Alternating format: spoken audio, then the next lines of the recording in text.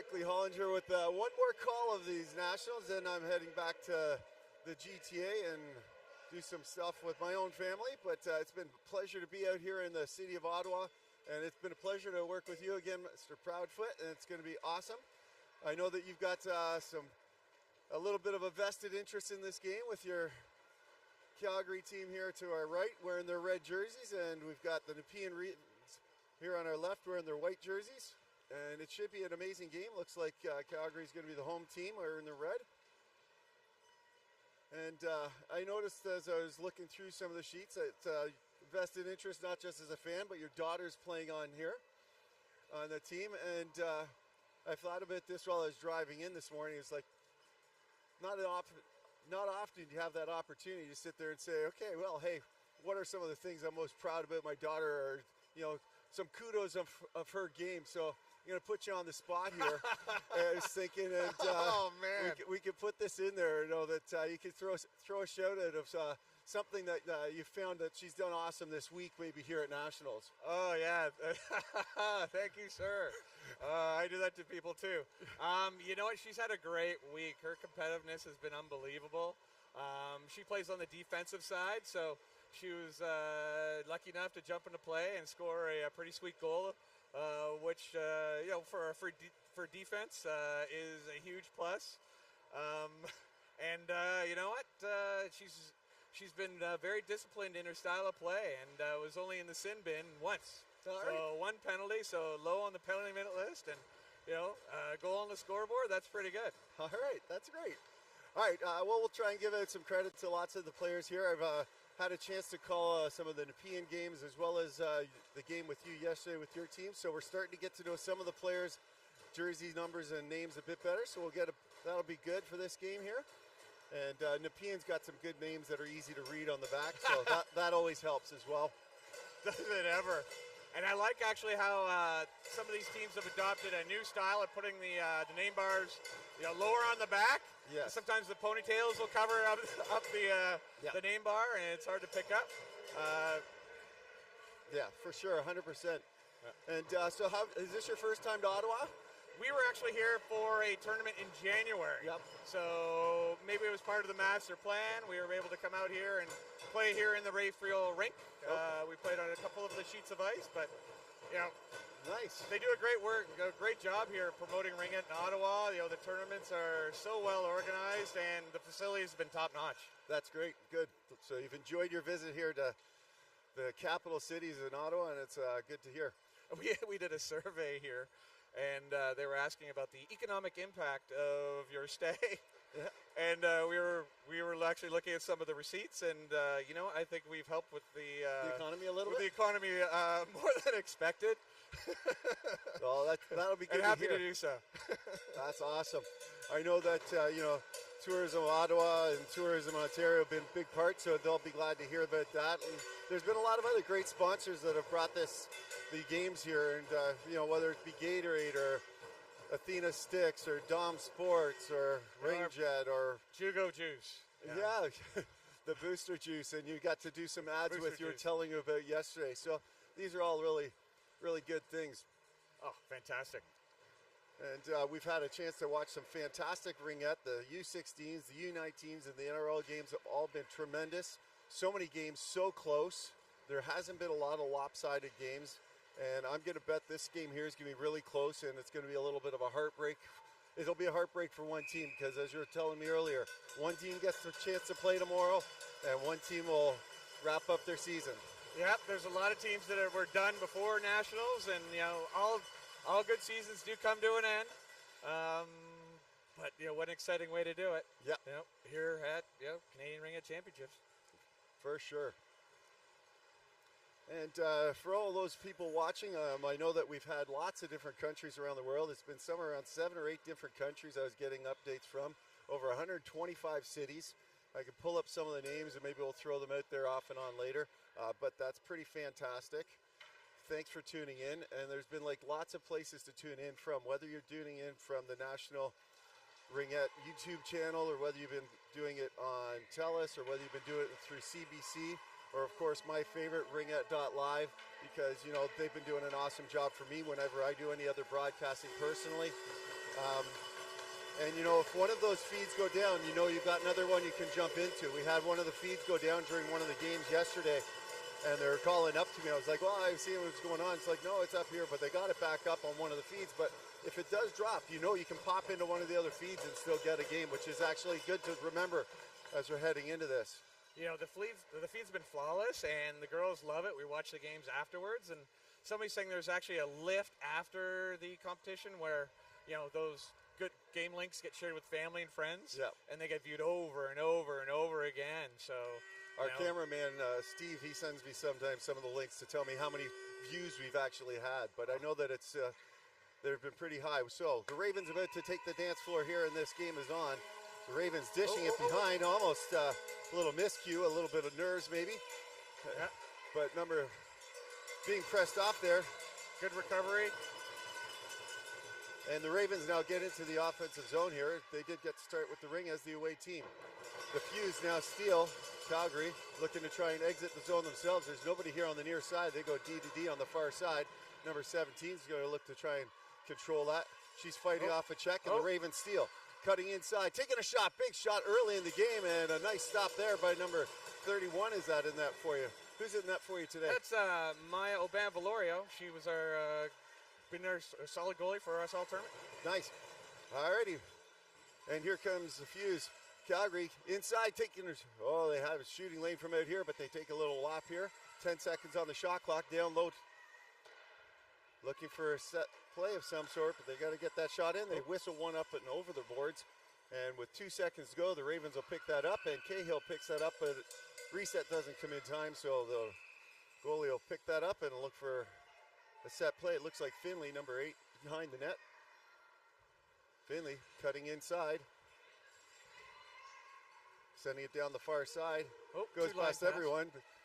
The referee got that one. Yeah, helped keep it from going too deep, but here comes Calgary now. Touched just on the outside. She couldn't bring that over, so the Ravens now come back. Number 11 here with it.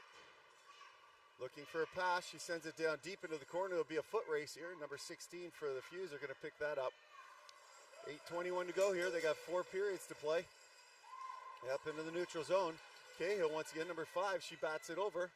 Finley battling with it along the boards, and it will be a move it or lose it as the Calgary Fuse got there first. So they were deemed possession, and now that gets turned over, and an offensive free pass with 8:11 to go. Yep, it's definitely some nerves here, and you know when they start, the ice is pretty fast, so getting used to the speed. But then when you get a little snow, you know, it slows it down a little bit, and then the control kicks in. All right, here's number 87 here for the Ravens. Top of the triangle, spinning off a check, reversing, trying to get that one through, but good block there by the Fuse defender. She'll send it up into the neutral ice. Here's a breakaway pass just outside on that fast ice as you were talking about. Number 9 still going to pick that up behind the net. Number 9 dishing. As she starts a line change. That's Sydney Rivard with the ring. Oh, nice pick. Great pick. Takes a shot. Big blocker stop. Drops in front, and smart play there by Allen to dish it into the crease so they can set their goalie Ring up. Elliott here. She's being checked hard by her number 12 and had to get a support pass. They get it all the way across, and it's going to be a loose Ring, and the Fuse are going to pick up and steal that. Body's down, no call. Right out of the box, right off the bench. Almost that's Avery, behind. is it? Number 44. She rips one, big blocker stop. Grade A chance there.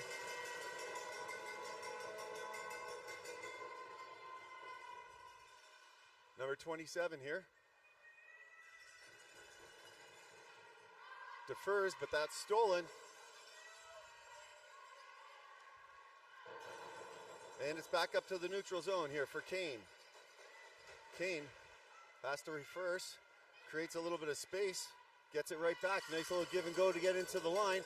Cuts through the 2 players, but the Ravens are being strong, and they're able to knock it to the corner, and they'll battle for it. There's a penalty coming. It's going to be a body contact call. It'll probably be the last person that came into the mix there, and I think it's going to be going... Looks like it's going to Calgary. Kane? Yep. Well, as we say, Canes off to the sin bin, 2 minutes for body here with 6:25 to go here in the first frame. Strong defensive play from McKeon there to shut that down and box it out and push it against the boards. And Finley's got the ring on her stick now. For the Ravens, number 44, Avery out on the far side. 3 outside the line, see who's going to jump into it. Well, the refs are adjusting something here going into the ex-official. They probably put it on the wrong board. Yeah, the penalty was going to the guest side of the board versus the home side. There so that has been corrected. All right, the all clear.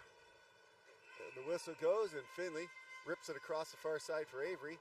Avery rips one in, tries to go pull, and Finley comes up and picks up the rebound. Good quick reset and a fast shot on a set play. Some good jump in their step, after 7-8 games. The team is rolling here. Gotta go. Number 44, Avery finds a space in a low walk just underneath and rips it bar down off that top shelf. And there's a power play goal brought through by Gatorade. And the Ravens jump up to a 1-0 lead at 6:06 here in the first frame. Yep, taking advantage of those penalties. You got to jump on those opportunities when you can, and they did not hesitate. Yeah, it's one of the few times where I've seen any Calgary team with their feet almost in cement during some of that play. And the Ravens capitalized on that. As we all know, Calgary is a pretty fast skating team. Here's one of the Athena sticks here as Tate sends that in. Oh, just inside. Tried to feather that through. Oh, good look. Great battle and a steal by number 9. 9, she's going to cut down through the boards. Here comes J.D. Patel. Patel dropping it back inside, and her stick's all tied up, and it'll be a goalie ring on move it or lose it. A nice set play there. You could tell they've been working together for a while. Now the Ravens collect behind. Number 87, good stop to try and create some space, comes back through the neutral zone and sends it up here to the near side. That's stabs missed, and now it's Byers is going to grab it. The move, we'll lose it. She grabbed it, but Ravens right on top of her. She couldn't get it anywhere, and it took away all the time and space, and refs made a good call. Yep. I often I know some people like it when they let them play it and push it out a little bit, but keeping it safe I think is more important sometimes. And if they think it's going to be dangerous, they get that move and lose it faster. Here's a breakaway. Number 8 has her stick checked as Avery comes back and does her best Datsuk, knocking that loose. And the Ravens send it all the way down the big collision. A couple Raven players with a zigzag right into each other. The Ravens into the neutral zone, looking to try and get that zone back. As they send it down deep, they'll bounce funny on the boards, and the Ravens do control that. Dropping it in, 5 seconds on the shot clock, rip one in, sends it up into the crest, it bounces out, but they send it back in, and lots of time here for the Fuse to try and create some space. Nice easy pass to the neutral zone, just outside of number 7's stick. And it's both lines play here. Yep, good DDD support pass on the back end and move it up the wall, start to make some good connections. Again, that ring is moving pretty quickly, and that should change in about 4.5 minutes. Ravens, full athlete on cover, so they're going to have to find someone. They get someone coming all the way back to pick that up. Right to the line, but not over. All you need is a hair of it to be counting, so it's all good. Number 11 shoots. Great shot. Another big stop there for your netminder. Maya stood up tall enough to knock that down. Another move it or lose it here as they're trying to come out. And the Ravens with 4:14 to go, holding on to a 1-0 lead. Lots of pressure here early in the first for them. Yeah, they've come out with their legs and moving. There's a penalty here on the play. It was a 4-in call, it looks like. I think they're purposely playing in 4-in, or from judging from where it was on the rink. And another power play here brought to you by Athena Sticks. Yeah, a long time ago they would only call that in the last 2 minutes, but it's definitely part of regular gameplay now. Well, last 2 minutes, not even just a penalty. Yeah. Sometimes it can be direct penalty shot, believe it or not. Yep. I had to pull the book out for that one a couple years ago and actually read the fine print. Yeah, back when I was still coaching, we had a game and it came up, and there was a game right before and they didn't know what was going on. It was missed, and then it happened to the game I was coaching right afterwards, and it was interesting. Our game, it got missed by those refs. The other ones had a penalty shot inside 2 minutes, and it was a game changer. Allen with it now, dishing here to number 87. I'm a big fan of the penalty shot. I want to see more of it. It's exciting. Ravens, top of the triangle, defer. On the back end, defer to the forehand here for number 2. She rips one just off of the glove, enough for Miriam, and she knocks that out. Ravens control with another reset. Allen, back door, down low, just into the skates of number 2, and she wasn't able to capitalize that time, but she'll control. She tries to send it inside, picks up her own, sends that up into the crest, and a nice easy stop there. Strong work there just to control the play and keep it going. Grade A chance there for number 2. There's your number 7, dropping it out. She's spinning back. Up off the boards here. Oh. It's knocked over, so she can pick that up. Elliott knocked that over, and number 4 starts her some control inside the zone, defers. Top of the triangle, gets it back. Back door, takes a shot, scores! Number 16, Proudfoot! There we go. And we have a special celebration when defensive scores. The hand goes up and you do a little wave. A little wave. And there's Mr. Proudfoot, proud of his daughter, number 16, burying one there on the short side with a quick release. Beautiful give and go, and they tie it up at ones with a short-handed goal. Brought to you by Gatorade. We drink a lot of it, not gonna lie. And a nice pass down, picked off there briefly by number 14, but Ravens control, 17 seconds here to go. Ravens are playing strong positionally, and you're getting those weasel positions and try to spread Calgary out. And their 2-on checking is obviously working really well. Here's number 44, Avery ripping one that goes off for a reset. What a shot. That kid's got a bit of a bullet. A bullet. Oh. Proudfoot. Oh. Loses it on the near side briefly. No, she's staying strong on it. Loses it now. Here comes Emery. Emery shoots. Big stop there by Miriam, is it, if I recall right? Everybody's battling hard for it. It comes up loose, and the Fuse come up to the far side. She'll send it all the way down. And number 10, Elliott, looks like she's going to have to control. Sends it up here to number 44, sending it across. A little 2-on-1 break. Sends it back door. Oh, what a save. Job by number 17 to get that defensive check in there. Huge stop there. Julia asking for a change there and not able to get it out of the zone. So great pressure by the Ravens here.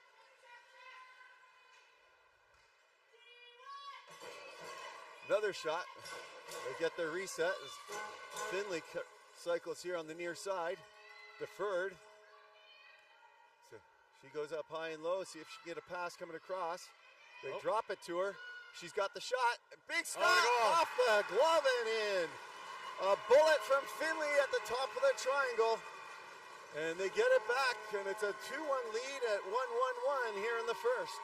Finley is having a game, controlling that ring, keeping possession.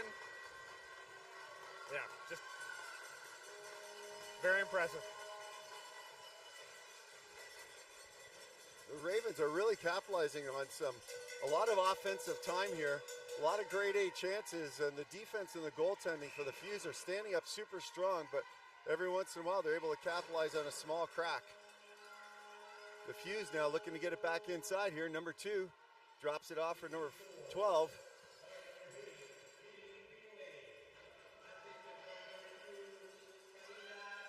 Top of the triangle, drops it back. Kane with it, shoots, sends it up high. The rebound came up a little too hot and heavy for number 12 to be able to capitalize on that, but she does control here on the near side. Dropping it off to Patel. Patel looking to try and cycle in. Patel sends it up high just outside of Kane's reach. It was on her backhand, and they're battling for it. Whoa. Everyone's fighting strong for it. There is going to be a penalty call, and it's going to be for tripping as the Ravens pick up that ring, and looks like the Fuse will head off to the power play for the first time this game with 25 seconds left here in the first. Well, that resulted in a penalty, but you know what? You got to applaud the second and third efforts that are going on out here.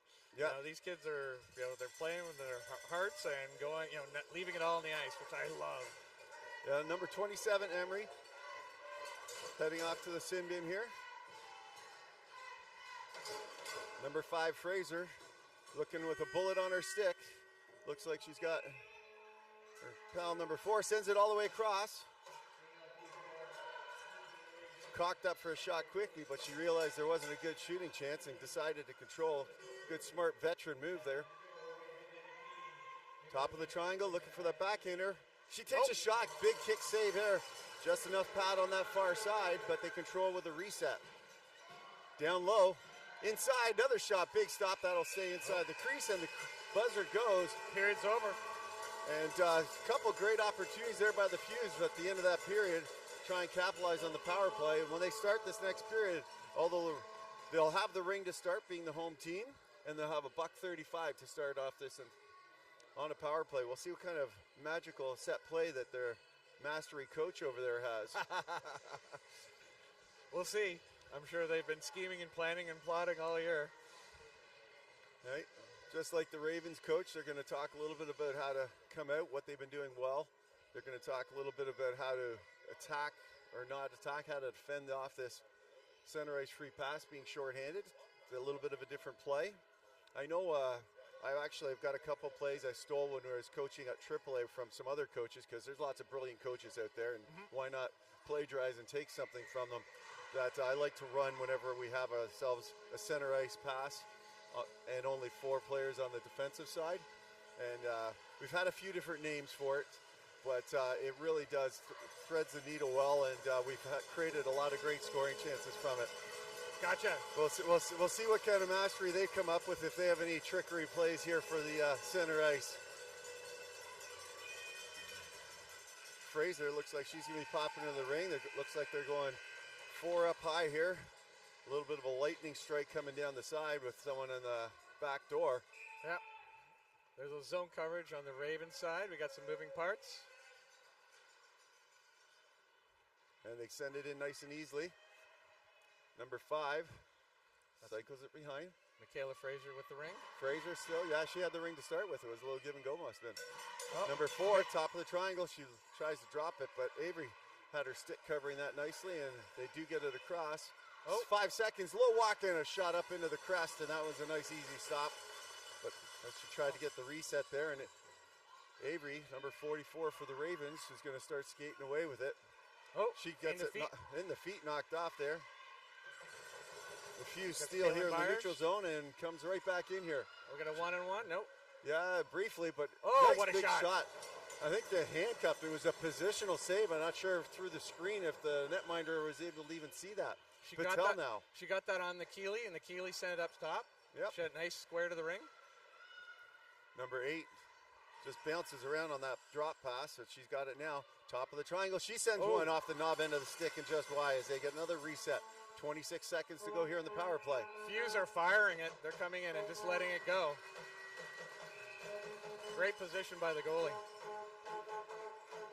Finley picking it up for the Ravens behind the net. She'll try and create some space as Patel's covering her strong. All the way up here to number 11, I think that's Cahill. Gets touched on both sides, so she's able to play it. Number 13 seconds left here on the shot clock, rather. Number 11 spins off. Backdoor, it's right through her legs as Finley had a chance there, and she'll send it across, but no time left, and that'll be a goalie ring. Oh, what a great opportunity for the Ravens there. Just a hot pass through some screens, hard to pick up, and you had that left-handed shot waiting for it. You know, sometimes you have the wrong shot in the wrong position. That was all ready to go. Yeah, the Fuse dodged a bullet there. Number 11, nice easy pass over the line. She'll send it in there, but that's picked off by the Fuse. A nice steal. Fuse battling hard, looking for it up off the line change. Nice give and go here for number 3, Back up to Kane. Kane takes a wiring shot, and that goes all the way around the boards. Tries to settle it down, and propel number 3 picks that up once again. Ravens doing a great job of dropping into the triangle, keeping Calgary to the outside. Another shot off the knob end of the stick there for Kane. And here it is up into the neutral zone once again. And the Ravens have a breakaway pass. Oh, rolls just up the stick a little funny, but she controls. 17 seconds on the shot clock, and the Ravens slow the play down. Drops it off. She goes for a line change, top of the triangle for Allen. Allen flips one up, tries to get something, but the Fuse pick it up here behind the net. Oh. Blowing some tires here, but staying up strong on their stick and send it up into the neutral zone. That's picked off. Allen's going to pick that up. Oh. And I think the Fuse get a call their way that time with 6:50 to go. Refs called double side, but I think it just hit their player's skate, and the second player coming in, I thought, might have got it clean, but refs have a different angle. I think what happened is the ref probably interpreted it went off of the Nepean skate, but it hit her skate again on the inside, and so they needed that 5-second delay. That's probably where we're looking at, but either way, Ashley's just misses that stab here, and the Ravens are coming away with it. Oh. Number 10 bounces off the boards, but that's right to the Fuse players, and they're going to come right back away with it, sending that in here for number 7. Number 7's got a shooting lane, just pushed out as that triangle collapses, as you say, they had so four in quickly. for a while there. Which one? The Ravens had 4 in for a while, and the ref was counting it down. The Fuse trying to send that through, can't get to the ring. 17 seconds on the shot clock. Those passes, there's a pick set, but she cuts back inside the pick, reverses. There's a shooting lane, tries to go 5-hole. Not quite enough mustard that time as the ice starts to slow down. And here comes Avery with it, number 44. We've seen it on her stick a lot. She's got a bullet and passes that up here to Emery. Great use of the boards. Yep. That is in feet. Proudfoot's got it. Oh, and number 27 picks it up again. Great ring presence through that pile. Deferring here for Avery. She low walks, tries to go 5-hole, rips it, top throw. She's able to be so strong on that ring and drive right through the defender who's trying to drive her into the crease, staying out strong on her blades, and finds the bar down just over the sprawling glove. The strength at this point in the tournament to do that is unbelievable. That was pretty impressive to stay outside on that low walk. That was a great move there and a hard drive. Because that crease comes on quick, and a lot of times those skates sneak into the blue paint. Did not happen there. Lots of time left here, folks. So number 14 is going to try and get it back into the zone. Spends 10 seconds here and goes D to D. Now they send it off, but number 11 is able to steal it briefly, and Finley grabs it. Finley spins off a check, sends it into the open space for her teammate to skate into, but number 11 will backdoor. She shoots and scores through the screen. The goaltender could not see that at all. You could see the frustrations, like, I couldn't see that blocker side. And a beautiful screen shot for number 11. She saw that little bit of white space and put the ring exactly where she wanted to. Sometimes, like, you're flustered and you're just happy to get towards the net. You let something go. No, that was a sniper shot. Yeah, good job by Michaela there to rip that one.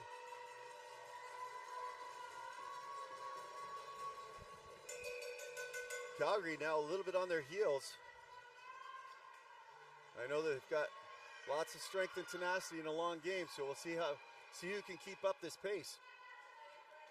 Number 87, sending it across the far side. Allen's going to pick it up here. Oh, has it knocked off her stick? Delayed penalty against Calgary. It looks that way. Ravens send it inside, goes all the way through. Allen's going to pick it up on the far side. 22 seconds to work with. They've pulled their goalie. They've got 4 inside the zone. Number 87 trying to find somewhere to pass to. All the way across to Allen. Back door. Shot. Goes off the side of the net, but that's the backside and no reset there. Great sends it up there. It was. But your netminder was right on top of that for the Fuse. She was right covering that post nicely. And with 4:22 to go here, Looks like Fraser's heading off to the box. And it's a body contact call.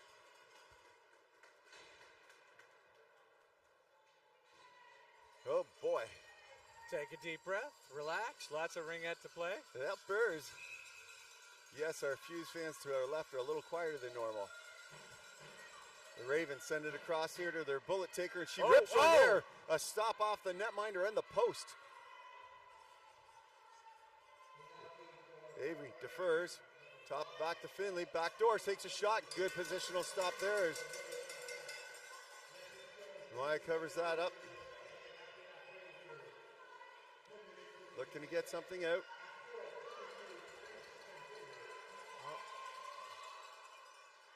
Up to the neutral zone. And the Fuse are able to get into the offensive zone for Ashley. Ashley, backdoor. Whoa, whistle. And a goalie ring. Not sure what happened there. And no one seems to know but the refs. Yeah, because we had two in the forward zone, and they blew the whistle just before she shot. May have been in possession too early or something, I'm not sure. Good steal there by Calgary. Calgary looking for a pass. Can Byers find a pass in there? As number 4 cuts across. She's got a lane. She'll take a shot. Nope, she tries to drive in and then gets a backhander almost through there. Thought she was going to shoot. And then she cuts inside. Nice little attempt there, shorthanded. The Ravens, number 11, spinning off a check, sends it down deep in the corner for Finley to race to, but number 11's got the inside edge, and well, has good body position there and comes up with the ring. Number 11 looking for an outlet pass. She gets it just over the line here for Patel. Good support pass across ice, and they look for another zone in. Patel is going to race into that here. There's a lot of body jerseys going on, and great defensive play by the Ravens there to stop that. Lots of bodies, and it just kicks out to the right support player, right? And there's a penalty coming here. And this one's going to the Ravens. Oh, and still in play. Still in play here. Oh, they blew it dead. Going to be a crease violation and a cross-check call. So 10 seconds left here on the penalty to Calgary. It looks like we'll have 4-on-4 for 10 seconds as number 22, Elliott, heads off to the box. Looks like we're going to have 4-on-4. Oh, no. Nope. Yeah, so Napine's going to the box, so we're going to have 4-on-4 for 10 seconds. Yeah. And then number 22, Elliott. All right, so number 9 for Calgary with the ring on her stick. See what she's going to come up with. Or sorry, it's number 3 rather. That's Tilly Lister. And back to Lister. Can't get shooting lane there. And they control inside. Number 16.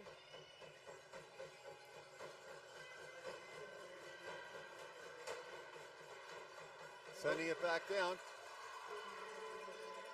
And Allen has a bounce off her skate.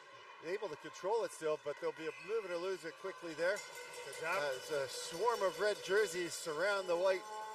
And they're going to have that turnover here at neutral ice. And once again, they're from center ice. They've got a 5-on-4 attack with 1:30 to go here on this power play, brought to you by Booster Juice. Yep, they got a couple more periods to chip away at this large Nepean lead. Looks like that same setup. They get it coming in. Number 2, Kane cuts across, sends it backdoor, shoots. Oh, what a save! A beautiful read by the netminder wearing number 3, and she rips that. That's Chloe Harass. She is having a day. Avery looking for something now. Another great save by Chloe. Emery waiting for that drop, but Avery holds on to it. She sends that in, gets the reset off the skate, and the PN's able to pick up that loose rebound. Number 27, Emery, playing behind. Sends it all the way across for Avery. Avery cocks it, sends a shot through. Gets just enough of the shin pads to slow that one down, as that was another screen shot. Wow, great battle behind the net to come up with it. Avery's been a powerhouse out there and playing really well with Emery here. Short-handed, lots of control in this defensive zone. Calgary doing the best they can to just prevent shooting, trying to get that ring back. There's another shot. It goes wide with 3 seconds to the shot clock, and now they're able to skate away with it. Calgary looking to try and get up into the neutral zone. That pass is covered. Now they send it across. Emery saw the play and they almost came in and stole that. Yep. Here's a nice play inside. Loses it just on another stick check there. Coming in, she takes a shot. Rifles that one into the crest and it bounces out. 18 seconds. In the half, 18 seconds. Good call there. 15 seconds here for Patel. Cuts around, back door. Oh, tries to send a nice, beautiful play. Getting a little pretty there. And the Ravens, Finley just sends it all the way down, looking at the clock. And that will wrap up the period, ladies and gentlemen. So after two, it's 4-1 Ravens. It was a really tight first period. The Ravens able to capitalize on some nice a lot of pressure and some good opportunities there. Couple screenshots. The goalie's been playing fabulous, but you can't stop what you can't see sometimes. Mm-hmm. Yeah, absolutely. And you know what? Those are goal scorers' goals. You know, they're seeing that little bit of twine and putting it right there. But I think, you know, Calgary's like sort of stemmed the tide, slowed it down a little bit, started to play their game. Had some good pressure and some really, really heavy shots. You know, I think we're going to see more of that as the game progresses. Yeah, Chloe's going to have to continue to stand on their head if the Ravens are going to be able to maintain this lead. She's been doing fabulous doing that so far, making some huge stops, reading the play really well, like on that last little one-timer, how she read that fast enough to get across and pick that up. There's been one or two of those big stops there for her. Mm-hmm. You know, and I think the challenge at this point of the tournament is like we got, you know, 2 more quarters to play, and keeping that energy up. You know, it's a high-energy sport, and they've been, you know, playing at a very high level for so long. You know, sometimes you wonder if they have a little extra bag of Skittles for that last quarter, because the energy just starts to wane a little bit. And so, you know, the coaches are going to remind them to have like a juice box or some snacks, you know, to make sure they have the same energy they had for the first 2 quarters through the last 2. When I was coaching AAA, where for Ontario here, there's a bunch of the U19 AAA players that they bring gummies and stuff like that, you know, gummy bears and Skittles and things, jubes on the bench, and they be eating them between the periods for sure. Yeah, nutrition's you know, a critical component to, you know, being an athlete, right? You think of you train, you know, you sleep, you eat well. Well, you also have to have game time or in-game management as well. Yeah. You know, I used to be a marathon runner, and there was this whole drink water, not drink water thing, worried about that sort of thing, and the nutrition's gotten so good. Alberta doing a good job playing athlete on coverage. They don't really get that out, but she blows a tire, and Alberta's going to come right back away with it. They've got to jump in their step here after that little pause. Can't find the pal to pass to. Sends one in deep there for number 16. I think that's Proudfoot. Proudfoot jumps in there, drops it for number 8. She cuts in, tries to get a low walking slide at 5-hole, and gets caught just under the pad, close to the line. Great save. And the 5-second count. Good coverage there and great pressure from the Calgary Fuse to start this period, and they're going to be rewarded with an offensive free pass. Mm-hmm. Julia following the kind of the defensive rule. When you jump into the play, you kind of take one shot and get out instead of hanging around for too long. I'd like to see that. Yeah, there we go. All right, Fraser with a bullet on her stick. Will she send it to the net or send a nice easy pass here to Kane on the near side? Time will tell. Easy pass to Kane there on the near side. Top of the triangle comes in, breaks the triangle, trying to get that shot through. And it'll be a goalie Ring trying to drive hard through that triangle. Strong collapse of the triangle. Calgary's not getting through it all today. Nope. Sending it up. It's a loose ring. It's contested right by the line. It's going to be hard to see who pitches that. Yeah. And it will be a move it or lose it going for... I think it's going to be a Ravens forward free ring. It is. I think the Calgary player pulled it back over the blue line as she was trying to pivot away with it. I tell you, there's a lot of plays going by the doors during changes. Mm-hmm. Looking for the pass, but staying with the control. I've noticed a lot of offensive free passes this week have been the safe play and controlling on the far side. There hasn't been a lot of trickery plays. Number 2 picks up a nice shot and a rebound there, and it gets a reset for the Ravens inside. That pass is stopped by the red wall, and the red wall starts to cycle behind. You know, I think that's kind of like a by design. You know, like with these long-term tournaments, it's possession is critical, and you really want to. Great A chance. You want to kind of wear down the opposition defense because over time, they get tired, and possession is kind of 9/10 of the law. Yep.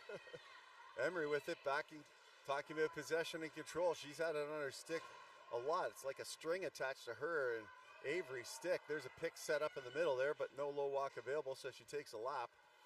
She's got a shooting lane there, but gets it knocked off her stick. 8 seconds on the shot clock. And they'll send it in, but it drops inside the crease. A nice, easy play here. Some coverage. Oh, and a goalie ring. That was kind of unusual. Yeah, they're guessing that the Ravens had cut through the crease. Yeah. Either way, here comes Patel sending it up here for Lister again. There's Tilly with the ring along the half wall. He's getting some open ice. Calgary's making some changes. Dropping it back to Kane as she comes in fresh off the bench again. Kane fakes the drop, top of the triangle, takes a shot, scores! And just like that, they cut the lead in half with a ripper along the ice, through the screen, and able to get it through the 5-hole. There's been so many shots this week that have been coming up high, and we've been seeing a lot of shots up high here. So the goalie was standing up a little higher, waiting for that shot to come up high, to stick just off the ice, and Calgary able to capitalize on that with a ripper down low on that reset attempt. It's one of the things that I remember Coach Celine, who I had the opportunity to work with at AAA with Team White. She coaches at the 19AA level here at Nationals for one of the Eastern AA teams. Anyways, she always talks about how hard you got to shoot those resets and shooting them low to try and get those resets off. And I think she would have been happy with that type of reset that actually turned into a goal. Yeah, like it's the power of the heavy shot, because then you might get a juicy rebound and you get the reset and the ring, and then possession to continue the attack. Absolutely. Yep. All right, Finley with it, deferring once again to this near side for number 8, or number 6 rather, because Finley's number 8. Yeah. Finley tries to send it across crease, and it's a bouncing ring and a dangerous roll on those. The goalie's got to be so sharp, and she was again there. Easy pass up in the neutral zone. Like that pass. Good give and go here. Fraser cuts across, and she's checked up hard, and they're going to draw a penalty on that one. Yeah. They'll settle it down. I just want to say this once in my lifetime. Down goes Fraser. Alrighty. Sorry. I'm old. Up to the top of the triangle. Nice stab there. Backdoor for Patel. She sends it right back. 9 seconds to the shot clock, down low. Takes a shot. Sends it up in there, and a nice easy pad stop there. And there'll be a strong body call. Great strategic play for Calgary, pulling the goalie and going 4 in when they had that delayed advantage. Yeah. And right now at this side, it's a long skate. Yes, for Nepean, they've got that long door. Now the other rink we were at, the doors are on the wrong side of the Ringette line or the free pay line. So I'm excited to see this setup today. Yes, for sure.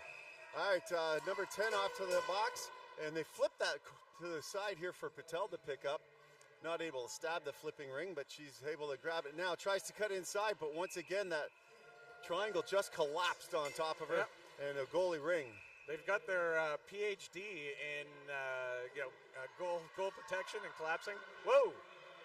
Couple players blowing the tires there as they're both skating hard on those edges, and they'll send it up to Allen on the far side for the Ravens.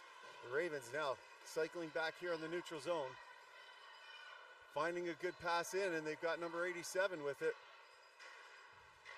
Sends it right through the crease, not able to tap it, but they'll try 4 seconds here at the top.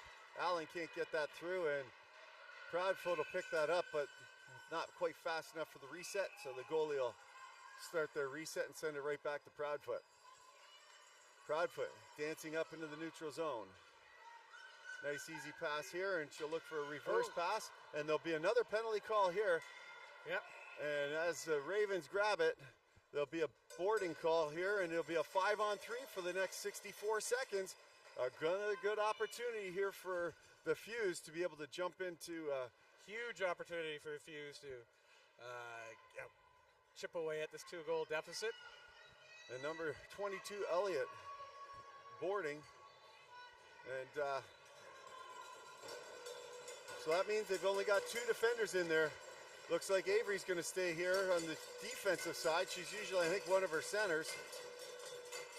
But she's been great defensively, too. In there with Finley. Obviously, the veterans are in there. Back door, top of the triangle. Back door, there's a shot. Back door. Moving it nicely here. And what a shot. Great save. Great save as they played that side just a little bit too much, and I think the goaltender, Chloe, was able to read that, send that one offside. Oh, she saw that bottom corner and just missed it a hair.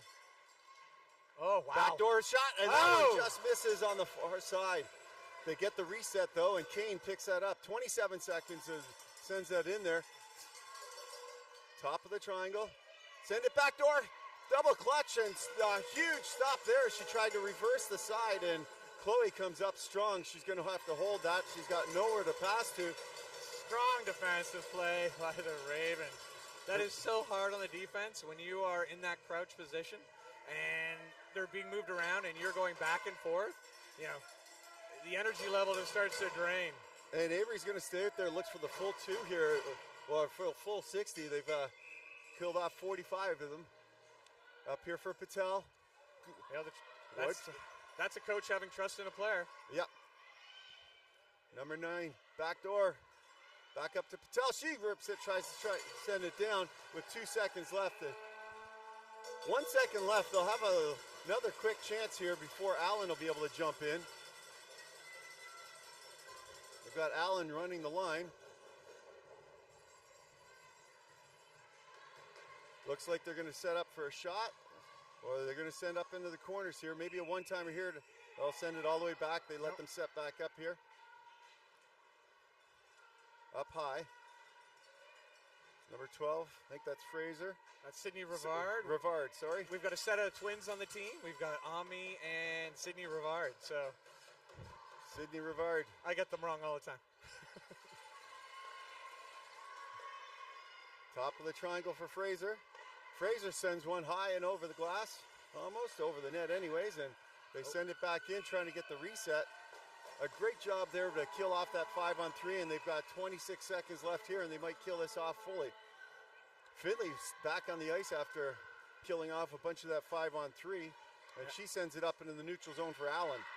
Allen finding number 14 here on the near side, picking up that, being contested well, able to cut back, defer to Finley. Boy, does Finley have a strong end-to-end game. Yeah. It's the old Wayne Gretzky. I've got the puck. Get your own puck. I've got the ring. Get your own ring. Back up into the neutral zone here for the Fuse, but unable to stab it cleanly. And the Ravens come away with it, sending it along the boards. A little give and go here.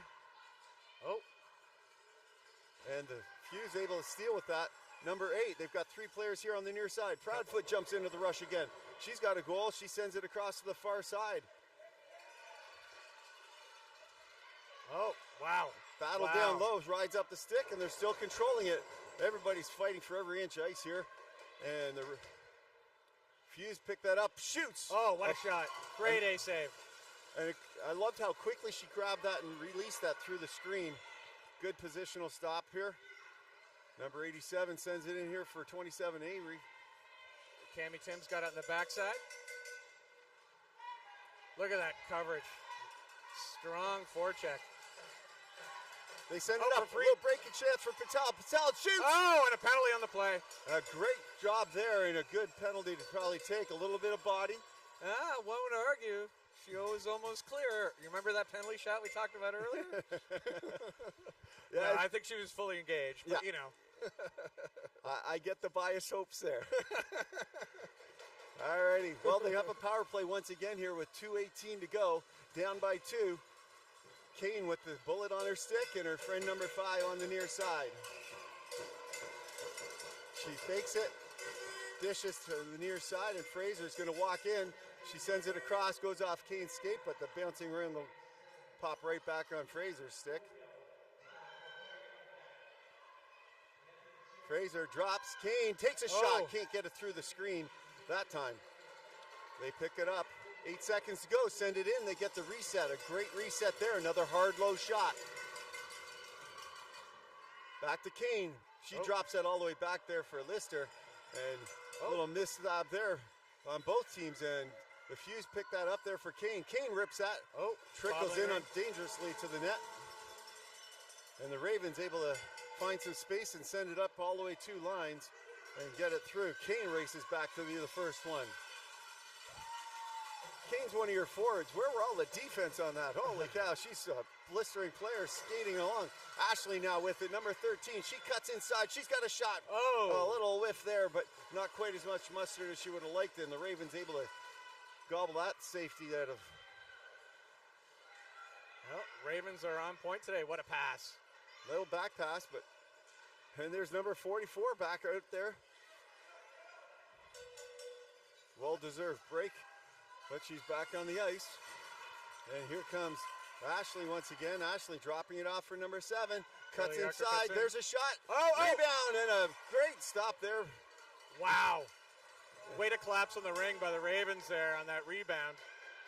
Yeah. Avery just have to send it up into the zone, even though it was all red jerseys there. She was contested on the line, and they come right back in here. 32 seconds here on the game clock, and 20 on the shot. Top of the triangle shot blocked out there by the Ravens. And it's a loose ring here by the side. The buddies are going down. They're falling all over each other, wanting the ring so bad. Number 8, she tries a low walk and tries to slide a 5-hole, and Chloe's up to the task there. She's got no one to throw to. She does send it out, but it'll be picked up by Calgary. Patel. 7 seconds. Back door with 7 seconds left. Probably didn't know how much time she had on the clock. Looked at the shot clock, I bet.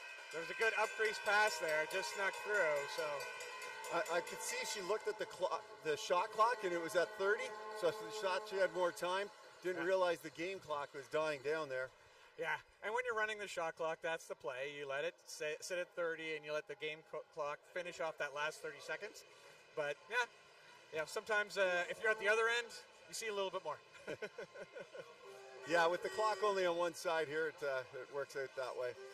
But it's been a fabulous 3 periods of Ringette, and I know that one side of the fans are a little bit more excited than the other, but both teams have got to be nervous because it's been anyone's game, and I've been around the game long enough, and 2-goal leads are definitely not a safe feat with 10 minutes of Ringette to go. 4-goal leads aren't. So, absolutely, yeah. It's hard on the parents because we're so vested and their nerves go up and down. But that's the beauty and the excitement of the game. You know, like it's like punches and bunches. You can all of a sudden like things are clicking, and all of a sudden there's like 3 goals in a minute and a half.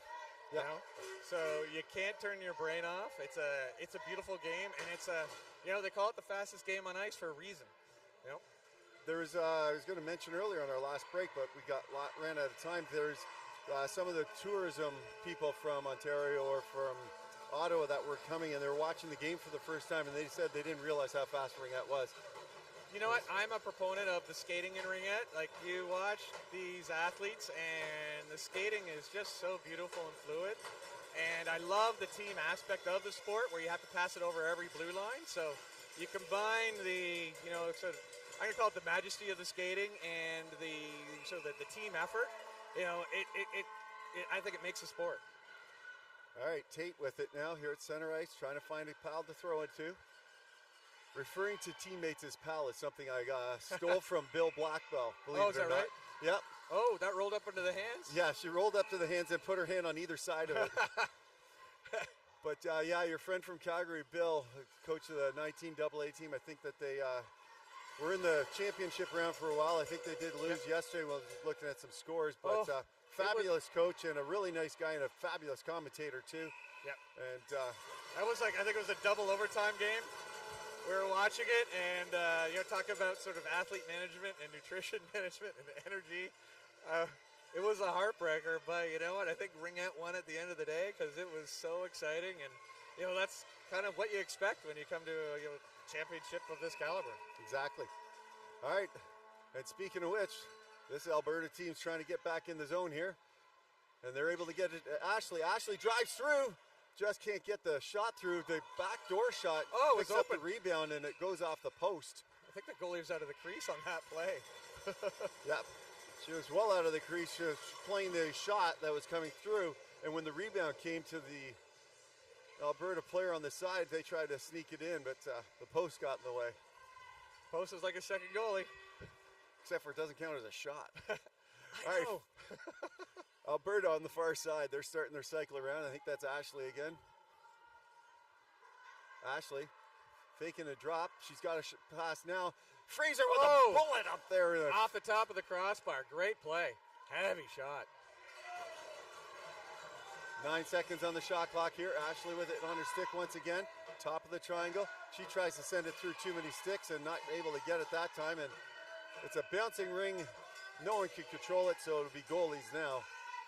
As Chloe will look for a pass. She finds one on the side of the net there. As the Ravens start to come back up into the neutral zone finally. Oh, they're behind them. It'll Reeson. Proudfoot does a good job stealing that ring. Keeping a good position between the ring and the stick, and looks for a pass. Where's that pal to pass to? There she is. Number 7 grabs it in, and another give and go here for number 8. Whiteley's through and a shot. Just a little wide. That was a good try. A hair wide. And here come the Ravens once again. Avery picks it up for number 44. She starts cycling behind the net with 20 seconds to go. The last 2 minutes was all Calgary, and there's a backdoor pass right through the crease, and number 27 will pick that up with 12 seconds to go. Top of the triangle, the pick. There's a shot and it scores. Beautiful pick. It was a tremendous pick through the screen, and there was a great place shot just above the pad and a little low for the glove to try and see, especially through the screen. And number 27, Emery, looks like adds one more to the lead, and it makes it 5-2 here with 7:49 to go. Again, strong fundamental play. You know, you go left and you shoot right. It's hard to do, and everybody's thinking short side, right? And that was, again, grade A shot. And the first 2 minutes of this period was all Alberta inside the zone there, and they were able to get one chance to get out, and they were able to capitalize on it. Oh, good 3-on checking there. Alberta definitely looking hard now to keep that ring on their stick and stay in the offensive zone with 7:30 to go here in the frame. Down low, Lister pushed back by the white wall. Sends it into the shin pads, and it'll be a goalie ring just as the Ravens pick that up, and Chloe will pick that up and try this again. Able to drop it in there for Avery to pick up. Avery sends it off the boards all the way down here to the goal scorer, Emery. She'll knock it over the line. Plays down. Nope, no call. Yeah, now both teams just playing for the puck, or the ring rather there, and bounces off the skate. Perfect pass in there, shoots, and another stop up into the crest. Cahill, number 5, skating away for some checks, finds Finley in the neutral zone. Great pickup through traffic as Kane was right on top of her. Finley sending it down, finding number 11 here behind the net. Number 11 defers. Another shot. That one goes off the knob end of the stick and the post. They get the reset through traffic. Having a hard time picking it up. Finley with it down low. Sends one in. Another good stop there. Yeah. Nepean is just keeping their foot on the gas pedal. It's not time management. They're just trying to put more on the board. And you still really got to do that. It's still too early in the game to slow down much. Number 5, Fraser with the ring. Sees Patel coming across. Patel goes down low. Up here for Kane. Kane has it knocked off her stick. Fraser sends it in. Tries to get the reset, and she does. But number 22 is going to grab that and send it up the boards here for pal number 87. 87 tries to spin through, but too many red jerseys checking that. But the bounce comes out the way of Ravens, and the Ravens grab it right off the line. Great play there by Elliott. Elliott calming it down between the legs. 19 seconds to go. They rip one high and wide. Number 17 goes behind the net, passes it to her pal number 11. Number 11 up here to Patel. Patel sending it across to number 11. Indoor, backdoor, she goes backhand. Gets pushed out, trying to go backhand, now top of the triangle. There's a shot, just a goal. A goal! I thought it went behind there, and then on and off the stick quickly with the pressure. Amelia Whiteley with the shot. Right in the, right on the hash marks there. Yeah, on and off the stick, under pressure, and just gets enough of it, handcuffing the goalie on the blocker side, off the post and in. Both goalies have had one of those now, right off the post and in on those sides. It's things have gotten interesting. Oh, they're staying interesting. I don't think it's a matter of gotten. This has been a great game. And Proudfoot goes back and steals that offensive pass there. She's still on it. She's on top of it. The Fuse fans to my left calling. Trying to get a call there. Number 44 looking for a pal to pass to. Stays strong on it. Finds Emery coming back to it. She's being pressured on the side. Little give and go here. Wow. Lots of spinning and keeping the feet moving there. That's a huge thing that a lot of players at less skilled levels don't tend to do. Avery with a good drive, and that's keep the feet moving. And the balance while they were doing that was impressive. A lot of players will just stop and see if the ring will magically move, but keeping that feet moving, if you're a young player trying to get this game going on, keep your feet moving. Kane drops to Fraser, drops it back here. 4 minutes to go here. Ashley with a shot, and she's still looking for that pass. They've pulled the goalie, and they've got 4 in with 7 seconds to go here. Top of the triangle, inside, backhander, no shot, and it's a shot now. And they determined that shot was coming in late, and it'll be a goalie ring. Finley picks that up for the net. Goalie's going back into the play. Yep. Up here for number 11. She'll skate with it. She's got some time. Inside, just missing Finley on the stab, and Ashley's all the way back there for the Fuse. Controlling that ring, looking for an outlet. She finds Patel. Bounces hard off her stick, but she still grabs that bouncing ring. And now looking for another pal to jump to. There's lots of white jerseys and not a lot of passing space. She finds number 4 coming in. She's got a shot. Big shot. Big save there and a good rebound reset. And number 8 picks that up for them. It's Patel. No, number 8. That was Whiteley? Whiteley's number 8. Top of the triangle. Defers. Number 7. Back here to 8. Whiteley. And scores! A good reverse, top of the triangle, and another shot off the top blocker. And we're back to a 1-goal game with less than 3 to go. Looks like they're targeting that side of the net on their shots. You know, that's where they've gone the last 2 goals. Yep. 1-goal game, folks. 2:55 to play. And a timeout called by the Ravens. Smart, timely call here for the Ravens. They're going to try and settle themselves down, shake off a little bit of nerves as the comeback starts. You know, the pressure begins. Great coaching call there. I would, that was, I think that's the right thing to do at this juncture. Yep. You know, the pressure and the desire for both teams here, it has not let up. No, it hasn't.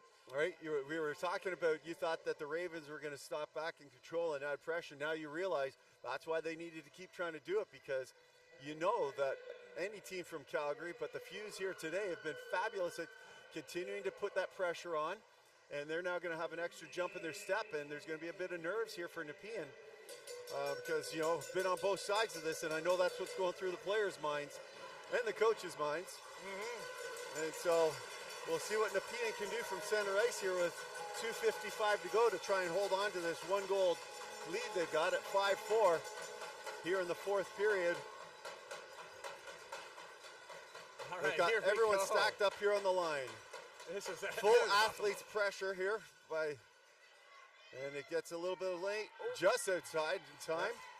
Elliott tries to send it down, and she finds a pal to pick it up from on the far side.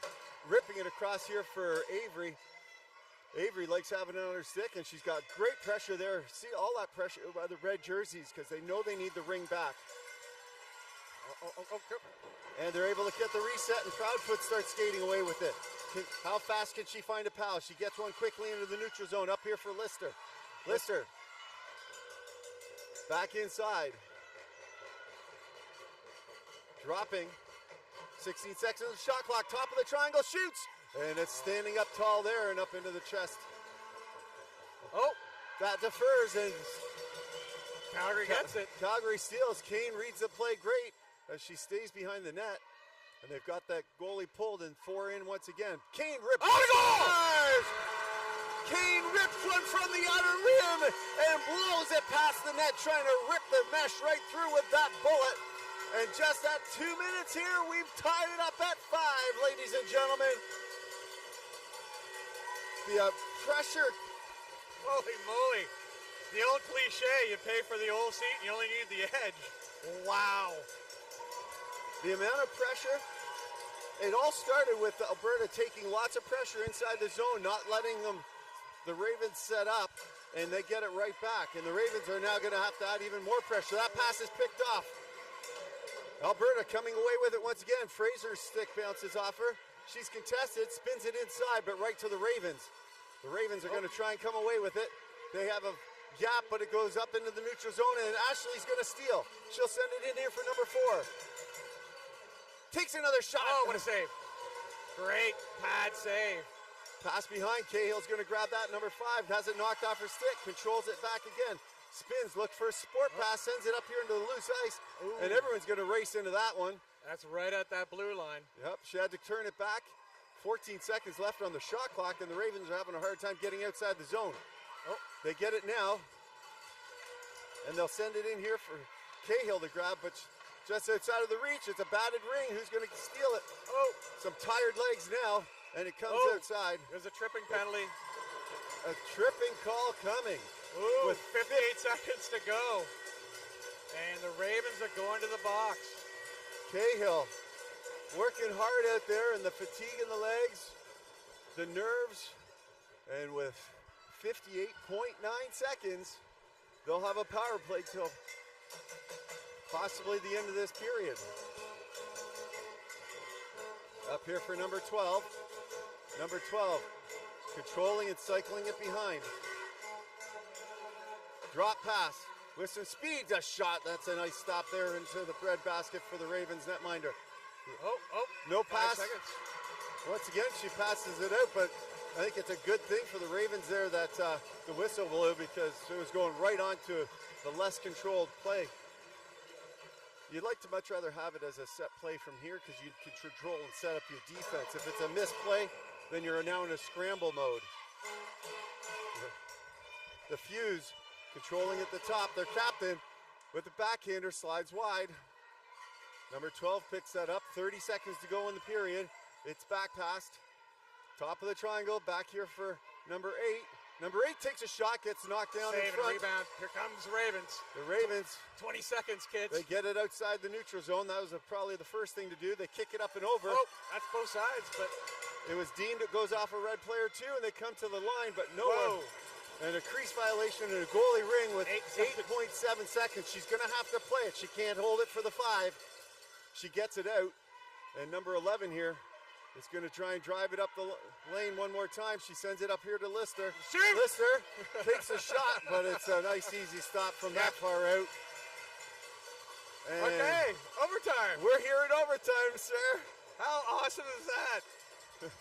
Well, how awesome is that? It's awesome for Ringette, and people who are watching the game, the Ravens, I'm sure, are a little disappointed with going into overtime. And the way that the Calgary Fuse have been going and happening to come from behind, they're happy to get to overtime. And everyone's hearts are pounding on both sides. What a game. And it's talking about what is it with these, like, salmon-colored tracksuits you guys are walking around with? Oh, my goodness. They are horrible. We were hoping for red, but maybe the Pantone was off on the Amazon website we were looking at. But there is something of power of unity We've coined the term angry salmon. Okay. All right. And they may be one-time use only outfits. So, Although it's remarkably close to the hoodie that you're wearing. Mine's a Ringette Canada one. Oh, okay. No, there was no intent with this at all. Oh, wow. Okay, so you supersede mine. I got mine from Ringette Canada's website, so they have a Ringette Canada hoodie on. Yeah. Although we do look like an 80s dance troupe, you know. We need some lino outside, you know, maybe busted moves. Although at our age, I don't think you want to see that. All right, there's a coin flip toss here, and Calgary's able to maintain here. And so with the power play, with 1:02 to go, Calgary is going to settle themselves down. The Calgary fans have definitely amped up their volume here beside us. And the energy in this building is like the roof is going to fall off. Calgary now here. Proudfoot sends it in. Nice. Gets the line, sends it down deep. What happened there? Goalie ring. It slid up, and I'm thinking it was the top end of the stick on that pass is where I'm thinking happened. All right. The Ravens get it up to the neutral zone. Go D to D. That was a great outlet pass for Elliott to come into. Here's a breakaway pass here for number 11. Number 11 comes in, backdoor shoots, and stuffed there as it comes up close. Not a lot of mustard, but a dangerous shot. Proudfoot now trying to send it up here. It's overtime. You got to take the shots. Anything can happen. Anything can go in. For sure. Patel sending it into number 4. She gets it back here on a give and go. It comes up to the contested area, but she's got time. 17 seconds on the power play. Up into the triangle. It's a loose ring. Calgary controls. 4 seconds on the shot clock. They send one in. It goes off some shin pads. And it's batted. Oh, as Nepean batted that out, they get the reset. Number 4 cuts across. Good bat by there. Knock it off the stick for the defenders for Nepean. Top of the triangle once again. Here comes number 8. Number 8 takes a shot. It gets through, and a big stop there under pressure. It's right on the line. She can pick it up, but does she have an outlet pass? She sends it out, and just up to Avery. Avery will send it down the line here for Emery. Watch the far side. It's open. Emery, she's trying to send it up for Allen, but that's picked off. And I think that's number 11 here for Kaylin Byers. Great defensive play. Up here for Tate. Tate sends it up here for number 4. Making some changes. Getting fresh legs in there because you don't want to be caught tired now in this part of the game. They steal. They get it up here. Oh, we're going to break away. Nope. Elliott saw there was too much check. And a good steal there by Lister. And there's another body contact call coming. Proudfoot, good patience there to wait for it over the line on the slow ring. Proudfoot settles it down. They've pulled their goalie. They've got 4 in. And a delayed call here for the Alberta Fuse. Top of the triangle. They shoot. Big stop off the side, knocking it loose. No reset. Top of the triangle, 9 seconds a shot, and that one's gobbled up. And they'll hold it here. And the pressure put on here by Calgary has drawn another penalty. With 7:43 to go here in the 5th period. At this point, I'm just a fan. You can be a fan. Watching. And Elliott for body. Number 22, Elliott for body. All right, number 12. Which of the girls is this one? This is Sydney Rivard. Sydney Rivard with the ring on her stick. Dishing to her pal number 11. That's Avery Ashley there off the half wall, and Haley Kane in the weasel position. Down there. Up top. There's a great pick. Spin move, and it goes wide off a shin pad. Great defense by Nepean there to get in the lane. Top of the triangle, looking for a shot. Can't get that one through, and it's stolen by Nepean.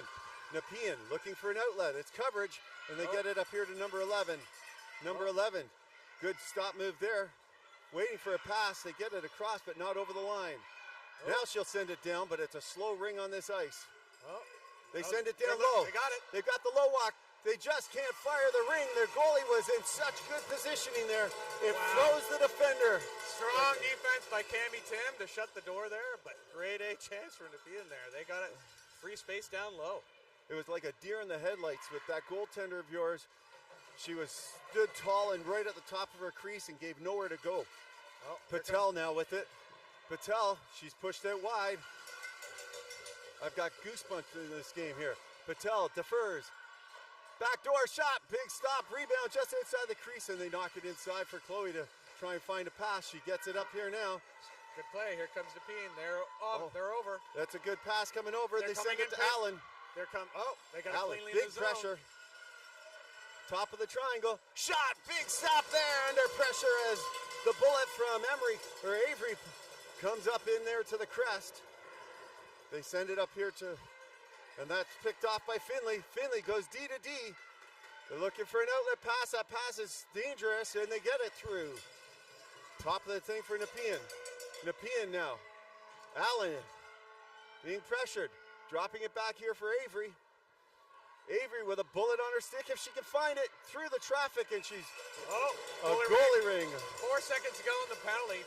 5:47 to go in overtime. A 1-on-3. That red wall was not going to let Avery through that time this late in the game, and they're going to try coming away with it now. Yep. Right out of the door. Up to the line. It's a loose ring. It's being battled along. It gets kicked over, batted over. It's batted up along the line here. Body's going down. And Proudfoot with the ring on their stick. And the crowd is filled in here. They've It's heard a about top it in side. other rinks, and they've come to ours. Exactly. It's a battle. It's a loose ring. Nepean sends it up to the neutral zone. It's a bottom 2/3 or a body contact. Calgary's going to go to the box in overtime here, I believe. Yep, it's number 14. Number 14 is Cammy Tim. Cammy Tim going in for a body contact call. Sorry, boarding. It's a boarding call. With 5:13 to go. Both teams now with the power play in overtime. Nepean able to kill theirs off. And they're going to set themselves up. Calgary standing strong. They defer to the far side as Finley's got it. Finley looking for that pass across, drops it. Good stick work there. There's nothing going on. Allen has to wiggle and waggle her way around. Lots of head fakes, but 12 seconds to go. Inside the triangle, that pass doesn't get there. She picks up her own pass. 7 seconds on there. Good wall there to send that through. They send it up. They get the reset. No reset called. And it'll be a goalie ring. That's a great triangle there by the Calgary Fuse. And the Calgary Fuse are going to try and set this up again. They set it out there for number 11 on the far side. That's Caitlin Byers. And Caitlin looking for a pass. Dangerous pass in front. To the top shooter. She rips one off the knob into the stick on her. What a shot. Grade A chance just off the crossbar. Knob end. The knob end of the stick. And there we go. And the Fuse are now coming away with it shorthanded. They defer the pass back door. A dangerous pass, but able to control it briefly. Turns over. The Ravens have it now. Ravens get it. They send it up here. Everybody's tightly contested. Number 11 for the Ravens here on the near side. Top of the triangle. No shooting lanes. 18 seconds to work with. Defers to Avery. Avery tries to low walk. She can't get through that time. She sends it in for a reset and gets it. Number 87 gobbles back, rebound up for the Ravens. Top of the triangle. Defers. Emery. She shoots. A huge stop off the glove there. Every stop is huge in overtime, and that was a beauty. Backdoor here for Avery. 18 seconds to go in the penalty. Avery, good pick. Slow pick. Top of the triangle. She can't get the shot. Now gets one, and it's trickled off wide. A good job by the wall of red to slow down any shooting there. And the Ravens with a full shot clock to work with now. Emery down to Avery. Avery sends it across, and a beautiful one-timer attempt goes right by everyone into the boards. Another shot kicked aside. Full 30 seconds to work with here. We're back to 5-on-5 with 3:03 to go. Top of the triangle. The pressure. It's a loose ring, and it rolls crazily in through the crease and batted out safely. That's turned over here, and Avery picks up the loose ring once again. Down low. They've got some defense in there waiting for a line change. Proudfoot jumps in.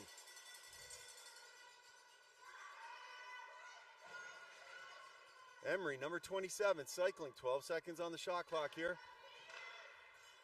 Down low. They take the shot off the side of the net, but that's no goal. That's no reset.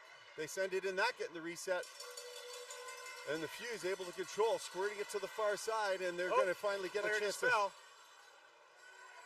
Everybody's battling for contested sites. It's flipped up and it'll go off the rafters. Wow. And the Pean Ravens with 2:12 to go here in the 5th period, tied 5-5, will have a center ice free pass to control. I am going to guess that they're going full athlete on coverage here. We've seen this a lot in this period here by Alberta. Everybody's up on the line, then they'll try and set something up. It's down deep into the corner, and the Ravens will get there first as Finley jumps into the... She's cutting in. Cutting back here. The pressure is way out wide. A nice pass and cross, and that's picked off as number 14 reads that and sends it up to the neutral zone. Lester now with it. Looking for a pass or a shot. She's turned back and cycles in the far side. Lester, 13 seconds on the shot clock. She goes for a line change. Top of the triangle. She's pressed out, and she's able to get herself back up and down there as Nepean gave her a little bit of breathing room. They send that in for a reset, and it will be... They get the reset, so they get the offensive free pass. Just in time, and a little bit of pressure here for the Alberta Fuse. Oh boy. Oh boy. Oh boy. You said it. All right. Dump to the far side. Alberta. Sending it across the top. Looking for that pass down low. They just control here on the side. A wall of white in front of them in the net. Can't get that pass in. Can't get that shot through.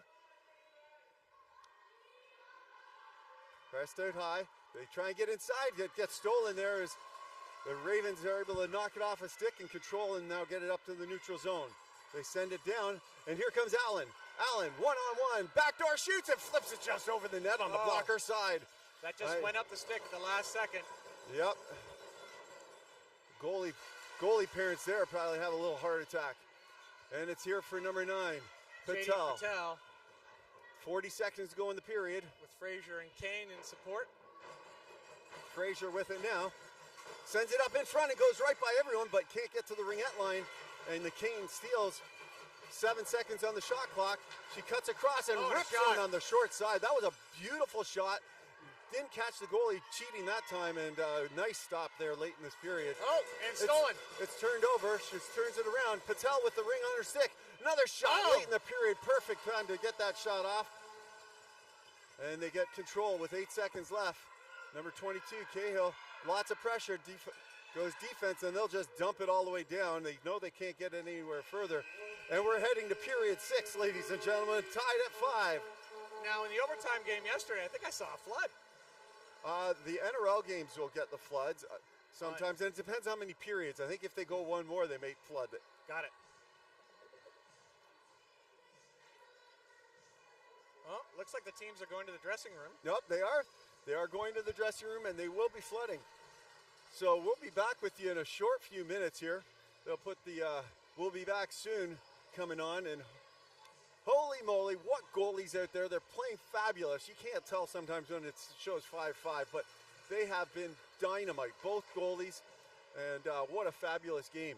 Wow, parents got to be proud with the play from both teams. Yep. You know what? You kind of want this, you know, a game like this to end up this far. It's fantastic. Like we said earlier, Ringette's winning today. For sure. All right, they'll put this camera on pause, and so we'll be back with you shortly. All right.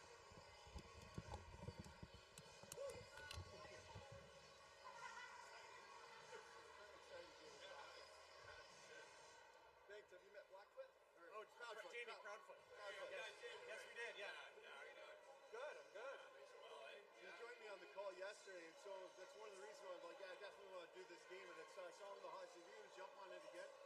I think it's been the most fun calling a game with Jamie here. It's been a lot of fun. Yeah, it's worked great. He's usually a Han Solo guy doing it all himself. It's good to have a break every so often. Oh yeah, for sure. Because you're just you turn into a run-on sentence sometimes, and you want to be able to think, and like think ahead and say,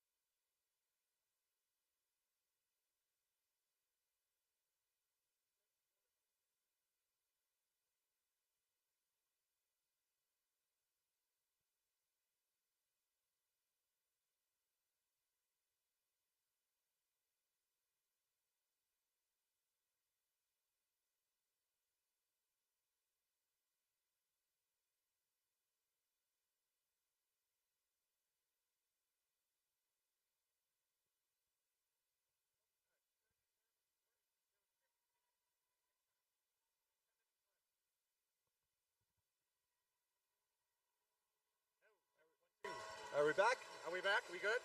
All right, ladies and gentlemen, we are back for period 6. We're tied 5-5 with the Nepean Ravens as the visiting in white. And your Alberta Fuse wearing their red jerseys. They'll be back on the ice as they start coming out now. And Jamie and I were just sitting there talking about, how do you bring in a 6th period?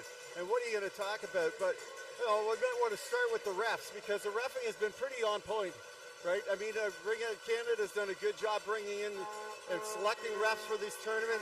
And I've noticed that through all of the tournament, and these guys here doing overtime and all the way through, I think have been on point. They've kept it safe, and that's a good place to start. Yeah, and you think about the dedication to the game these refs have. They have jobs and lives, and they come out here for the week to ref. Yeah. And they're not getting paid. And they're not. Okay, can you say that again? They're not getting paid. Yeah. I'm like, that is amazing. Yeah. I am like, the culture of Ringette is beautiful. They love the game as much as we do, or they wouldn't be here. All right, why don't we take a playbook from the classic Coach's Corner talks, and who's going to score the game winner for each team? No. Okay, are you going to put me into a corner? Yeah, why not? Okay, so I'll go with Calgary, Patel, and Finley for the Ravens. All right, I was thinking Avery for the Ravens, and I was thinking of Patel, but I'm gonna go to one of our other goal scorers in the game, and I'm gonna pick Proudfoot just to make it fun here for you. Are you pandering to the other commentator? But actually, I'm going to throw some kudos out here and stuff, as I don't usually have a lot of people that help with my broadcast and color broadcast. You've done a fabulous job. And as someone who's got a player playing in a game, and obviously want to have some bias, you've been doing a stellar job keeping it unbiased, and a good job with that. And I think that the fans at home and around the world and all these countries are enjoying that. Oh, I hope so. I enjoy cheering on our team, but I am a bit of a homer sometimes. And hopefully I've done some justice to this great Ravens team, because I am really enjoying their style of play. All right, the Ravens are going to start with the ring this period.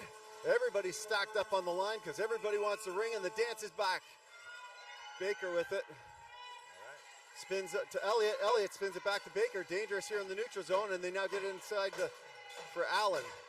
Allen. Fast ice can be fast goals. Run those hard shots early on that fast ice on the ground. Yes. It can be magical here. Allen sends it back here for number 11. She's pressed out by the wall of red. Takes a shot off the knob end of the stick. No, it goes wide. There's no reset on that, and it'll be a goalie ring. A bullet from out wide. You just never know. And she's just going to knock that through. Strong change from the Ravens coming off the bench, flying in there. Yep, they gave them the ring coming out on this, so we'll see what happens. It's a loose ring across. Finley, your choice here, has got the ring on her stick, and she sends it up, but sends it right there to Fraser. Fraser cutting inside, looking for a pal to pass to, and finds the near side boards here, and Kane picks it up off the boards. Top of the triangle, sends it across right through Lister's legs. Lister's got Fraser with her.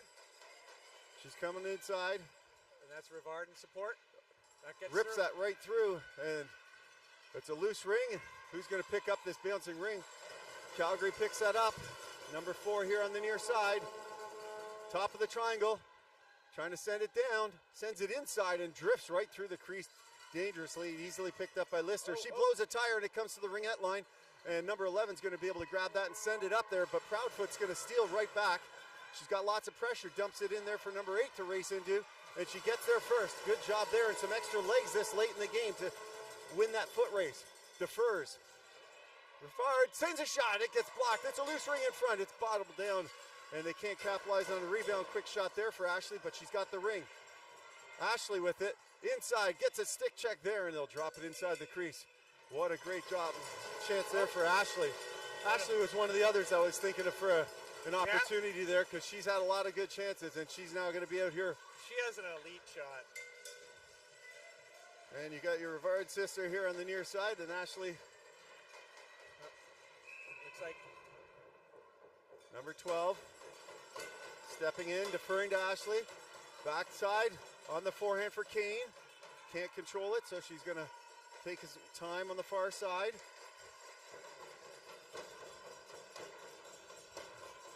All the way across, right through Kane's legs again. Fast ice, you got to low readjust. pick. Low walk, back door, takes a shot, and a huge stop, and another huge stop. It's stuck in front, and it's going to be a move it or lose it. Wow. Two big stops there by Chloe.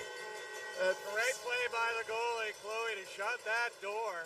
And a quick move it and lose it, as everyone had their sticks in there. And they'll send out some fresh legs for Calgary. One fresh defender. Number 22 popping in. Fraser here on the near side. Looking at the shot, but sends his control here on the near side. Sends it back door, bouncing off the stick there as they were, looks like Patel the way she's skating. Patel down inside. Oh, body down. Trying to pick that off, cutting through the triangle and blew a tire. Takes a shot off the knob end of the stick. Oh my goodness, it's getting close now. Those goalie sticks have been phenomenal today. They really have. You wonder why they want them so long. That's why. There's a shot. That one rips up and over, going for a field goal, but they only need 1 point. It has to go inside the net. Patel cuts around, takes a shot. Oh. A crazy rebound just trickling off wide. 10 seconds here in the shot clock. Number 10 trying to send it in. They get the reset on the side. It's a battle behind the net. Who's going to pick up this loose ring? Everyone's battling hard for it. And down. No, penalty. Penalty coming to Edmonton, or Calgary rather. Getting all the red jerseys mixed up. And Finley's going to get it to the neutral zone. They pulled their goalie and it comes off a skate, but Cahill's going to touch it on both sides, or Elliott rather. And so that's going to be a boarding call. And unfortunately with Ravens touching that on both sides, a good thing for Calgary is they're going to get the ring here at center ice and have a chance to control some of this penalty, their power play. Yep, able to get a new fresh set of bodies out there. This power play brought to you by Gatorade. We'll see how much they've been drinking to have that extra boost here. And a booster juice penalty kill. I was going to jump in with that joke, but you're too quick today. Everybody's man on. Look at that. They get that, and it comes up to the line, just to the line, and able to control. It's Lister. Lister sending it here, getting it up here to number 11, Byers. Byers, 15 seconds on the shot clock, controls, sends it out wide. These shot clock resets are going to be dangerous. It gets knocked off the stick, but not out to the Ringette line for Baker. Sending it across. Lister, shot! Big stop and stays inside the crease. Well, he's got it. Here they come. Looking for that pass. They get it here to Avery. Avery to Emery. Emery. 119 on the penalty. Dropping it back to Avery. Avery seeing if she can find a gap through the big red wall. Top of the triangle. Takes a shot and just drifts that one wide on the far side. Number 11 steals that ring back and they'll send it up to the neutral zone, but only white jerseys are there. And Elliott's looking for a pal to pass to. Saucer passes it down low, just outside of reach, but Avery's able to pick that up. 20 seconds to work with. 50 on the shot, on the penalty. It's out wide. Look at the line getting tracked. Top, nice pick. They try and cut inside. She's strong on the stick and drives one down low. And a crease violation there as the Raven player, Allen, was just a little too tight trying to screen the goalie on that. And now here come the Fuse once again, looking for a pass into the neutral zone. Gets on easy here as Proudfoot jumps into it, I think. Nope, that was Ashley, sorry. Either way, it's down deep here, and number 10's going to grab that for the Ravens. Keeping it inside, number 8 steals right along the line, driving it towards the net. She's pressed it wide. 25 seconds to work with, 8 seconds they're killing off, and it looks like they'll do a good job killing off this penalty. Patel shoots! Crossbar! Coming off the bench. Referee went down. Number 12 hit inside, and it's a crease violation as she's trying to get that ring right back. Oh my goodness gracious. Hope they have the cardiac paddles here. Finley grabs that ring from the goalie. She gets her pocket picked, and Alberta's got that extra step now. They blow a tire here as everyone gets tangled up. Kane with the bullet on her stick comes up to the top of the triangle, rips one on the near side. Lets one fly. And they send another one up. This one will get over the neutral zone. And now it's a little break here. Number 11 here on the near side. She's pressed out by number 17. They start some reinforcements. Defers to Avery. Avery 1-on-3. She cuts across the triangle and bowls into the crease, and it'll be a goalie ring with 3:50. Fearless attack Go. by Avery there. It was. Wow. She wanted that badly. Yep. Alberta looking for an exit here. Sending it up here. Up into the neutral zone, and then get the zone. Number 4. Sending a pass cross. Backdoor shoot. Oh, what a save! What a save! What a save! Chloe with a huge blocker. Game Michaela and stopper Louisa. there. And The touchdown. world-class blocker save in overtime. Oh, and here comes the Ravens. The Ravens, you know what happens. Yep. Emery shoots, and they shoot it up just high and wide. Avery picking up behind. Oh, Finley's on the ice. Finley out there with Avery. Shooter in front.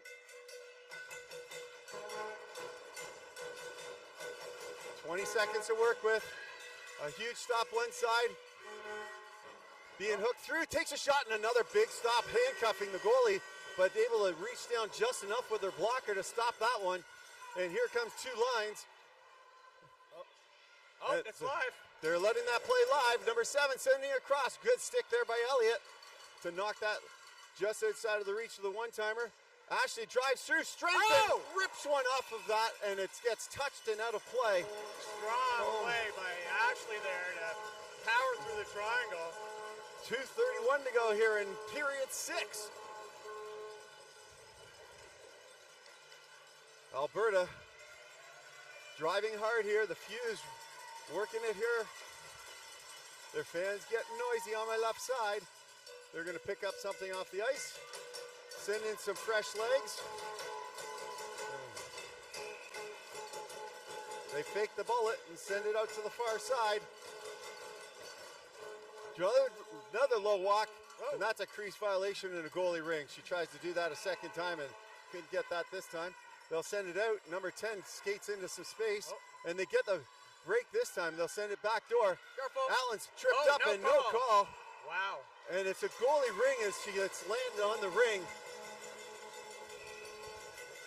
And the play continues here in overtime. Number 16. Remember, the refs have a talk with their supervisors, and so they'll know what's going on in between. And that one's going to draw a call on Proudfoot. I'm sure that the fans for one team is happy about some of this. Backdoor pass. And a huge stop again. Another chance. Spinning. The goalie's pulled. Shot off the crossbar. Inside of the top crossbar. The goalie's not pulled, so they're still sending in reinforcements. 25 seconds to work with. Back door, shot, blocked down, and they're going to stop the play here, and there's going to be a hooking call. Wow, what a shot, what a save, what a game. What an interesting turn of events here, and with 1:35 to go in period 6, number 10, who's going to head to the box? It's number 11 for the Ravens is going to go to the penalty box. Their coaching staff's talking with one of the refs that is helping with the box inside to explain what went on there. But right now, Kane's dishing it to Patel. Back to Kane. Kane rifles one. It goes off the pads and gets it right back. Kane with it. Looking for someone. Patel, top of the triangle. Back to Kane. Kane up high, takes a shot, a big stop there as it hits in the middle of the crest. Looking for a pass, they find someone on the backside and they'll send it all the way out, just sending it down to the neutral zone. Number 11 steals and Patel's going to come right back in. Coming with speed, she can cut. She cuts inside, and a big stop off the knob end of the stick again as it's touched into 53.6 seconds to go in period number 6, ladies and gentlemen. JD was our participant in the agility competition for a reason. Came in there like a house on fire, cut the sill, but their goalie had the position to angle it up into the rafters. Fraser now with the ring on her stick. Fraser passes to the near side. It's Lister. Lister looking for it. Top of the triangle. She defers. 41 seconds. Fraser picks that up. Top of the triangle. Defers down the low post for Lister. Good wall out there by the Ravens. Lister drops it back. finds a shot, another knob end stick. Goalie standing very tall in the net here. Oh, number 10 gets support away pass. from the move and will lose it, gets a support pass, and they've got some time this time and send it out smartly this time for number 27. She's got to turn back with less people. They didn't have the support. Now off the bench. Here comes number 44, I think, again. Nope, number 24. 9 seconds here in the period. Defers. They take a shot. It goes off the side of the net, and behind the net, they send it into crease, and we're going to period number 7. That up crease was there. We've seen one from behind the net scored, and another close one there. Well, period 7 coming your way, and it looks like there'll be a power play for 25 seconds to start this off for Alberta. Oh boy. Don't take too long to go to the fridge to get a drink. Yes, sir. They've got 60 seconds to collect their thoughts as we head into period 7. I've got Annika here to my left. She's just sending a quick note out. She's going to be helping call the game after us, but she's a goaltender herself and going to be helping her dad call the NRL game coming up. If I get her attention, I'll see what her thoughts are on the goaltending here. Hey, Annika, what's your thoughts on the goaltending so far? Goaltending so far has been amazing. I mean, those saves, the power it takes to get across that crease, to make those saves is astounding, frankly. Thanks, I Annika. better myself. From a real goaltender. Thank you very much for the insight. Yeah, I threw her on the spot there. She didn't even know I was going to do that, but the superstar she is steps up, and thank you there. It's so loud she probably couldn't even hear me asking for her to come over. It is loud. The crowd is boisterous on both sides. We've got NRL players sitting there along the glass enjoying the game like we are. I think they're just as excited. Yeah. Period number 7, ladies and gentlemen. 5-on-4. Alberta Fuse looking to make something happen. Can they capitalize? Coming from behind, Ashley with it. Top of the triangle, sending it across to number 8. That's Amelia Whiteley. Whiteley, top of the triangle. Shot! Big kick big save there. save. Cahill knocks that up to the line, and it's going to be loose. Who's going to grab it? Number 27, and she'll dump it all the way down there.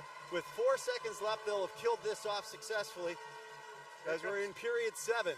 Yarkers with it in the back end. Sending it up here into the neutral zone.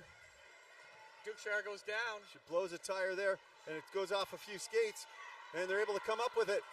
Number 11, 44, sending it across as she was hooked up. She gets a pass across, but slides right into the crease on the fresh enough ice, and it'll be a goalie ring with 9:17 to go here. They did flood after period 5. It's a loose ring, and who's going to race to it first? Good stick work there. 1-on-2. Oh, holding on to that. From up here, we're going, where's that one-timer pass? If you're a Ravens fan. Number 44, top. She's got a shot.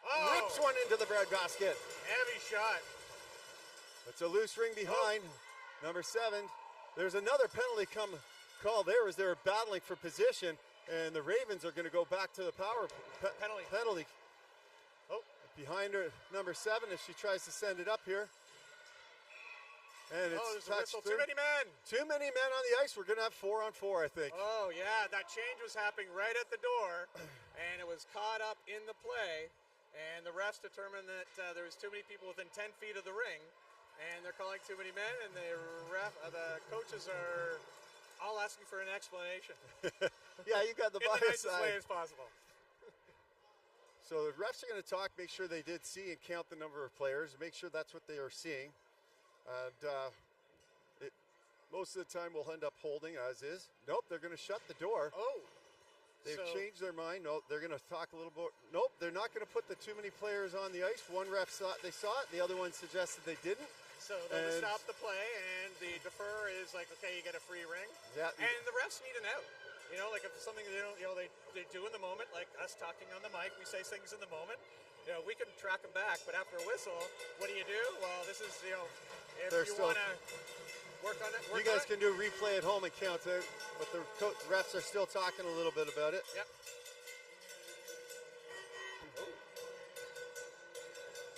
So, with 4:38 to go here in period 7. We're wrapped up at 5s. Both goalies have been powering it up hard here in the neutral zone. Oh, this is changing. They're going to get a forward free ring on that one. Yep, they've decided that this is going to be a offensive free pass here for the Fuse.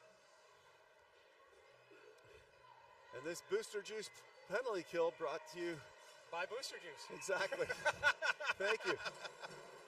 Power play for Gatorade. Which one's going to come up first this time? Booster Juice won last time.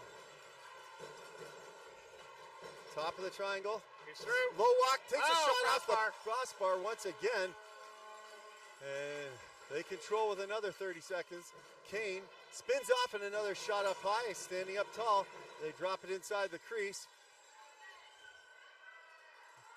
And the Ravens are starting to come away with it.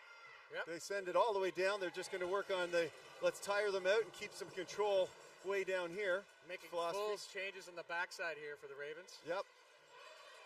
Number 14 dishing it up to the boards just over the line. Good stick check, but not able to knock it off. They send it all the way in. It's a bouncing ring. They're going to steal here, and they'll flip it all the way back down. They've killed off a minute of this just about. Ashley now here in the neutral zone. Sending it back to Byers, number 11. Byers, top of the triangle, shooting lane, and she takes it right past and by. Great check at the last minute. Yep. Or last second. All the way across to Ashley. Ashley takes a shot. It goes far on the near side here, and here comes Avery. She's got it on her stick. She'll skate it up. Allen looking for the pass out. She'll get a pass across, but Ashley steals that one. Good job by Ashley to steal that one, but the errant pass right through number 4, and Elliott's going to have a chance to come back up and away with it. She sends it up to Allen's feet, or Avery's feet, and she'll send it all the way down. 24 seconds left here on the Booster Juice penalty kill. Strong defensive play by the Ravens there just to win those little battles. All the way up, it's going to be, it's touched. Oh, it's touched, it's live. It's live, so sends it up here to the neutral zone. Contested a little bit. Oh, they're tied up. Bodies down.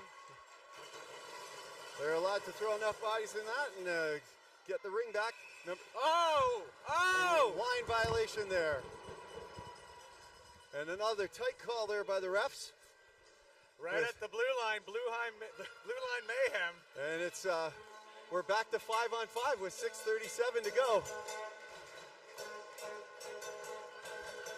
Alberta playing athlete on coverage once again. They defer to Baker on the backside, number 90. And she sends it in just inside. She gets it back. Inside the skate there. Number 8, Finley. Finley, top of the triangle. Spins, drop back door, takes a shot, goes off a deflection and just over the net. It's loose, it drops inside the crease. Grade A chance there. Off the far side. Up here for Patel. Patel looking for a breakaway, pal. She's got her number 10. She's pushed out there nicely by Baker. And controls on the far side. 15 seconds on the shot clock. There's a pick. A backhander, front-hander. Goal! Goal! And a great job there. The pick was set.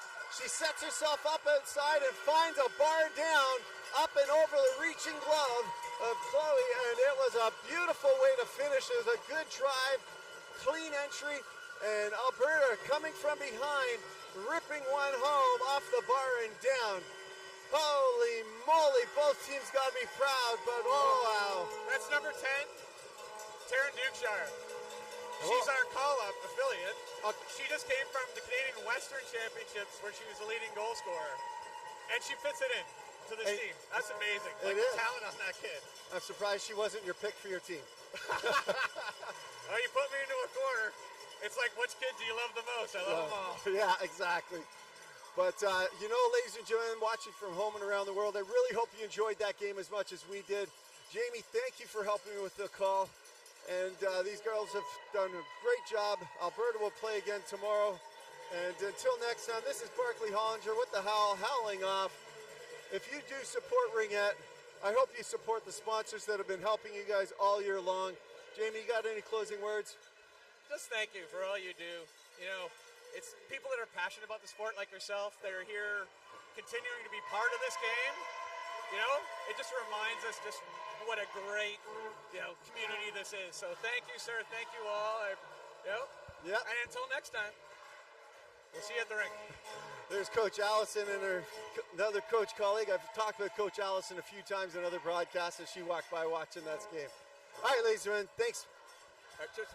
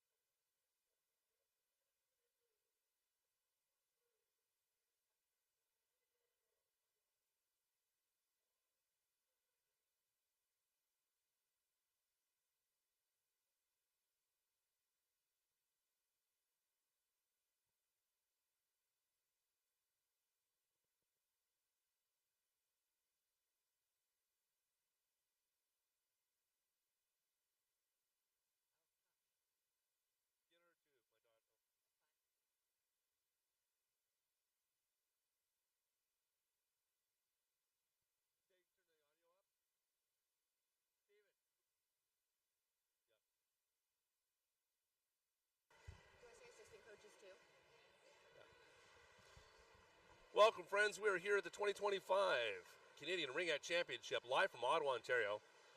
Looking for a great NRL action here. We've got the Atlantic Attack against the Gatineau Fusion.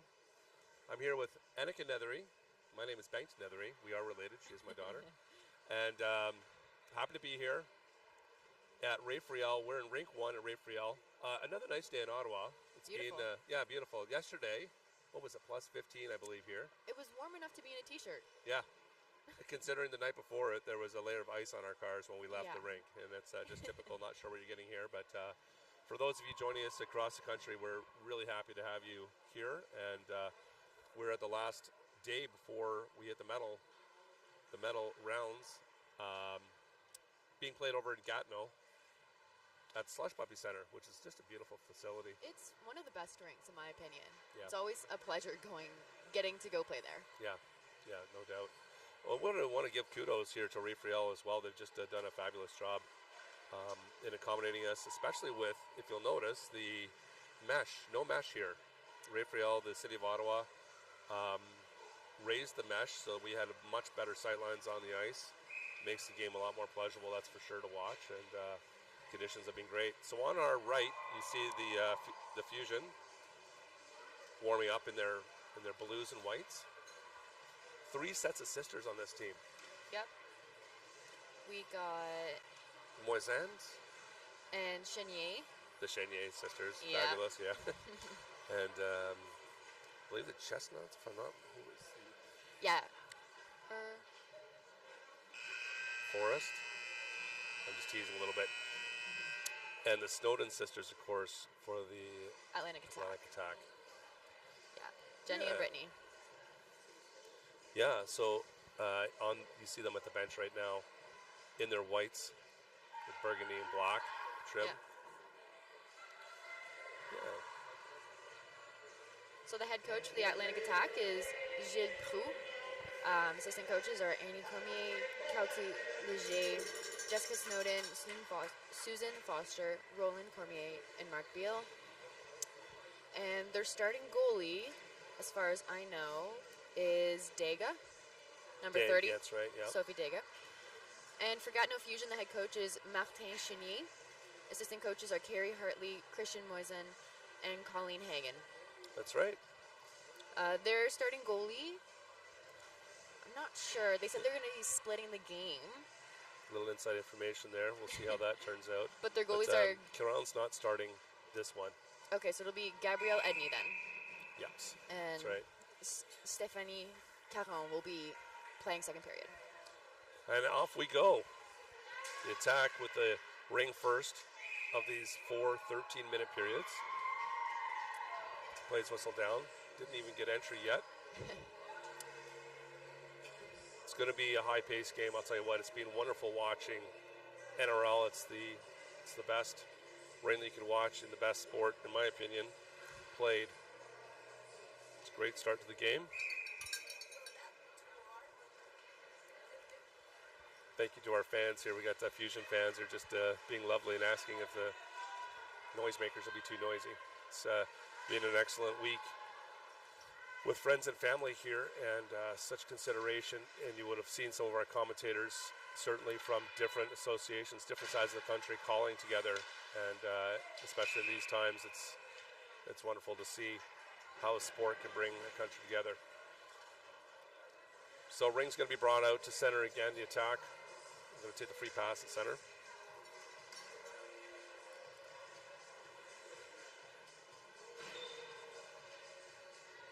Fusion.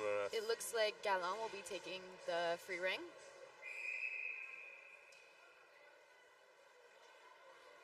Just to her right. Pass to Colette. Looking for some space. You see the 3-2 trap there. Pretty mobile, the Fusion. That took 15 seconds to get the zone. That's quite a bit of time to try to get in. Not a lot of time to set something up. 5 seconds left on the shot clock. Good save there, again.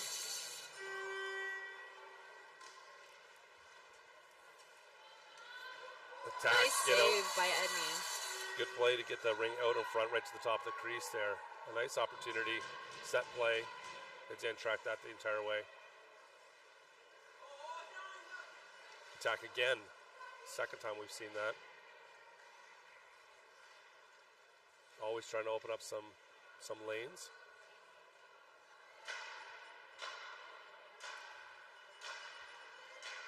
Shot clock winding down. Good roll off, gets inside. Prue with the ring. Doesn't get a shot off or reset. Did get, yes, goalie ring. And great coverage by the attack. Fusion able to get it out, but under big duress. They're 13 seconds in, haven't been able to leave the zone yet. There's a little slingshot into the zone, 2-on-1. Turns, sets it up, gets stopped.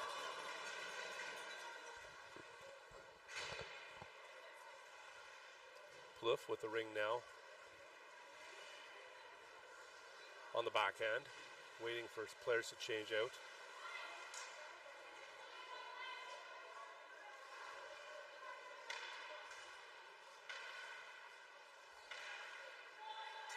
Gets the reset, and rinse and repeat. Going to get back after with a new clock. Celeron comes in, wide right.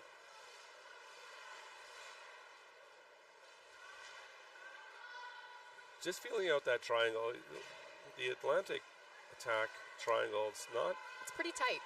It's pretty tight. Not terribly aggressive, but still It has pushing. advantages and disadvantages, right? It does. How much space are they going to leave for a player to potentially roll into in behind the defense and whatnot? But both teams very mobile.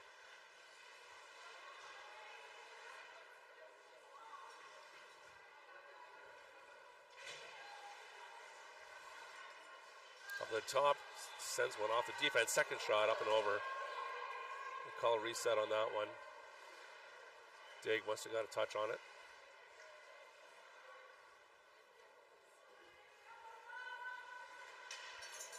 Tries to break the triangle, and the sticks prevail. Foster now looking to get out of the zone.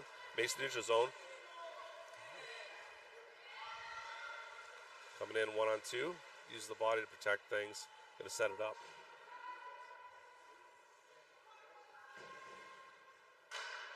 I want to say special thanks to our supporters, Province of Ontario, for their large financial help in these championships, and Tourism Ottawa is our two major supporters, and have done a great job helping us out while we bring this championship to you. The soft passed in, gets around, tries to turn the corner.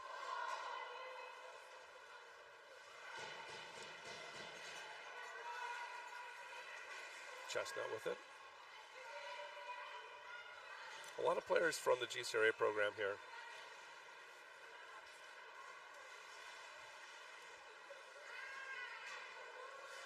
Wilson carrying now.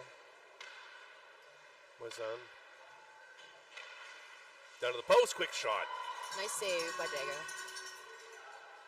Just gonna pass out high. To Prue. Prue has the ring. Trying to find a way out. Passes it to Dingwell. We see they take it back through the zone, and at this level the skill is high enough that they can move it back through the zones, where obviously the younger ages typically wouldn't do that because it's so difficult to get a pass into the next zone. But they move easily around the ice.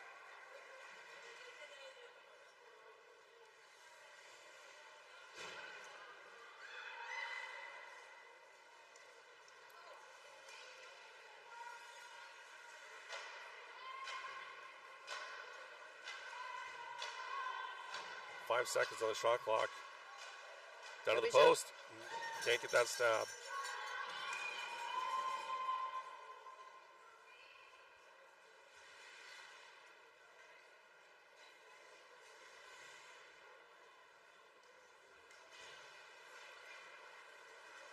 Fusion into the neutral zone. Moisan tries to drop it off for Celeron, but ring coverage by the attack is pretty tight. They're really playing a good man on, anticipating that those passes coming through. But both teams making it difficult to get zone entry, really pushing a lot of time before that first shot gets away. You see both Snowdens are on here together right now. Yes. One sister to the other. Oh, quick shot. I was talking with Emily and Sophie Chenier before the game, and they say, how much they love watching the play, except when they're playing against them. They're like, I hope you're doing well, except on the ice against us. They're a treat to watch. Ooh. Good steal by the attack. Attacking hard is Vautour. Ends up with the ring, passes it to Snowden. Snowden's going to cycle, set up play. Drops it off, trying to have another player come on the ice, and Fusion moving quickly. They got three. One peels off. There's the Jenny. back. That's Sophie Chenier. Chenier with the ring right now.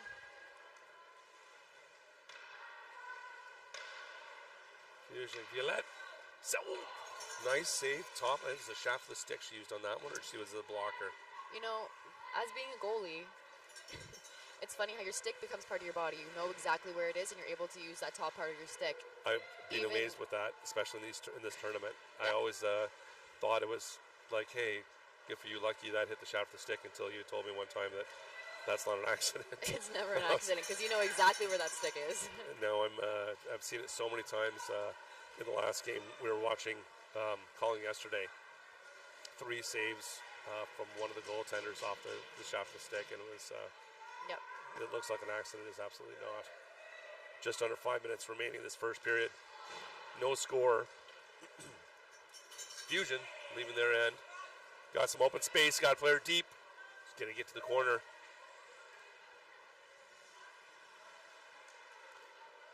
They calm down and set something up. They're still.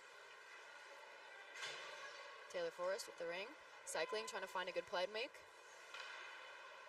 Back pass. Shot. Oh, just wide. Might have hit the post there. They did They get got a the reset. reset, so Yeah. Must have. Oh, in tight. Nice save by Dega. She was challenging. She was out in her crease, so Fusion didn't have much space to make a really nice play or take a good shot. Didn't get to see much net there. It's funny, we were talking earlier about the GCRA players that came from the AA program.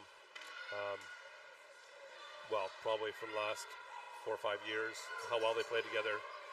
They played Those together back since they were passes. 6. Yes. A lot of these girls. Yeah, they're just wonderful. That's something that's always been a testament to that program. Yeah. Is the back passing and the low post, their ability to get a one-timer down to low post. You may see a little bit more of that here as well. Chemistry matters.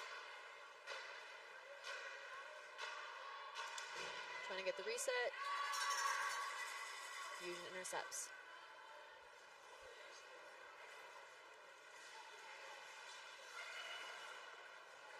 A little bit deep. Go for battle. See the protection there, the attack. I can't see who that was against the far boards there, but uses her body to get in front of the ring to protect it. Right in front. Backhand. No goal. Oh my goodness, it takes a ring-at ring bounce. Does it ever? Rolls along the line, but this time rolls out. Well, it was right on the line. It might have been partially over, but they don't usually count those It has to be until it's completely fully over. in. That's So right. it might have been halfway in. Just incredible though, isn't it? I've seen a lot of those this weekend, actually. Like this week. Yeah. I've seen a lot of very, very, very close chances because a lot of these girls they're so skilled and they're able to place it where they want, and the goalie just gets a tiny tip on it and sends it away. slightly stops it from going in the net. Waiting. Attack inside. Comes. No space there. Throws it back outside the zone. Edney pushing out high. Oh Nice. boy, screenshot that was. She's going to use her stick to distribute, which you don't see often in Ringette. At this level, certainly more than the lower ones, that's for sure. The confidence with them is so much higher. It really speeds things up, and if you can get that 1 second extra to get your team out of your zone. There was a screen through the Nice defense's shot legs. by LeBlanc.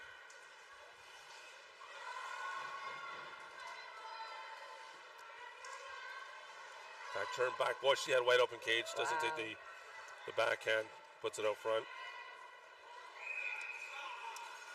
Crease violation. The Fusion went through their own crease and didn't allow the 5 seconds. Probably didn't realize it. Didn't allow the 5 seconds before they picked up the ring again. So it's going to come back and be free Attack pass ring? for the Atlantic Attack.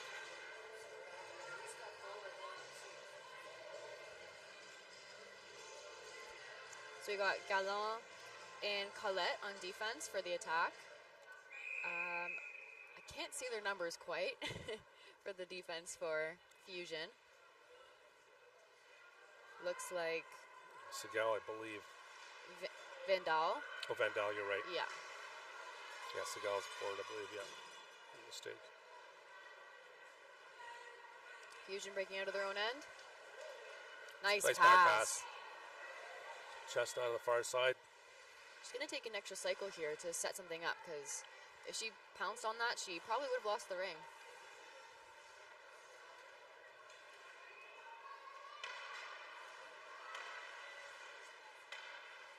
Forced back pass wasn't in clean enough. The attacker coming out.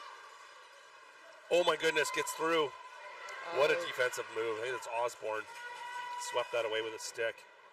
Well, that was Yeah. that was a straight line to the net. Things picking up a little bit here as the last 30 seconds, basically one possession left here in the first period. Dropped off inside, right out front, holds. Wow, what a think save that went by off. Dega. I believe that went off her mask, off of her face. I'm not sure. It might have been her chest. I don't know. Either way, Either way, got she a made body the part save. in front of it. She was there.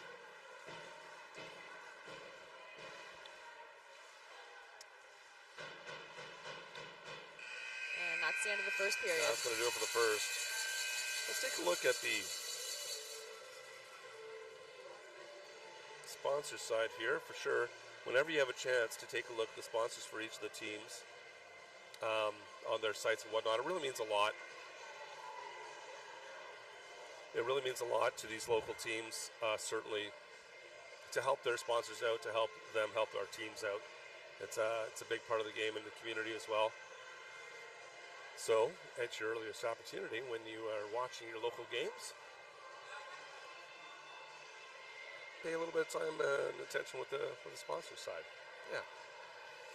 So about 30 seconds. There's 1 minute intermissions between periods. So about 30 seconds left in this one.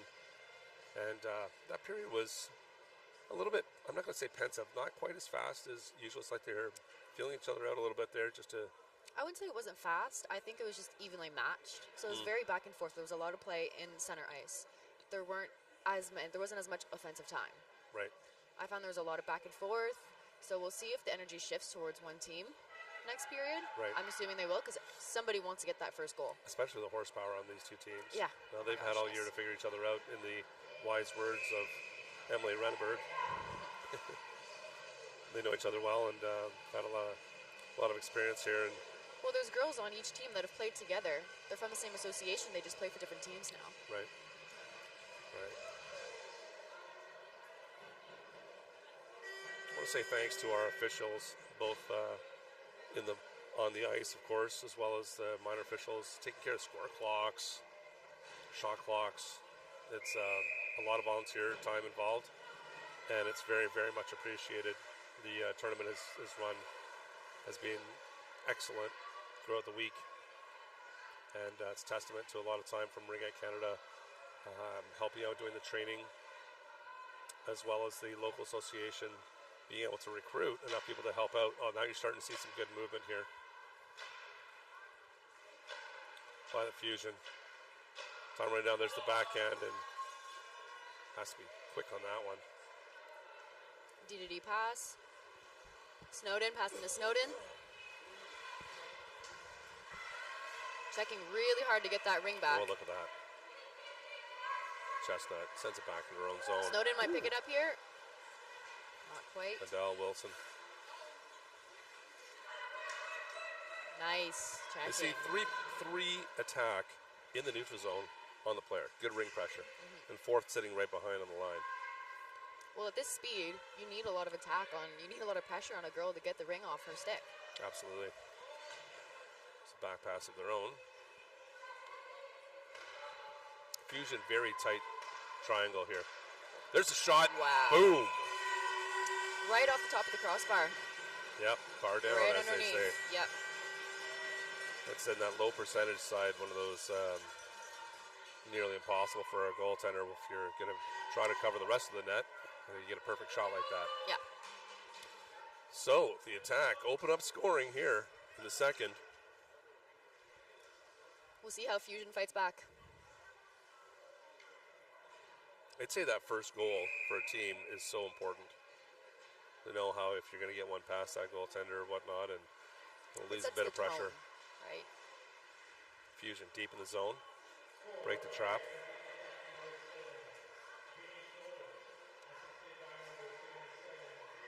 Back forth, rips a shot, Nice. glove save. Right into her trapper there. Gillette. Setting up, coming to the backhand. Keeps it wide. As the attack are very active sticks.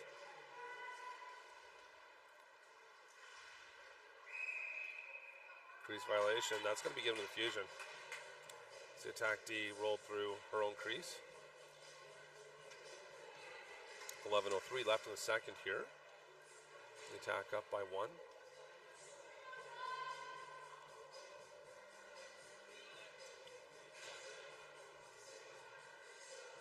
Looks like Taylor Forrest is going to take the ring. Yes. Yeah. It's back to her. Gives it back to her. Goes she across. makes a lot of space in front of that crease right there. Boy, she and pulls those defense. And then rolls it across the crease. Forcing Attack Dega open up to there. really... Oh, how to move quick on that. Yeah. Mhm.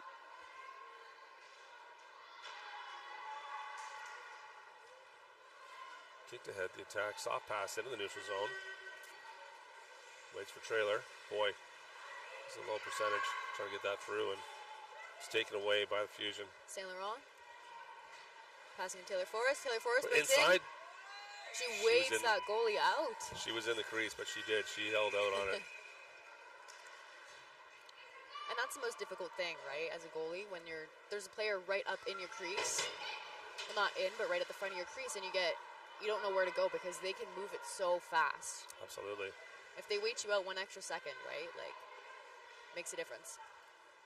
Chenier rubs out Friel on the close boards here. No call on the play. It's just coincidental getting after the ring, but fortunately Friel was a little slow to get up, but she seems to be on her way. Fusion. The inside, Moisan backhand. Shot clock was running down. Snowden trying to get on this. Moisan gets it back in her own end. Back along the boards. Back out again. See how much of that ice, the full ice that they use. Maya Siegel. Beautiful check. Only defense back right now will be a one-on-one. Turns, rolls off, backhand. Nice save by Edney.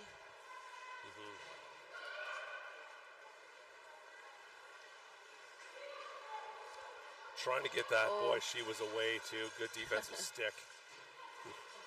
Snowden to Snowden. Back to Snowden, or tried.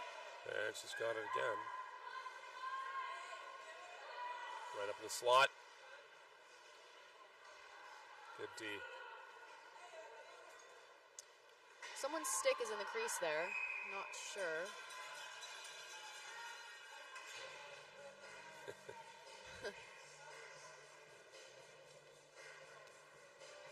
Looks like a Fusion stick. Indeed. All right, so the attacker gets the free pass here. Motor's going to take the ring, it appears. And let's see who rolls in. Bo Snowden Both again. Snowden's- Wow, oh, shot she right sends off. one. Whew. But the thing is, you have to keep an eye on the Snowdens Yeah. on the other side, because that pass comes across. It's a one-time and it's in the back of the net, and open up some space for that shot from the free pass line. Vautoul So we're takes back. a shot.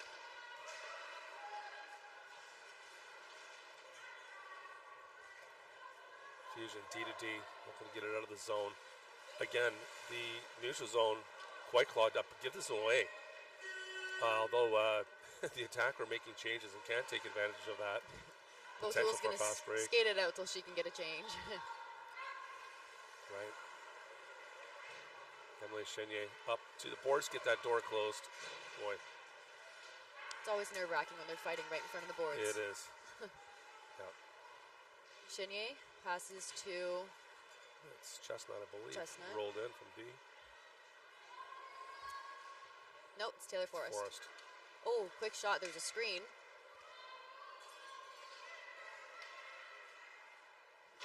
Fusion recover it. 7 on the shot clock. There's a quick shot. Gonna get the. I don't know. That must have come off the defense. They didn't get a reset on it. Boy, right out front tries to backhand in the crease, but what a sweet, sweet opportunity there. I believe it would have not counted, obviously, as a violation, but you see the talent of these players. You see how they just know where the other player is going to be? They don't have to look back. They don't have to Nope. keep their eyes open. They just know where their teammate is going to be. And when they're making forehand or passes. backhand. Yep. Beautiful to watch. It's just a beautiful game to watch.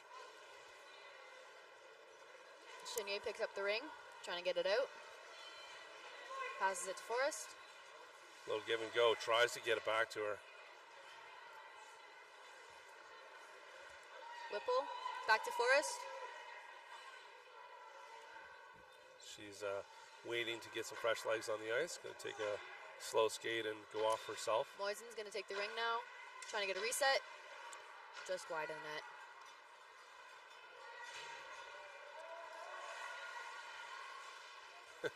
Sent back deep into their own zone. Oh, there's a pursuit, and look at that. That's why you pursue. Inside opportunity right up front. Wow, good save by Dega. Wilson had a chance there, but again, just good pressure on the ring. You see the Fusion pushing a little bit harder now. That first period, they're a little more. Both teams were more pensive. 3 Fusion players on this, and they force a less than ideal. Oh, here That's goes going a to be penalty. a penalty. Yeah. Probably for boarding. Prue, the recipient of the rub out here on this side, returns a favor but gets caught for it, and will be in for 2.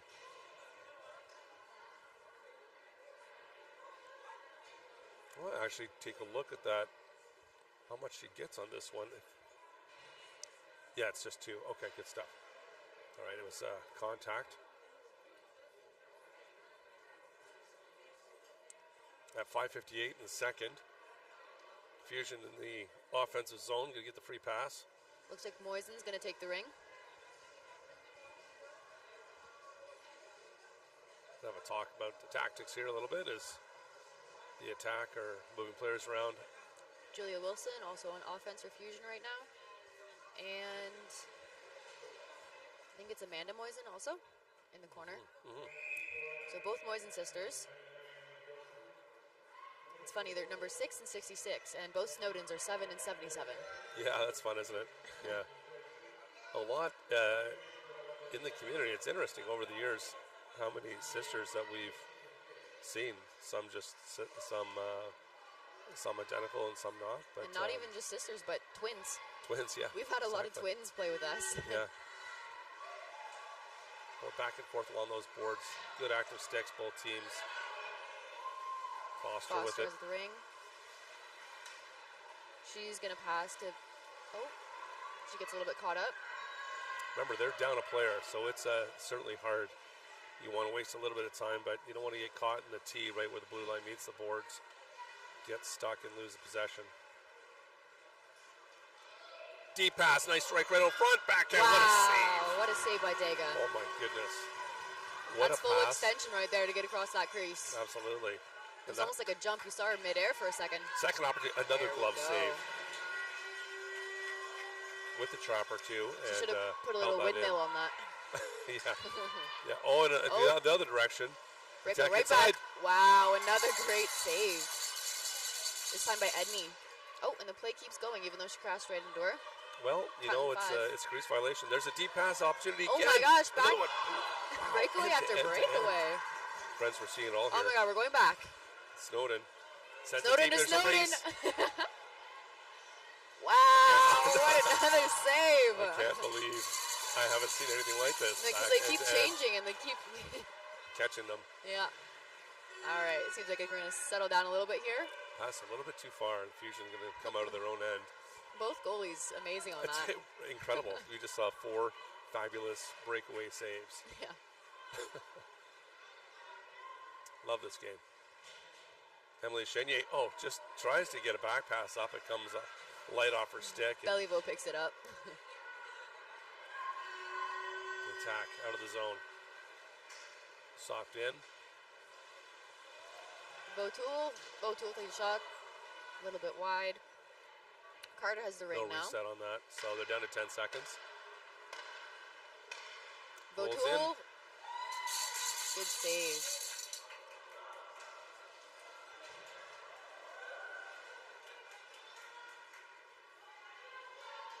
Fusion breaking out of the zone now. Maya Siegel with the ring, passes it. Not quite able to get it out.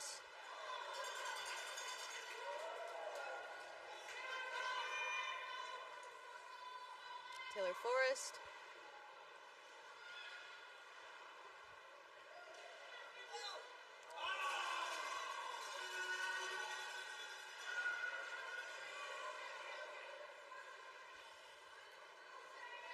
All right, Chenier with the ring. Gonna set something up. Taylor Forrest also on the ice. With her is Chestnut.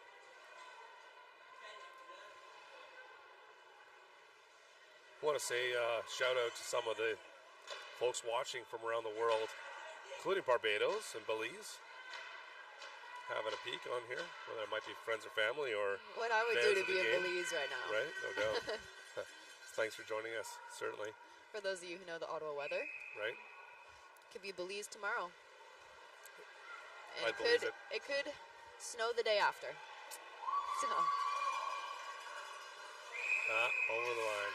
Peru runs out of space, tosses it down the ice, and it's going to come on back with just over 2 minutes left in the second period. And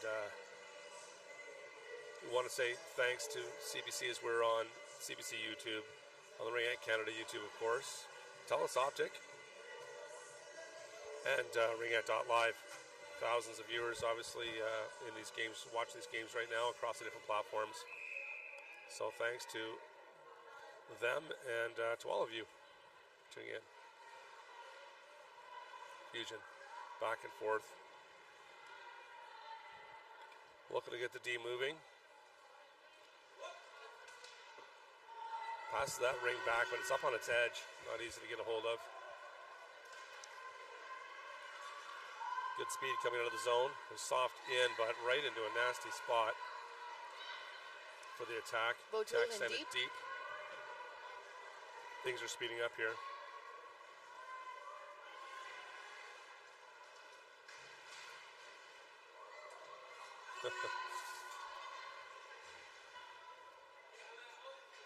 you'll find a lot more contact in these games compared to the younger ages. The refs let a lot more slide because they're a lot more aggressive at this age. Certainly. Body Finds out of positioning. the post, can't get that back pass down. She had a great opportunity.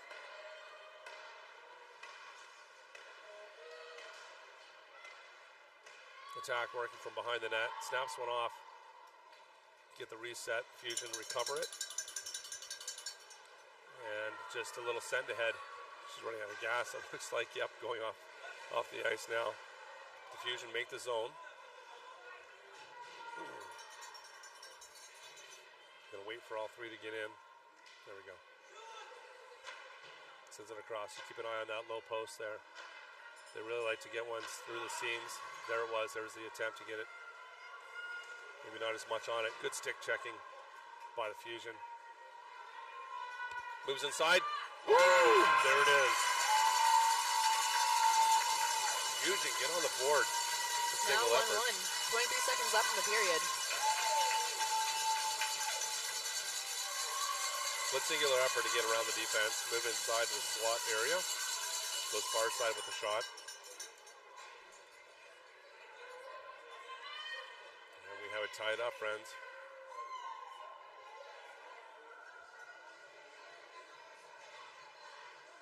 So in preparation, between the second and third period, we'll have Zamboni come out and clean the ice. So you'll have a few minutes to grab some chips and pop and settle in for the second half of the game.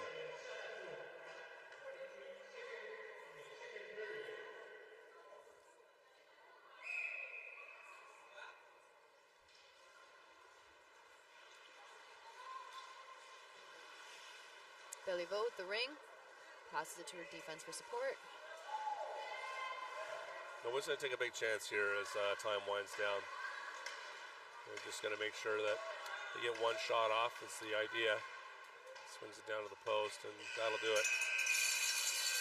All right, well, tied up at ones at the end of two. Team's going to head off to the change rooms, take a little break, talk a little tactics. Pretty tight game so far. Tight game, yeah. Again, a little not as wide open except that one series. Of four breakaways. Yeah, back and forth. Goalie's nightmare. but interestingly, not a goal scored in those. And a one-on-one with the goaltender is it's pretty bad odds for the goaltender for sure. I used to like breakaways. I still do. I find it easier when you're not being screened. You can watch their exact movement. You can predict where they're going. When you have a lot of defense around you and their players, like it's passing that usually gets the golie. Right. Or it's a straight shot or a deke. Like I can read her body movement and I can track the ring. Yeah. And if your defense are there, half the time they're screening you. With good intentions. With good intentions. Best intentions. But they do screen you. But still, that one-on-one opportunity is it's just amazing at this level as well. The goaltending holds firm, and near the end of the period, obviously, the Fusion get on the board. Again, good singular effort there to make that happen. Get past the D, low walks, and goes far side. So it's going to be, I don't know, probably a lot more wide open here coming into the third period. Yeah. I would assume. So we're going to take a bit of a break here and stretch our legs. Zamboni's going to roll around for 10 minutes or so, and we'll get back at it. Actually, we're showing 12 on the countdown clock, so we'll be back with you, joining you soon. So take care. Thank you.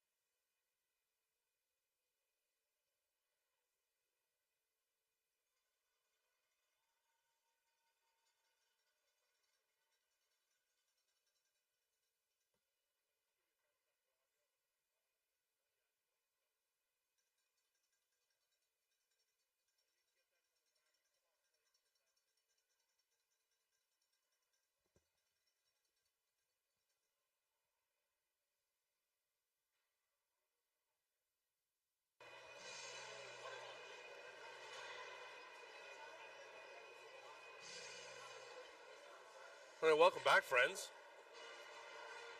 Our commentary partner getting some sustenance.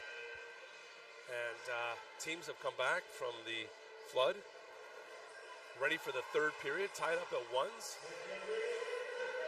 Mostly a calm first half, but except that one series of back and forth, breakaways, 4 breakaways, and great saves on both sides. You got a real treat there. It was just end to end, as it were.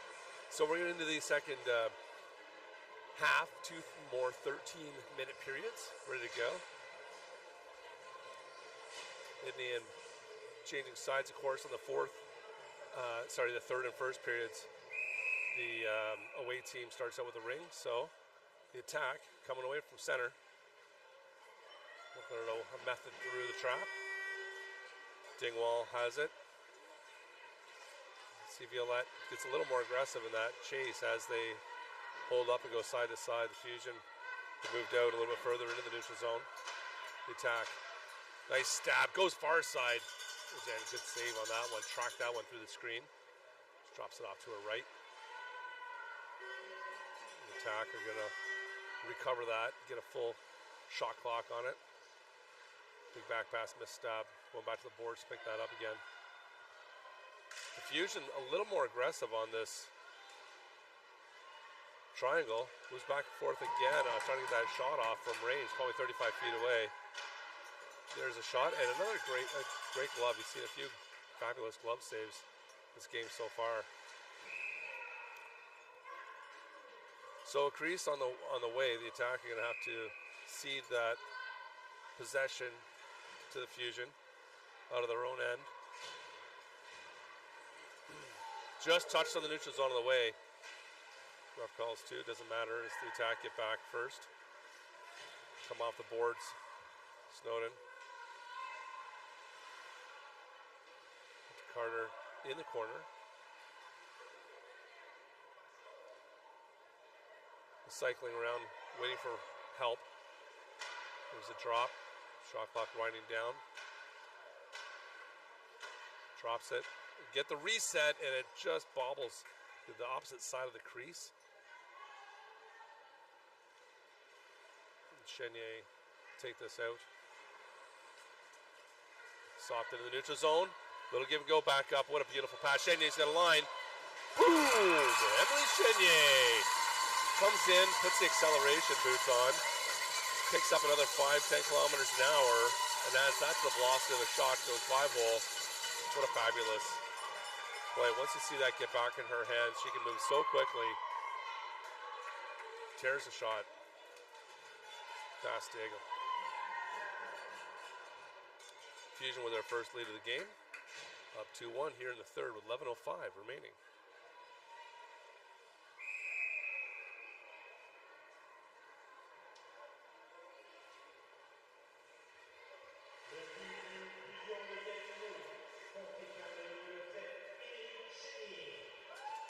Prue for the attack with it now.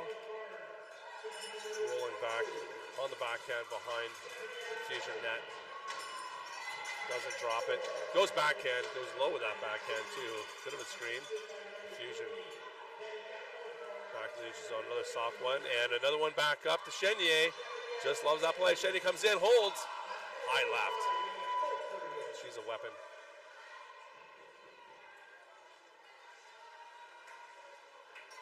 Mandel with it now as the Fusion made changes. Cuts back, looking for a reset. Can't get Dig to bite on that one. Moisan trying to get to the net, and Fusion don't get a shot off in that possession. The attack. Pressed up against the boards, trying to push away up. Has to toss it away. It's bouncing around. Fusion recover. They're going to get a possession out of this, out of that hard work along the boards. Attacks off through the neutral zone. Latour. Can't get enough on that as stick gets engaged by Moisan. Comes in. Goes to the second trailer. There's a hold up. Taken away by the attack. Get a good stick check there in front of the net. A fortunate one, certainly. as the Fusion are buzzing. Snowden trying to touch that off. Good stick check again. And Osborne with it. She's got two. Sends it over. Can't make the stab. Fusion neutral zone. Stopped up by the attack. And they're going to gain the offensive zone but lose it. Just in some proximity. Good check along the far boards. Plouffe with it. Sends in the neutral zone. Whipple. Whipple soft into Plouffe, and she does not have third player available coming in. So they're just going to slow it down a touch on the far boards and try to set something up here. Oh, just sent that in. That came off the left post.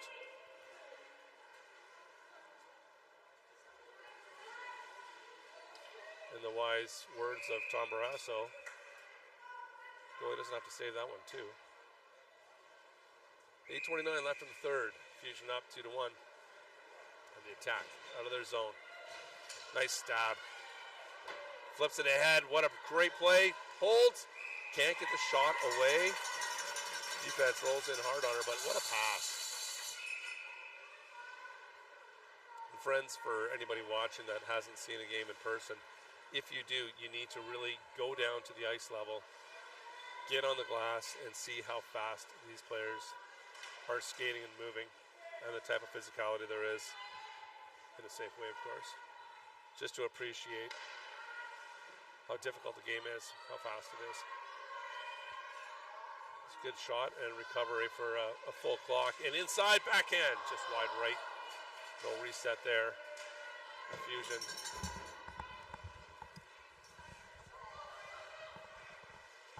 Moving around well. There's another shot looking for it far side. It might have been looking for a tip. It's difficult to get in Ringette, but Chenier is down there. El Capitano comes off a skate, and that'll do it for that shot clock. Be goalie ring. Welcome back, Annika Nethery. Thank you. Facilities here have good services. Really like Ray Friel. The food here has been great. Well, had to take a break and eat some lunch. The attack. Prue with it. Oh, rips a shot. That boy, is oh a boy. hard shot. Boy, you heard that up here. It came off the pads. It's just, it made its way all up into her gear. If it wasn't in, if she didn't save it with her blocker, that would have been hurting. I bet. Like, Yeah. Prue's why- got a lethal shot. You won't see many goalies at this level with the Keeley. They all have trappers because the shots are so hard that the Keeley doesn't have enough protection. For some of the shooters coming in here. Yeah. Well, a lot, yeah. Although we do see some, but certainly NRL, I don't know that I have.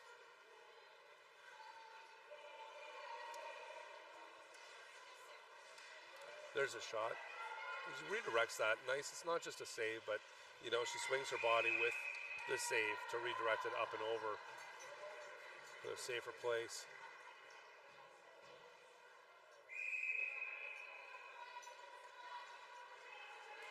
Nice throw up high. Cuts back, sends a hot one into Moisan to the close boards, I should say. And a channel to the middle, Wilson. Somewhere in between an actual shot on net and A pass. into the crease and a pass. Neither of which could be really that was done a well. really good fake. Should I be convinced she was throwing it at me? I love the goaltending, honestly. At the NRL, I love everything about the game, but the goaltending and the confidence. I love the goaltending in every sport. It's like the one thing that is kind of universal. Yeah, Nobody hates a goalie. except anybody playing against Billy Smith or Ronnie Hextall in the day. The penalty's coming here. A little bit aggressive on the check, and going to get a hooking call. I think Sophie Chenier's getting this. I wouldn't say she looks guilty, but she's looking at the ref like, Like I did Are you something. sure it's me? Let's see who goes off. Yeah. Thought it was going to be Maya Siegel there for a second. Siegel's just like, I'll head for the player bench. Yeah. 5:57 left in the third. 2-minute penalty to Fusion. Let's see what the attack can do here. boy, that booming shot.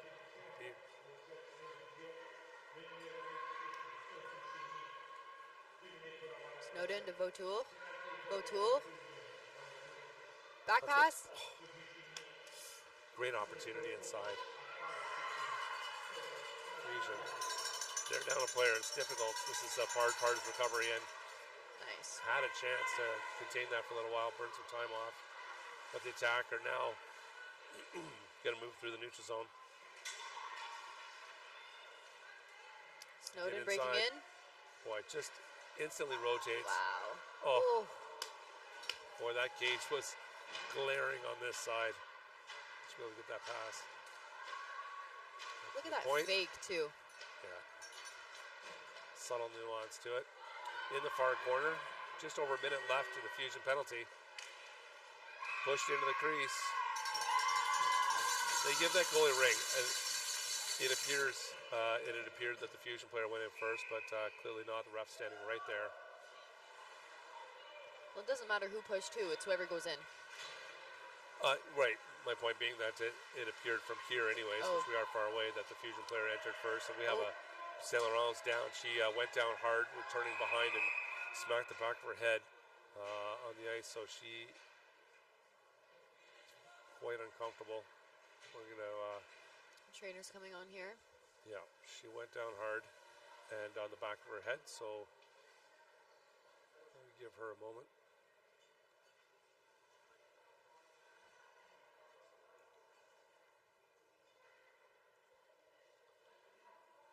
.440 left in the third here, 43 seconds remaining in the Fusion penalty, and we're just going to take some time to see if Saint Laurent hops up. Landed pretty heavy on the ice, and sometimes it can be just, when you do land on your back as well, it knocks the wind straight out of you. Yeah. And hopefully she didn't really hit her head. A lot of the time it's just scary, It's hard to tell. right? You get hit and I can take the wind right out of you. it's just a scary feeling. Yeah. I mean, I don't get hit. I'm safe in my crease most of the time, but Most of the time. It's been a couple of times. there's been a couple of times when a player runs into me, I get scared because it doesn't happen ever. Right.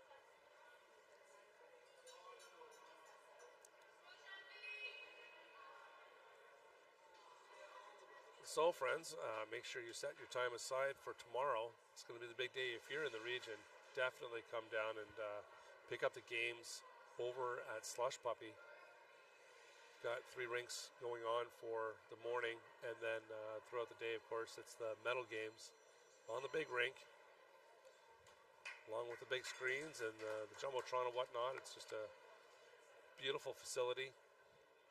We'll even have some cameras on the ice doing some intro work and whatnot, and pulling out the stops. She's up. Saint Laurent is up somewhat, Sitting up. so it doesn't look like it's any neck injury or anything like that. So that's a good sign.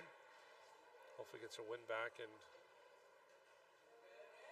We have many paramedics here.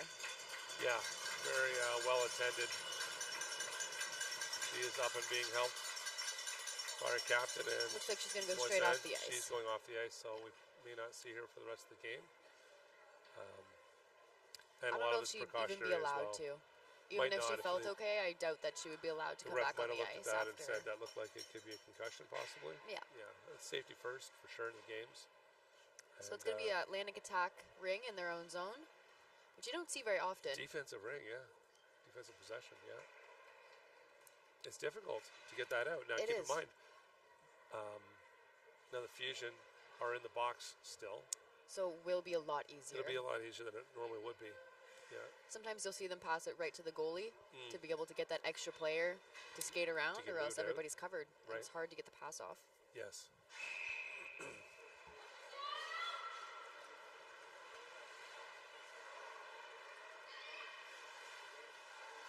Fusion, although being down a player, are doing a great job doing zone protection. Chenier loses her stick, gets handed a pair of sticks from the bench, chooses one quickly, hands the other one back, gets back Goes into on with play. the ring, takes a shot right into the goalie's pads. Didn't get all the heat on that she wanted for sure. Fusion are going to be able to come out here and push off a little extra time. Still 10 seconds left in that penalty. Chenier with the ring. She's going to take that for a skate. And Get some fresh legs on the ice. her sister's going to come out of the box. Looking guilty. Yeah, there's the fresh legs. Trying to get that. They get the reset and recovery. I'm Boy, not sure if both that sides. actually left her stick.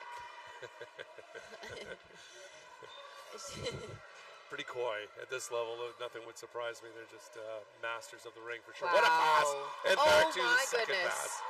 It gets checked out. Great defense by the attack there. She had an open net and that. But the not taking that first pass was great. Yeah. But for that first player to not just bite and try to take the shot immediately, Oh, but for sure. make the second pass. Attack coming out of their zone, off the boards. Prue with it. She gets it ahead. What a great player. Right out front, off the tip of the stick.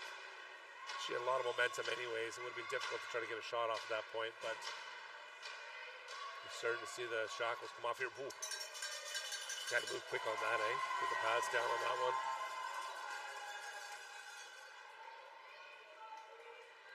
Prue carrying on her backhand. She's going to drop it and head off. Snowden inside. Let her. See I how think Edney got a blocker on she that. got the blocker. See how far she put that blocker out. It really cuts down so much angle. Every inch you put the blocker towards the shot cuts off so many inches of available space at the net. And I've seen obviously national championships. You see more examples of that here, but that was a great example of it. Right out front with a Snowden on your doorstep. 2:26 left in the third period. Still 2-1.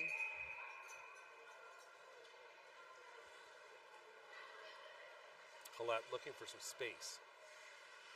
She And might pass to you see Gallant Violette here. sitting here. She's ready to try to get over to Gallant, expecting that pass to her. They move so fast, acceleration for these Yeah. players. Botul with the ring. Passes. Breaking in. Oh, right back Nice. save. Nice She's save by sliding Edney. across. Yeah, she's sliding across towards our boards and still gets that right pad as she's sliding away from the shot. Is it still Edney in it? Yes. They didn't switch? They're talking about splitting games as in every other game, Oh, I okay. imagine. Okay. Might have been lost somewhat in translation there when I was discussing with her. Le français parfait. Yeah. It's Ce just n'est what pas it- bon. Merci, Ce n'est pas bon. merci.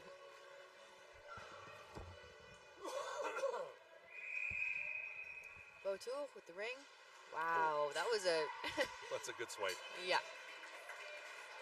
Deadly shot if she got that stab. Fusion comes off the tip of her stick, it looks like. Chestnut. Feels like Botul was always on the ice. Well, that's possible. We're in the Friday, so. Snowden. Boy, look at the Wow. control. And she still has that ring. She still oh has it, my makes it way out goodness. front. Wow. Boom. Unbelievable. What a play. Unbelievable. Amazing by Brittany Snowden. She comes down, she's got two players on her, basically 3. sitting on top of her. Yeah. And moves backwards between her feet, stands back up and has a one-on-one. Yeah. Well, 1-0. One-on-one. Well, one on the goalie, I guess I should say. Yeah. Just We count tremendous as single people effort. too. Well, yes, you do. Special people. Okay. Oh, They gotta redo this. Clock didn't start, I don't believe. Happens occasionally. The buttons get a little bit cold. People's fingers certainly get cold. And and they're all no big volunteers too. problem. Oh, they did a great job. We've not had any incidences this whole tournament. It's just been so well run. Again, testament to the work of the host committee in conjunction with Ringette Canada to have good systems and training and procedures. So, very pleased with this. Entry off the boards to Chenier. Chops it back. Plouffe. Plouffe with the ring. Sends a heater up Way high. up high. Yeah, might have touched the stick, hard to say, but there's a ripper. Wow. She had to be shooting that 35, 40 feet away, and it was a significant bump off the backboards. Yeah, the space to put all the muscle on it. Chenier picks up that goalie ring. She's pretty quick. Cluefoot with the ring again. Back to Chenier. Chenier deking out. Oh, just up high, hits the netting. Yes. The ref is delayed in blowing the whistle there. The players get a little bit upset. Well, some of them were like, okay. Depends what team you're cheering for. We'll go with this. Yeah. It's fine. Attack. I don't think the ref was looking. I think he had his back to it, so he was just taking the word of other people. Yeah. Godette to the far boards. Right near the Ontario logo on the boards. One of our main supporters, or the main supporter. Godette sends one low, and how does that feel as a goalie when it's underneath your pad? How does that feel? Like you just not good. You clamp the pad down. It's a relief. Onto the ice. It's a relief. There's 1.2 seconds left too, so that's not when you want to be giving up right before. Oh, it looks like Dega is going to be heading to the bench for 1.2 seconds to give him a 4-on-3. Good plan. It's most likely just going to be a pass and a shot. An L pass. She's rolling down to the. You can see. Yeah, and you see the other players are in the middle, just creating traffic. Yeah, because everybody's expecting. Yeah. And nice save by Edney. It's funny. You think 1.2 seconds doesn't seem like a lot. And then it takes forever. Yeah. Especially as a goalie, you're like when for goalie rings when you have 5 seconds, it's like. Sometimes it feels like it's half a second, the whole 5 seconds, and sometimes I'm like, when I'm holding the ring and I'm not going to throw it, it feels like 20, 30 seconds. It just doesn't end. Yeah. Yeah, certainly. So that will do it for the third period, friends. There's another, it was about 45 seconds in the intermission left, and we're going to get back at it. Tied up at 2s. Boy. There's a lot of fans out here today.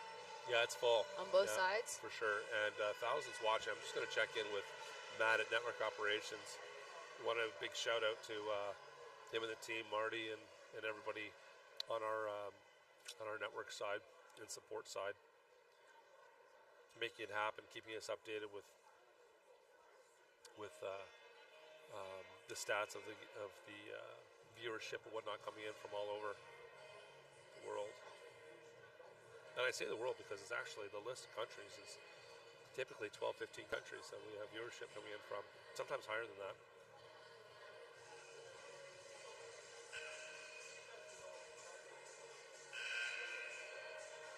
I assume a lot of friends and family, could be on vacation potentially. It's not a bad time to take a vacation away from the coldness of Canada. It's spring. Tough.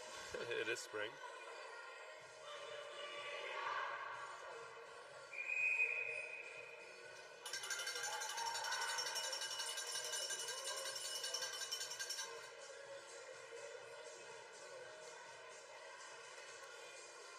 Well, here's an update from Matt that I got.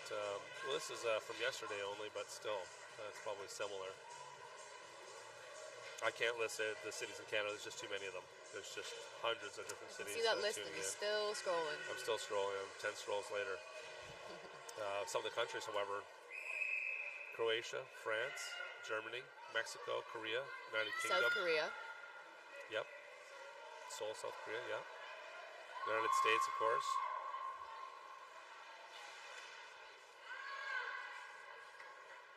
Fusion on the attack.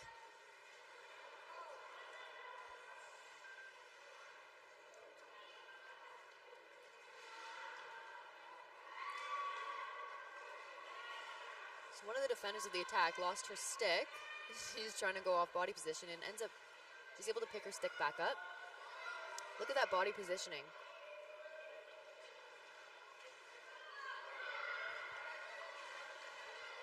Gallant gets the ring.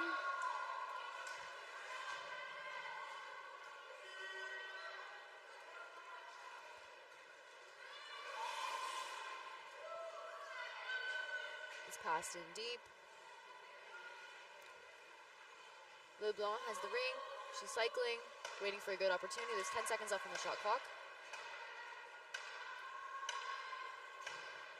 So I don't think they're going to set up a pool. So they did a little slingshot pass, though. It was a really good try, but it never actually got through to the net.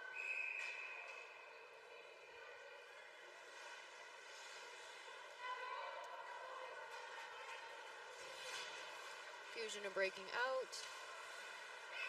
Snowden gets a hold on that and ends up being Atlantic attack ring.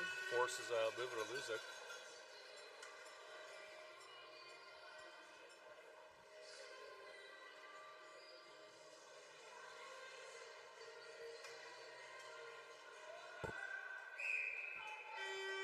Attack from center Dingwell.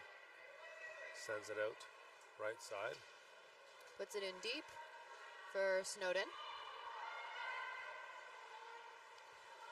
Snowden to Snowden. Back to Votoul. Seems like they're the first line per se. Snowden, Snowden, and Votoul. Would make some sense. We see those three a lot. Wow, there's a lot of falling going on down there. 2-on-1. Look how fast Forrest gets back there. Yeah. Oh, pull that into the crease. Whipple with it now. Fusion looking to get out of their zone. Just makes it in.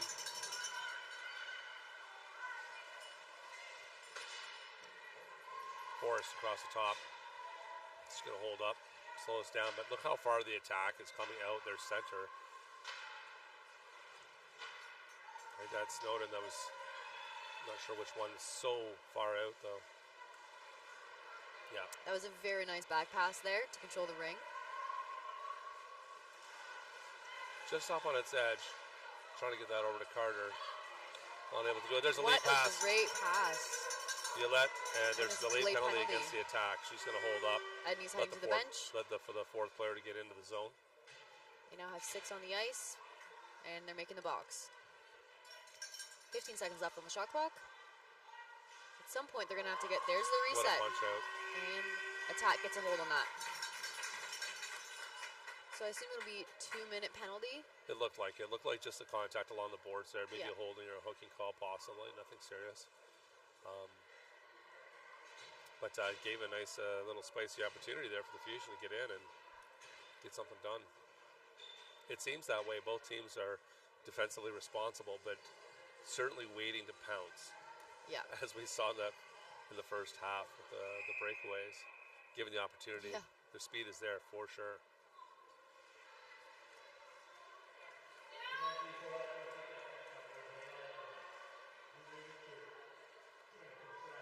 It is 2 minutes and slashing. Okay. Wasan can't get the shot through the legs. Less than 10 minutes left in the period.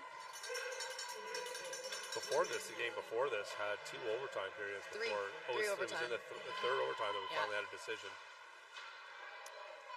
That was an exciting game. Incredible. To be honest with you, although Nepean wasn't successful in that game, the goaltender, Amazing. phenomenal. That you see, what a The pass! Oh my breakaway. goodness, backhand tractors We got right another away. penalty. So it should Yep. be even strength here, 4-on-4 for Well, about a minute 18. Should be. Let's just see when it.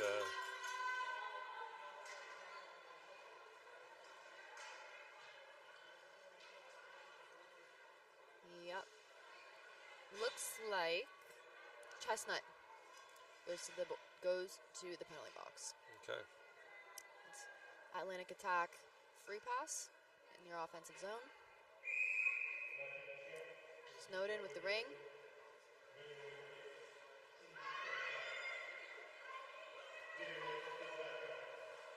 Pass to your sister, passes back.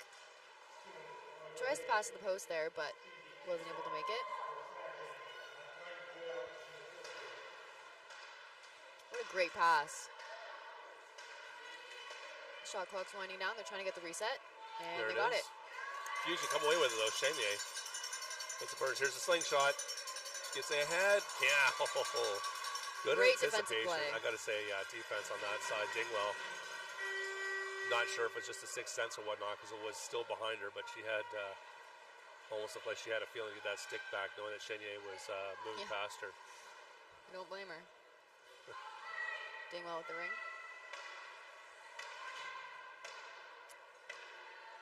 Gaudette cycling, hopefully looking to get. Oh, drops it off the Fusion. Just got stolen. Can't take advantage of it.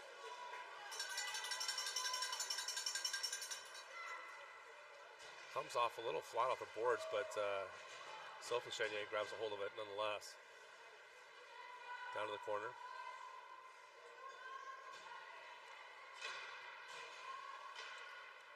Back pass up the middle. Can't get all on that as Chenyer's falling while shooting. You never want to let the player get right in the middle. No, it's Not one of these players, I at think least. it's 70 or 80% of the goals in Ringette are scored from the slot. As soon as they get past that first defense, what a save by Dega. She's not able to get her blocker up Got there. a little touch on that and Yeah. send it up to the post, to the crossbar. Prue with the ring. Pass it to Carter. Carter back to Prue. Prue got breaking two. in. Pass across comes off this. I think Can't it's quite Blue connect comes on off that. for, I think he came off for skate. The game seems to have slowed down a little bit here. Well, it's tight, you know. It's a tight game. Nobody's desperate Yeah. to get ahead. Nobody wants to There's make a lot mistakes. of there's a lot of center ice play, like the first period. True. We haven't seen some extended offensive zone time for a while. It's true. 6:47 left in the period. Low scoring game, really. 2-2 in the fourth. Yeah. Very defensive. I mean, these teams are so even. There might be overtime today. Yep. Wouldn't be surprised. At this point, these are the best teams in the country, so we'd be surprised if there wasn't overtime. Yeah, no doubt.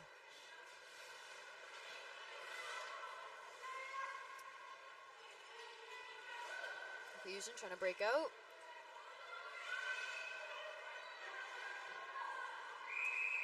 Fighting on the boards, that'll be a goalie ring. Dega picks it up. Fakes up high, passes down low behind the net.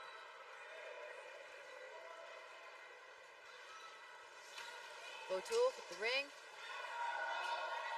Passes it to Gaudette. Gaudette's fighting for it on the boards. There's a penalty being called against Fusion right now, so Dega's out of the net. They're gonna set up a box for that 4-on-3. They got 20 seconds left on the time clock. Hopefully, a shot or reset so they can really set something up. 10 seconds left. Oh, that pass That was down. a very good- Gets intercepted on the way. Ooh, just over top of the net. And they don't get the reset.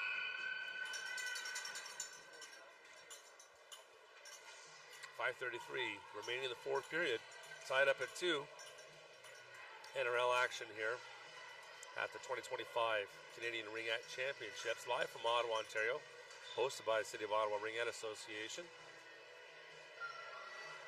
Viewers coming in from Ringette Canada YouTube, CBC YouTube. We're sending feeds to Telus Optic and Ringette.live, Ringette.live Roku. Another defensive free ring there. Yeah, Which, 200 again, get one game. Usually I don't see one every in 5 a or 10 game, games. yeah. Honestly, yeah. Nice seam to give to the corner, open space. Chenier. You'll only really see defensive free rings when there's a penalty being called Right. and the other team either doesn't get the Steal shot possession clock last. or, you know, Yeah. but uncommon. Gallant rolling behind the Fusion net on the forehand to the far side. Nice stab. Made. Oh, boom. Oh, my goodness. Carter. Right in there. Edney didn't even see it, I don't think. She might have been a little bit screened because I think that was a screen. It looked like It went came right through past defensive her right leg. pad. Yeah. With that, the attack get the lead back with 4:55. yeah. We'll see how Fusion. That was a power play goal. It looks like Dega might have been out of the net there. She's just returning to her net. She might have been out. I They might didn't have. have a I look. I didn't mean, they see if had it the was extra 4 player. in. I wasn't paying attention too much. Well, no, it wouldn't be a surprise. They have No. the player advantage. Clearly, it's not but yeah. easy to get possession through the neutral zone in the first place of these two. So, Chenier get the stick held outside as Violette. My apologies. Over to Sophie Chenier.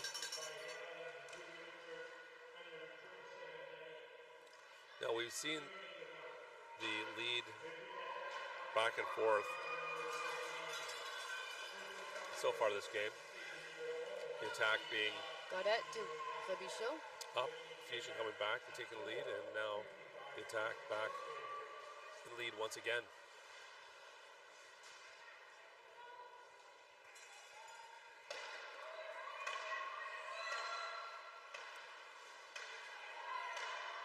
O'Toole here trying to get the shot off.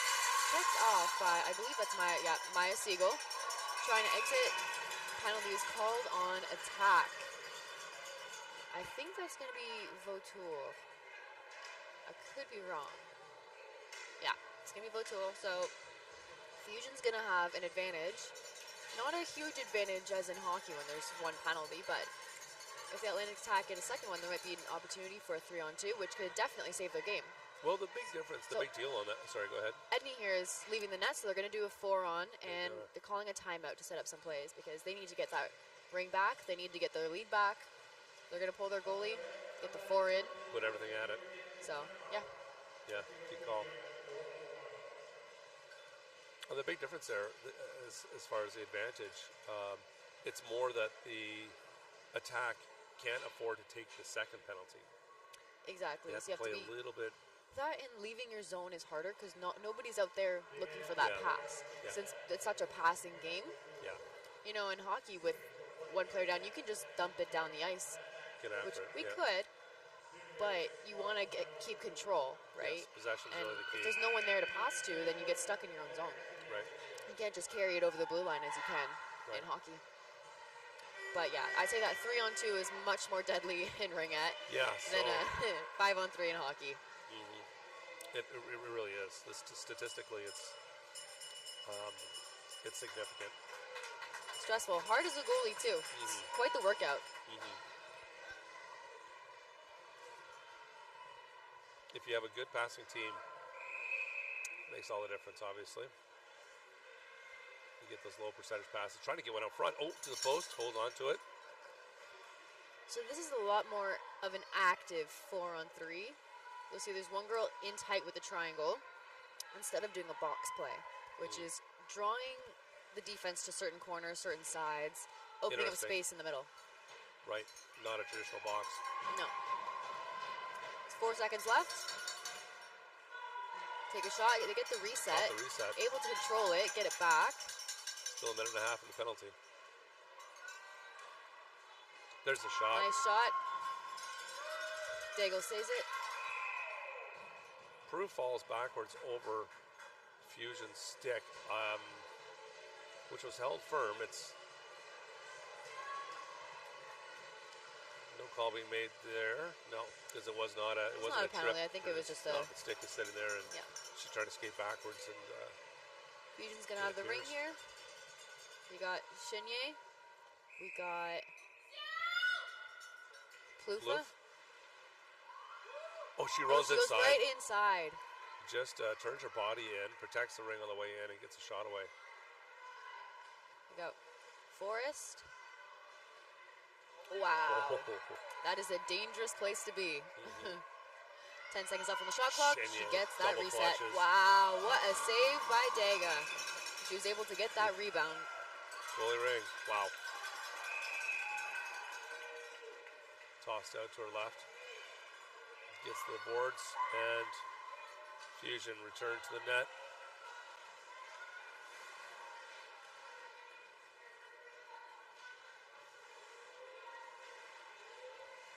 Fusion goalie back on the bench. They're going to set up the 4-on-3 again.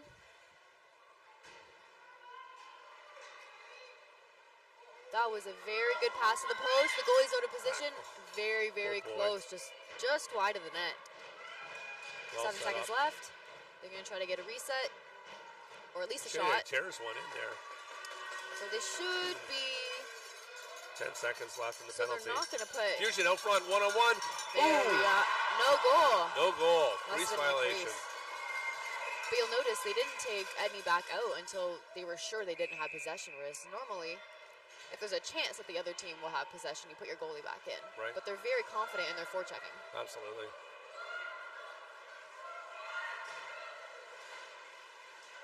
Well, that's fired things up here.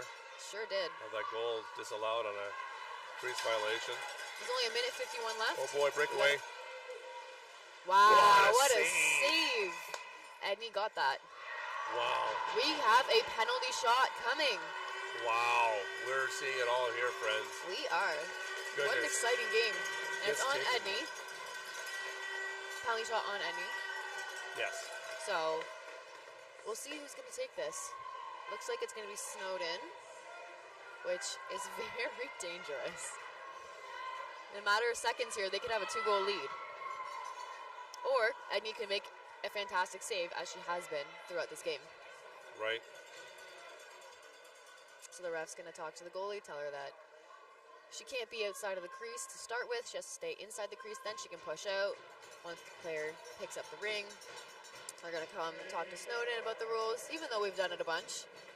Still have to tell us. Pressure doesn't happen very often. It doesn't happen very often. Happens more often to goalies than to players, right? For sure. All right. Oh.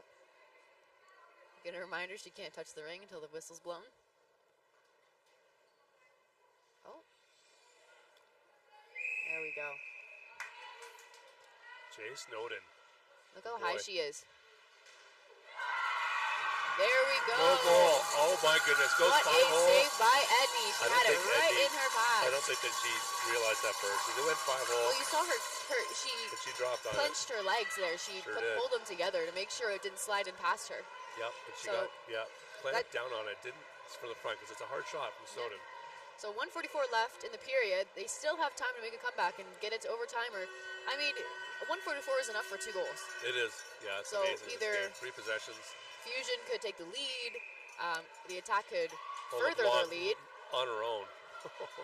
Yeah. She was dying to take that At shot. this point, they're going to be doing 2-on checking to try to get the ring back as fast as possible. Certainly. And Good call. because it's Oh, here comes another penalty. That's coming to the attack. Body. Let's see all if right. it's a So it serious. looks like Fusion. Not that it matters with only a minute 30 left, but it may. Fusion You has never a know. free ring down here. But let's see the length of this. That's Richard, I guess. I'm not sure. That might be who went 4. off. Well, when it's across, it's a 2. Okay, yeah, I was Looks thinking the like same thing. When you see the motion, the cross-checking The cross motion, check, yeah. that's the ones that do get typically called for a major. Yeah. Are often that They're all circumstantial, though. for sure.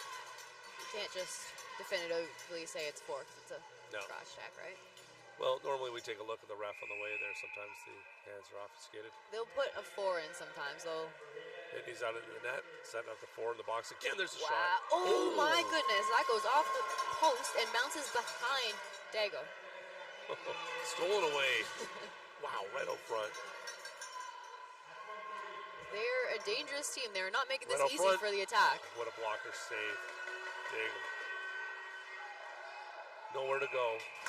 And that's how you do coverage. You see, they did not put any back in the net, so they can still have those 4 players Right.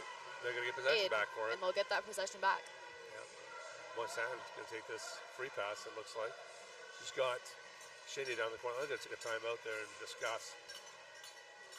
It's getting intense. 1:03 left in the period. 1:33 left in the Atlantic attack penalty, so In case most it goes to likely it'll overtime. be. Oh, that won't matter. It'll be a Yeah. power play goal. And that was the attack that took this timeout. Just as they're getting set up to take the free pass, call a timeout, and throw everybody's timing off just a touch.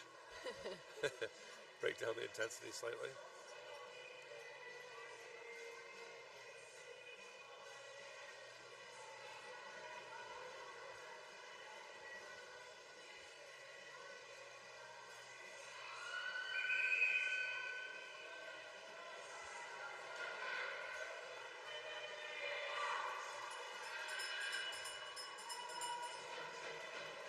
All right, we're gonna go back started here. We still have Edney out of the net, so we're gonna keep those 4 attackers in the zone for the Fusion.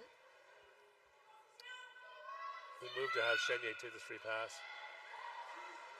And you'll notice they don't put the 6th attacker on because they still want Edney to have the chance to get back in the net. Right. So Oh, instead of off having the to take a skate. player off the ice, they just get one out of the zone, which makes it much faster for her to be able to get back in that net in case a turnover like this happens.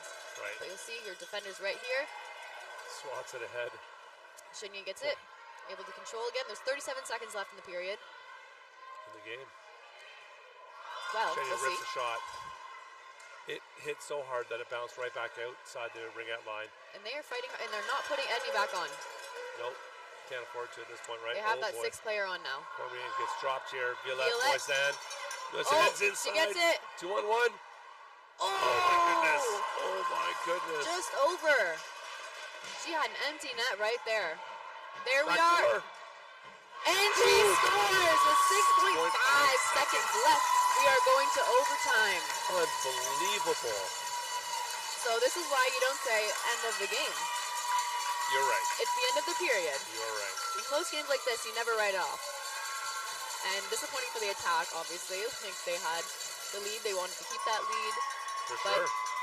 Just about. this they game could just see it, changes chased like it. that. Yeah, for sure. For sure. I've Just seen one little games bounce be and- lost with 0.1 seconds left. Yep. So they still have a shot. 6.5 seconds is a Yeah, lot. They can interesting. get right in that zone.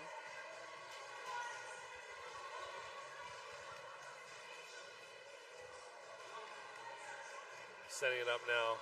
Prue gonna take this from center. They're gonna. Looks like she's gonna send it deep. Now they're still short a player. Actually, that's a power play. No. So I took that. Oh, so that's off. Now I think they're we're missing missing a a player. player. they're missing a player. I don't think they realize it.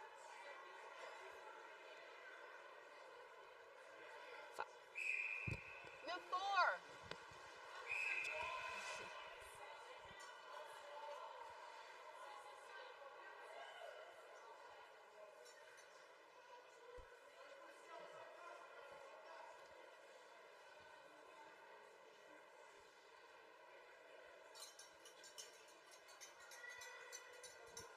Oh, so they got another penalty. That's Oh, why. there's a second penalty.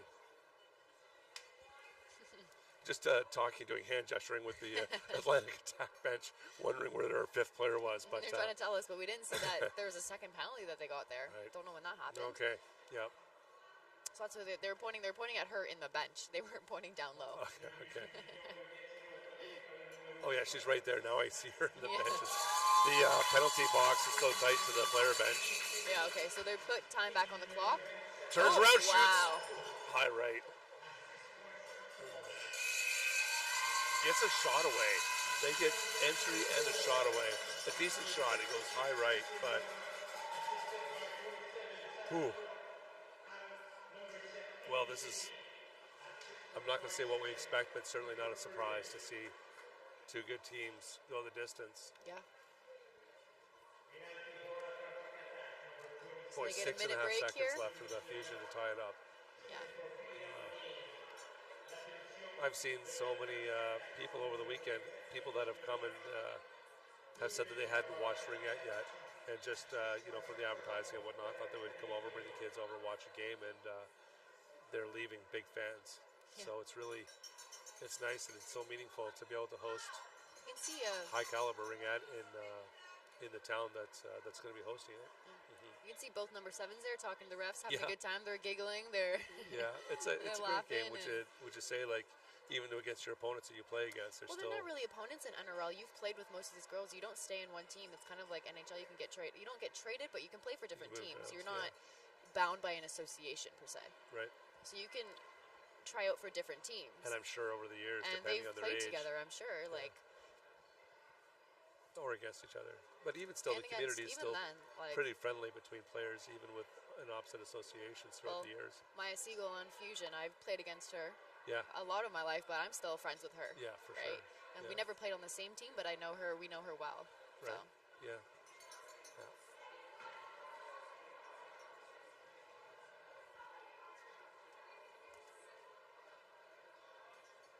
All right. Well, they're going to talk it out there. They got 45 seconds or so left in the break between periods. Now, if they do go a second overtime, they will flood the ice. So, well, it's hard to say. I mean, we just don't know. This game is only 3-3, and I say that because typically, in my experience, four goals aside is an average. It's a reasonable average for a Ringette game. Anything under 4 is a fairly defensive game. might get to 4. We'll see. See which team gets to 4. One Well, of them has to. Eventually, one of them needs to. Yeah. we're gonna go get some dinner. Well, again, the game before us went to 6, 7. So the game after this is very delayed because now they're in. Yeah, this They had is the 3 second delay. overtimes that delayed this game that we're watching right now. Yes. And then this game This is now one. going into overtime. So the game after them, probably an hour and a half behind. Quite pushback, yeah. Okay. The attack. Getting the first free pass from center to start this period off. Scores table, just getting the clock set up again.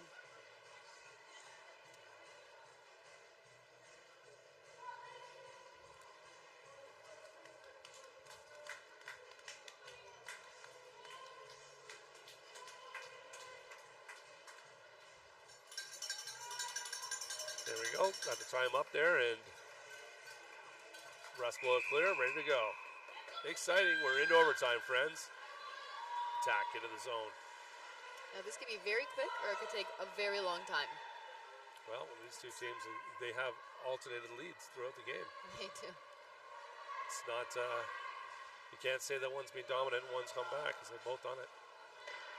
10 seconds left on the shot clock. You'll see they'll take more shots than just resets at this point because any random shot can go in. True. I've seen quite a few times this weekend where a reset shot has actually gone in because Right. it's worth to take the shot. Yeah. And nobody shoots slow in the AA and NRL. No. There are no slow tricklers. Chenier gets this. 60 arm out there to give herself some more leverage. Now this penalty makes a difference, obviously, because the attacker still down a player. Backhand through the legs. Good save by Daga.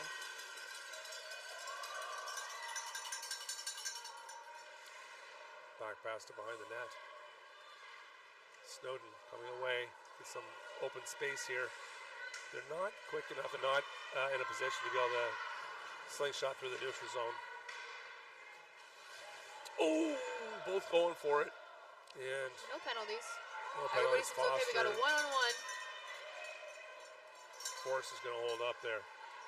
She just bumped with Foster. The close boards, close and right in front of us here. 25 left in this penalty.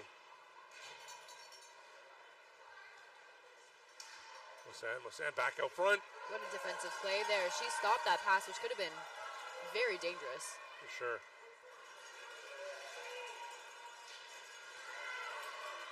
Fusion's seeming to be all over the ice. They still do have the extra player, obviously. But just so quick. Wilson with that There's- ring. What a pass. A great Tremendous opportunity there for pass. Fusion. Looking to do a double tap there and get it down to a shot to the post. And they're This is a little constantly bit switching wide. on and off because they're exhausted. They're running up and down the ice. This is intense. And interesting, obviously, at this in the odd numbered periods, there's a shot between the legs again. Seem to like that, sending that sneaky shot through the legs of the defender. But teams at even strength. We got And here's two two coming on in, two. and and she scores. that's it. Atlantic Boy, oh Attack will boy. take the win. They're going to be heading off to finals. Coming in hot, big speed, and what a difference, especially compared to a shot coming in from range on its own, but from a player that's rushing in for the goaltender It's to hard go to that match that speed. extra 15 kilometers, 20 kilometers an hour changes the velocity of that ring, doesn't it? Wow. Both teams played amazing. Oh, it's a Both great game to goalies are watch. phenomenal. They made some very crucial saves all throughout the game. It's And a highlight reel game. yeah, Yeah. Between some of Penalty the shot goals and everything. Yeah, penalty shot as well. So congratulations to the attack on a deserved win, and Yeah. certainly the Fusion had a great showing. Thanks everybody for joining us, and make sure you check out your local team sponsors as well as taking a look at their schedules coming into finals tomorrow. And, next season when you get back to watching your favorite teams, obviously watch them in person is the way to do it, showing your support, and enjoy the game. Thanks to our officials again. Well done. We will join you soon for another upcoming game to be determined, and we're going to see how this rink is backed up, where we're at schedule-wise. But hope you join all of us later on for more Ring Friday Night Fun. We'll talk to you soon. Thank you, Annika. Appreciate Thank your you. time.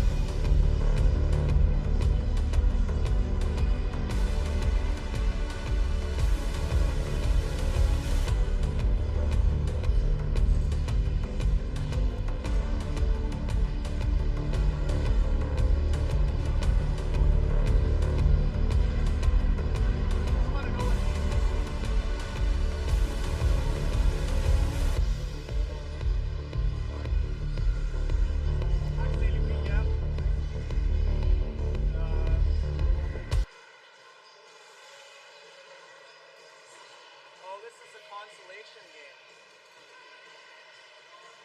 There we go. 19.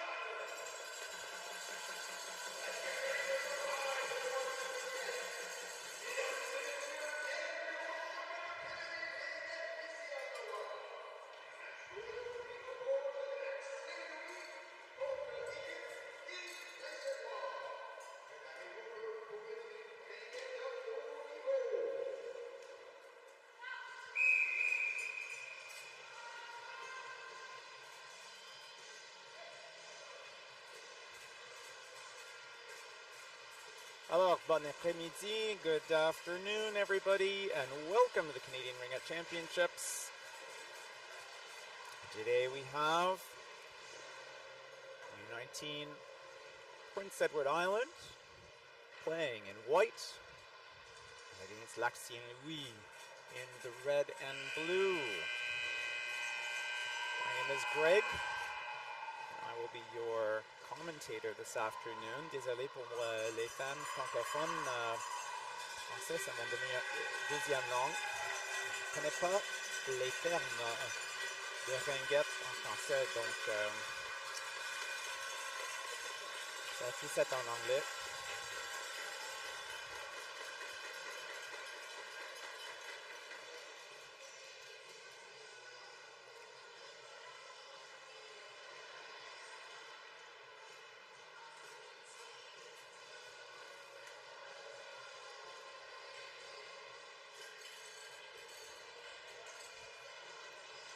Alors, je vois que c'est Lauriane Demer qui commence comme goalie pour Lac-Saint-Louis. And we have number 58, Olivia Weatherby for Prince Edward Island, starting in net.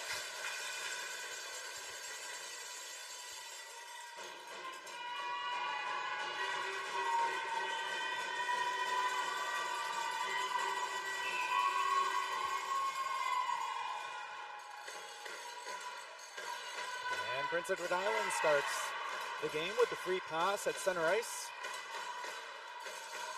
Centering pass out of the corner for PEI. That ends up over the ringette line. Lac-Saint-Louis wants to pull it out.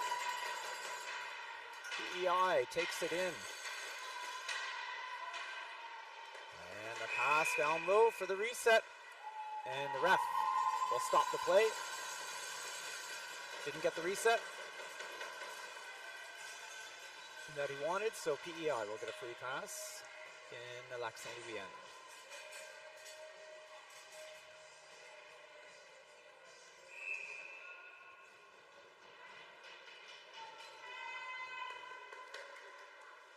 PEI with a pass to the board. She'll take it behind the net on the forehand over the top. Drop pass, and there's the shot.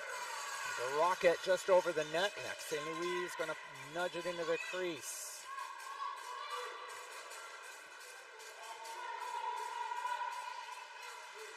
Lac-Saint-Louis breaking out.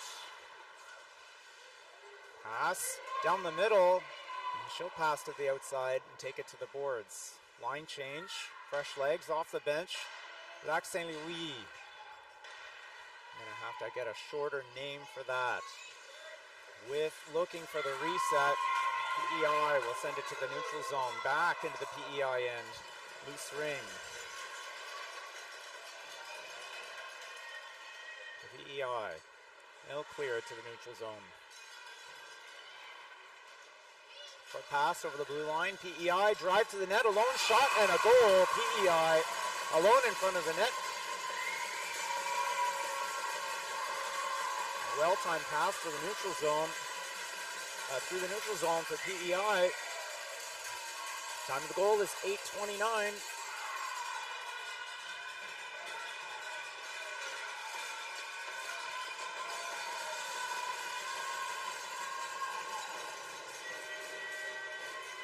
tapping number 46 on the head over there. I didn't see who scored the goal, but might have been Lucy Power. You guys can see on the replay.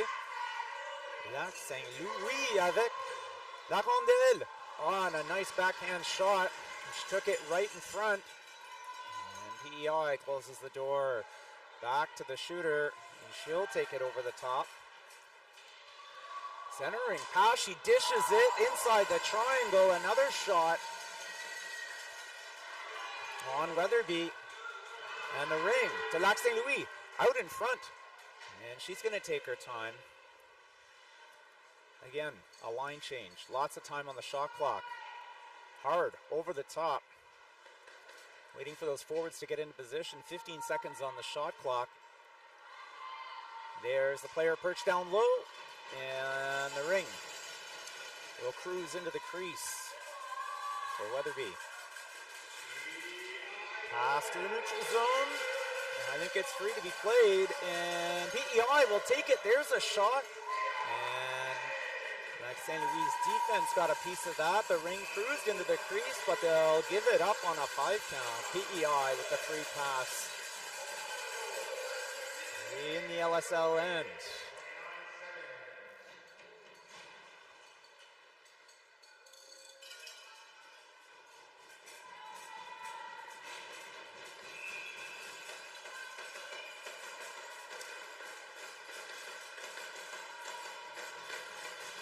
PEI drop pass, looking for the shot, cross ice.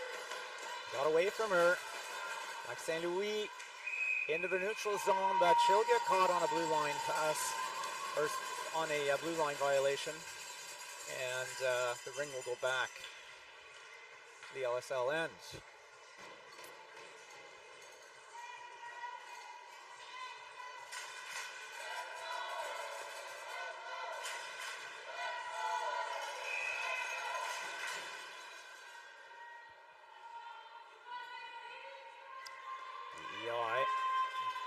Drop it on the outside of the circle. She'll take it back around. Still lots of time on that shot clock. Cross ice pass. There it is on the forehand. Looking for the shooting lane over the net. Ring behind the net. LSL contesting it. PEI's got it. Looking for that reset. Takes the narrow angle shot over the head of the goalie into the corner. LSL pick it up in the corner. Nudged it over the blue line. Contest for the ring along the boards. LSL checks the ring away, and it's back in the PEI end. PEI will skate it all the way down. LSL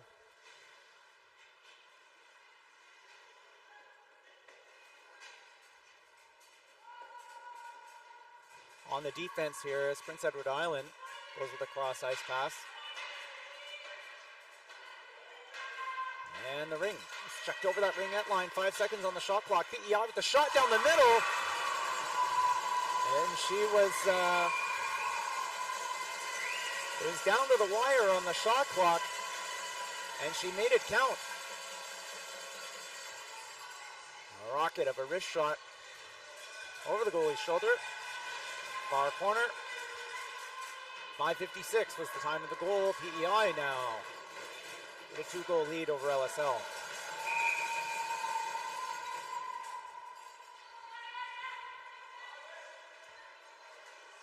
LSL with the ring, the PEI end. PEI first to the ring on the pass in. Tied up in the corner. PEI will chip it along the boards, 2 lines. That ring belongs to LSL, but PEI will contest it. Drives to the net. LSL with a nice stick check will relieve PEI of the ring.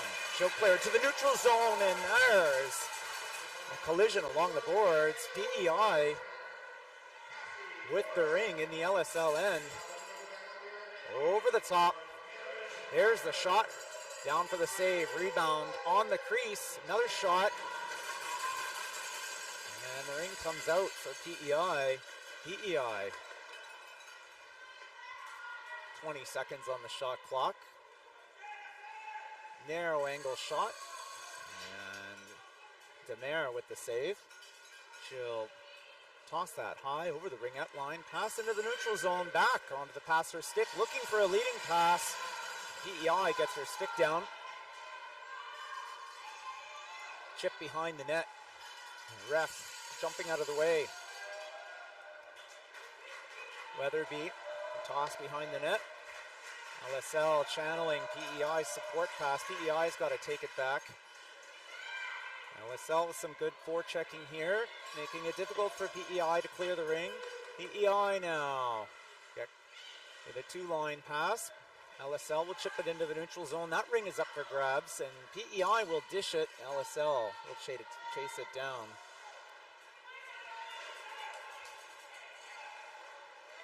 Over two lines, LSL's pass cruises through the neutral zone. PEI will pick it up at the top of their zone.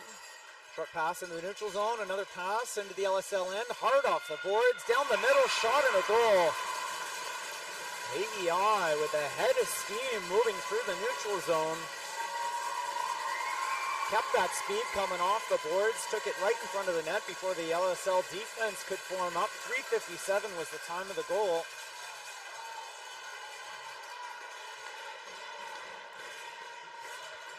Apologies to the fans.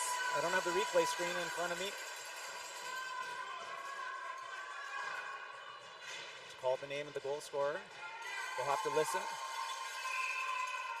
when my colleague calls it out from the minor officials box. LSL's pass into the PEI end. Up for grabs? No. PEI sport pass back. And launched into the neutral zone. PEI tied up along the boards. LSL will get the free pass in the PEI end.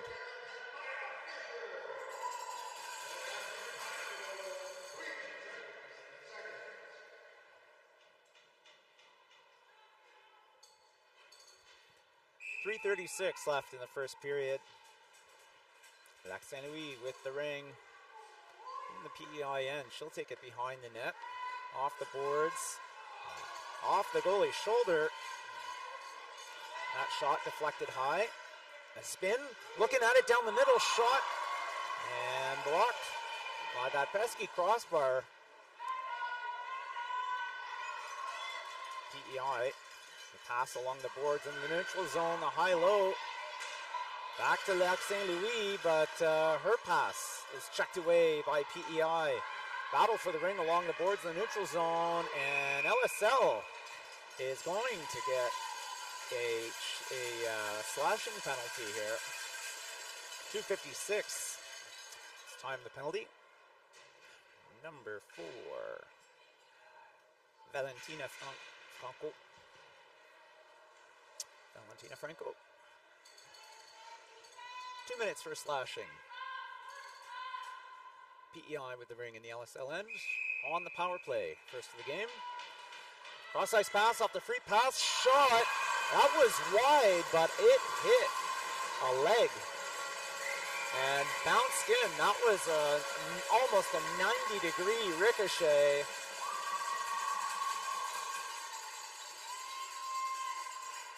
PEI. 5 seconds into the power play, and the power play goal, the score is 4-0 for the Islanders.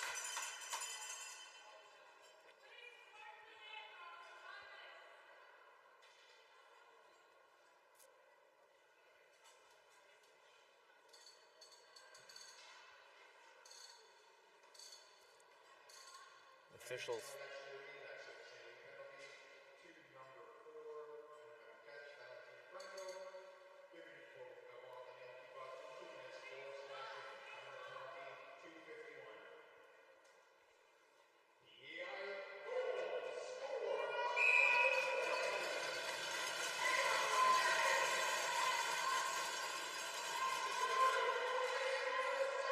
LSL taking the ring right to the net off the free pass. And that shot went wide. Picked up behind the net. There's the pick, the shot, and the goal! Lachaine avec le but!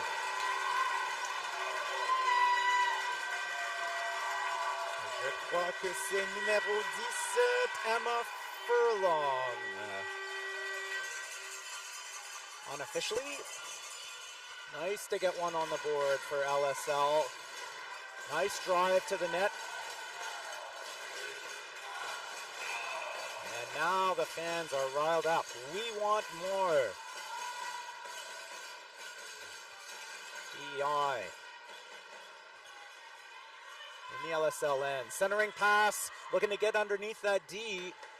And she'll take it into the corner, off the boards, on the forehand, over the top, looking for the shot. She'll send it down low. PEI picking it up in the corner, 6 seconds on the shot clock. There's the shot for the reset, doesn't make it to the net. Loose ring, over the ringette line, launched at the net by the PEI defense. Snatched out of the air by Demare. LSL now up to that blue line. Nice pass through the neutral zone. Another pass. 2-on-1. There's the shot and off the stick. PEI will pick up that ring. Another nice drive by LSL. PEI now at center ice. Short pass over the blue line. PEI channeled all the way into the corner. And she'll slow down and take it behind the net. Underneath the center cross ice pass. Looking for the shot. She'll take it back to the boards. 10 seconds on the shot clock. Over the top on the backhand. Pivot to the forehand. Backhand shot over the net. 4 seconds left. There's the shot for the reset. And the ring came out for PEI. A minute and 15 left in the first period. PEI with the ring. Again, over the top. Sends it down low. And she'll pick that ring up and take it back up to the ringette line. Here's the pick for PEI. The ring's checked away by LSL and ends up over the ringette line, back into the corner for PEI. Centering pass, and LSL will jump on that loose ring. 50 seconds left in the first period. LSL with one last push, and there's a shot clock. And they're going to give the ring here. What are we talking about? Yeah, LSL will get a free pass in their own end. The shot clock was at 24 seconds, but I think these shot clocks, I think they're operated independently, so one might have been reset. I'm just guessing here. 45.9 seconds left in the first period. LSL with the free pass in their own end. These aren't practiced that often. And LSL executes a breakout, but PE options that. And we are to see loose forward to the penalties for Bucks. LSL power play 5-7 at the time.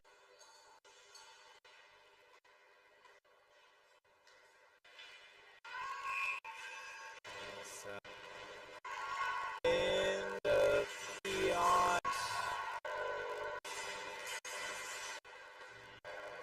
Oh, shot middles to wait by Webb into the cocktail out. She's under, and he is deep the ring before Al can get off. Pass out ring. With a bit of care to bring away LSL leading 1-7 to save the end of the period. Second action of a playoff for LSL. Well, first period. And we'll back. It'll be Cell on play 25. First penalty. So I have some persons to let me fun here. Okay, so Canada would like sport of Canada Gator Cat Jets and Enact and Canadian Champions 25. The general of autorism of Ontario. Work it volunteers of the Ottawa Surgeons Committers. Ottawa found the Heart Foundation boosts Physio Sports Center. I lodge bring this broad leaders and malignant and sport.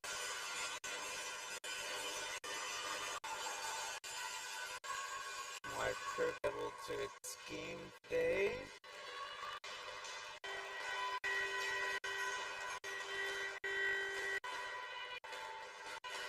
As we see 6-second period, long at left aid here.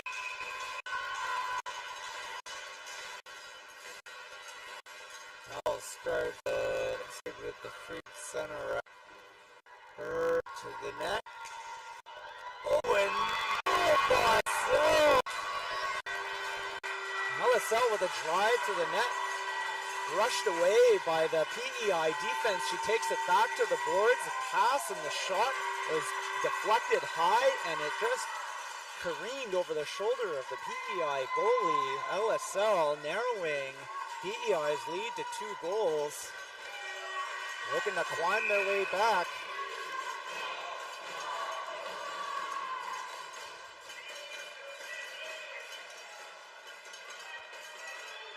PEI's free pass. Chipped in with a 7-iron. LSL will pick it up. Short pass over the blue line. LSL now looking at the net. And she'll be turned aside by the PEI defense.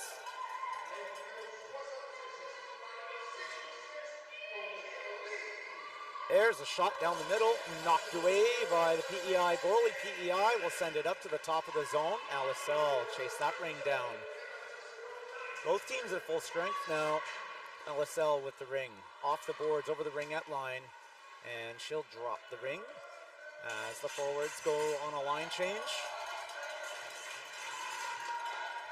15 seconds on the shot clock. Dishing the ring down low. Shot. Nope. Pass to low post. That ring got away from her. Narrow angle shot. And a save. A crease violation will give the ring to LSL for the free pass in the PEI end.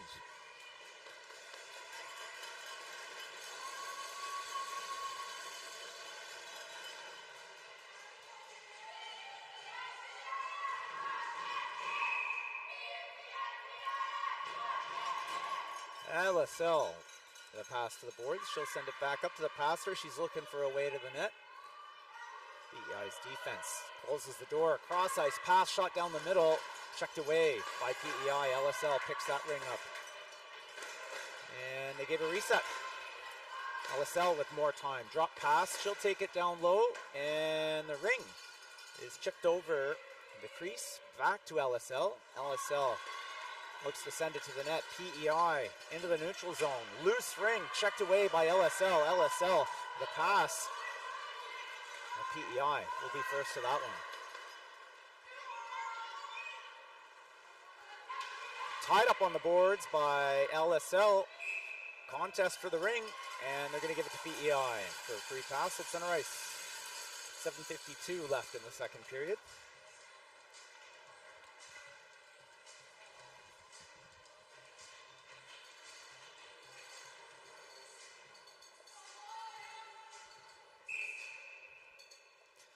PEI.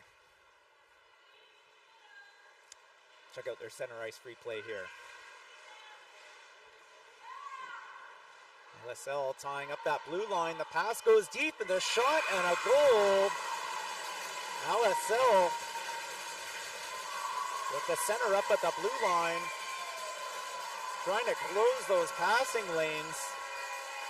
Left some room in front of the net for PEI to chip one in. Time of the goal, 7:38. PEI now with a 3-goal lead. LSL at center ice.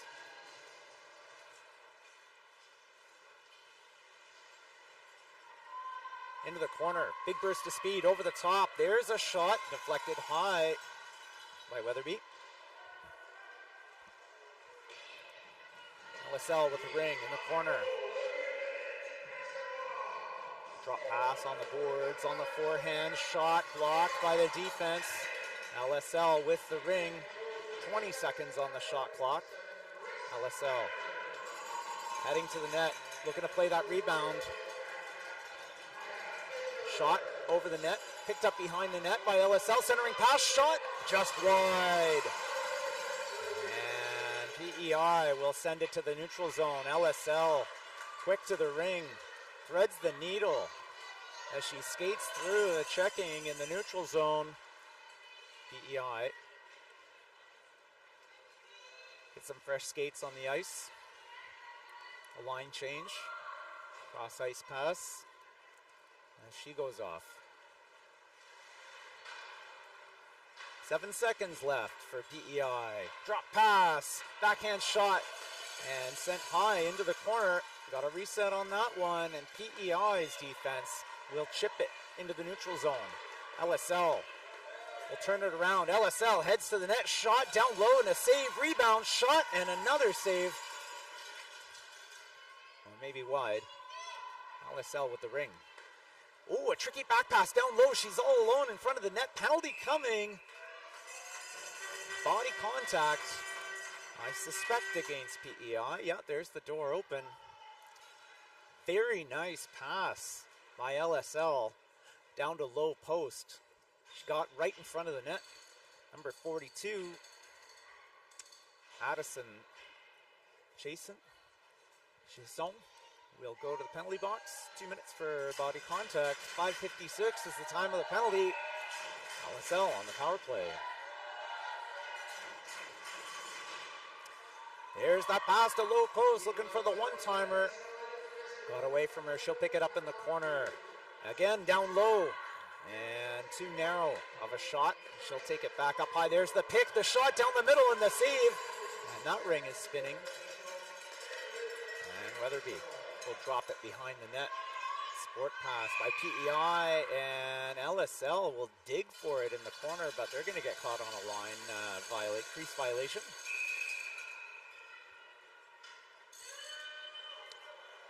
PEI dropping that ring, the feet of the ref. And she jumps out of the way.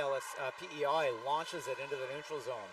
LSL chasing her to the blue line. LSL with a turnover, creates a turnover in the neutral zone. LSL now heads to the net, and it's checked away by PEI. Back to the ring she goes. PEI swatting it over the neutral line, over the blue line into the neutral zone. But LSL will bring it back in with all sorts of time on the shot clock. LSL centering pass, picked up off the boards. There's a pick, looking for the shot, checked away by PEI. 8 seconds on the shot clock. She tries to send it to the net. It's blocked by PEI's defense, and PEI will fire it down 2 lines into the LSL end. LSL, nice passing, moving that ring up, looking for that leading pass, one-on-one, and ran out of room to take the shot. Nice centering pass, backhand shot, wide. LSL jumps on the ring behind the net, and she'll pass it up the ice. LSL contests it and intercepts the pass at the blue line, takes it right back to the net, but she'll go to the corner so that LSL can regroup. Up high, all the way over the Ringette line, back down low.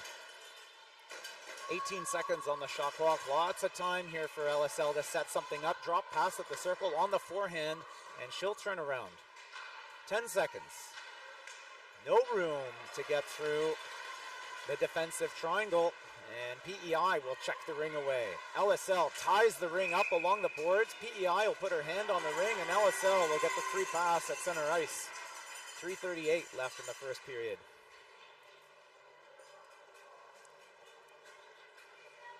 LSL putting a lot of pressure on the PEI end.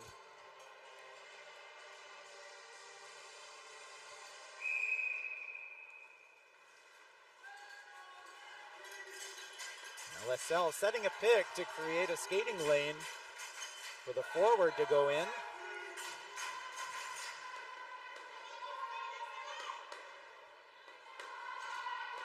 LSL now over the top. Underneath the center, dishes it down low, and the goalie slid over to close the door. Centering pass, shot blocked by the defense, and that ring will roll into the crease. LSL showing us some fantastic moves here, and PEI will get caught on a 5 count. Players having a discussion with the game official. 3:06 left in this second period.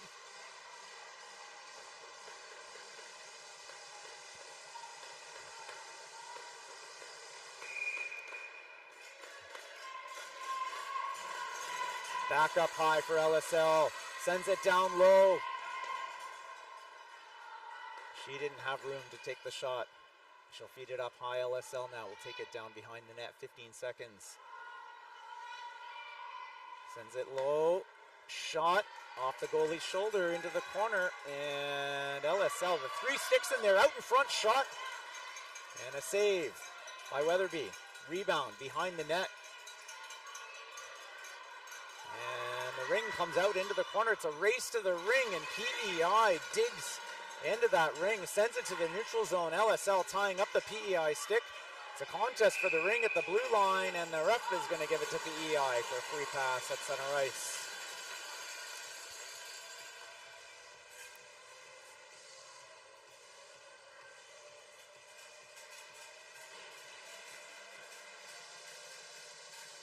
LSL with an interesting offensive free play there. As we saw that passer dive behind the net, wanted to show up at low post.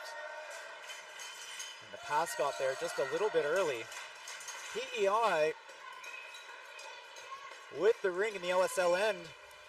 She's looking down the middle and will have to take it to the boards. Drop pass. There's the warning on the shot clock. Sent in front of the crease. PEI looking to slam it home. That ring got away from her, but they'll get a reset.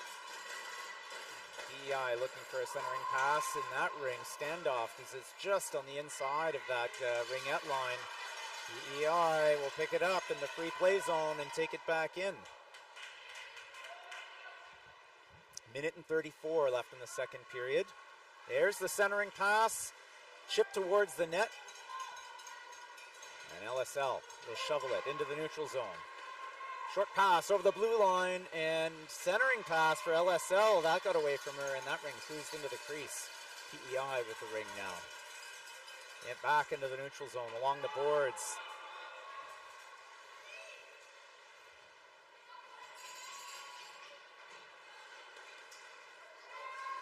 LSL in the neutral zone. Checking away that PEI stick, trying to get possession.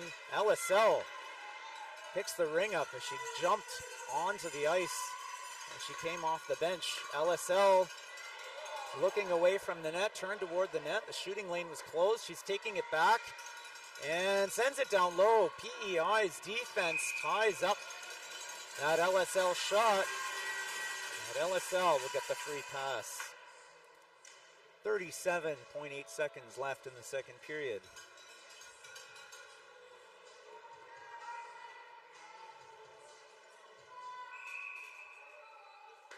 Free pass for LSL in the PEI end.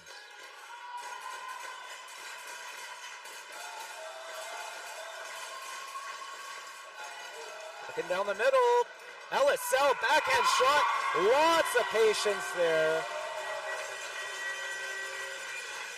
She had a wide open scoring opportunity and she was patient about which shot she was going to take. Léa Baudouin with the goal, 23.2 seconds.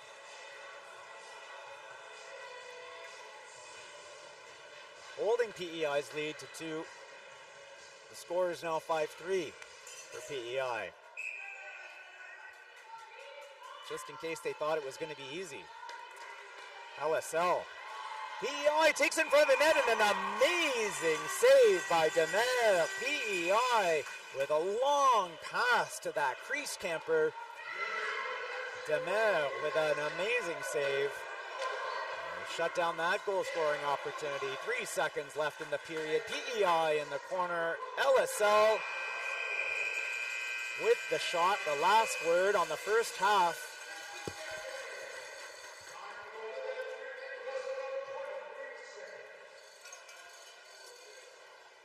Well, the script says I'm supposed to tell you a little bit about myself as your commentator.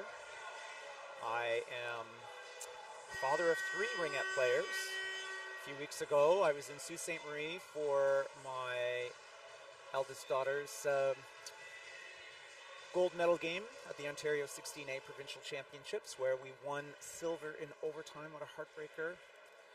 My U14B daughter 1 gold in the regional championship, and my fun 3 U10 daughter is having lots of fun playing ringette. Actually doesn't aspire. She thinks she's just as good as her older sisters, which is great. So with 3 daughters, I do a lot of running around, and I got to fill my time with a hobby, and part of it is operating the camera, and the other part is wearing this headset and calling the game. So it's a privilege to be able to call this game for you here today.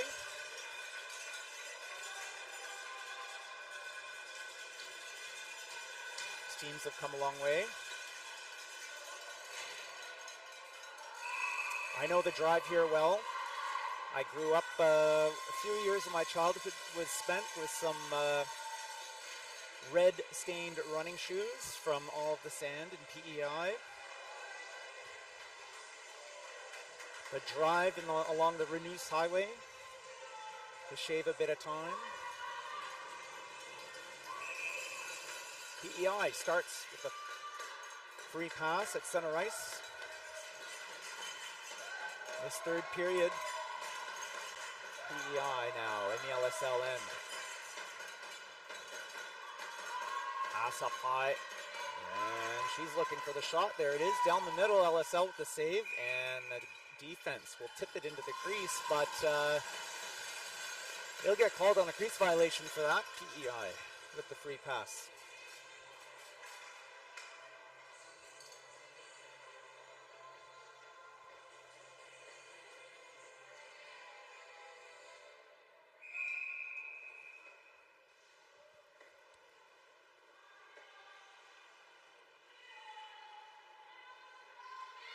PEI, cross ice pass. Here's the stab. She'll take it out in front. Shot. Just missed that inside post. It'll go behind the net. LSL trying to chip that ring into the neutral zone. And PEI second to the ring. We'll get the free pass.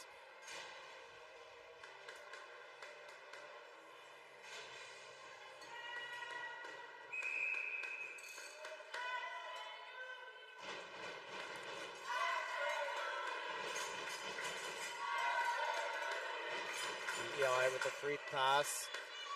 Takes it all the way up into the free play zone and back down. Sends it. Centering pass, and that shot over the goalie's head. 10 seconds on the shot clock, but they got a reset on an LSL possession.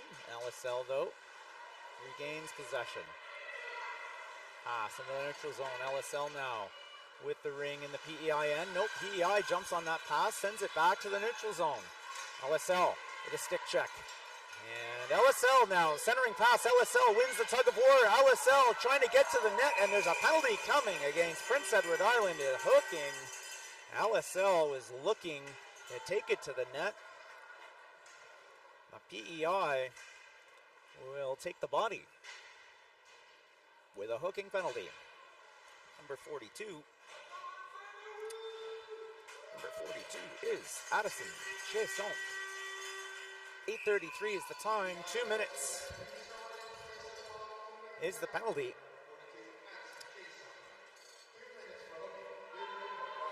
LSL. There's the pick down low.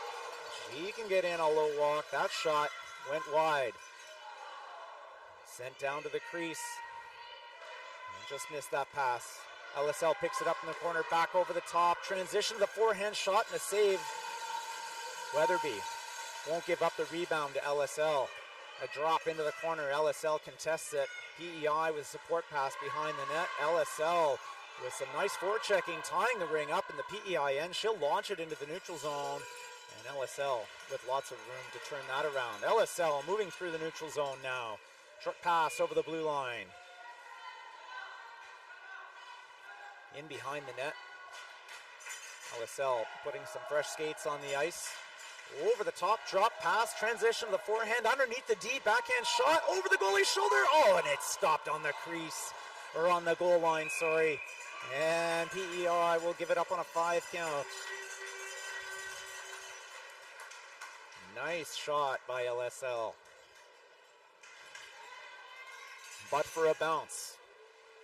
53 seconds left in the LSL power play. LSL with a free pass in the PEI end.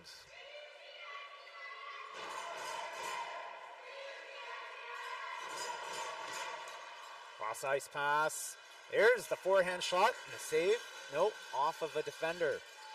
The ring bounced into the corner. Underneath the center, there's a pick. Looking for that reset down low. They didn't get it. LSL back up high. Cross ice pass. Shot. And Weatherby again keeps that rebound in the crease. She'll toss it up high. And PEI now looking to break out. LSL intercepts. LSL heads to the net. Past the defense. Lots of speed. Backhand shot. And a goal. She stuffs it in. Hits the ceiling of the shed. Breakaway, power play, goal for LSL. Chipping away at that PEI lead.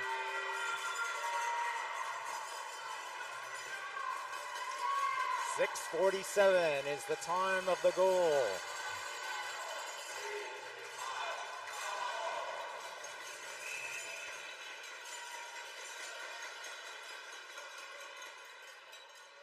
PEI off the boards, over the top. She's looking to feed it up high. LSL shuts that pass down. PEI with the ring behind the net. 12 seconds on the shot clock. Shot down the middle and a save rebound. Picked up by LSL. There's the high-low pass. It's up for grabs. Loose ring. And PEI with the momentum to pick it up. Pass along the boards to PEI. Feigns a drop pass. There's the shot, save. And LSL now with the ring. Nice pass, looking for that leading pass. PEI tips it away and denies LSL the breakaway. PEI drags it over the blue line. The ring is going back to the PEI end for LSL.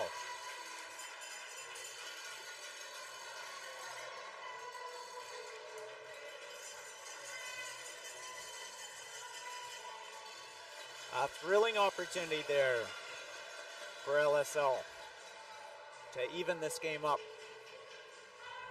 5:43 left in the third period.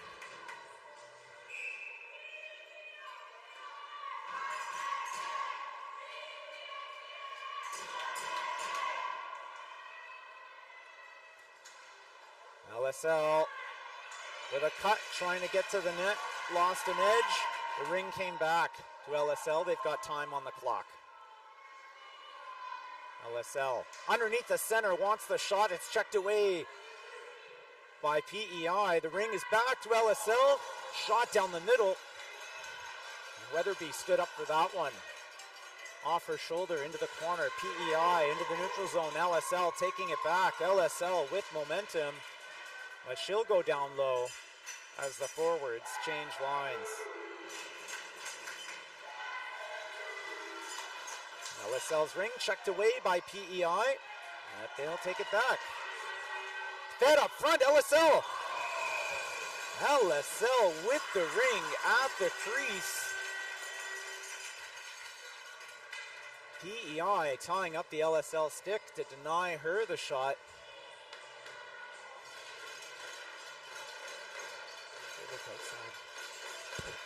Go look outside, your team might be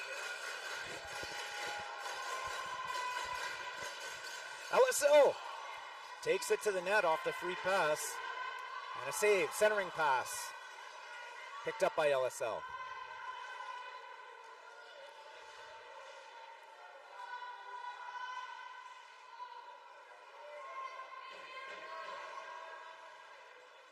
Ten seconds on the shot clock. Drop pass. Transition of the forehand, looking to send it to the net. It's blocked by the defense. Reset on the clock. LSL with the ring. There's the shot. High over the net. And the ring should go to LSL.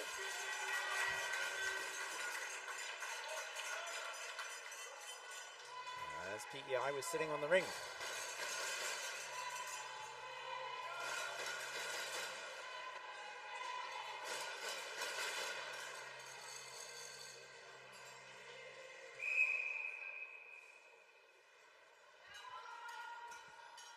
4 minutes left in the third period. LSL with the ring shot and a save by Weatherby.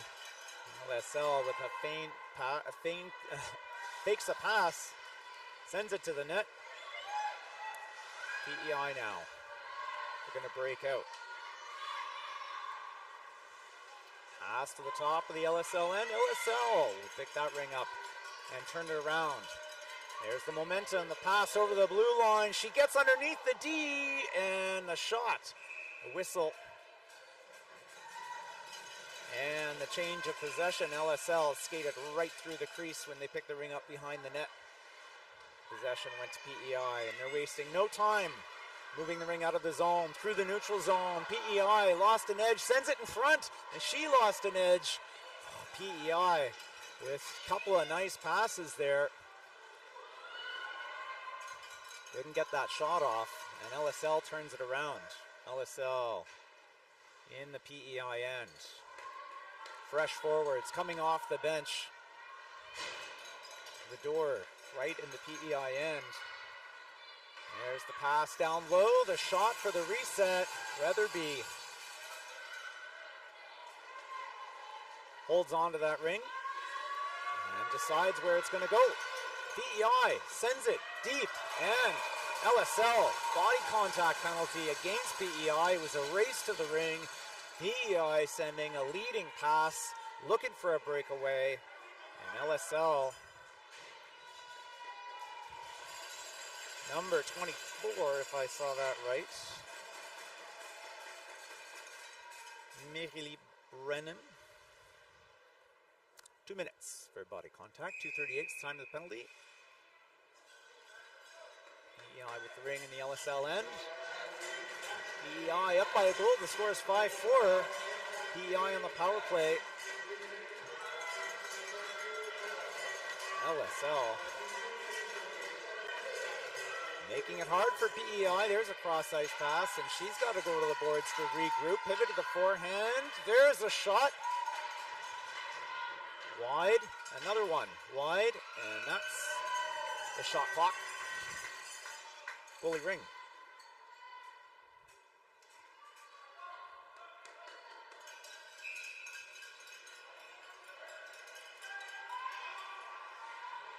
LSL.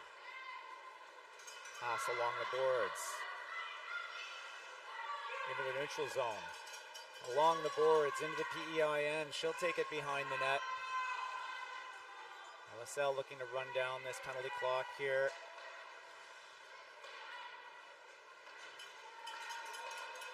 Feigning the shot. Oh, and a tricky low shot. Cruised through the crease. It's going to be a goalie ring.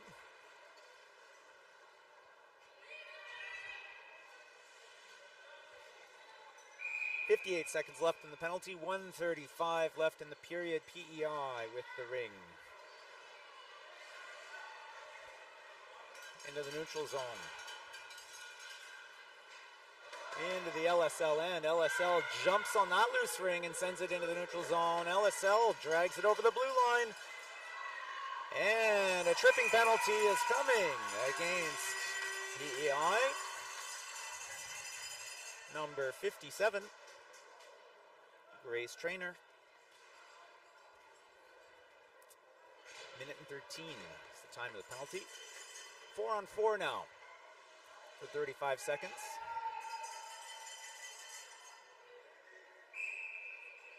Cross ice pass off the free pass on the forehand. She's looking at the net and will take it down low. Here they come over the ringette line, cruising into the defensive triangle, looking for the ring.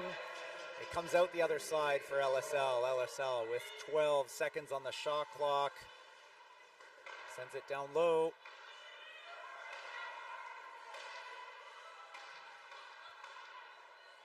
Weatherby lifting her stick up a little bit.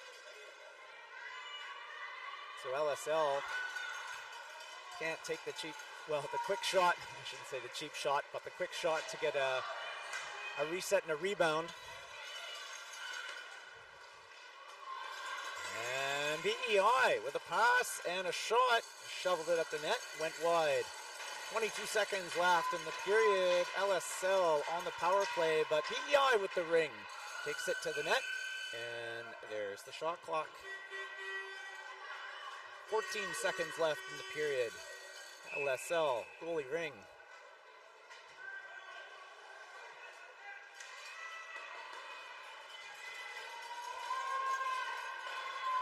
Seconds left in the period, loose ring at center ice, and that is the end of the third period. LSL bringing the game to 5-4 in favor of PEI.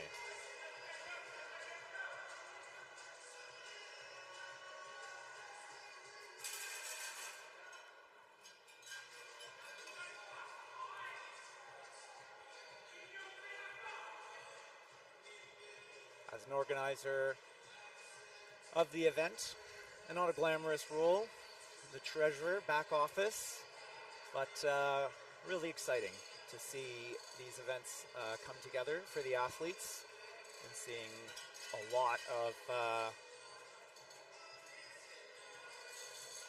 of enthusiastic and happy athletes. With 3 daughters, I can say that this is a really special event.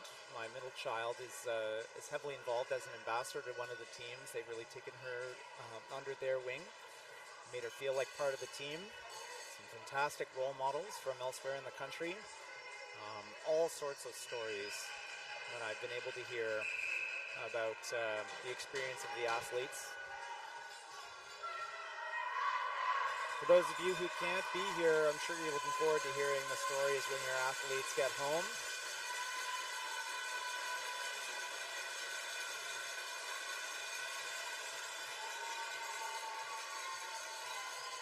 We have a large arena for the gold medal games tomorrow, including a visit by the Governor General of Canada.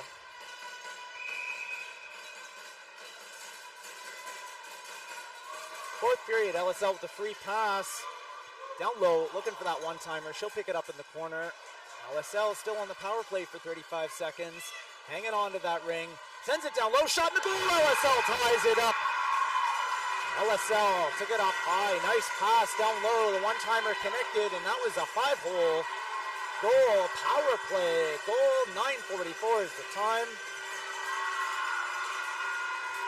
On her heels, climbing their way back up, period by period, to tie the game. The score is now 5-5.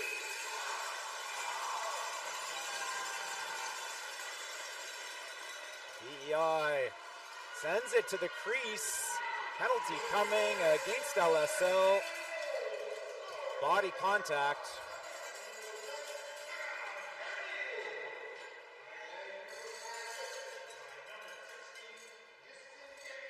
PEI chipping it right to the crease off the free pass.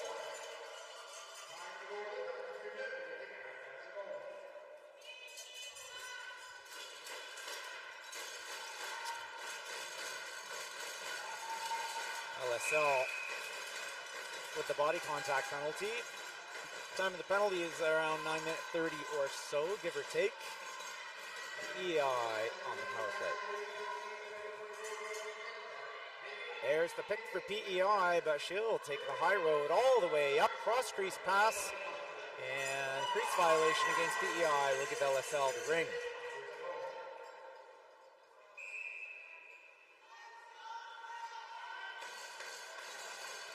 LSL sends the ring up along the boards into some skates. She'll take it back. Centering pass, PEI.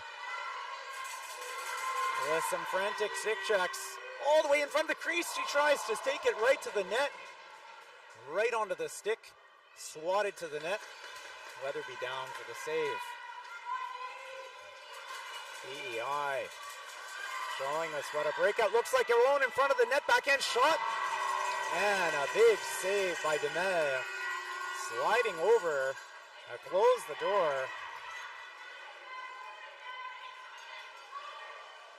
Textbook breakout by PEI, but now LSL has the ring back. Short-handed. Still 45 seconds left. in that LSL penalty. There's the shot for the reset. The rebound comes out front. And the Ring was rolling. LSL couldn't get her stick on it to get the shot off. LSL with the Ring. 15 seconds on the shot clock. 23 in the penalty. The shot and the rebound comes to PEI, but PEI can't clear it out of the zone. LSL takes it back. Lots of time on the shot clock. All the way up high. Sends it down low. PEI intercepts the pass. There's the high-low. PEI with the leading pass, but LSL's defense jumps on that Ring. Support pass. Oh, and PEI with the Ring. PEI tries to take it to the net, and LSL will check it away. The hand is in the air. Body contact penalty going to LSL.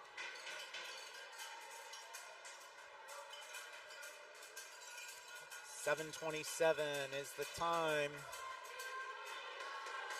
Valentina Franco, 2 minutes for body contact.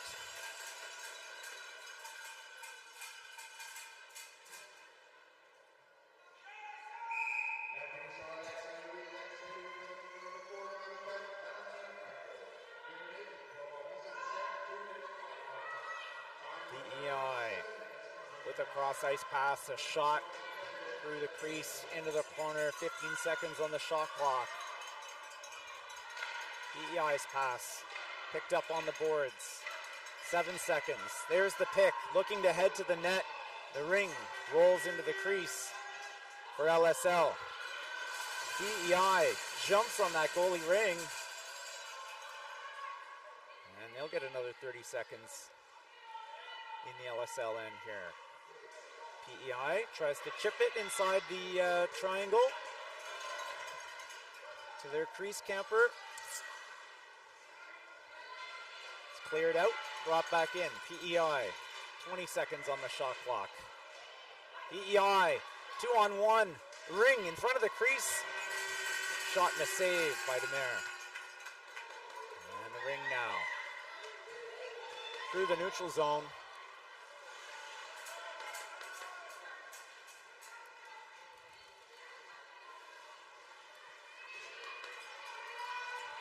.40 seconds left on that penalty. LSL sends it into the PEI corner. Shot blocked by the defense. PEI with the Ring. LSL tied it up. LSL with the free pass in the PEI end. 5:59 left in the game. Left in regulation time,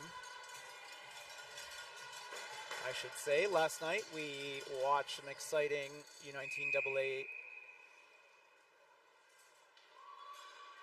quarterfinal. Went into double overtime. LSL trying to go into the triangle. She's rebuffed into the corner. LSL with the Ring.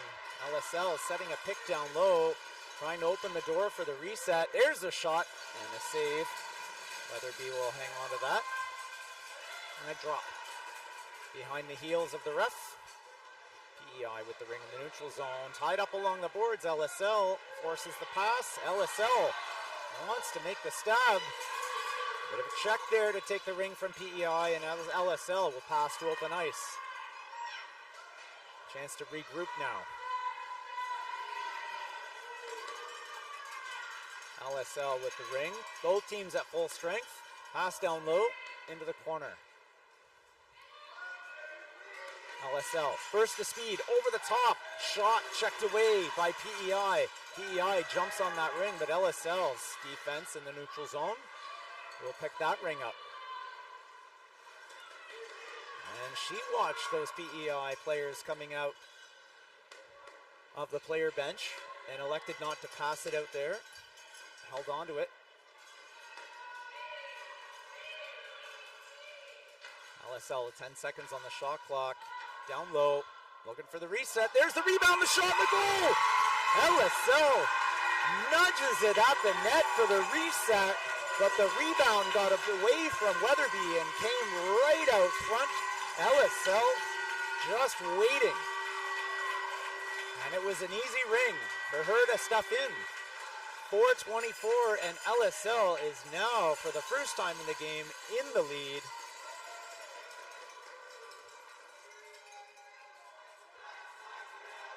Am I blowing the level? Am I blowing the level? Am I blowing the level? No, we had an input on that's not needed right now. You're good. There's the timeout.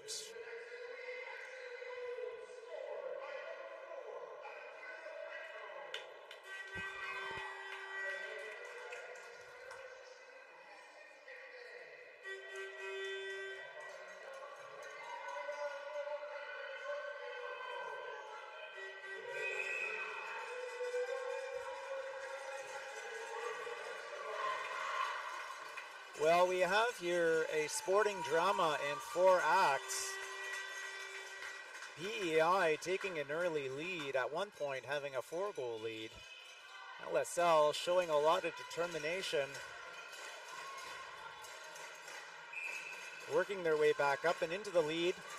There's still 4 minutes and 20 seconds left in regulation. Lots of ringette left to be played. PEI with the ring in the LSL end. 15 seconds on the shot clock. There's the pick for PEI. The shot off the crossbar, and LSL's defense will jump on that ring and send it to the neutral zone. Pass along the boards into the PEI end. PEI's defense channeling her all the way to the boards. Big speed by LSL. Out of the corner, over the top, drop pass, and a collision between 2 LSL players will give the ring to PEI. They'll launch it into the neutral zone. Clean stab, and LSL checks the ring away. A big stick check by LSL, and it comes out of the PEI end. Drop pass at the ringette line. 15 seconds on the shot clock. LSL being patient here. There's another pass. Looking for the reset. 3 seconds. There's the stick save.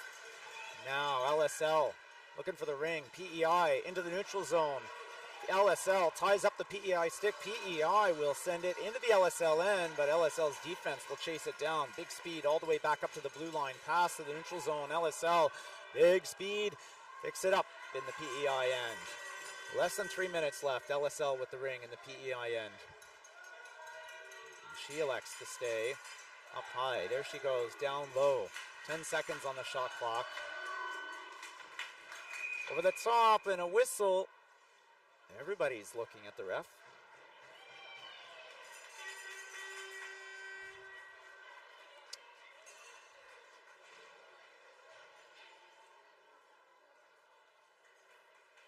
The play was stopped with time on the shot clock, but the ring goes back to LSL. 2:34 left in the game. LSL with the ring in the PEI end. Underneath the center, but she doesn't take the shot. LSL playing for possession. Underneath the center again.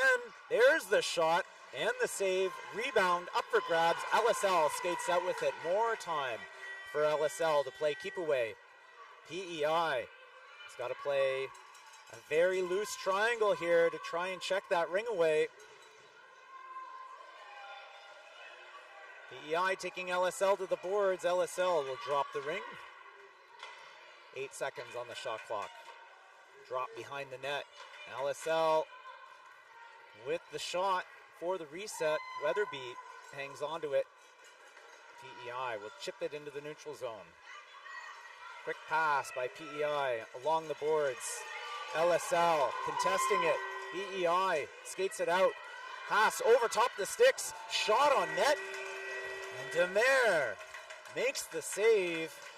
It bounced off her shoulder and into the glove. She skated out of the crease with it.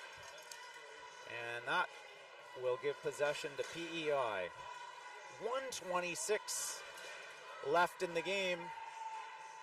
And Weatherby is on the bench as PEI puts their extra attacker in.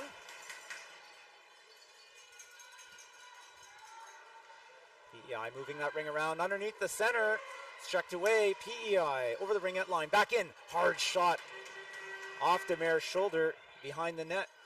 PEI now with more time on the shot clock. There's down low. Cross ice. There's a shot, and that's up into the netting.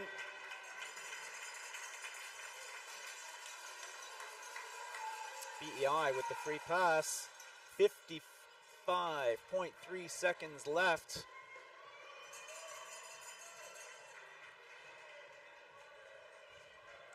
The empty net for the extra attacker for PEI.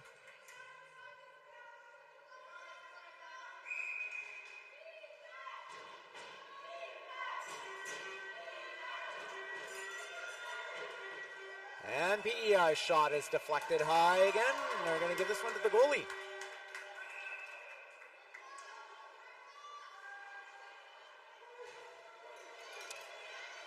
LSL sends it up along the boards. PEI picks it up inside the blue line and takes it back in. Pass, and she stepped on it. That.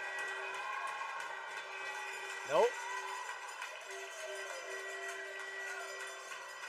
What happened?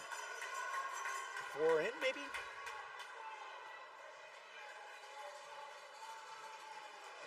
I'm sorry, folks. I missed the hand sign.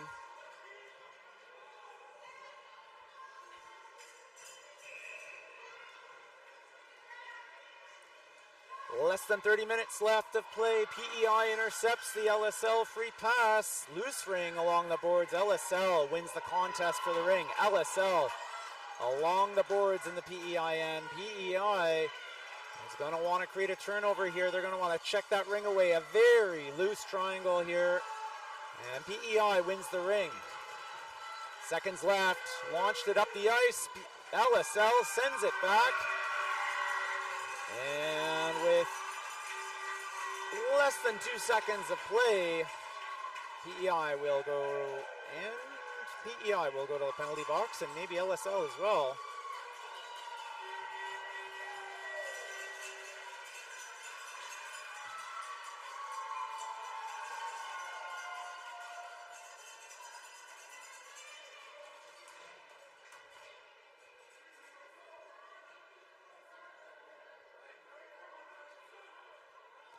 Who are they taking?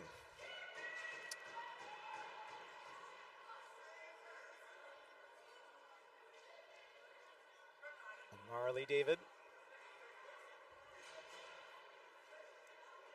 They're not going to tell us what for. 2.6 seconds. Put a little bit of time.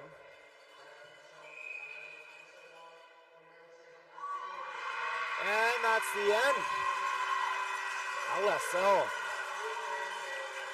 with the comeback story. The comeback win.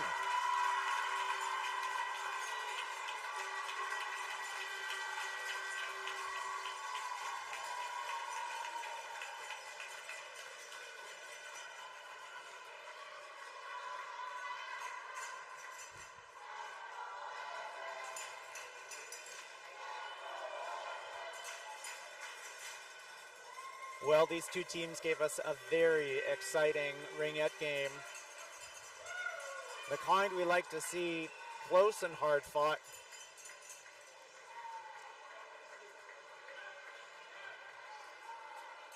Thank you for the opportunity to be your commentator this afternoon. And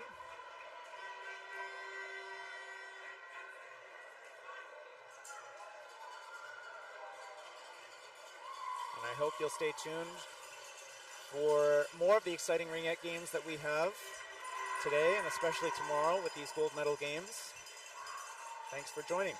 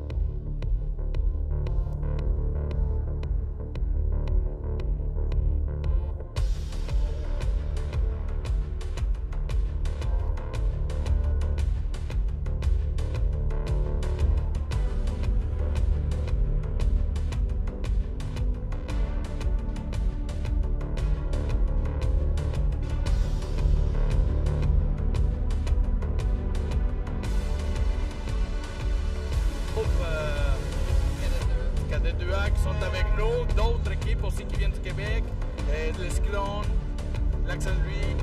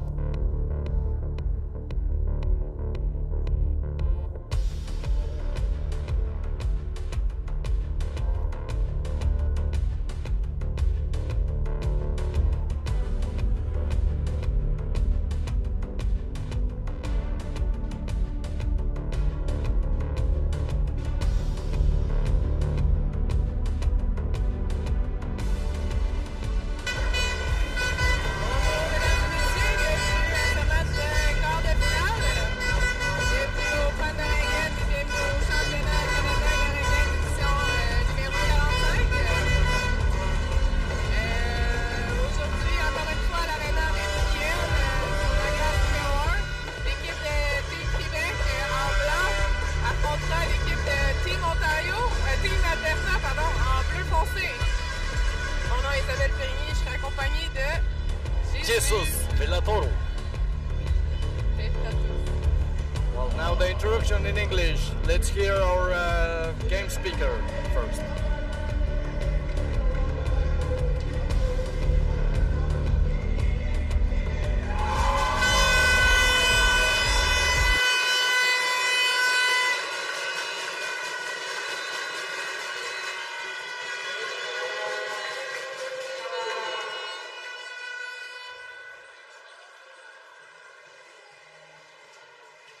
Okay, well, good afternoon. Good afternoon, everyone in the East Coast. Good morning, West Coast, to all our fans in Alberta. Welcome to this eighth game in the championship. We are facing two number one teams. Alberta Edge, wearing their Team Alberta jersey in blue, and Team Quebec in white. Team Quebec, it's Rive Sud, their club. So today is a very sunny day. It's very spring is arriving slowly here. We are once again in the Ray Friel Arena. Now we are playing in the rink number 1. My name, as we said, is Jesus Villatoro, and I'm sharing the microphone with Isabelle Périgny. We come from Quebec, so we will try to make some comments in English, mostly in French, and maybe if we have time, some Spanish, because we know that there are people in Mexico who are incredibly watching this semifinal. So good luck to both teams. It's going to be loudy. We see the strands. They're completely full. There are people from other teams. So 18 teams started the championship. Now there are only 4 left. Calgary Riot is facing later today Richmond Hills. So we have 2 teams from Alberta, 1 team from Quebec, and 1 team from Ontario.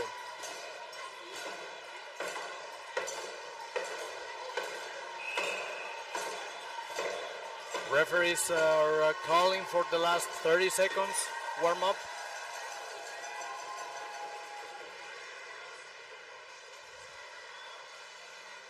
And in 10 seconds we can say that we are very grateful to have shared the microphone. This is the first time we do comments. And I think it's almost a first time for all parents. We came here, we saw there was an opportunity to describe the games. So, good job everyone. Ringette needs. Big congratulations to all these girls who came hard. Yes. Work hard to arrive at this point, the semi-final. Well said. Maintenant, en français.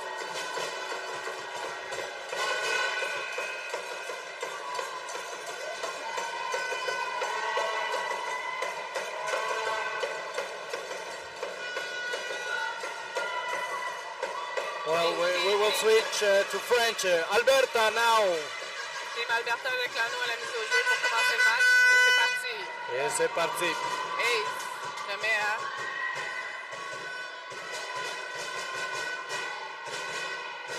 à Nairo, Nairo. back pass. La Nice. arrêt de Ouellette. Leclerc qui remet en zone centrale.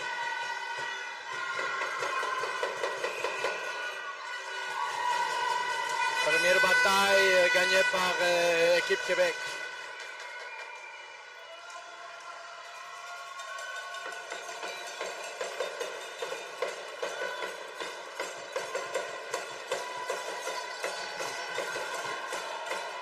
Québec avec l'anneau.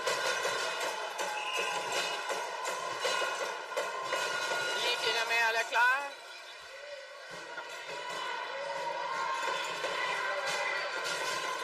Alberta qui récupère dans la zone centrale. Passe dans la zone offensive. Miller avec le contrôle. Vitesse en arrière du filet. Back passe à sa coéquipier. Fille de coin, le tir et le but. Et goal!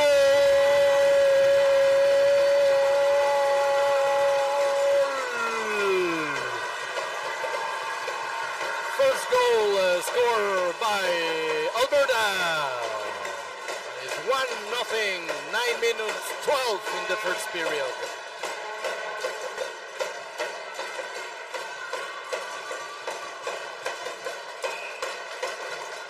Québec avec l'anneau. Robin. Remet à Dubé. Dubé à Baudin. Baudin remet au centre. Non. Lancé raté de Dubé. C'est repris par Baudin. Retour à Dubé. Dubé avec le lancer pour le reset. Alberta avec le contrôle de l'anneau. Sortie sans problème dans la zone centrale. Il envoie ça dans le fond de la glace avec Aldag.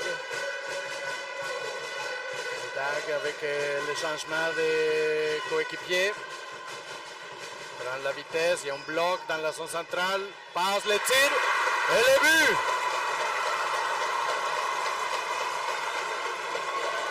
Goal!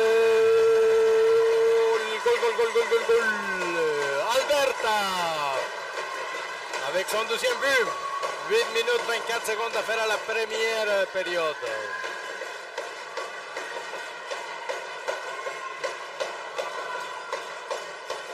Desjardins de retour à la mise au jeu. Remet à Jobin.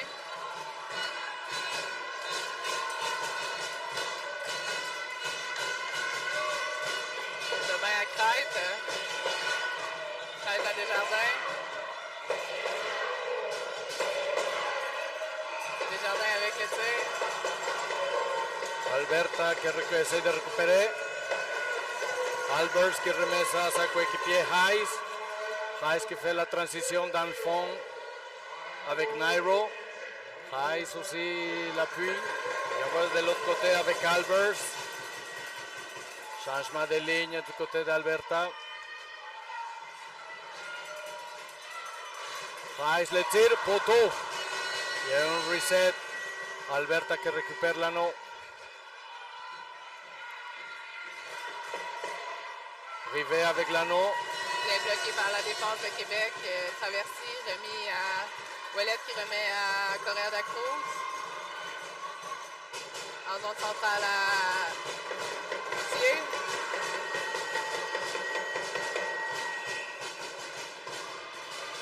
C'est repris par Team Alberta.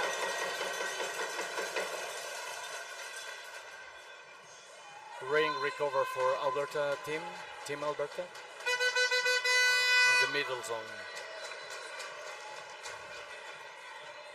Les arbitres sont prêts. Alberta avec la mise au jeu. C'est parti. Bataille qui envoie dans le fond. Lewis. Lewis qui remet à sa coéquipier. On se prépare encore une fois. Il y a un bloc. Fille de coin. Il appelle des shots.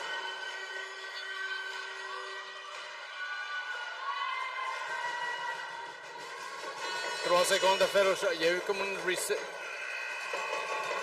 Il n'y a pas eu de reset, mais... Team Québec avec l'anneau.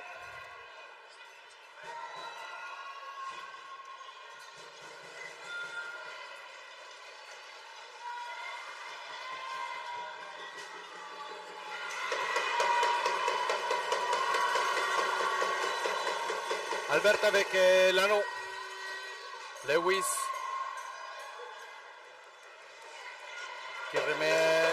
à Nairo. Nairo qui remet à sa coéquipier avec un tir. Ouellette avec la remise à Tessier. Tessier remet sur la bande à Baudin. Oh! Il n'y a pas eu de Il y a eu de la punition. vitesse dans la bande. Québec récupère. Alberta qui récupère l'anneau dans la zone offensive, passe dans la zone centrale, il s'installe dans la zone offensive sans Arrête problème. de Ouellette. Remis à Dubé. Dubé accélère. Remet à Baudin, un peu long. Il y a eu deux lignes, mais il n'était pas calé. Alberta avec le contrôle maintenant dans la zone offensive. Roosevelt qui remet arrivé en arrière du filet. Roosevelt qui essaie de piquer mais non, il ne réussit pas. Maintenant, l'anneau est avec Rivet encore. Miller. Et le shot clock qui sonne.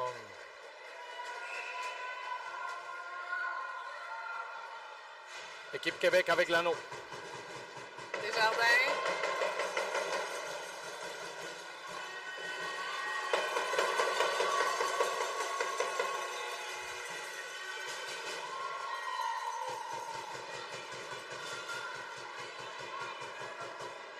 Périgny avec la passe à Desjardins. Desjardins. Il y a de la pression. Remis à Périgny. Périgny à Dallaire en entrée de zone. Ne réussit pas à piquer. L'anneau qui s'est récupéré par Kraft Moulin avec la sortie dans la zone centrale. Ah, bien récupéré par Lee. Lee qui remet à Dallaire tout de suite en entrée de zone. Correa de Cruz. Et le but de Lee. Et goal!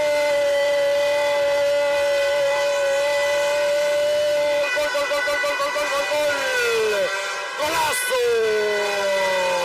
Équipe Québec. Et c'est 2-1, mesdames et messieurs, à 4 minutes, 15 secondes de la première période. Encore une fois, un but puissant de Emali sur une passe de Charline Correa de Cruz. Alberta avec la mise au jeu. Dix qui passe à McDonald. McDonald qui patine en arrière du filet. Est-ce qu'ils vont essayer de faire? Non, cette fois il n'y a pas de bloc. Arrêté par l'ensemble de Québec. Là c'est Heiss avec l'anneau. Elle le perd. La Costa qui récupère. Il tombe. Le tir. Il y a un reset. Deux joueurs d'Alberta qui cherchent l'anneau en arrière sans succès. Poussé par Dalpé en zone neutre. Dix avec le contrôle. Il envoie ça dans le fond de la glace. Bloqué par Traversy. Traversy récupère, le donne à Dalpé en support. À Cloutier en zone neutre, mais Pas piqué, récupéré par Dix. D'Alberta qui envoie encore une fois dans le fond. Piqué par Heiss. Heiss tout seul, le titre, il essaie son revers, il rate la cible. Alberta toujours avec le contrôle. Roosevelt, il fait la feinte. Le tir, oh!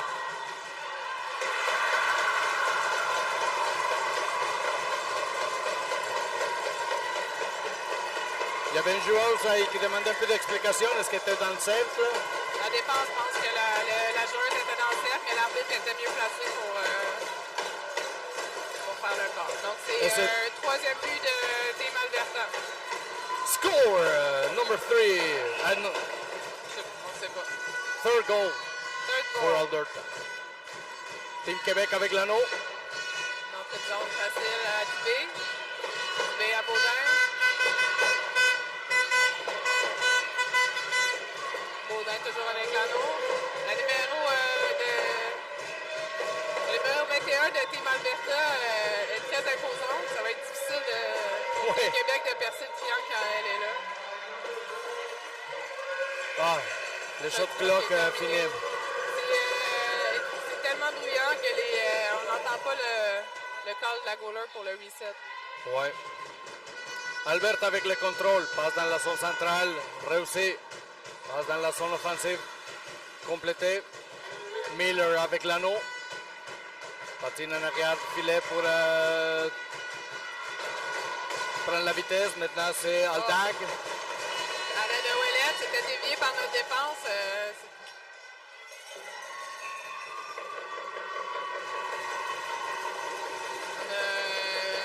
L'arbitre On considère a que traversé dans le cercle pour Team Québec, donc c'est retour à Team Alberta avec l'anneau. a creased violation. It's a crease violation. 2 minutes à faire à la première période. Alberta avec l'anneau. C'est Lewis Qui remet Aldag avec l'anneau. Maintenant Lewis encore. Changement d'Alberta. Lewis qui contrôle. Qui remet à Lacusta. Lacusta à Lewis. Il y a encore un bloc.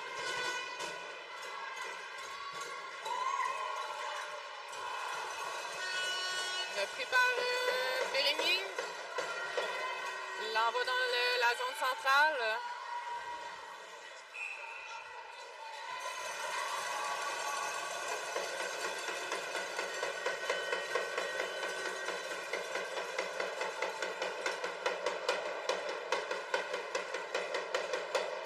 Hanno récupéré par Team Alberta.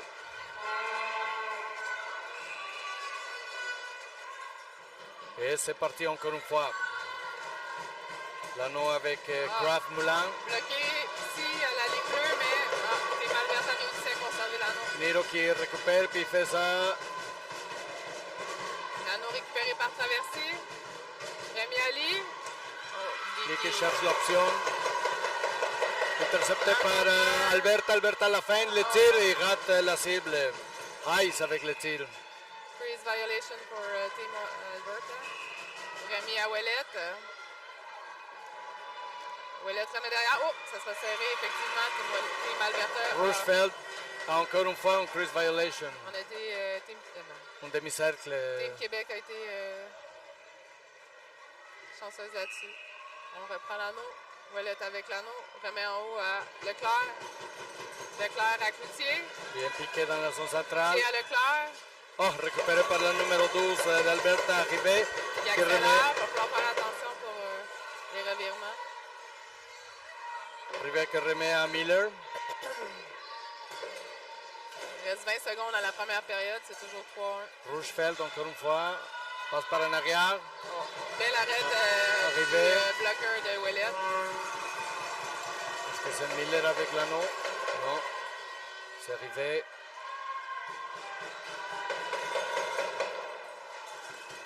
Une seconde à la période. Et c'est comme ça que ça finit, mesdames et messieurs, la première période. In this first end of period, Isabel, do you have comments to say? Team Alberta are really fast. A great team, great players. Yes. They fast play. yes, they are ready. Yeah, they don't stop skating 1 second.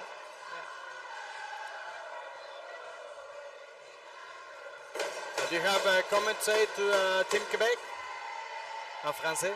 En français. Ta perception. On joue bien, il faut travailler fort pour chaque anneau, il faut aller les chercher, il faut être en mouvement. Il faut être toujours en mouvement, aller piquer ces anneaux-là si on veut aller de l'autre côté. Oui, c'est tôt dans les matchs. C'est 3-1. Alors, 2 buts de différence. C'est rien.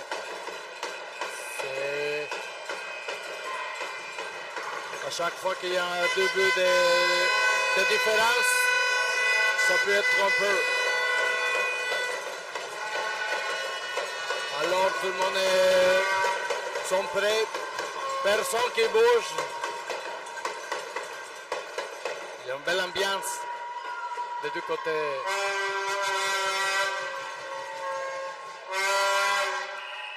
Et Québec avec l'anneau. Correa da Cruz, L'envoi dans le fond, c'est bloqué par Team Alberta. Alberta qui pique. On réussit à la récupérer. Bataille. Ouais. Dubé avec l'anneau. Oh. Dubé avec l'anneau toujours. Passe à Berthold. Berthold de l'autre côté. Ah, c'est bloqué par la défense. Alberta qui récupère. Sortie avec Niro. Niro qui remet à Alberts. Alberts va en avant. Il essaie de... Récupéré par Correa de Cruz. Hayes qui n'a pas réussi à piquer ses dernières passes.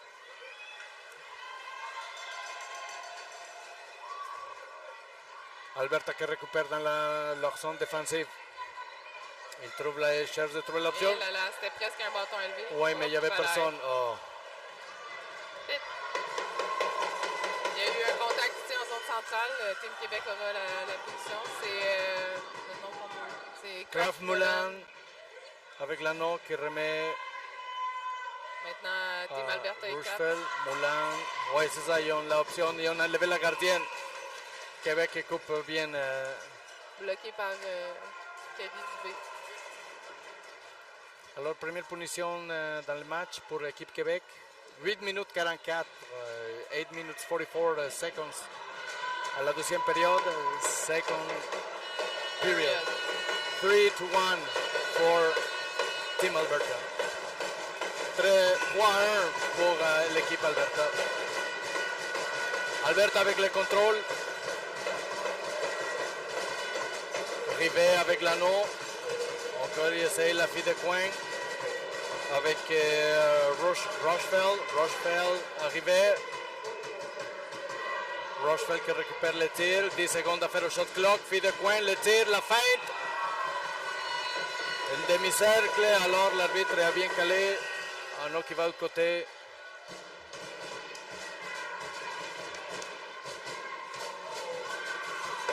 Alberta qui récupère l'anneau. Dix qui remet à son coéquipier. Miller, si je ne me trompe pas. Changement de ligne du côté d'Alberta avec la Custa. Récupéré par Tessier. Tessier qui va faire une passe de sport à Desjardins. Récupéré par Lewis. Lewis qui remet à sa coéquipier en avant. Oh! Un tir dangereux.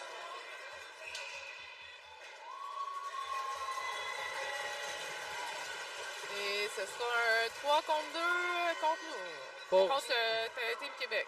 Pour les prochaines 54 54 secondes. Team Alberta. Alors la mise au jeu, ça va être par la numéro 4, Jordan Nairo. Et c'est parti. Nairo qui remet à Alberts. Alberts, Nairo. Albert, Nairo. Alberts qui récupère. La feinte. Le tir. Il rate la cible. Hayes avec l'anneau. Le tir.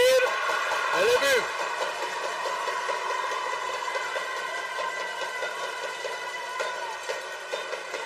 Ben, jusqu'à date, il me semble que les tirs d'Alberta sont quasiment top corner tout le temps.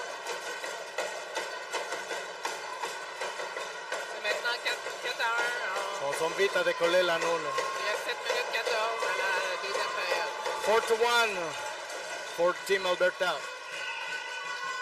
7 minutes 14 à faire à la deuxième période. Jobin qui remet à Lee. Lee avec l'anneau. Elle remet à Crête.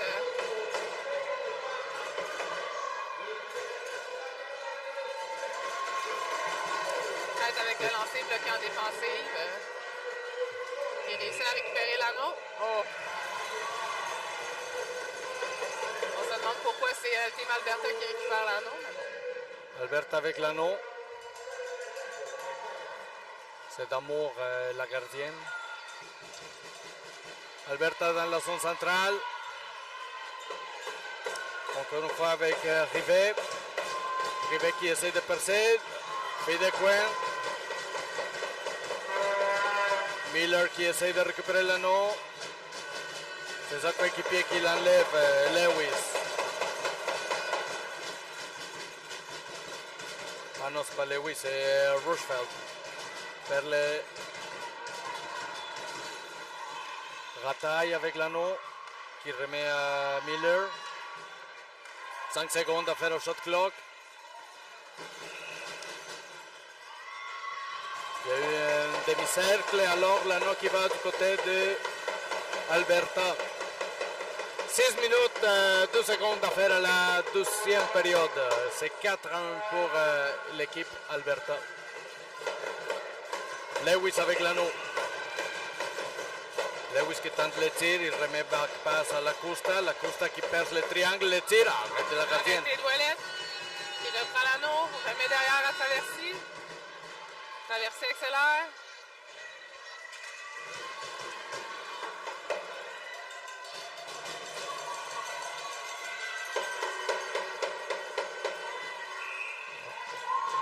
Et la punition pour accrochage pour l'équipe Alberta. Première punition, first penalty for Team Alberta. Number 9, Lucy Aldag for holding. 5 minutes 37 seconds to end left on the second period. Équipe Québec avec l'anneau. Dalpé qui remet à Cloutier. Cloutier circule. Cloutier remet derrière à Dalpé. Dalpé de l'autre côté à Lee. Oh, Lee avec son lancer qui est bloqué en défensive. C'est repris par Team Alberta. Alberta qui essaie de sortir. N'a pas piqué, donc Cloutier qui revient en zone. On commence avec un shot clock complet. Un back pass non réussi. Un peu courte. Dix qui récupère l'anneau pour Alberta. Il remet à Hayes. Hayes qui remet à Nairo. Nairo Hayes. Hayes qui arrête le tir. Changement de côté avec Nairo maintenant. Nairo qui remet à Hayes. Hayes perce encore le triangle. Nairo qui récupère l'anneau. Il remet ça à Kraft Moulin qui rentre. La fille d'Alberta qui se laisse tomber. L'anneau qui est repris par Team Québec. Ouellet remet derrière à Leclerc. Leclerc avec l'anneau. Revient sur ses pas pour avoir une meilleure option de passe. Remet à Baudin. Il se fait pousser par derrière. Mais il semblait que c'était possible les pénalités, mais non. Québec récupère l'anneau. Remet à Tessier.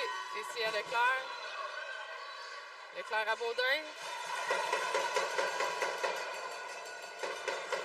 Récupéré par Alberta, Kraft Moulin qui remet à sa coéquipier. Moulin qui récupère, mais il ne réussit pas à piquer. Il y a un 4 dans zone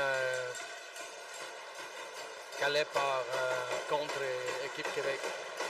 4 minutes, 2 secondes à faire à la deuxième période. Alberta a un désavantage numérique avec le contrôle de l'anneau. Dix qui fait la remise. Albers. Il y aura un pic d'Alberta. Un bloc again. Albert. Qui remet à Lacusta Alberts again, encore. Il fait un spin. 8 secondes, 7 secondes à faire au shot clock. Récupéré par Québec. La fille qui sortait des punitions a subtilisé l'anneau, mais c'est repris par Team Québec.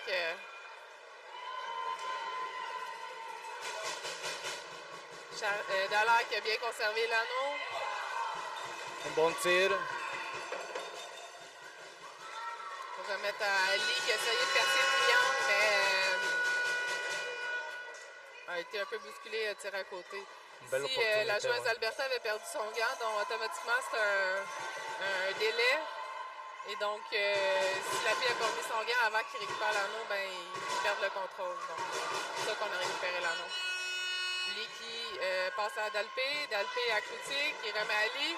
Oh, un bel arrêt d'Amour. Frustré encore une fois par D'Amour. Un autre lancé, repris par... Récupéré par Rataille. fait la sortie de zone avec Rochefeld. Rochefeld qui remet Aldag.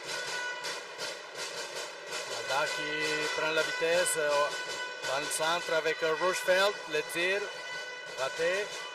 Alberta qui prend le contrôle. Perd l'équilibre. Rochefeld avec le contrôle. Et les 30 secondes qui s'écoulent.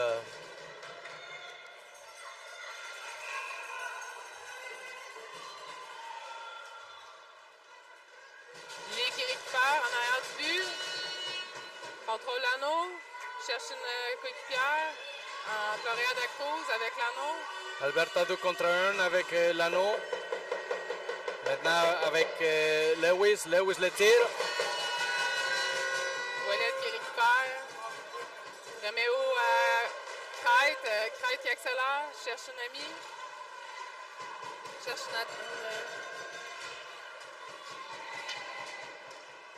Dubé avec l'anneau. Remet à Leclerc. Leclerc qui pousse dans le fond à Kite. Kite contrôle l'anneau. 4 secondes de shot clock. Ah, bon tir. Il y a un reset. Repris par Dubé. Dubé devant avec... Ah! Punition d'Alberta. Dubé qui avait une passe devant à Desjardins, mais qui n'a pas pu lancer. Punition pour Trébuchet. Tripping violation. Penalty.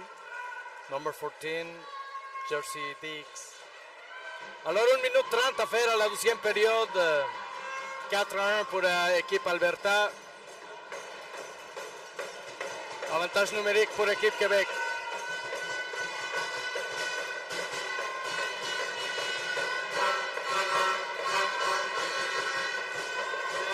Un tir rapide à terre.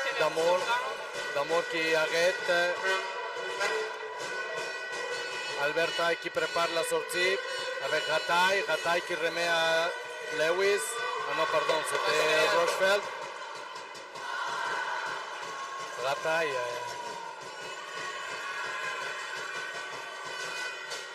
Rochefeld avec l'anneau.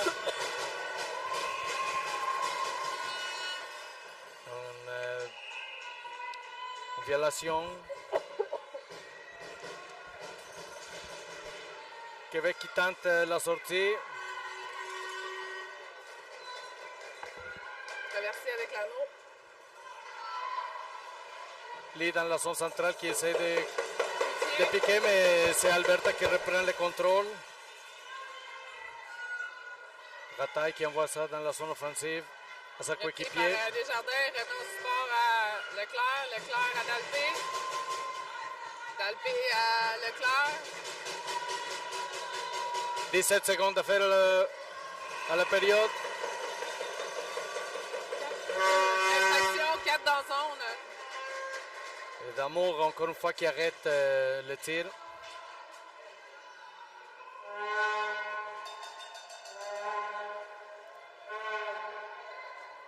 Équipe Québec avec la mise au jeu.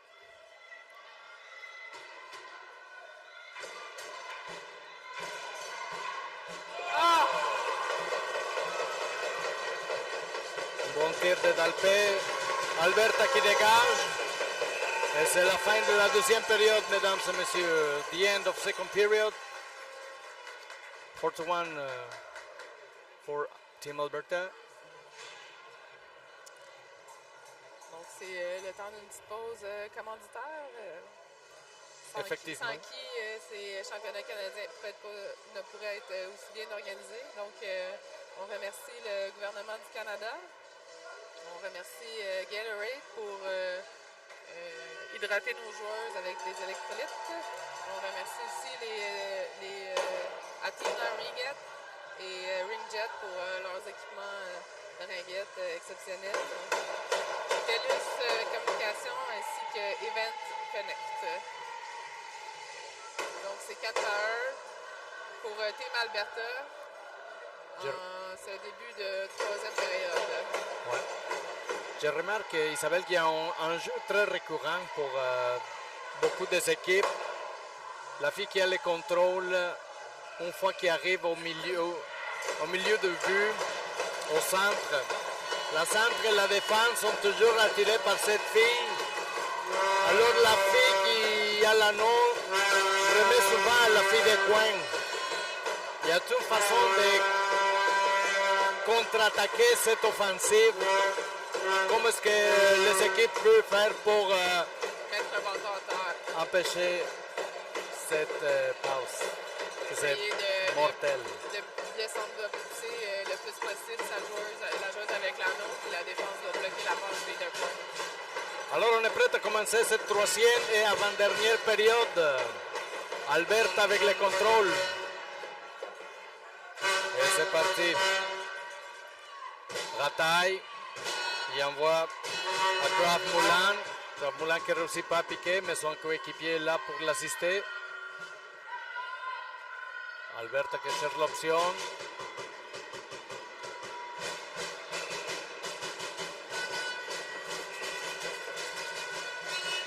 Québec avec l'anneau. Alberta le tire. Oh, un poteau. Une petite collision au centre de Et l'anneau qui va du côté du Québec.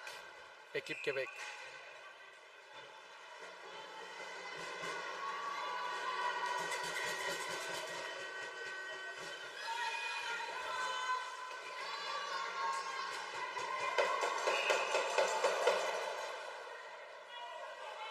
Punition.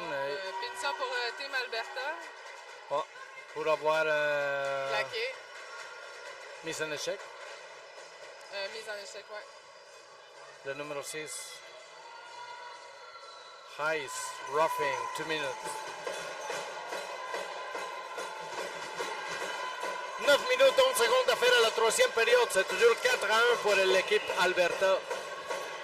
Québec qui tente le tir. Anneau récupéré par McDonald. McDonald qui cherche à sortir. Toujours avec l'anneau. Il remet ça à Dix. Dix qui cherche l'option. Il la trouve avec Albers. Albers qui prend la vitesse.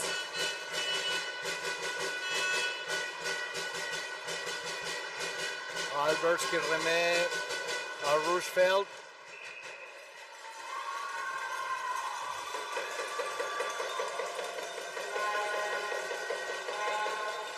Encore il y a Québec qui touche l'anneau à l'intérieur de la zone du gardien. Et l'anneau qui passe du côté de Team Alberta, effectivement. Merci Isabelle. Kraft Moulin avec le contrôle. Qui remet à Nairo.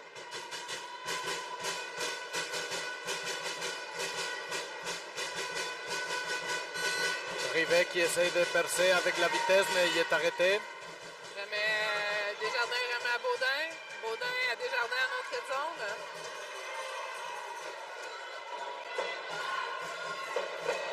Un tir de loin arrêté par Damour. Damour qui remet ça tout de suite à Nairo. Nairo qui remet à sa coéquipier. Qui envoie ça à Rivet. Rivet dans la zone centrale perd l'équilibre, mais ils sont capables quand même de garder le contrôle. Maintenant, c'est Rataille avec l'anneau qui remet ça de l'autre côté à Lacusta. Lacusta avec le tir bloqué. Coréen Cruz avec l'anneau. Vraiment en zone centrale, mais il n'y avait personne. Récupéré par Alberta. Miller avec l'anneau qui remet à Dix.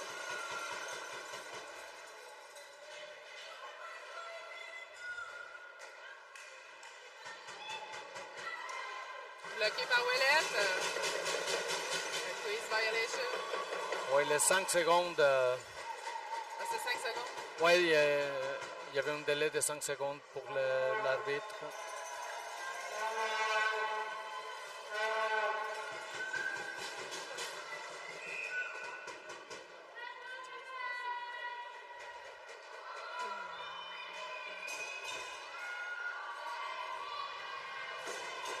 Alberta avec l'anneau. Roosevelt, le tir. Jobin qui remet à Ouellette. Périgny avec l'anneau. La pénalité pour Alberta est finie.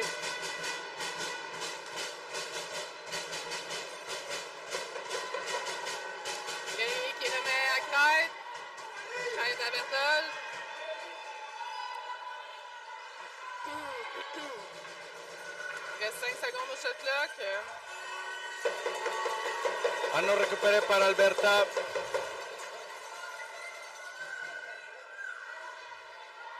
Aldag dans la zone centrale, récupéré par Rochefeld, qui remet Aldag.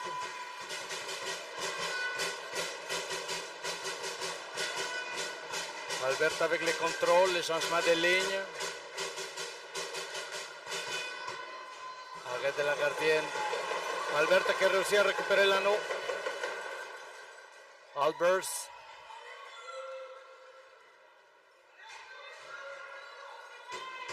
Albers avec le contrôle. Il perd le triangle et tire. Arrêt de la gardienne. Good job. Hayes.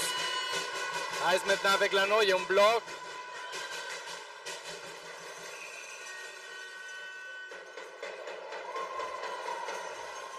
Punition pour l'équipe Québec. Team Québec, Périgny qui a eu mise en échec.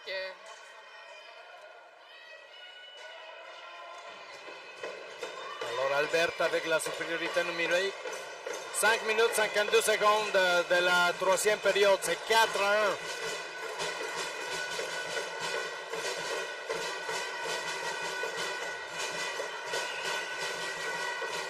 Albers le tire, arrête de la gardienne. Tessier avec l'anneau. Tessier qui accélère, dégage à...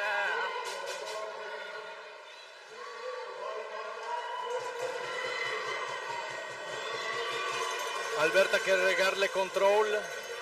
Il garde le contrôle.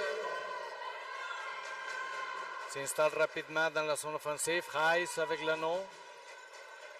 Maintenant, c'est dans la possession de Nairo. Nairo qui change avec Rochefeld. Changement de ligne du côté d'Alberta.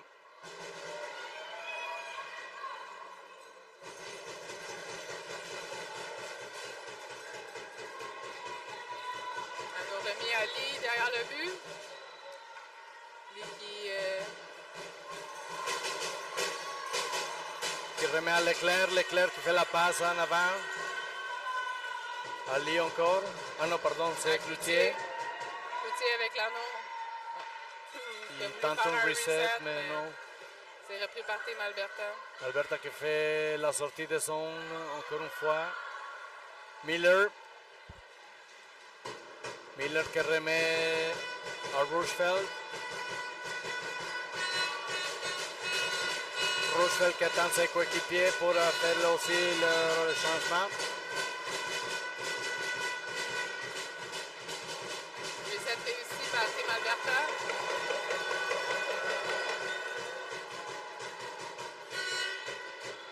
Aldag avec le contrôle. Aldag qui remet à la Costa. La Costa à la vitesse. Bloqué par traversée en défensive.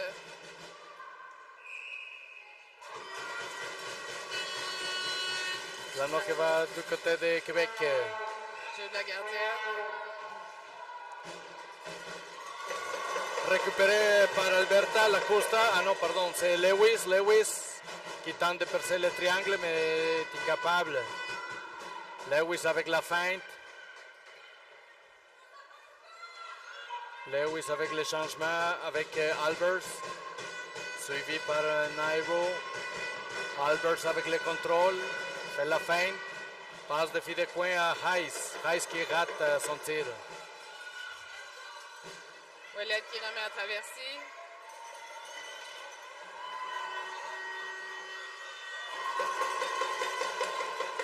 Qui remet à Baudin, mais c'est en zone centrale. Hayes avec le contrôle dans la zone centrale.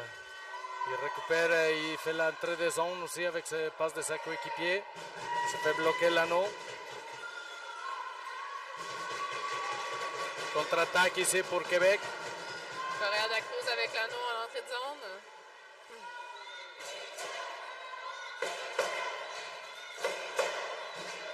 Remis à Berthold.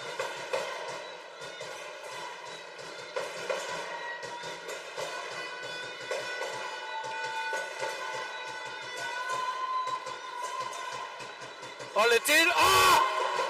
Wow! Ligne de coin raté ici. Ouais, une très belle opportunité. Piqué, mais n'avait pas une belle position pour faire un lancer. qui remet dans le fond, mais Récupéré par Rataille. La pénalité de l'équipe Québec est finie. Alors, 5 contre 5, Rochefeld qui fait la passe. Arrivé. Rivet qui tente la passe par en arrière avec Miller. Miller qui récupère dans le fond de la glace. Miller qui reçoit encore la passe, un tir. La Costa qui récupère. La Costa le tire. Demain qui récupère. Remet dans le fond à Dalpé. Ah! Lee avec la barre horizontale, mais on récupère l'anneau. Il a défilé, il a touché le filet, alors l'anneau qui va du côté de l'équipe Québec.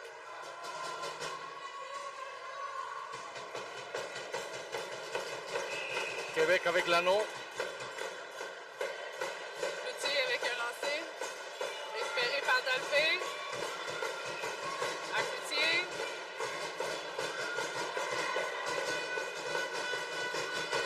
Le tir est bloqué par la numéro 18, McDonald. McDonald avec l'anneau qui remet ça. Aldag qui envoie ça dans le fond de la glace pour Lewis.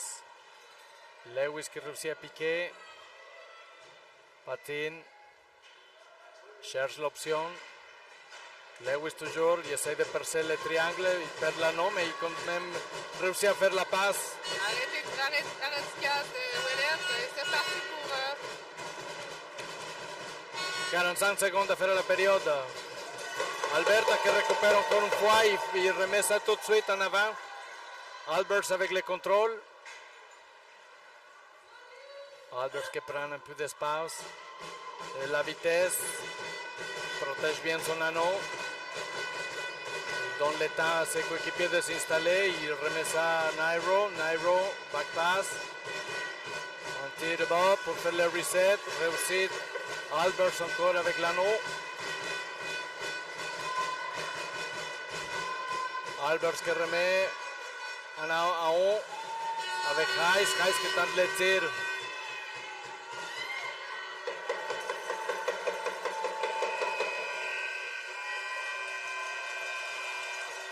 Et on vient d'entendre le sonnet de la fin du troisième période. Alors c'est toujours 4-1 pour l'équipe Alberta.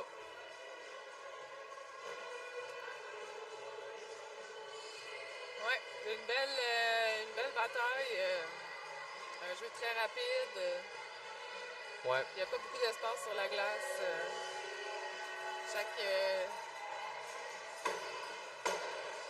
Chaque centimètre carré est surveillé et protégé. Bueno, ahora algunas palabras en español, Isabel, a nuestros videoespectadores en el hermoso país de México, lindo y querido. Así es, que están viendo el partido de Team Québec contra Team Alberta. Efectivamente, el equipo Quebec. No tenemos mucho tiempo para explicar un poco sobre el deporte, pero es un deporte dedicado para todas las mujeres. Es un deporte inventado en 1963 que se juega prácticamente en casi todas las provincias en Canadá. Alors, de retour au match, équipe Québec avec le contrôle de l'anneau.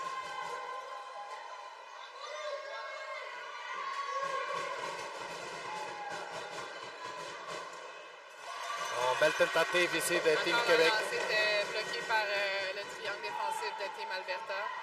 Dalpé qui remet à Lee. Lee avec un lancer arrêté. Amour solide. Qui remet en arrière du filet à Kraft Moulin. Kraft Moulin qui envoie à Heiss. Heiss qui se fait la pression. Il remet ça de l'autre côté à Kraft Moulin encore. Kraft qui envoie dans le centre. Mais l'anneau récupéré par Québec. Sortie de zone de Correa à Dalpé. Dalpé remet à Crête qui conserve l'anneau. qui accélère, pénètre le triangle. Oh! Et Damour qui arrête ça. Kral qui réussit à percer le triangle, mais sans succès. Alberta qui prépare la sortie des zones. Il y a un contact au centre de la glace.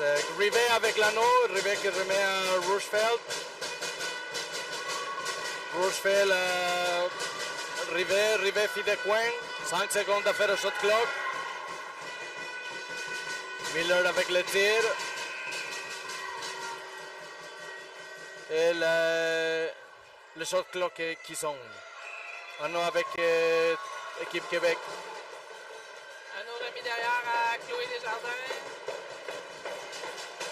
Chloé qui remet derrière à Périgny. Qui remet sur la bande à Lee. Il va devenir. On conserve l'anneau. Une belle bataille encore pour l'anneau à côté des bandes. 8 minutes, 16 secondes à faire à la quatrième et dernière période. 4-1 pour l'équipe Alberta. Est-ce que l'équipe Québec serait capable de remonter? À suivre. Il reste 8 minutes, 16 secondes. Lee qui remet derrière à Tessier. Tessier qui remet sur la bande à Dalpé.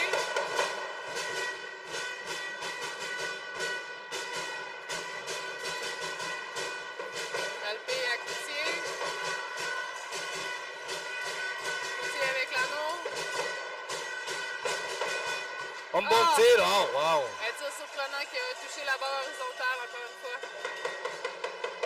Alberta qui récupère l'anneau. Il trouve l'option avec Aldag. Aldag qui remet ça à sa coéquipier Lacusta. Lacusta qui met à Lewis. Lewis qui cherche une option, mais Aldag est là pour le support. Aldag passe défi de coin avec Aldag qui récupère.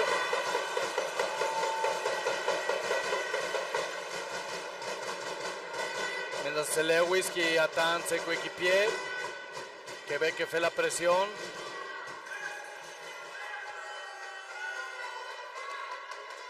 Hayes avec l'anneau. 10 secondes de shot clock. Anneau remis à Ouellet. Ouellet qui remet à Leclerc. Leclerc à Crête.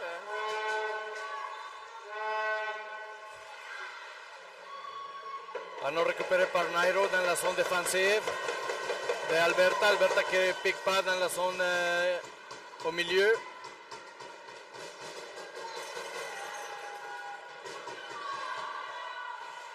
Alberta qui récupère l'anneau dans la zone centrale. Contrôle avec McDonald, si je ne me trompe pas. Je n'ai pas vu bien le numéro. Oui, c'est McDonald. McDonald qui envoie à Dix. Dans le fond, Albers.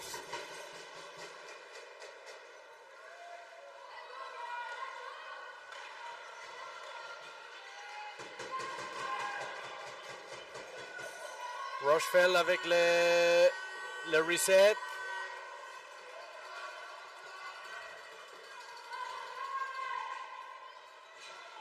Rochefeld avec l'anneau.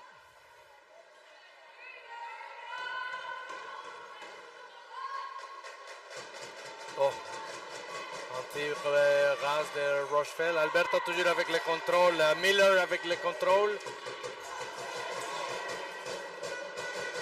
Québec avec l'anneau dans la sortie.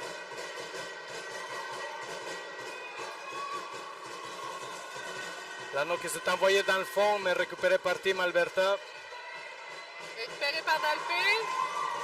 5 minutes 22 secondes à faire à la quatrième période. Changement de ligne du côté de Québec. Dalpé remet à Baudin.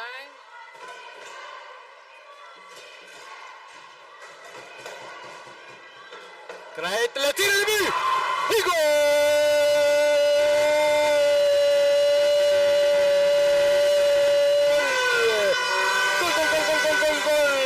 Golazo!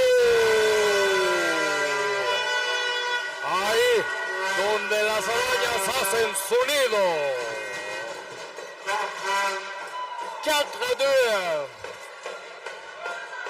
5 minutes 9 secondes à faire à la quatrième période. Alberta avec le contrôle de l'anneau. Mise au jeu de façon vite. Hayes Hayes avec le contrôle.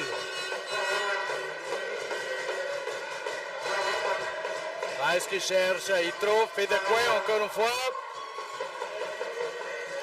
Équipe Québec qui récupère l'anneau. Passe bloquée par dévié par Alberta. La bataille dans la zone et l'anneau récupéré par Québec.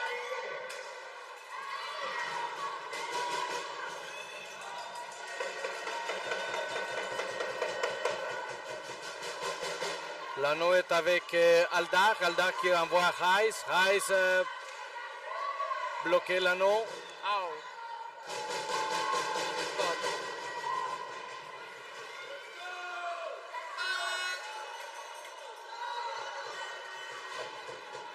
Rochefeld qui récupère l'anneau dans la zone centrale. Une transition avec son ami Rochefeld encore avec l'anneau. Demi-cercle, back pass. Ils vont tenter encore une fois le jeu. Maintenant c'est Miller. Miller qui remet à Rochefeld. Rochefeld, Miller. Arrête de la gardienne. 5 segundos de culé. Bueno, otra pequeña explicación en español. Cuando el aro está adentro del semicírculo con la línea azul, los porteros tienen 5 segundos para dar el aro a su equipo, si no pasa a manos del otro. Alberta avec le contrôle. Miller.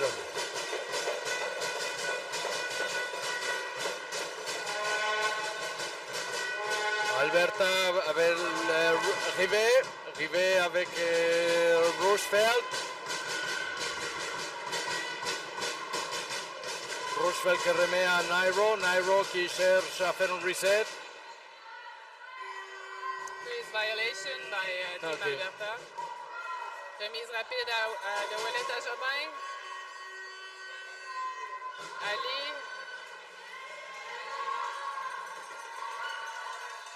Qui remet à Dalpé. Dalpé qui tente le petit tir bas. Conserve l'anneau.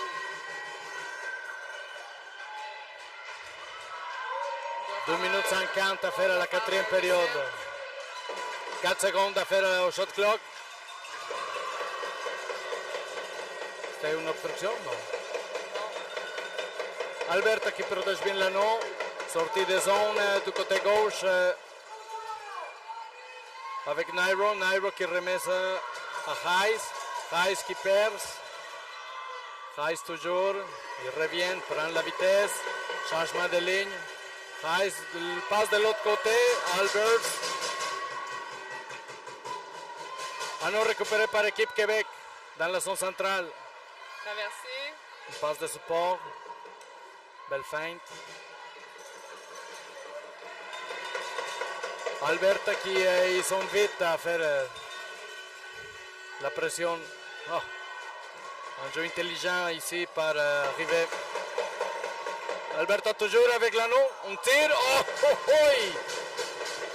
Et c'est l'anneau qui a tombé à moitié sur la ligne rouge. 5 secondes écoulées pour la gardienne. 1 minute 47 à faire à la quatrième période. C'est 4-2.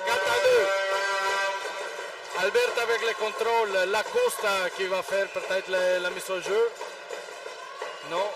Ça va avec Miller. Lacosta. Lacosta, ben, attends. Aldak maintenant. Aldak qui envoie ça coupé, ouais. C'est ici qu'il envoie sa bombe. Oh, ouais. Et oui, l'arbitre, il y a les 12 arbitres en compte. Boarding, punition, Plaquage contre la bande. plaquage contre la bande.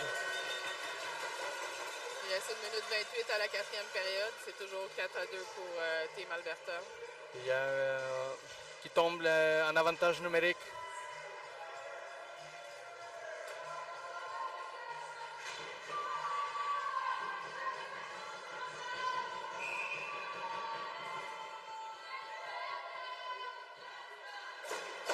Alberta avec le contrôle. Rochefeld.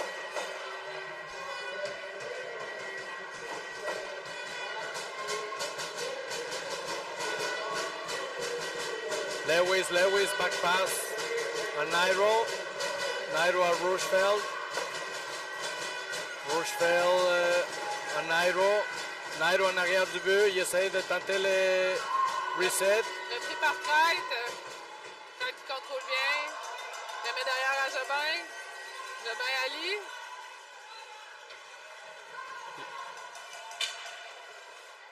Friel avec l'anneau. Il remet Ali. 40 secondes à faire à la 40 période. secondes. Il reste 10 secondes au reset.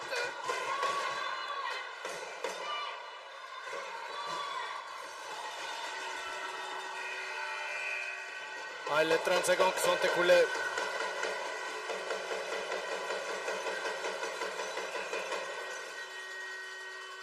Il reste 24 secondes au cadran. Alberta avec le contrôle dans la zone centrale. Et c'est 4 contre 1. Le tir, arrête de la gardienne. Arrête de Ouellet. 30 secondes à faire à la période et au match aussi.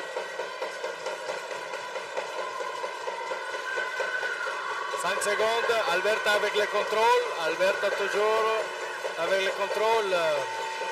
Mice qui envoie ça au fond de la glace. Et ça se termine là-dessus. 4-2 pour Team Alberta. Congratulations to Team Alberta for making the way through the final. Finals. The gold final. They will be facing tomorrow. We don't know yet the team. Could be another team from Alberta, Calgary Riot, or Ontario Richmond Hills. So this is not the end for Team Québec. On va jouer demain la finale de bronze. Demain, on s'en va en finale de bronze. 8h30 demain matin. Soyez à l'écoute. Merci et à demain. Merci beaucoup. Gracias, México.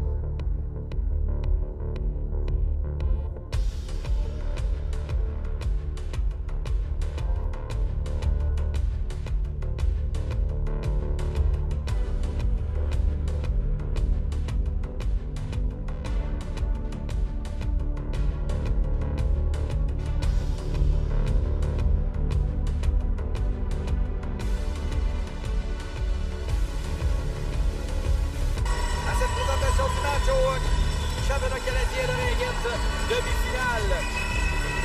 U19 2A entre les Cyclones de Québec en blanc et le Calgary Bold qui sautera sur la glace dans quelques secondes. Normalement, devrait être en rouge, Eric.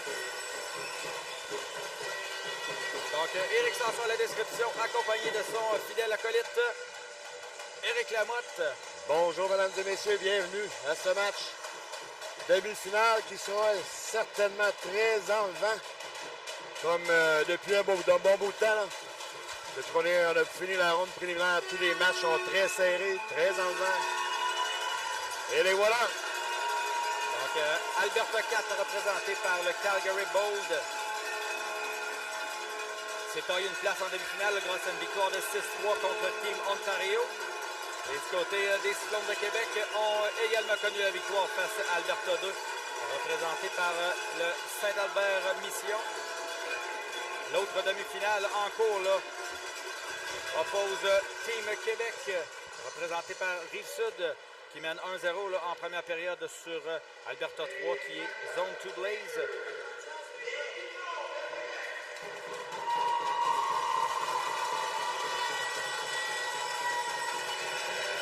Eric, contrairement là, aux autres parties où on aurait dû avoir notre tuque, nos mitaines, nos bas de laine, ben là, présentement, on pourrait être en costume de bain parce que les lampes réchauffantes marchent au maximum. Donc, il n'y a pas beaucoup d'espace entre nous et la lampe, donc ça se peut qu'on ait quelques sueurs froides.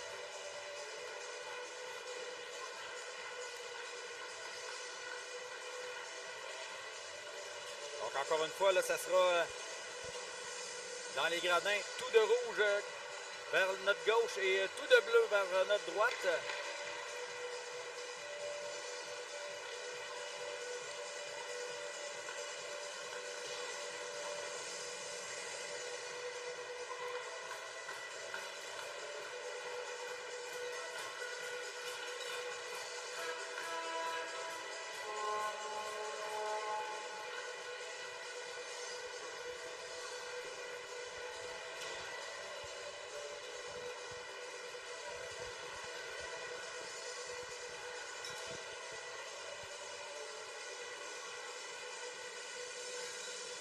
Il reste encore environ 2 minutes au réchauffement des deux équipes. Rappelons là, que le gagnant de cette demi-finale jouera demain contre le gagnant du match présentement en cours entre Team Québec et Zone 2 Blaze. Et le perdant ira directement à la finale de bronze.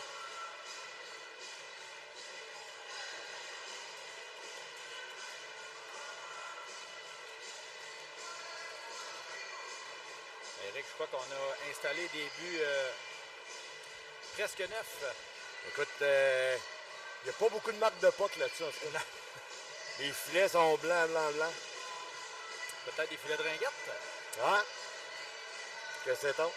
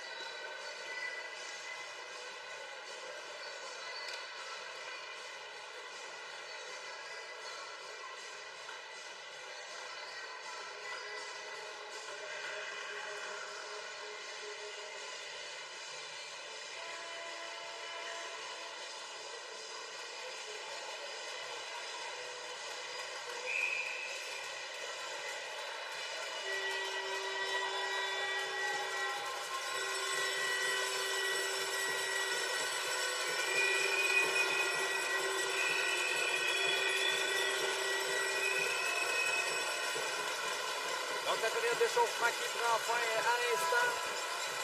On est sur le point de connaître l'identité des deux gardiennes de but des deux côtés.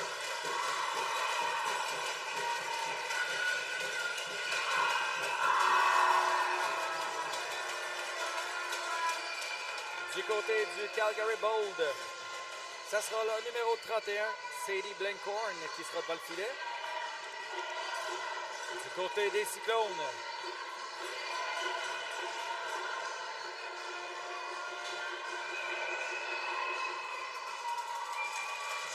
Fêtant son 17e anniversaire aujourd'hui même, le numéro 14, Anaïs Lamotte. Et oui, Rick, et les deux gardiennes, un petit fait marquant. Les deux gardiennes étaient dans la même équipe au camp de Ringette, Canada, U17, au mois d'août passé. Donc, elles se connaissent bien. Elles ont été coéquipières dans la même équipe. Donc, mesdames et messieurs, début de demi-finale, U19 entre les Cyclones de Québec et le Calgary Bold, c'est parti. Bon match, mesdames et messieurs. Amusez-vous autant que nous. Au centre, c'est pour Bolduc qui a eu contact, là. L'anneau qui est récupéré par Morin au cercle gauche. Morin passe au centre. On a tenté de rejoindre la Rochelle, c'est raté. Morin reprend à droite. Pas beaucoup d'espace pour Morin. Non. On la repousse loin à l'ennemi de Green. Et c'est récupéré là par l'Alberta. Pression de la Rochelle. L'Alberta sorti du territoire. Au centre, c'est pour Falconer. Envoie profondément le territoire adverse. Là. On apporte des changements au banc d'Alberta.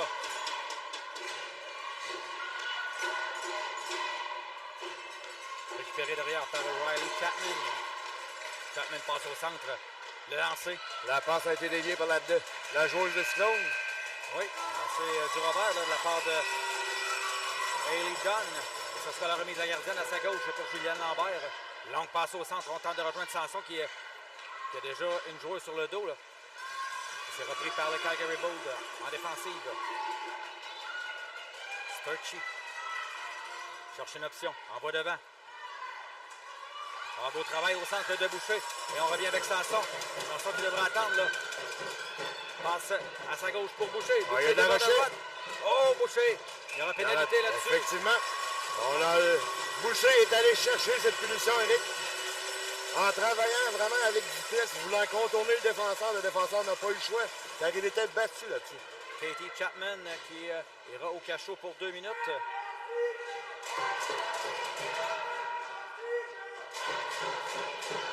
Chapman qui a une sœur jumelle dans l'équipe, Riley. Les Twins de l'Alberta. Et on reprend avec Simard.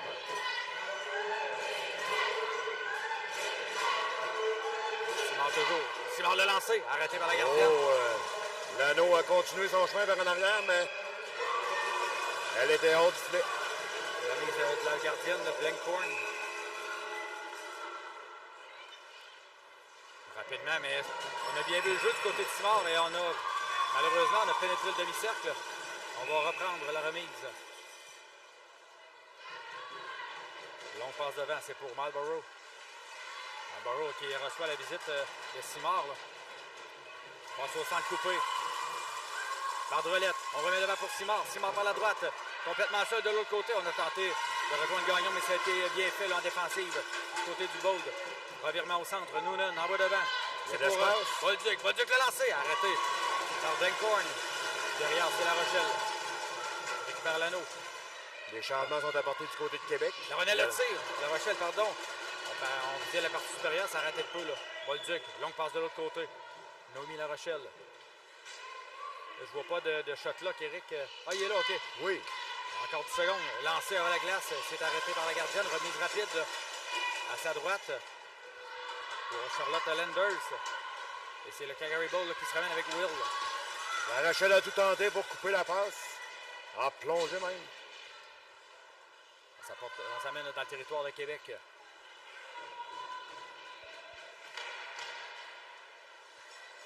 Danny Falconer, le lancer de la cible. Eric, ça a passé proche, là. Un lancer voilé. C'est repris. Le lancer, autre arrêt de Lamotte, là. On a pénétré le territoire de la gardienne. Annonce l'arbitre. On reprendra dans le demi-cercle droit.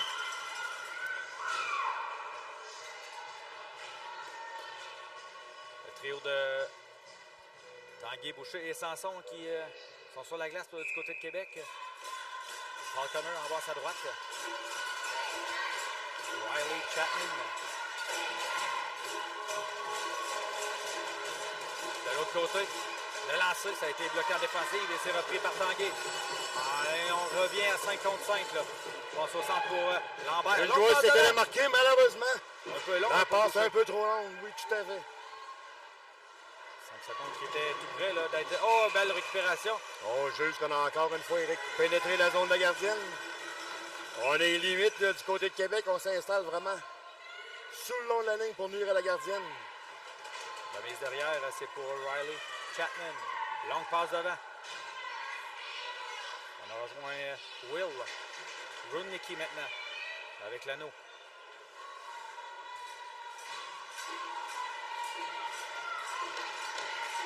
Sophie Miller passe derrière le filet au cercle gauche. Miller coupe au centre. Passe de l'autre côté, ça n'a pas été intercepté. Le lancé avant la glace, arrêté par la gardienne. Ça sera la remise de la motte. Là. Derrière, on laisse à Noonan. C'est vierge. Passe au centre à Gagnon. Gagnon en bas de Relette. Relette s'amène en territoire ennemi. Là. On a failli être en mesure de revenir par le centre. Relette toujours. Laisse derrière à Gagnon. Gagnon coupe dans le triangle. Perd l'anneau. C'est récupéré par le ball d'Éric. Et il perd.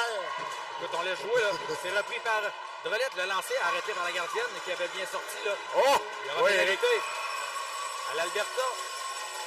À la joueuse là, de l'Alberta donnait tout, Éric, pour récupérer cet anneau. Et malheureusement, elle a franchi la barre de la légalité. Ça sera un 2 minutes. Donc, Alyssa Walter qui se mérite un 2 minutes.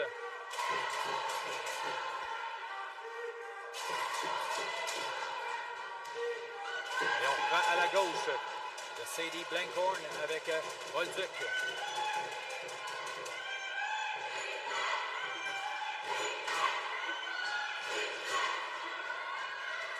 Bolduc est à coup de sifflet. C'est fait. Passe adversaire à la Morin. Le lancé passe par-dessus le filet. C'est récupéré par Victoria Bolduc. Bolduc l'a lancé. Arrêté par Blankhorn. Le disque qui est débattu derrière. Là. Et c'est repris par Québec. Morin. Par la gauche. Le lanceur à la glace. Encore une fois, le ratacite de poutre. Repris par Québec. Encore 15 secondes de possession. Là. Morin l'a lancé. C'est raté. Repris par Bolduc. Passe au centre, le lancé. Oh, ça a été rapide, mais Morin a récupéré dans le demi-cercle, Éric. On donne à la gardienne. La remise à Léa. Marlborough. Au travail de la Rochelle. Oh, il y a eu une obstruction, Éric. 5 contre 3. 1 minute 12. Non. Non, c'est pour le bold. La désolé, pénalité, j'étais pour, certain que la punition viendrait du côté de l'Alberta. C'est la Rochelle pour roughing.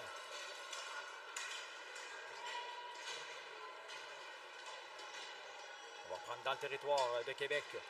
Avec 4-29 à faire la première période. Toujours aucun but.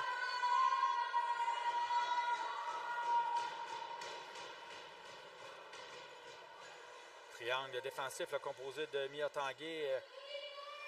Je cherche le nom, c'est Juliane Lambert et Abigail Carrier. C'est Riley Chapman maintenant avec l'anneau. Chapman tente une passe, ça a été touché et repris par Québec. Là.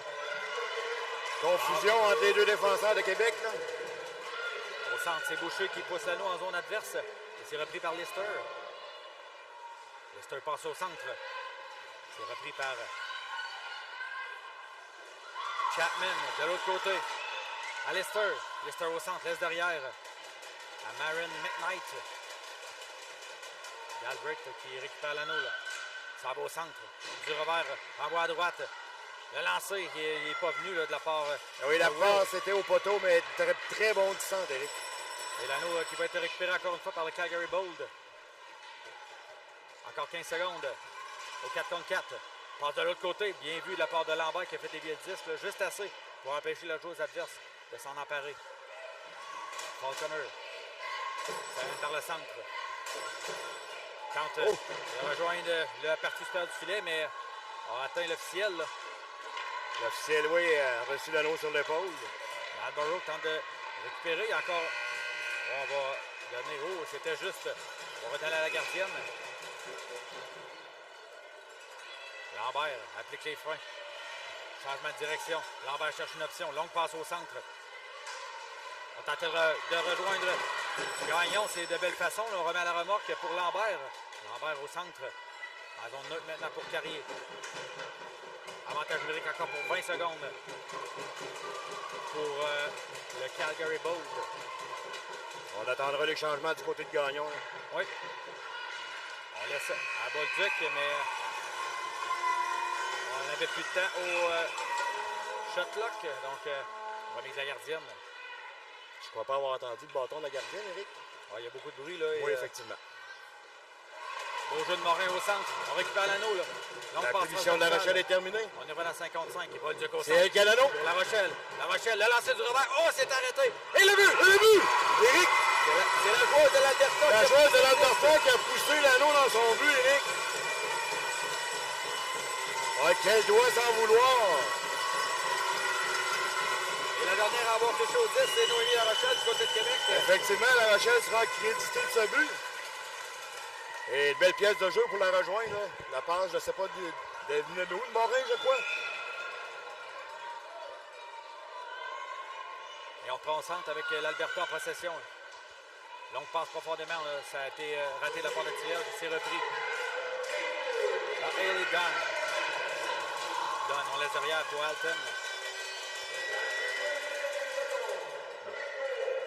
Et là, Alton laisse derrière. Miller. Sophie. Ça a été touché par la motte. On n'a pas reseté le shot clock, par contre. Là, et maintenant, c'est fait. Kate Noonan avec l'anneau, avec une joueuse sur le dos. Là. Oui, effectivement. Beaucoup de pression. Là, on veut retrouver le momentum du côté de l'Alberta. Il y a eu contact avec Morin, là.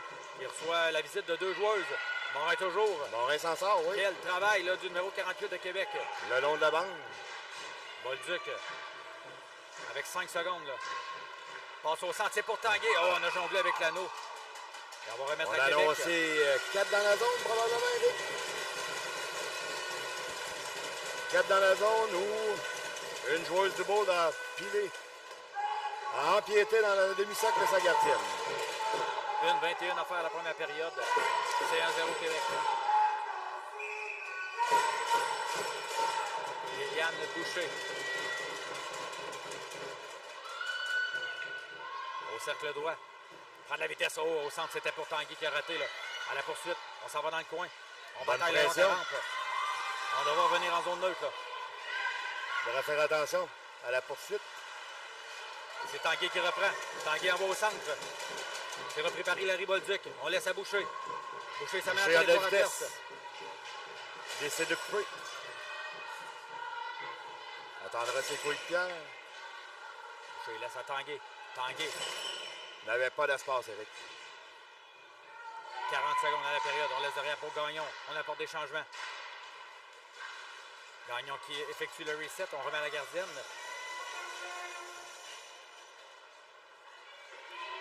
Bonne pression de Sanson. Le Simard, oui. Simard, désolé. Repris par le Baud au centre. Là. On se ramène en territoire de Québec. C'est raté. Repris par Carrier. Carrier, longue passe transversale pour Lambert. L'anneau est sautillant. C'est difficile de récupérer dans ce temps-là. On a vu que ça 10 souvent. secondes. On a vu ça souvent, là, des passes derrière le filet entre les défenseurs là, qui on se crée de l'espace. 5 secondes. Et on se ramène là, du côté du Baud. Oh, il n'y a pas eu de lancer là-dessus. Beau travail de Simon. Ah oui, excellent travail en défensive pour venir contrer. C'était, oui, la numéro 16, Jocelyn Galbraith, oui.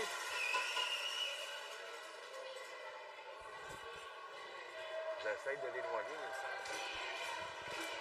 mais Donc, oui, Rick, écoute, première période, là, les deux équipes se sont étudiées, franchement. Autant les séquences d'un côté comme de l'autre, mais rien de très menaçant.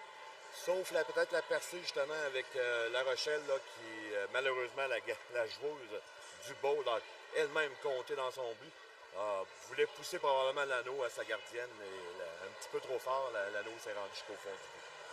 Donc, le sommaire de la première période, Éric, un seul but marqué. Celui des Cyclones avec Noémie La Rochelle qui a été crédité du but à 2 minutes 20 en fin de première période.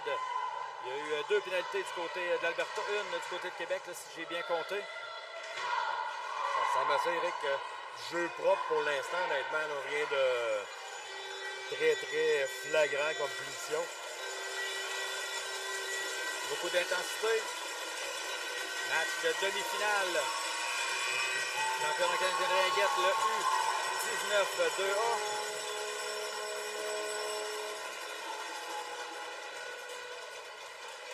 Et on est prêt à débuter cette deuxième période. Pendant que ce match se déroule, l'autre se déroule juste à côté, Eric. C'est 1-1 1-1 maintenant. entre le Zone 2 Blaze et Team Québec. Bon.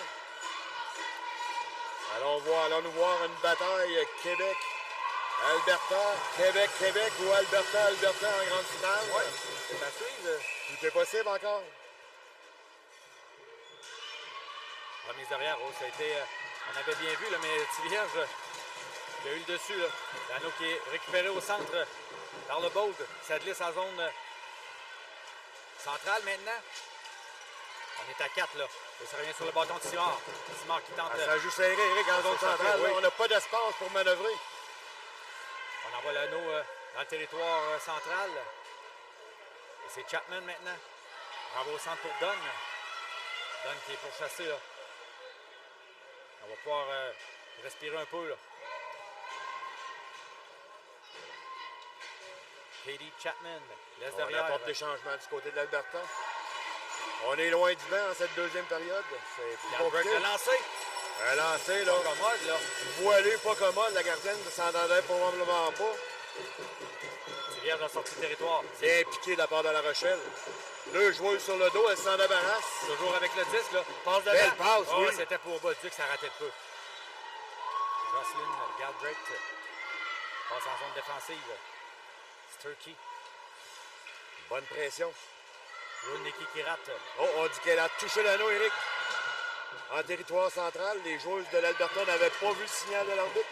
Il y a eu contact en zone de Québec là, avec Tivierge. Et l'anneau qui est envoyé profondément. Derrière le filet de la motte, récupéré par Bolduc.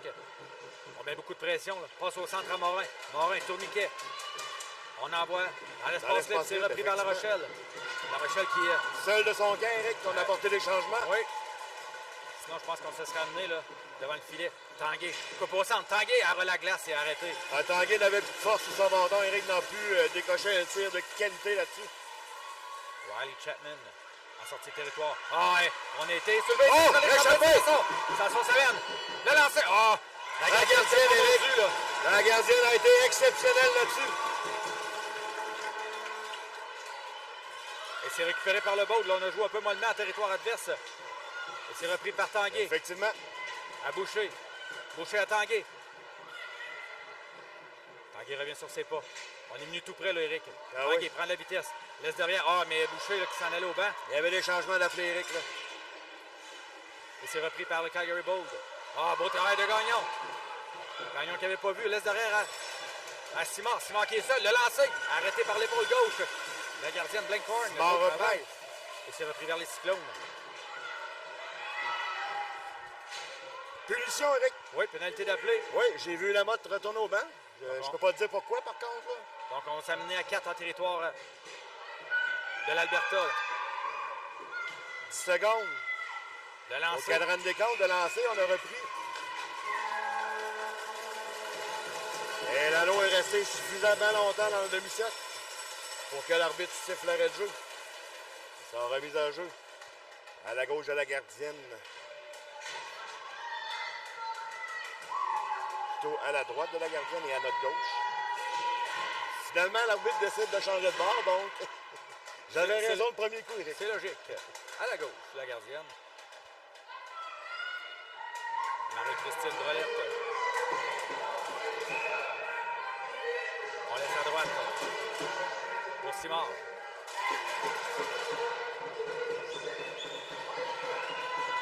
Les Cyclones en avantage numérique à Gagnon. Le tir! Gagnon, son retournement. Bien logé l'anneau entre les jambes de la gardienne du Bold. C'est maintenant 2-0. Québec. Il marqué un avantage numérique. La gardienne là, qui a été surprise. Donc, le lancer tourniquet là, de Gagnon. L'anneau qui s'est fourré entre les jambières et... C'est un jeu qu'on a fait souvent, Eric, là, de la part de Québec. Comme nous, on les a vus beaucoup. Là. Donc, c'est un jeu qu'on voit assez souvent. Là. Et souvent, les gardiennes sont très surprises. Là. Pas le temps de réagir. Et on reprend centre avec Will. On s'amène en territoire de Québec. Là. Hailey Dunn. On laisse derrière à Chapman. On a tenté un bloc au centre. C'est perdu, Ça c'est n'a pas repris par fonctionné. Québec. Là. Passe transversale, on rejoint Tivierge. Tivierge jongle avec l'anneau. La passe était vers Bolduc qui ne voyait pas celle-ci. Galbraith laisse derrière. Et c'est l'Alberta qui se ramène en territoire de Québec. Galbraith. Oh, la joueuse côté, des le sols. tir.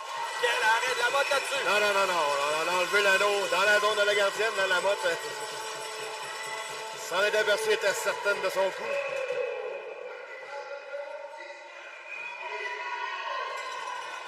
5 secondes qui a été extrêmement rapide, Eric.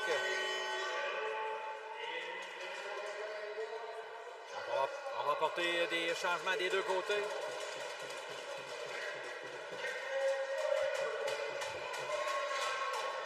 Donc, ça sera Québec qui va reprendre l'anneau dans son territoire.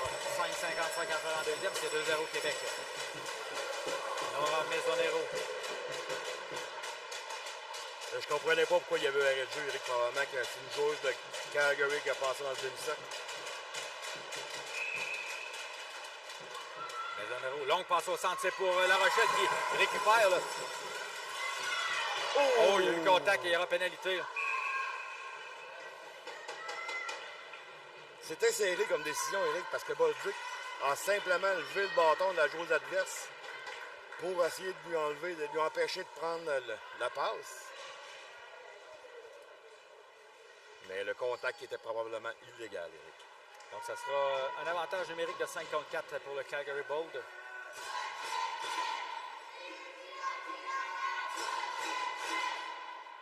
Et ça joue rude là, devant le filet. J'ai vu la dernière séquence, Eric, où Tivierge et la joueuse albertaine là, qui jouait du coude et c'était pas doux.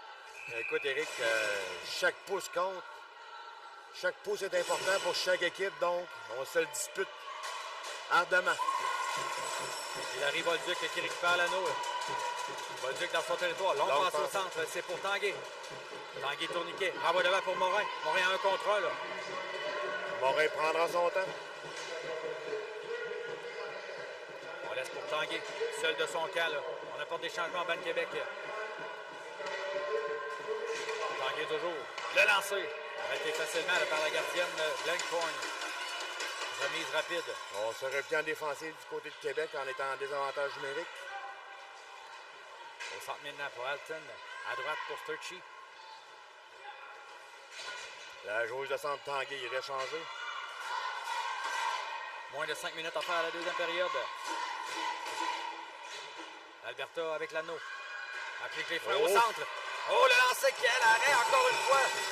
La mode a été très agressive là-dessus. Il est venu chercher le lancer. Avait vu l'option. Et s'est avancé dans son demi-cercle et a effectué l'arrêt. On va remettre à l'Alberta. 1 minute découlée à la pénution à Québec. 4 minutes 47 en deuxième période. 2-0.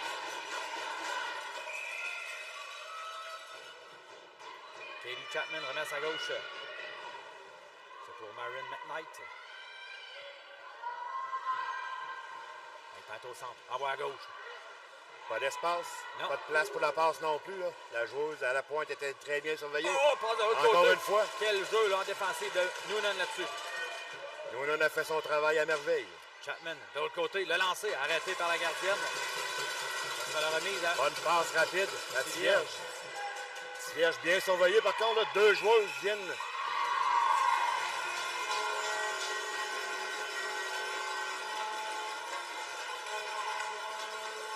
Il faudra vraiment utiliser notre vitesse du côté de Québec pour sortir de ce territoire. Et non pas notre gabarit. Effectivement. On prend la gauche. La gardienne Anaïs Lamotte. C'est par Hailey Dunn. On remet derrière, c'est pour Falconer. Le lancer, arrêté par Lamotte. Lamotte cherche l'anneau. 5 secondes d'écoulées. Il restera que 9 secondes à la pénalité à Québec.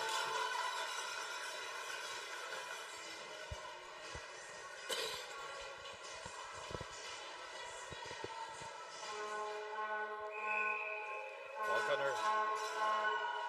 Envoie dans le coin, c'est récupéré. Par Dunn. Dunn laisse également derrière à Falconer, se déplace, le lancer, arrêté par la gardienne, ça revient dans son demi-cercle. On avait réussi à faire descendre le triangle pour s'approcher. Longue passe de Gagnon au centre. On tente de rejoindre. Gagnon ne peut toucher quand c'est elle qui l'a fait rentrer en territoire adverse.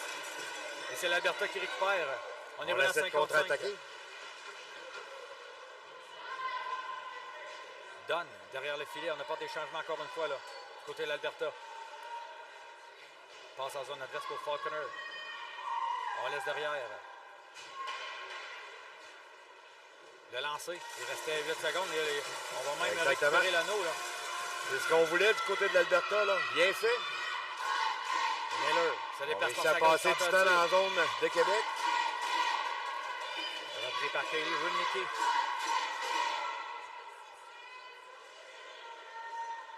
Alton avec l'anneau. Alton au centre. Le lanceur à la glace arrêté par la motte. C'est Encore une fois, récupéré. Eric. Il faut au moins 1 minute et demie, Eric, qu'on est dans le territoire de Québec. Là. Donc, 3 shots là. Il n'y a pas de lancer dangereux, Non. mais écoute, on envoie des anneaux au filet et...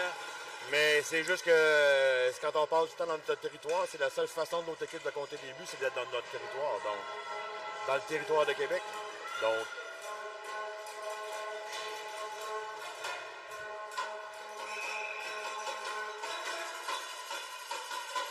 l'Alberta en attaque, là.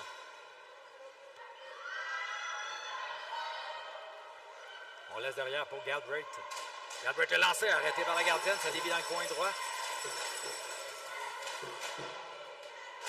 Récupéré par Galbraith. De l'autre côté, c'était pour Chapman, c'est raté. Repris encore une fois par le Calgary Bolt. oui, Eric, on a une permutation. Le lancer Oh! Le lancer précis. Eric, comme je disais, ça faisait quasiment 2 minutes qu'on était dans le territoire, pas capable de sortir de là. Un moment donné, il y a un lancer qui va arriver. Effectivement, c'est ce qui a fait que le Gold, avec énormément de pression, contrôle le jeu présentement et rétrécisse l'écart à 2, avec 2 minutes 8 à faire en deuxième. Je ne sais pas si le lancer a dévié là, sur le bâton du défenseur Carrier là-dessus. Je peux pas te dire, Eric, mais il était vraiment bien positionné. On concentre avec Noonan. Noonan envoie devant, c'est raté par Tanguay. Et c'est repris par Sanson. Sanson laisse derrière pour Mia Tanguay. Tanguay qui est suivi là. Tanguay coupe au centre, c'est perdu. Et récupéré par le Calgary Bolt, mais oui, à l'intérieur de la zone Intermission.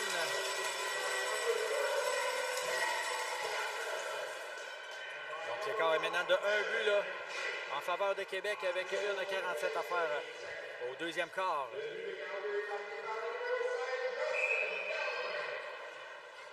Québec qui débute là, avec Tanguay. Tanguay laisse derrière à Sanson. Sanson tente une passe au centre. C'est récupéré par Tanguay. Tanguay s'amène. Tente d'effectuer le reset, c'est fait, mais la gardienne a été en mesure de conserver dans son demi-cercle. Passe au centre. Alton en bas devant. Pour Dunn. Longue passe. Transversale. Pour Falconer. Falconer.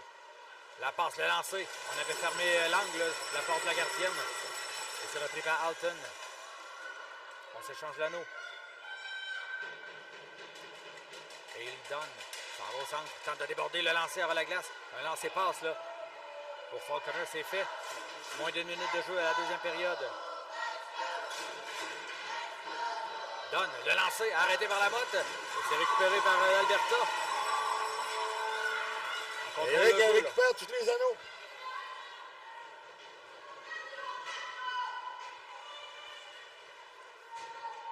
« 35 secondes à la période. L'Alberta toujours en possession. Galbraith passe au centre. Ça a dévié sur le bâton. À la poursuite, là, c'est Simard qui tentait de récupérer, mais c'est repris par le Bolt. Le lancer, bloc en défensive. Disque sautillant, 20 secondes à la période. Récupéré par Gagnon qui dégage. Et encore une fois, on va remettre à la gardienne. On a certainement empiété sur la zone de la gardienne du côté de Québec. 18,6 secondes. On remet à droite pour Noonan. Noonan cherche une option. C'est raté au centre par Gagnon. Revirement, le disque libre. Il y a eu contact avec Drolet et c'est l'Alberta qui renvoie le disque à l'autre bout. 3 secondes à la période. Au centre, c'est pour Simard. Simard qui est venu pour lancer, mais a été gêné par la numéro 18, là. Ava Will. Donc, fin de la deuxième période, Eric. L'Alberta là, qui est venu rétrécir l'écart. Un but de chaque côté, si j'ai bien compté, Eric. Donc, une période chaudement disputée. On a vu disputer en 2 parties parce que la première moitié était vraiment à l'avantage des Cyclones. Et la deuxième moitié, c'était complètement le contraire. On a passé beaucoup de temps en territoire de Québec. Les retours étaient tous repris par l'équipe de Calgary. Bon travail, bonne pression. Même si on n'était pas très menaçant, on a réussi à trouver le petit point qui était libre pour rentrer l'anneau dans le but. Le sommaire de la deuxième période, un but de chaque côté, celui de Québec, marqué par le numéro 19, Olivia Gagnon, avec un lancer tourniquet. Il a trouvé le fond du filet à 6,40 en avantage numérique. Et ensuite, c'est le numéro 16, Jocelyn Galbraith, qui marque à 2,08 en fin de deuxième pour réduire l'écart à un but. Donc, les Cyclones qui mènent 2-1 cette demi-finale après la mi-match. Et si on regarde là, du côté de l'autre demi-finale, c'est le Zone 2 Blaze qui mène toujours 2-1 sur Team Québec. On va déjà être en quatrième période ou tout presque. Là. Et c'est les Cyclones de Québec qui vont débuter avec l'anneau.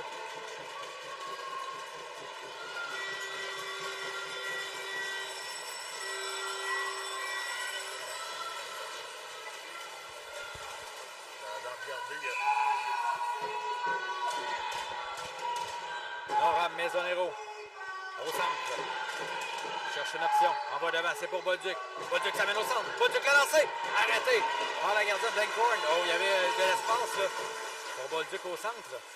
Et Blankhorn qui effectue un excellent travail dans son demi-cercle. Passe au centre. C'est récupéré par La Rochelle. La Rochelle l'envoie devant. C'est pour Morin. Morin a été poussé. Oui. On remet à La Rochelle. La Rochelle prend de la vitesse. Passe au centre, c'est pour Bolduc. Bolduc se déplace. Bolduc du revers, le lancer, encore une fois arrêté par la gardienne. Remise rapide.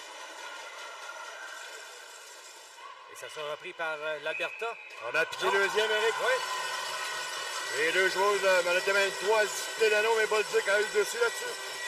Beau travail de La Rochelle, là, ça va permettre à son équipe de reprendre l'anneau.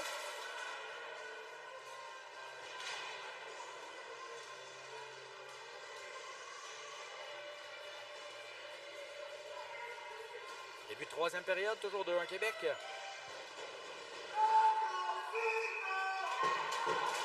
Mignon Tanguay avec l'anneau.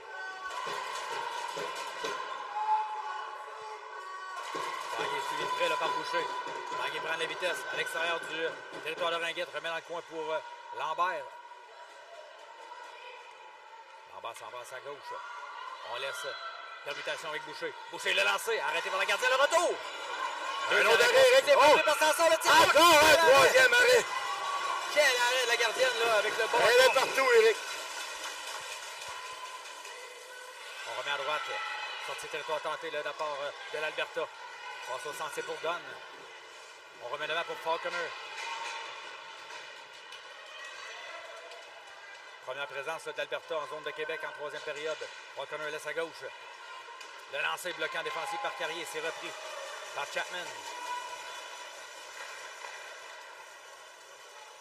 Remise derrière. Oh, ça a été tout près là. Et on a accroché. Il y aura pénalité. Il y aura pénalité, oui. Tanguay avec l'anneau. On va faire attention, la gardienne est enlevée. Il s'est récupéré. Andrelette. Pénalité là. À retardement d'appeler pour le Calgary Bold. On a récupéré. Andrelette au centre.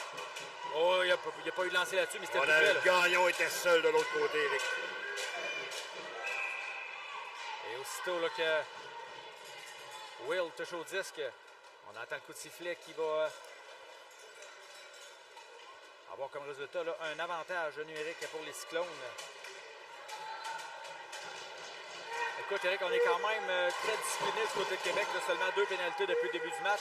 Parce qu'on sait que le match perdu contre Zone Blue Blaze, je pense que ça a été beaucoup à cause des pénalités. Effectivement, les pénalités sont coûteuses. Eric, ça te permet de passer beaucoup de temps dans le territoire adverse et de fatiguer l'adversaire.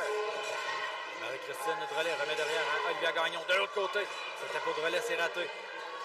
On bagarre à 2, mais on a jugé que l'anneau ne bougeait plus. On va remettre à Québec.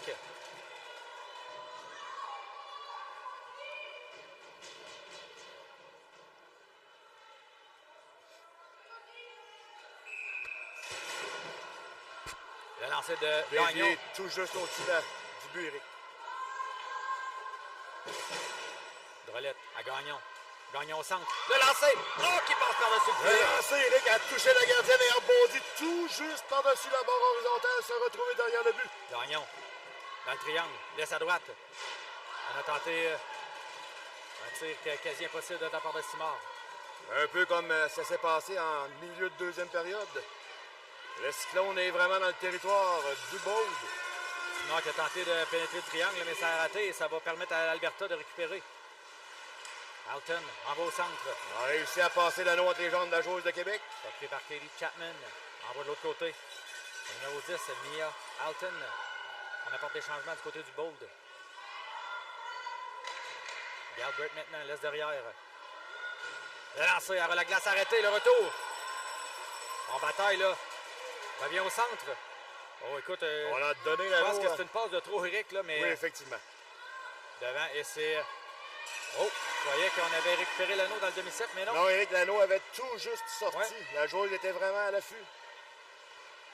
De l'autre côté, la joueuse McKnight avec l'anneau.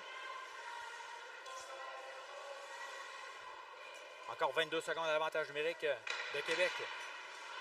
Mais là, présentement, là, c'est Alberta. Oh! Quel lancer, Eric! C'est beau la mitaine. Eric, on adapte une stratégie différente du côté de l'Alberta. La gardienne ne tape pas en continu sur la surface glacée. Donne simplement un signal de 2 coups à son équipe. Et c'est récupéré par l'Alberta. Par le centre. Passe par bien derrière. fait. Oh, quel travail de Tanguay là-dessus.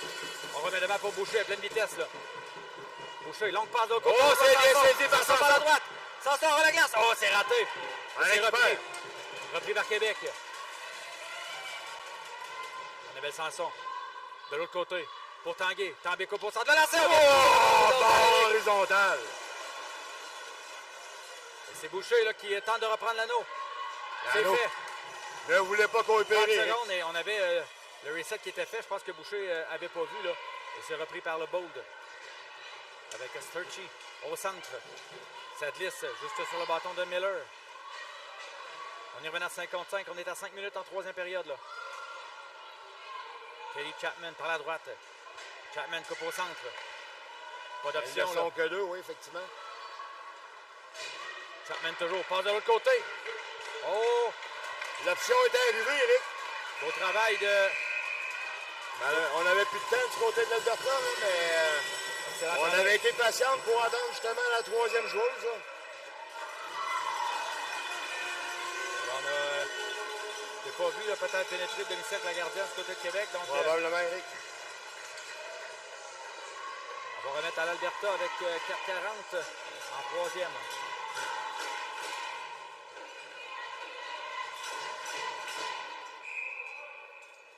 Allez, Runicky laisse à droite.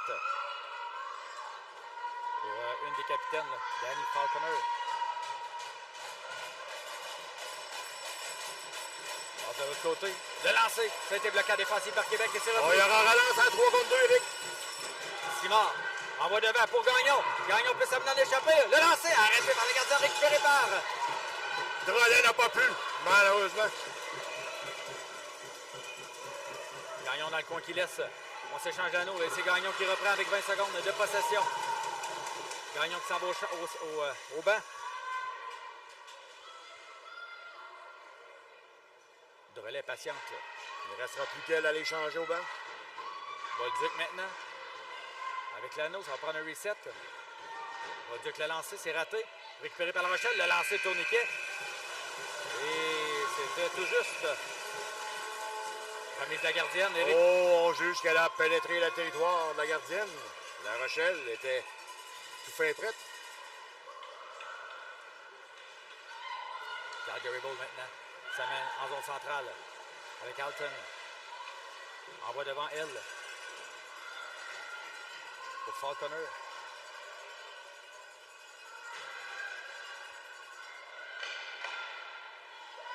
Falconer toujours, s'envoie au centre.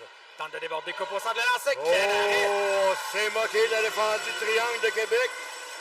Quelle belle démonstration de la numéro 12. Le lancer. Elle a été déviée et arrêtée par Lambert. Longue passe au centre. C'était un peu long là, pour La Rochelle. Qui va quand même récupérer l'anneau.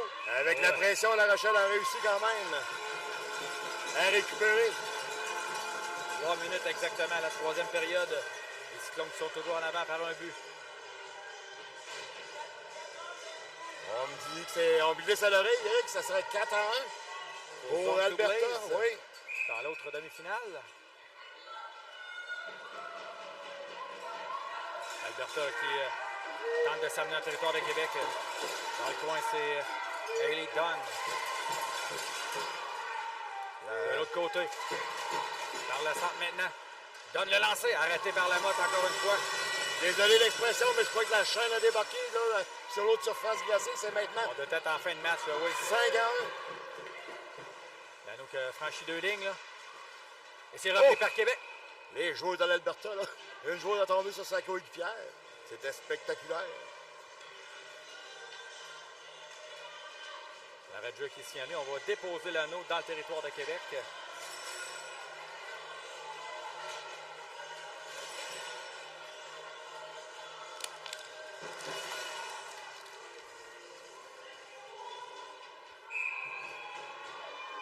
Dunn laisse à gauche pour Alton. Par derrière. Oh, belle passe au centre. Là. Il n'y a pas eu de lancer encore. Et c'est récupéré par Dunn. Dunn laisse derrière. Oh, le lancer encore une fois. Quel arrêt! La gardienne la motte là-dessus. Écoute, Eric, avec le regard que la motte a porté à l'arbitre, je crois que l'anneau était peut-être dans la zone. On est passé tout près de marquer là, du côté de l'Alberta.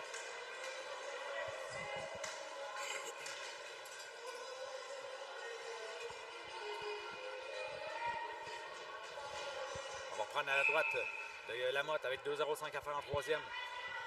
Fin de tir, on remet à gauche pour Galbraith. À Miller, pardon. Sophie Miller. Miller toujours. Tente de déborder de l'autre côté. Écoute, ça fait plusieurs fois qu'on essaie ce jeu-là, Eric. Oui. Galbraith passe devant. Au travail en défensif là, de Québec et c'est Gagnon qui récupère. Gagnon spécialiste là, au centre. On remet devant, c'est un peu long pour Simard. Et ça sera récupéré par Alyssa Walter. Quelle rapidité, Eric, là. On revient en zone centrale. Rapidement, dans le territoire de Québec, encore avec Sophie Miller. On apporte des changements en bas d'Alberta. 1:15 à faire à la troisième période. Alton, coupe au centre. Oh, a perdu la possession, là. Le lancer de loin, arrêté par la motte. 4 dans la zone.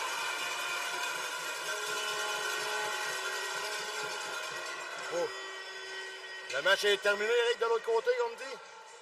Donc, une des deux équipes de l'Alberta est maintenant qualifiée pour la grande finale. Et Team Québec est maintenant ira pour la bronze contre une des deux équipes en présence maintenant sur la glace. Alberta en possession. Falconer. Débarreau, le lancé. Oui, quel lancé. lancé. Repris par l'Alberta encore une fois. Passe au centre. On remet au poteau, la joueuse était libérée. Et c'est repris par Bolduc qui en avait assez. Là, il renvoie le disque au centre, mais c'est La Rochelle avec sa vitesse qui est venu récupérer l'anneau, mais Malheureusement, sautillant, là. l'anneau ne comprend pas, Eric. Et c'est l'Alberta qui reprend avec 25 secondes. Will au centre. De l'autre côté pour Falconer. Récupère. Falconer déborde. Elle est seule par contre, Eric. Là. Drôle de changement à 10 secondes de la fin là, de la période. On dégage l'anneau jusqu'au centre. 3 secondes. De l'autre côté, c'est la fin de la troisième période, pardon. Période, Eric, sans but. Une période chaudement disputée. Les joueurs ne veulent pas le céder à un quart de pouce.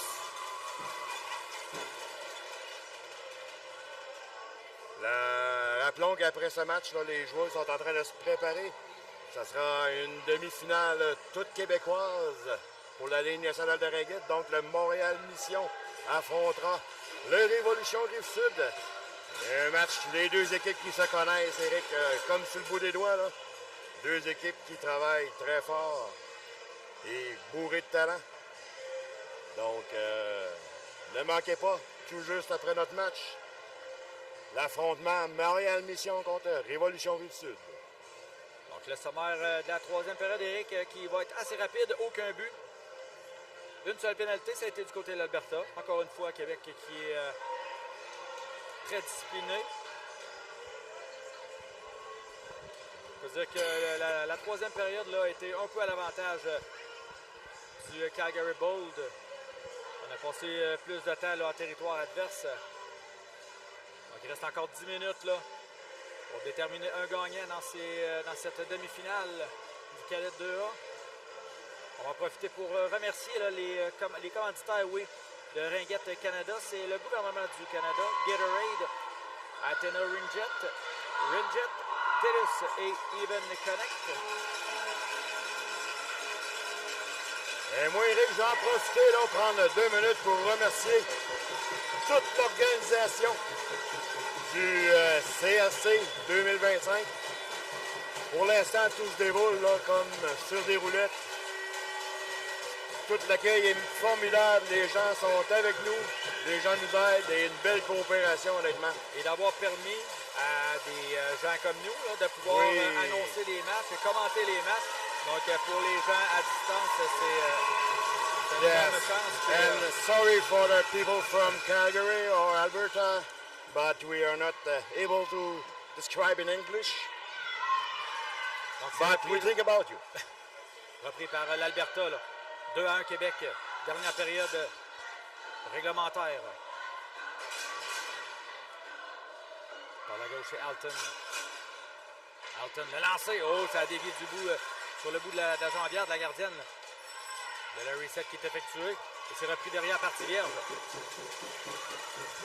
Vierge au centre pour Boucher. Boucher qui est amené le long de la rampe. Écoute, Eric, l'Alberta ne laisse aucun espace à Québec. Là. Tanguay qui récupère l'anneau, là. Avec 2 joueurs sur le dos. Tanguay les derrière à Sanson. Sanson s'amène. Sanson le lancer! Oh! Quel lancer! Sanson a décoché à Lazare du côté rapproché pour venir porter l'écart à 2 buts! Et tout un lancé en début de période à 9 minutes, 9 secondes. De la 4e période, on porte un coup dur au bout, là. La bouteille de la gardienne qui a soulevé, c'est ce qui m'a fait dire que l'anneau était dans le but. Là. Effectivement, Eric, on a eu le même réflexe. Et on se donne en avance de 2 buts. Un but extrêmement important pour les Cyclones. Là.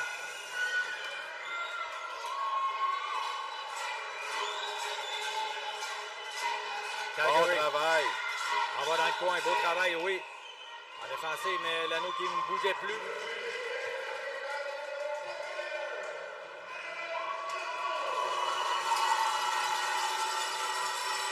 Alberta avec l'anneau.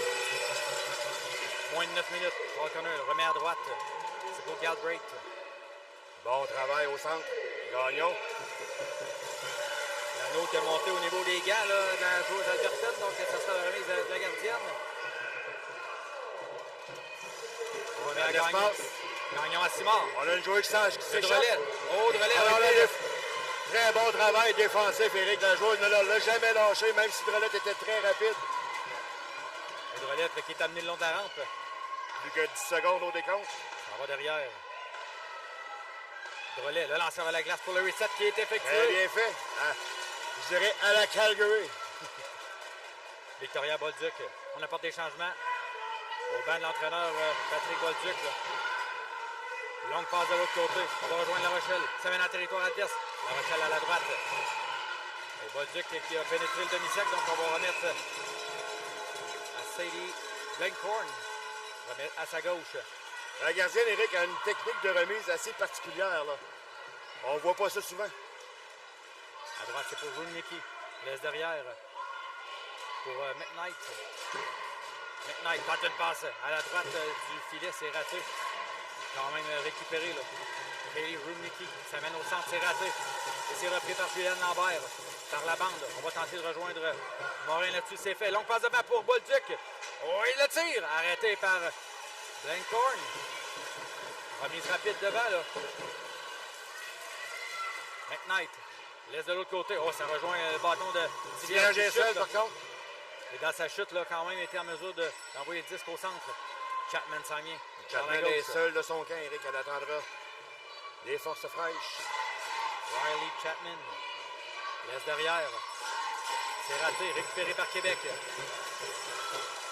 C'est bien, j'en va devant pour Boucher, mais Boucher va revenir sur ses pas. Là. Oui, effectivement, la passe là, qui manquait de vigueur, où il avait un petit peu trop de neige maintenant sur la glace là, en quatrième période.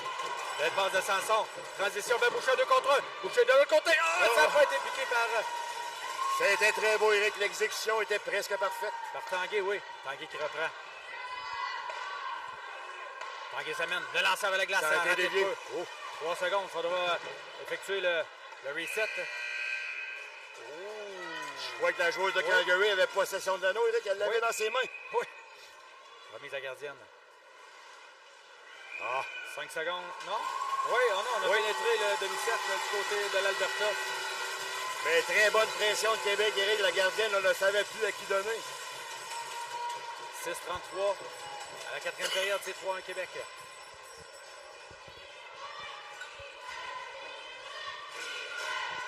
Boucher, Tanguay, Sanson, accompagné de Bolduc et de Maisonero en défensive.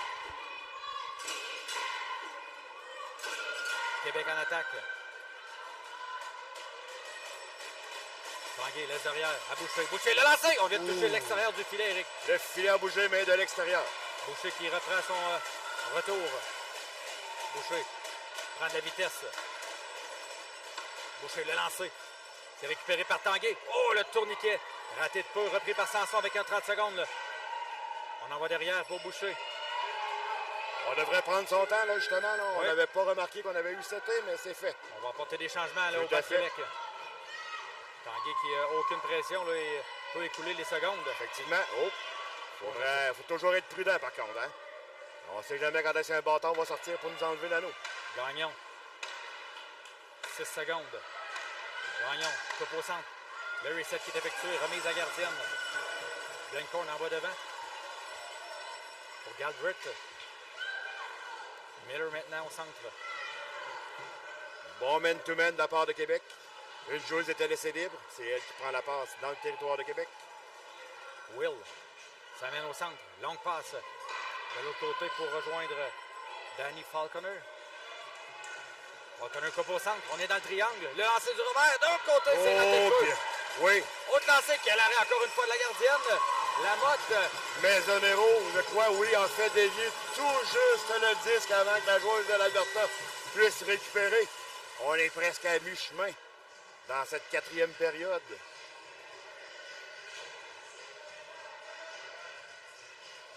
Je me demande, Eric, quand est-ce que le coach décidera de commencer à lever sa gardienne. On se rappelle hier l'autre équipe de l'Alberta qui jouait contre Québec en quart de finale a remonté une avance de 5-1 pour jusqu'à 5-4 en enlevant justement sa gardienne. J'imagine qu'on est en train de répéter l'exploit du côté du Bold. Bold en attaque, là, devant le filet. Oh! Beau travail de Carrier là-dessus qui est venu empêcher la joueuse d'effectuer un lancer sur la gardienne. Et la joueuse s'était quand même infiltrée dans le triangle, Eric, là, facilement. Mais d'une façon, franchement, là, très habile. Passe au centre, là. Oh! Ça, c'est Katie Chapman qui a fait tout le travail, là. Lambert s'en veut là-dessus, Eric là, n'a plus récupéré l'anneau devant le but. Et on rétrécit l'écart à 3-2 avec 4 minutes 23 en quatrième période et au match. Ça sera un match serré jusqu'à la fin, Eric. Les partisans sont sur le bout de leur siège. Depuis que le match est terminé de l'autre côté, Eric, là, c'est vraiment plus que ça de combre. Oh oui. On a même vendu les billets debout, je crois. Vierge au centre, 4-19 à faire. Belle passe, oui. Ils sont soulevés là, pour tanguer. On met de la pression là, du côté du Calgary Bolt. Donc, passe de l'autre côté, on rejoint Sanson. Sanson par derrière. C'est pour Boucher hein, qui n'a pas récupéré. C'est le Bolt qui reprend. Donc, passe de l'autre côté. Galbraith envoie devant pour Falconer.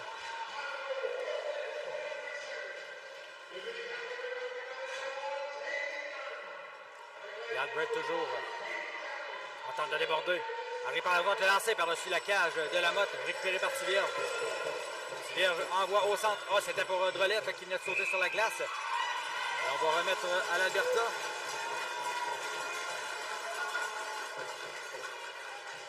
Il semble jouer un peu nerveusement du côté de Québec, Rick. Là. De la misère à contrôler le disque, contrôler le match.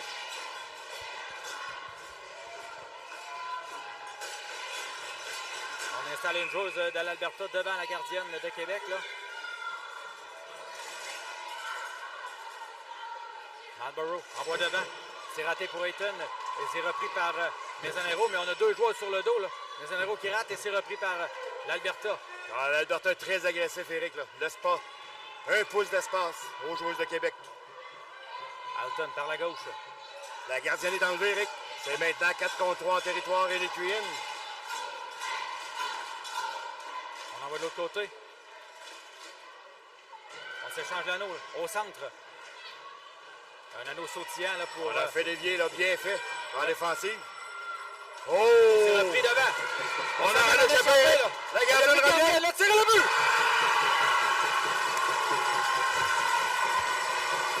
Les Cyclones qui viennent de prendre les temps par 2 buts avec 2 minutes 52 à faire. La gardienne qui n'avait pas eu le temps de se ramener devant son filet. Quel but important, Eric, pour les Cyclones.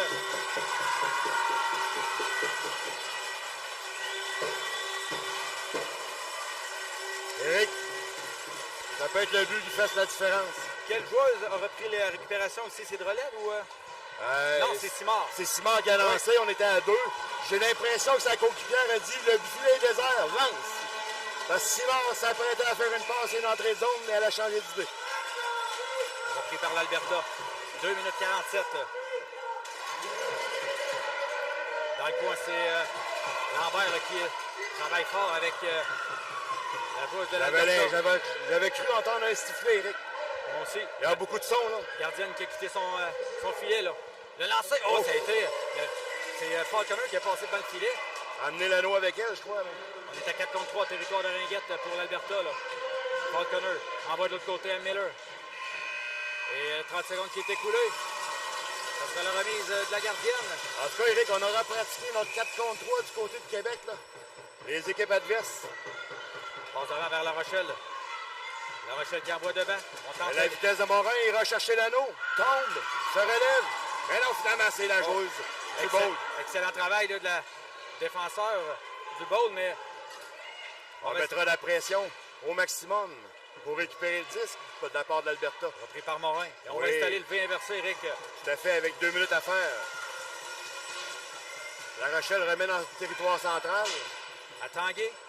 Tanguay revient sur ses pas. Passe transversale. Il y a 2 grosses libres, là. Repris par Boucher. Boucher seul de son camp. Oh! Il y a eu contact. Il y aura pénalité, Eric. Oui. Le reset a été exécuté. 1 minute 33 à faire à la 4e période. C'est 4 de Québec. On est à 4 contre 3 là, en territoire de Ringette pour Québec. Encore 15 secondes de possession. Sanson qui a percé au centre. Passe de l'autre côté. Pour Boucher. Boucher le lancé. Rate de peu la partie supérieure. Repris par Gagnon.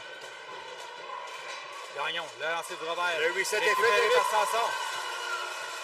Il n'en reste que 2 resets à faire pour... On laisse à Tanguay. Terminer ce match. On envoie dans le coin. Sanson. Au centre pour Boucher. Le lancer. Rentre la cible. Boucher était seul. Sanson maintenant derrière. On rejoint Boucher. On a moins d'une minute, Eric, à faire dans ce match. Boucher, envoie de bain et aussitôt là, que Will touche au disque, on signale la pénalité pour coup de bâton.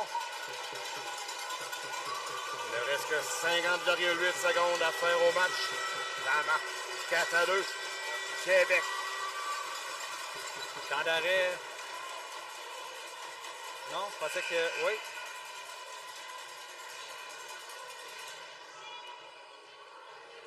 OK, il n'y avait aucune joueuse là, qui s'était amenée au banc. On cherchait à qui était la punition. Je pensais que l'entraîneur de l'Alberta demandait un temps d'arrêt, là, mais 50 secondes à faire. 4-2 pour les Cyclones de Québec, qui sont à 50 secondes. Là. L'Historien une place en grande finale pour aller affronter le Zone 2 Blaze. Drolette laisse derrière pour... On voudra s'échanger le disque. On envoie devant pour Lambert. Lambert envoie dans le coin. On rejoint Gagnon. Gagnon tombe. Remet à sa côte de Drolette. Oui, Simon qui est là. Simon remet en zone centrale.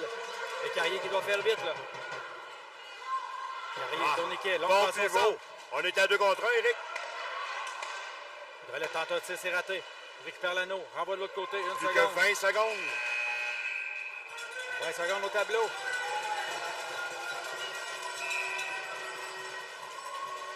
Remise devant. Ça touche l'arbitre. Et c'est repris par Québec. Simon dans le coin qui chute, se relève. Tente une passe de l'autre côté. Ça rejoint la gardienne. Oh! C'est récupéré par l'Alberta qui dégage. 4 secondes. C'est fait, Eric. Les Cyclones de Québec qui se retrouvent en grande finale du championnat canadien de Ringette. Et oui, Eric. Et pour la plupart des joueurs de cette équipe, ce sera la deuxième fois en 2 ans qu'elles iront représenter leur province, ou même 3 fois. Pour la finale, Eric, c'est la deuxième fois en 2 ans. Oui. Oui, pour la finale, oui. Oui, effectivement, ils vont représenter leur province en grande finale canadienne. C'est fait, Eric. Et chapeau à l'équipe adverse qui ont travaillé et qui ont joué un très bon match quand même. Ça a été chaudement disputé. Mais ça prend un gagnant et un perdant. Donc, c'est fait. Donc, on vient avec le sommaire de la 4e période. Le 2 buts marqués du côté de Québec. Annabelle Sanson qui marque le 3e but et le but gagnant, dans le fond, là, à 9-0-9 en début de 4e période. Et ensuite, on réduit l'écart avec le numéro 11, Hailey Dunn. Et ensuite, on donne le coup de grâce là, avec Charlotte Simard qui envoie le disque dans un filet désert. Oui, effectivement, Eric. Donc, ça amène Québec en grande finale. Ils iront affronter le Zone 2 Blaze. Elle s'était déjà affrontée dans la ronde préliminaire avec un match nul, Eric, qui s'est terminé en prolongation. Donc, ça devrait être une finale extraordinaire. De la belle ringuette, de la belle compétition. Un match propre, certain. Donc, soyez présents, mesdames et messieurs, demain. Oui, suivez, allez voir la chaîne YouTube. Oui, l'information va être là. Il va sûrement avoir un lien là, qui va être disponible d'ici la fin de la journée. Le match qui proviendra, Eric, du centre Slush Poppy. Oui, de Gatineau. À Gatineau. Directement sur la patinoire là, où le junior major joue. Donc, ça sera une finale spectaculaire. Et la joueuse du match du côté des Cyclones de Québec, la gardienne de but. Jubilée aujourd'hui, numéro 14, Anaïs Lamotte. Éric, je vais faire un peu preuve de chauvinisme. C'est ma préférée. Pour ceux qui écoutent, là, c'est ma fille, donc très fier d'elle. Du côté du Calgary Bold, c'est le numéro 10, Mia Alton, qui est la joueuse du match. Donc, Éric, je ne sais pas si on sera présent là, derrière le micro demain. Je sais pas. Mais peu importe, si jamais on ne se reparle pas, que ce n'est pas nos voix que vous entendez demain, il nous a fait extrêmement plaisir de continuer le travail qu'on fait tout l'hiver pour l'équipe des Cyclones. C'est-à-dire de commenter, de mettre nos émotions sur la table pour vous livrer un spectacle des plus charmants. La ringuette est un des plus beaux sports au monde et il me fait plaisir de la représenter. Merci beaucoup, Éric. Ça fait plaisir. On va souhaiter une belle journée à tout le monde. Oui, monsieur. Et ratez pas la finale demain. Il fait beau dehors, on va en profiter.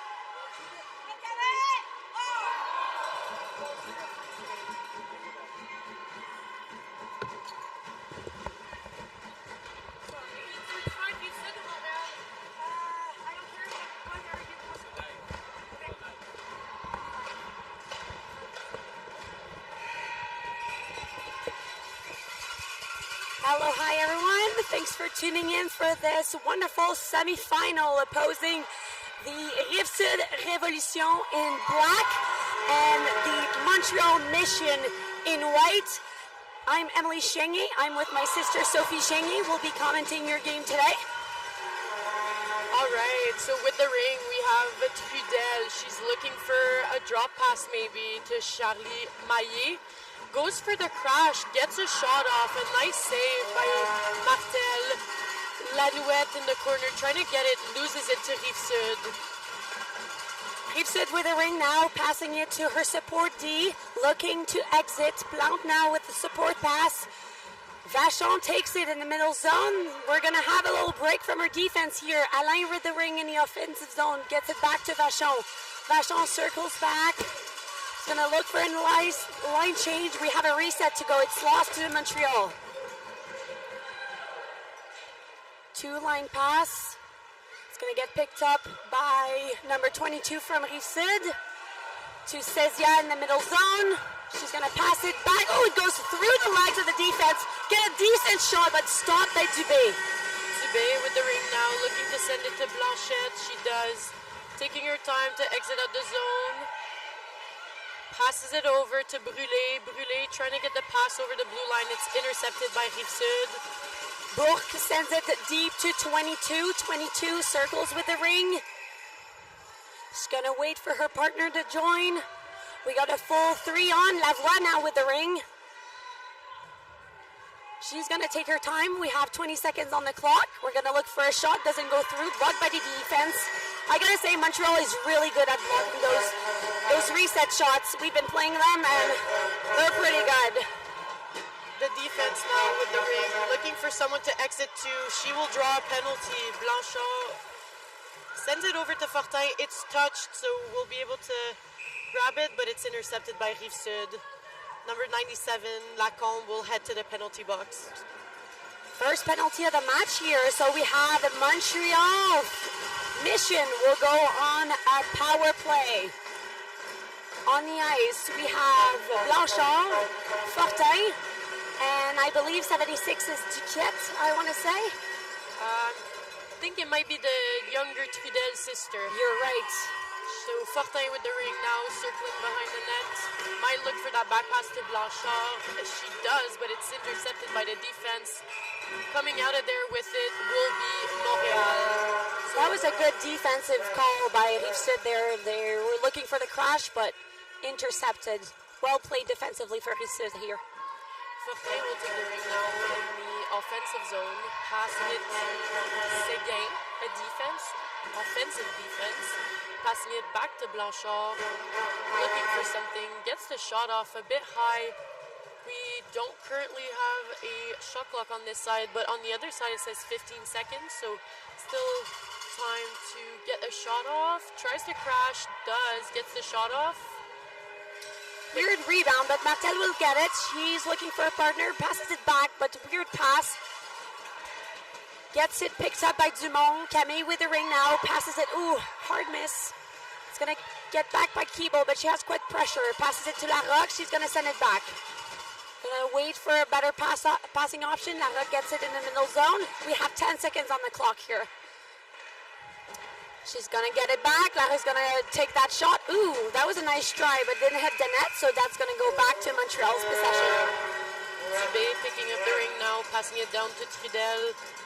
Trudel looking for an option, taking her time, making a nice pass to Maillet. That's picked up. Back to Trudel. Trudel making a nice entry into the zone. Looking maybe for a shot, passes it to Maillet. Maillet with a nice shot. Picked up by Lanouette. A nice save by the Rive-Sud goalie. Lanouette looking to keep possession. She will lose it to number 20. Great pressure in the triangle here.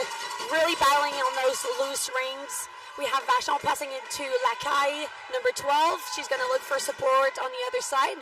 Larocque is her options. She's going to give it to number 20 again.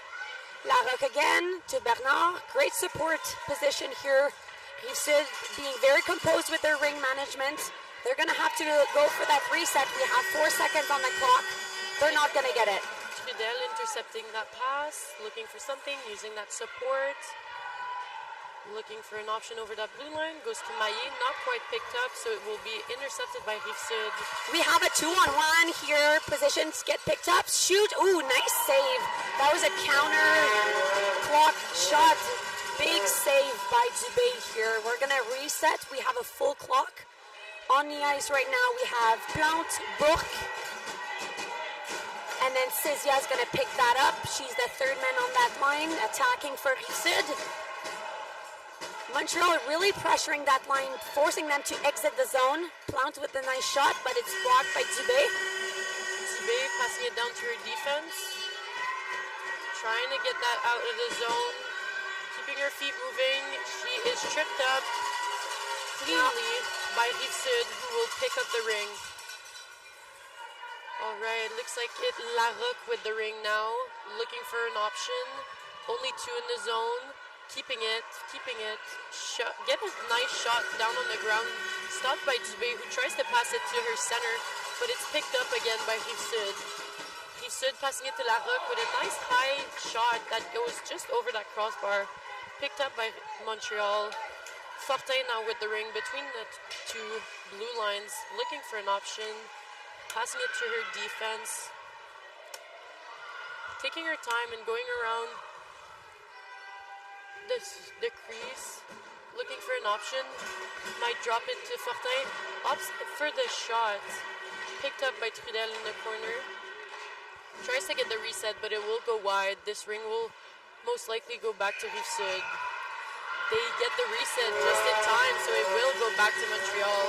Very smart play by Fortin here. A rule of Ringette, if the shot clock goes off and the rink is not completely in control by the other team, it goes back to them. So Montreal, great execution of using that smart Ringette play. They're going to get it back. New offense opportunity for them. Fortin passing it to Blanchard. Blanchard dropping it back to Fortin, looking for that pass again. That high shot that goes just a bit wide. Fortin will be picking it up. Montreal keeping good possession. Blanchard with the ring now, back to Fortin. Misses the stab, but keeps it in control. Looking for that pass to the corner. Blanchard picking it up. Only 5 seconds on that shot clock. Fortin getting a reset and recovering that ring. Will take her time, circle around the net, dropping it back to her new line mates. Friel with the ring now. She's going to be accompanied by Lanouette and Maillé. Friel taking her time, looking for something, doesn't quite get it, so she'll circle again, passing it down to Maillé. Can't get the stab. Lanouette picks it back up with a nice backhand shot. Shoved back by Lavoie to her partner forward. She's going to battle on two Montreal players against her. Nice support again between the two defense. That's Cugnal and Claveau on the ice. Now we have Larocque. She's going to pass that deep to Cugnal. Emily with the ring. She's going to circle. We have 10 seconds on the clock. They'll have to make a decision to get that reset. Larocque is going to go by herself. Ooh, gets kind of tripped. It'll be called. Séguin will go for 2 minutes. Rive-Sud Revolution will go on a power play. On the ice currently we have our favorite trio, Plante, Larocque, and Vachon. Let's see what they do here. We're still at 0-0. We have 4:30 left in the first period of first East semifinal. She's going to look for that shot. Doesn't get the clearance she wants. She's going to give it to 91. Captain with the ring now. Passes it long wide. Intercepted. Good defensive play by Montreal, but 91's going to still get it back. Pass again. Intercepted again by Moreau. Moreau with the ring now, looking for an option. Sends it to the Rive-Sud player who picks it up. Alain with the ring passes it to her partner. It's going to get back to Larocque's sticks. She's going to circle. We have a line change going on. She's going to pass that to her Bourque. Bourque's going to look to see. We have Ouellet joining the attack. She's going to get the ring. It's going to get passed to Cezia. We have 7 seconds on the clock. She goes for the rebound. It's not quite in possession. They do. Great reset here by Rive-Sud. They're going to get another attack opportunity. Cezia qui rentre, dépassée par Bourque. Manque le filet. Ça va être récupéré par Ouellet. Ouellette, on a 15 secondes sur le shot clock. Elle essaie de driver. Pas en fait satisfaite avec ce qu'elle voit. On recommence. Montreal with the ring now, looking for an option, doesn't quite get it, so it's going to be picked up by Rive-Sud. Ouellette with the ring still. We have 20 seconds on the clock. Lots of time to create something here. Lavoie is going to circle it. Joined by Keeble. Keeble not quite satisfied with her passing lanes. She's going to cycle that back. Passes it to Lavoie on the side. Great shot. Rebound. Who's going to win that? Whistle down to goalie ring. Montreal with the ring now. Dubé with the ring, passing it down to Blanchard, who does a good job of getting out of trouble, passing it over to her partner, looking for someone, waiting for Fortin, passes it to Fortin, circling around the net, taking her time. 4 seconds to the penalty. Blanchard with the ring now, ups for the shot, saved by Martel. We're going to have an exit from Rive-Sud here. We're going to try to use the speed. It's passed back to Keeble. She has pressure. Passes back to Lavoie, to Clévaux, to Lacombe. Lacombe's going to try to circle it. She's alone. We have 10 seconds on the clock. Larocque with the ring. She's going to go for that high shot. Misses the net. Defense can't pick it up. We have a shot clock expiry here. It's going to get back to Dubé. Dubé looking for options, passing it down to Aubin. Aubin with the ring now, trying to make an exit. Passes it over to Heskett. Heskett with the ring now, looking for an option.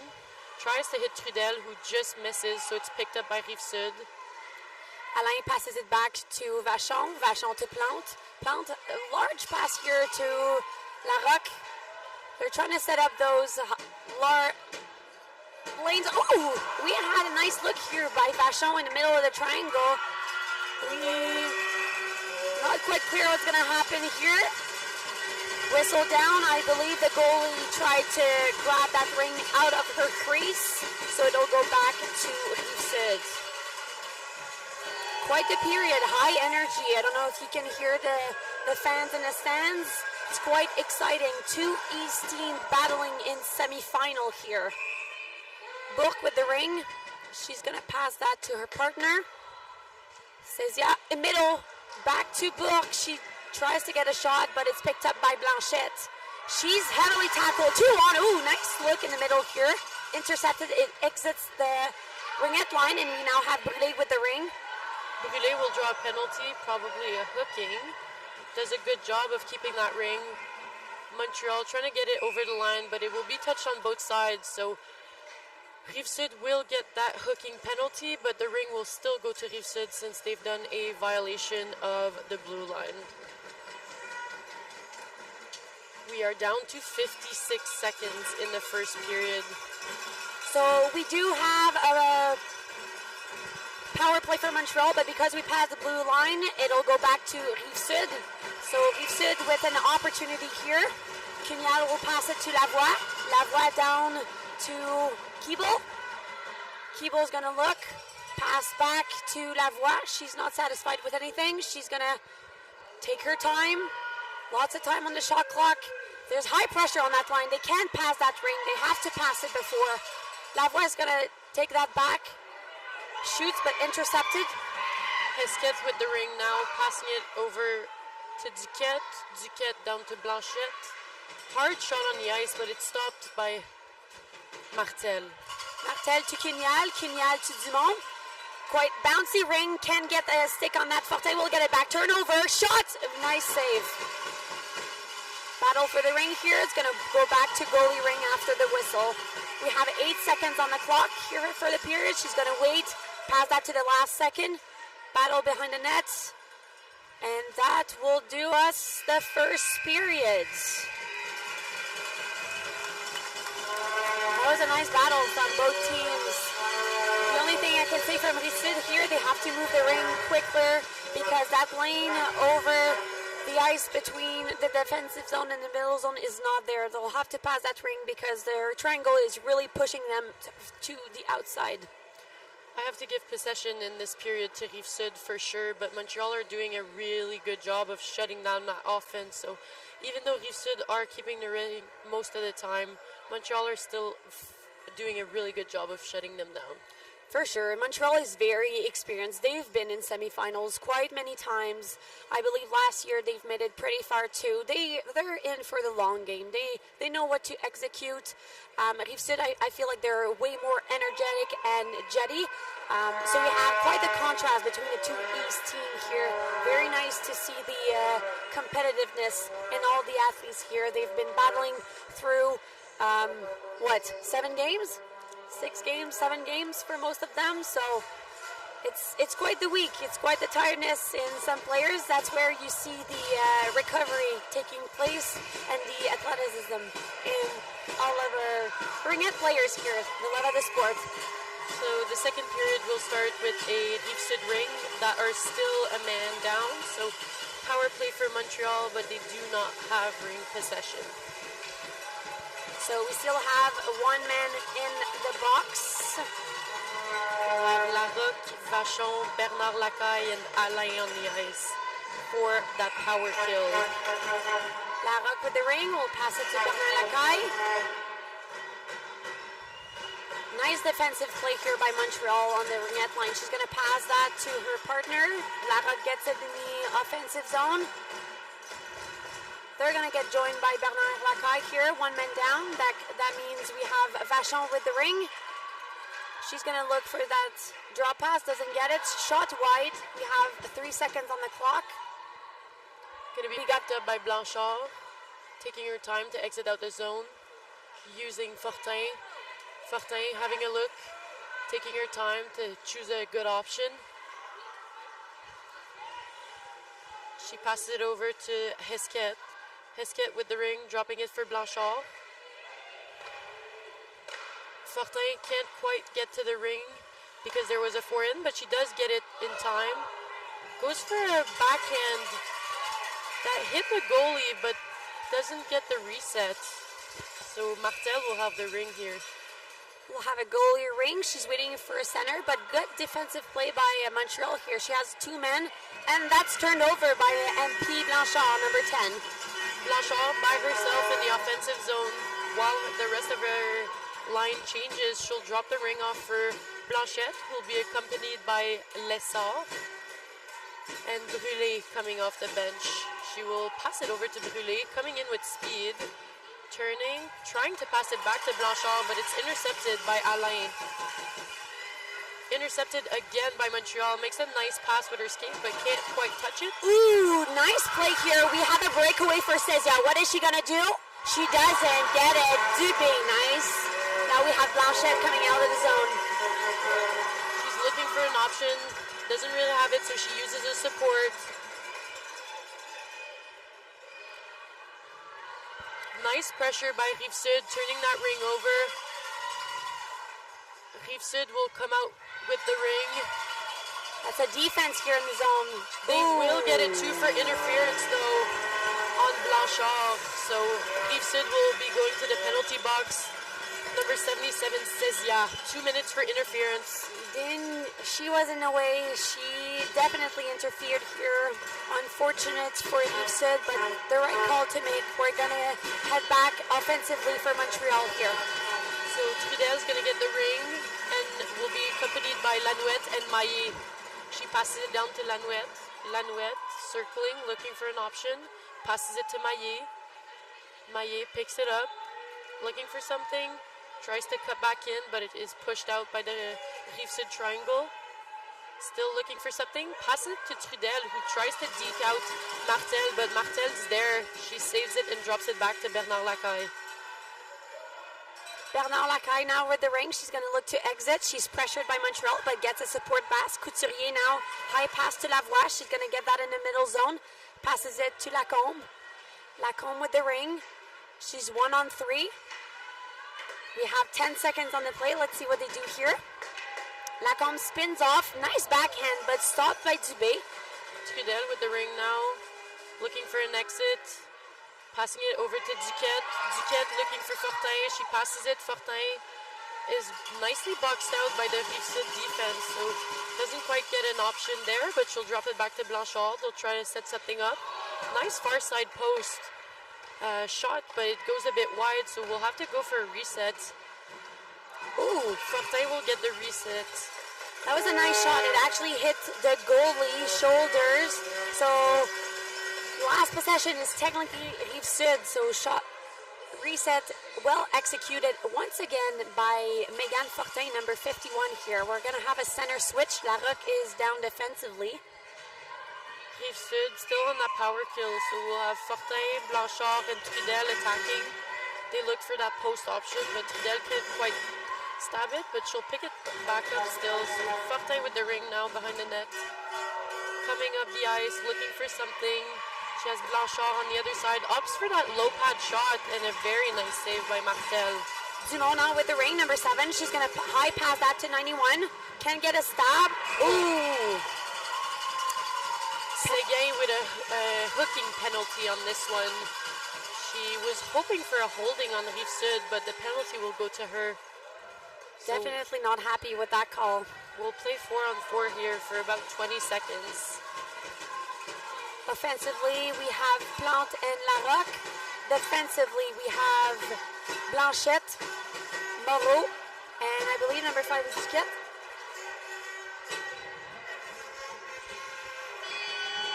We have 20 seconds to go for a 4-on-4 here before Cezia from Rive Sud is released from the box. They actually decided to send a third forward here. So we have a full strength defensively. Larocque passes it back to 91. Plante with the ring. She's going to circle back. Drops it to Larocque. Larocque tries to shoot it, but doesn't get blocked shot by Montreal. They're going to pick that up. Lily Ribeiro with the ring now, doing a good job of spinning out of trouble. Brûlé trying to do the same thing, but she's squeezed a bit too tight. It's going to get picked up by Plante here. Heavily checked by Brûlé. Not quite sure what's happening here. Blanchette with the ring now. Taking her time behind the net, trying to get the play settled down. Passing it over to her partner, Duquette. Duquette with the ring now, passing it to Brûlé. Brûlé keeping the ring, trying to get out of trouble. And she does. Passing it down to Blanchette. Blanchette with the ring now on a one-on-one, but she'll take her time to get a reset. Short side pad is hit, so we will get a reset. She picks up her own reset to drop it down to Fortin. She's so smart. Blanchette, I have to give it to her. She's 1-on-3, manages to keep the ring for her team. Fortin trying to get that 5-hole shot, but Martel is there to block it. Le Sort picking that ring up behind the net. Back to Fortin. Fortin back to Le Sort. Looking for something, passing it back down to Fortin. Fortin using her hands to dangle a little bit, but opts to keep circling, looking for something better. She'll pass it down to Trudel. Trudel taking her time, circling back up. Trying to pass it down to Fortin, who needs to get a reset, and she does, and picks it up. Does a very good job of following that ring and getting that reset, passing the ring down to Trudel. Quite the show of ring management for Montreal here. Blanchard with the ring now, trying to get that shot off, but it's nicely blocked off by the Rive Sud defense, who sends it down the ice, but it's going to be picked up again by Montreal. Blanchard on the ring, trying to pass it down to Lanouette, but it's intercepted. Couturier now battles with two Montreal players on her. She's going to try that pass. It's... Ooh, she gets squeezed here on the line. Is Rive Sud's going to get it back? Play on the board here. It's going to go back to goalie. Martel is going to get that ring.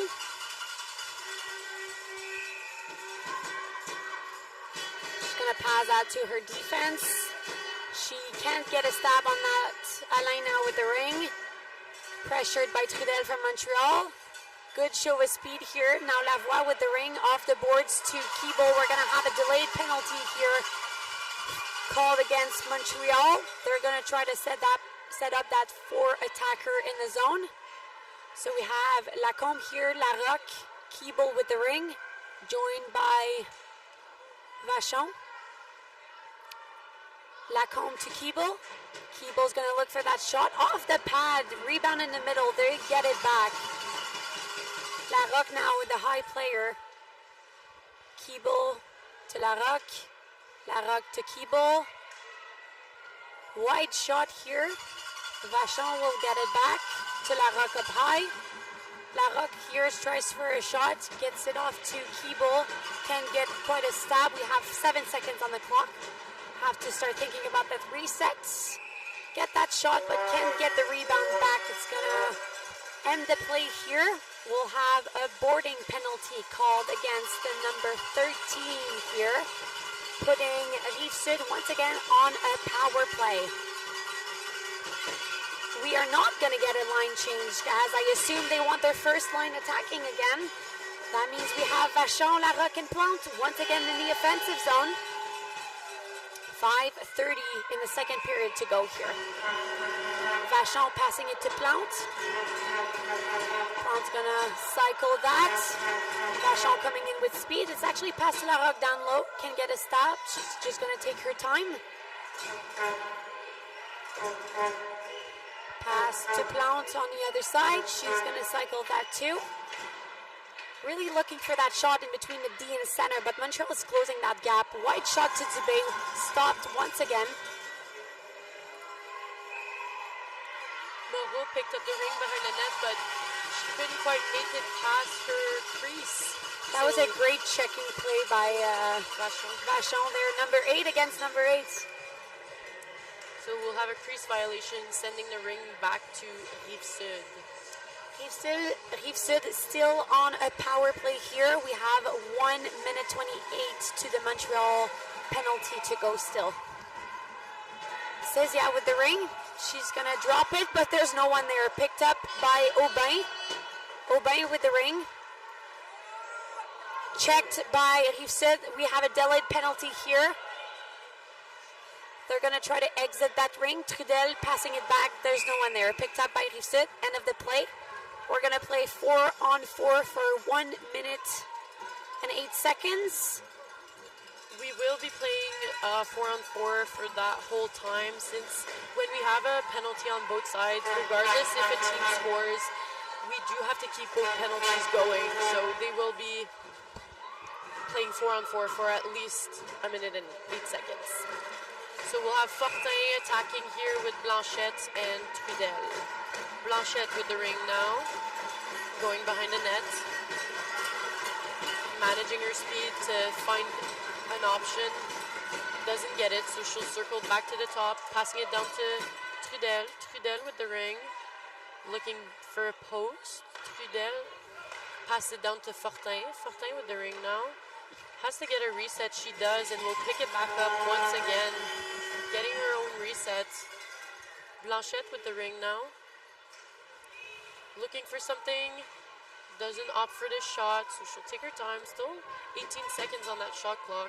Trudel in the middle now, passing it to a post. Hits the crossbar and comes out, picked up by number 11, Émilie Cugnal. Cugnal with the ring here. She's checked by Fortin.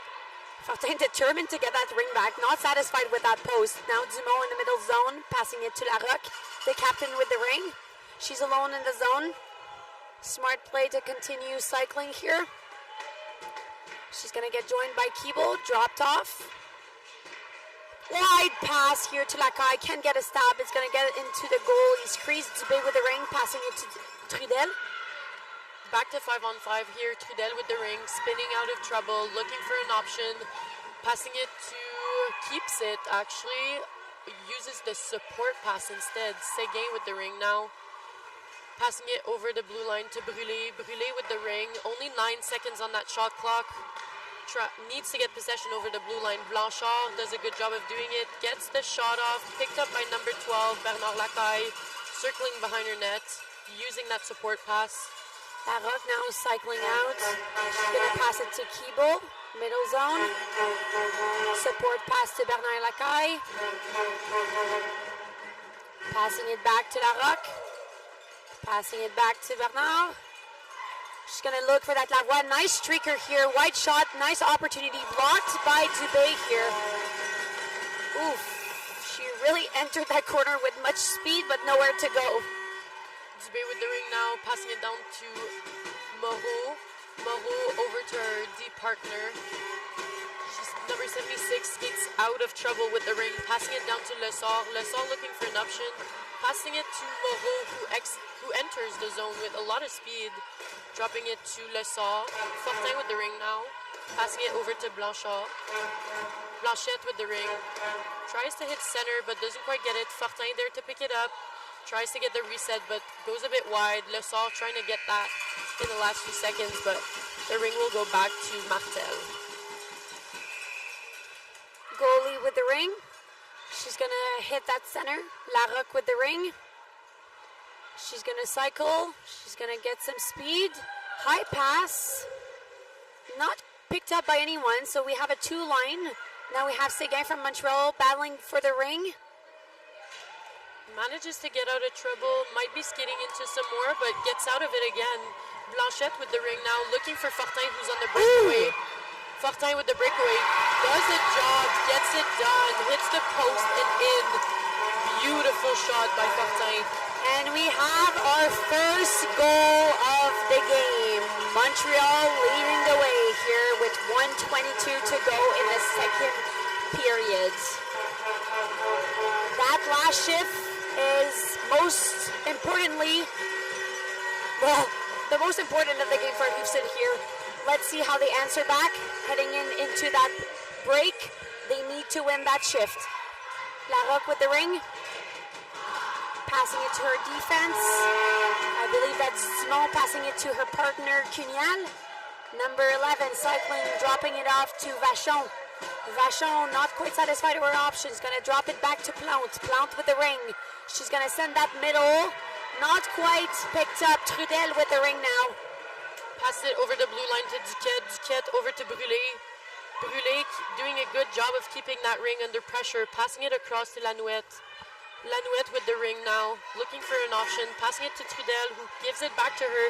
Has a nice look, a decent shot, but it's blocked by Martel. Larocque with lots of speed here. She's going to try to use that man advantage to Bourque. Bourque to Cunial. We have 30 seconds to go here. 17 on the shot clock. Cunial drops it off to Bourque. Bourque's going to pass that to Larocque. Larocque tries for that middle pass to Bourque, but just gets intercepted by Dubé, who's going to pass it to the corner. Battling for the ring here. Heavily checked by Rive-Sud. They're going to win that ring back. They are determined to get that goal. Larocque is not going to change. 13 seconds to go in this second period.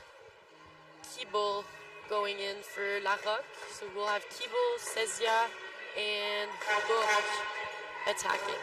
We have 13 seconds on the clock. Let's see what they do here.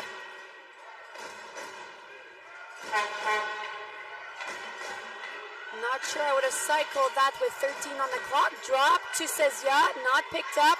She's going to spin. We have 2 seconds on the clock. Doesn't even get a shot. Intercepted. That will put the end to the second period. We will flood the ice. We have 2 more periods to go. 2 more periods of great ringette to come. Stay tuned, and we'll see you after the break.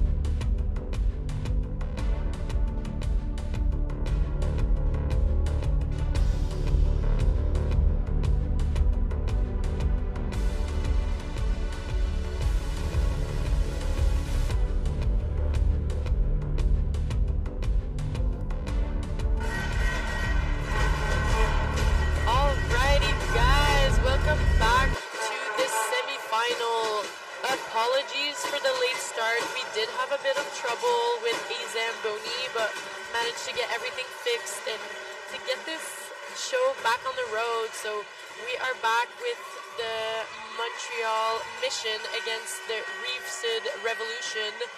To remind you guys, it is 1-0 for Montreal. We are starting this third period with a lot of excitement. Montreal will start with the ring here. Hopefully you guys can hear how loud these stands are because it's really great to see so many supporters for these two teams. Lily Moreau with the ring here, passing it to her deep partner, Séguin. Séguin trying to get it passed over the blue line. She'll send it to Brûlé. Brûlé picking it up by the side of the board, dropping it off to Blanchette. Blanchette trying to pass it down to her on the post, but it's a bit too close to the post for her. Brûlé picks it back up, having a look. We'll need to get a shot off soon. Blanchard trying to get that reset, but she goes wide, so the ring will go back to Martel. First possession of the second half here will go to Martin, the goalie. Martel with the ring. Evelyn passes it to Camille. Lavoie with the ring passes it to Sarah. Lachaine, ooh, that was over the line, I believe, but Lachaine will get that pass to Kibo, back pass. Great defensive play by Lessard here, who's actually a forward, stepping in. Blanchette with the ring behind the net, trying to squeeze by her crease, she does. Finding an option over the blue line to her partner, Lily Moreau. Taking her time to find an option of her own, passing it to Blanchard. Blanchard with the ring now, squeezed by the boards. Manages to get out of trouble, spins back, circles around,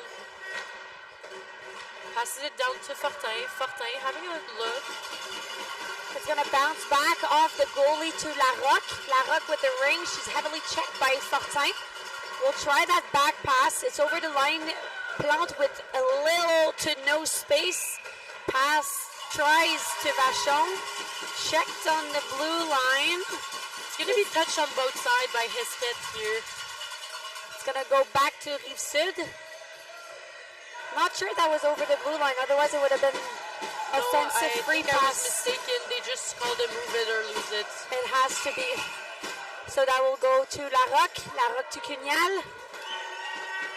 Cugnal with the ring to Bourque over her skate. It's going to bounce to number 5 with the ring.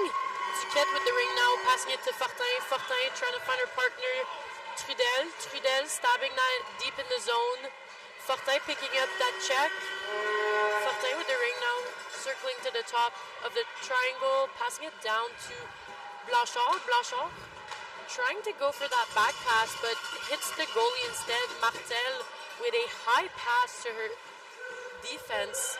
Goes 2 lines, so it's going to be picked off by the Montreal defense, who's circling around, checked by 2, passing it down to her partner. Pass it over the line to Fortin. Fortin to Blanchard on a breakaway.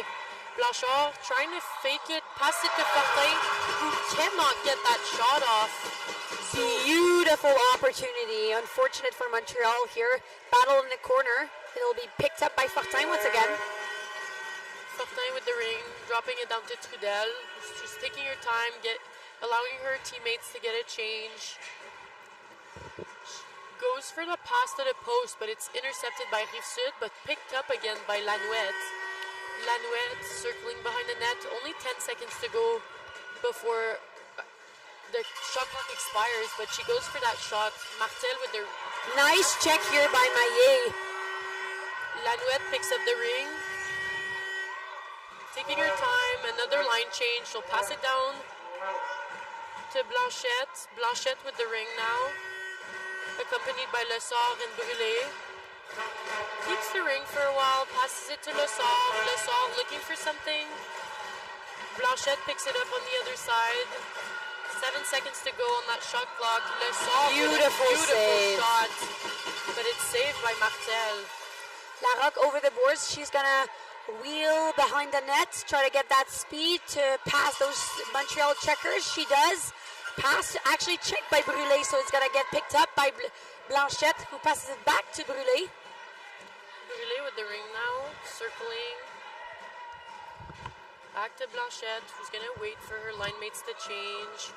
Down to Blanchard, who takes a nice shot, but it's saved by Martel. Blanchette with the ring now, picking up what the Rive-Sud defense was trying to get the ring out. Brûlé with the ring now. I gotta say that beginning of the period is definitely pressured by Montreal. They are putting on a show of that ring management. Blanchard with the ring now. Going to the top, looking for a shot, gets it off, but it's deflected by her own player who goes for the wraparound and gets it done. Fortin with a goal.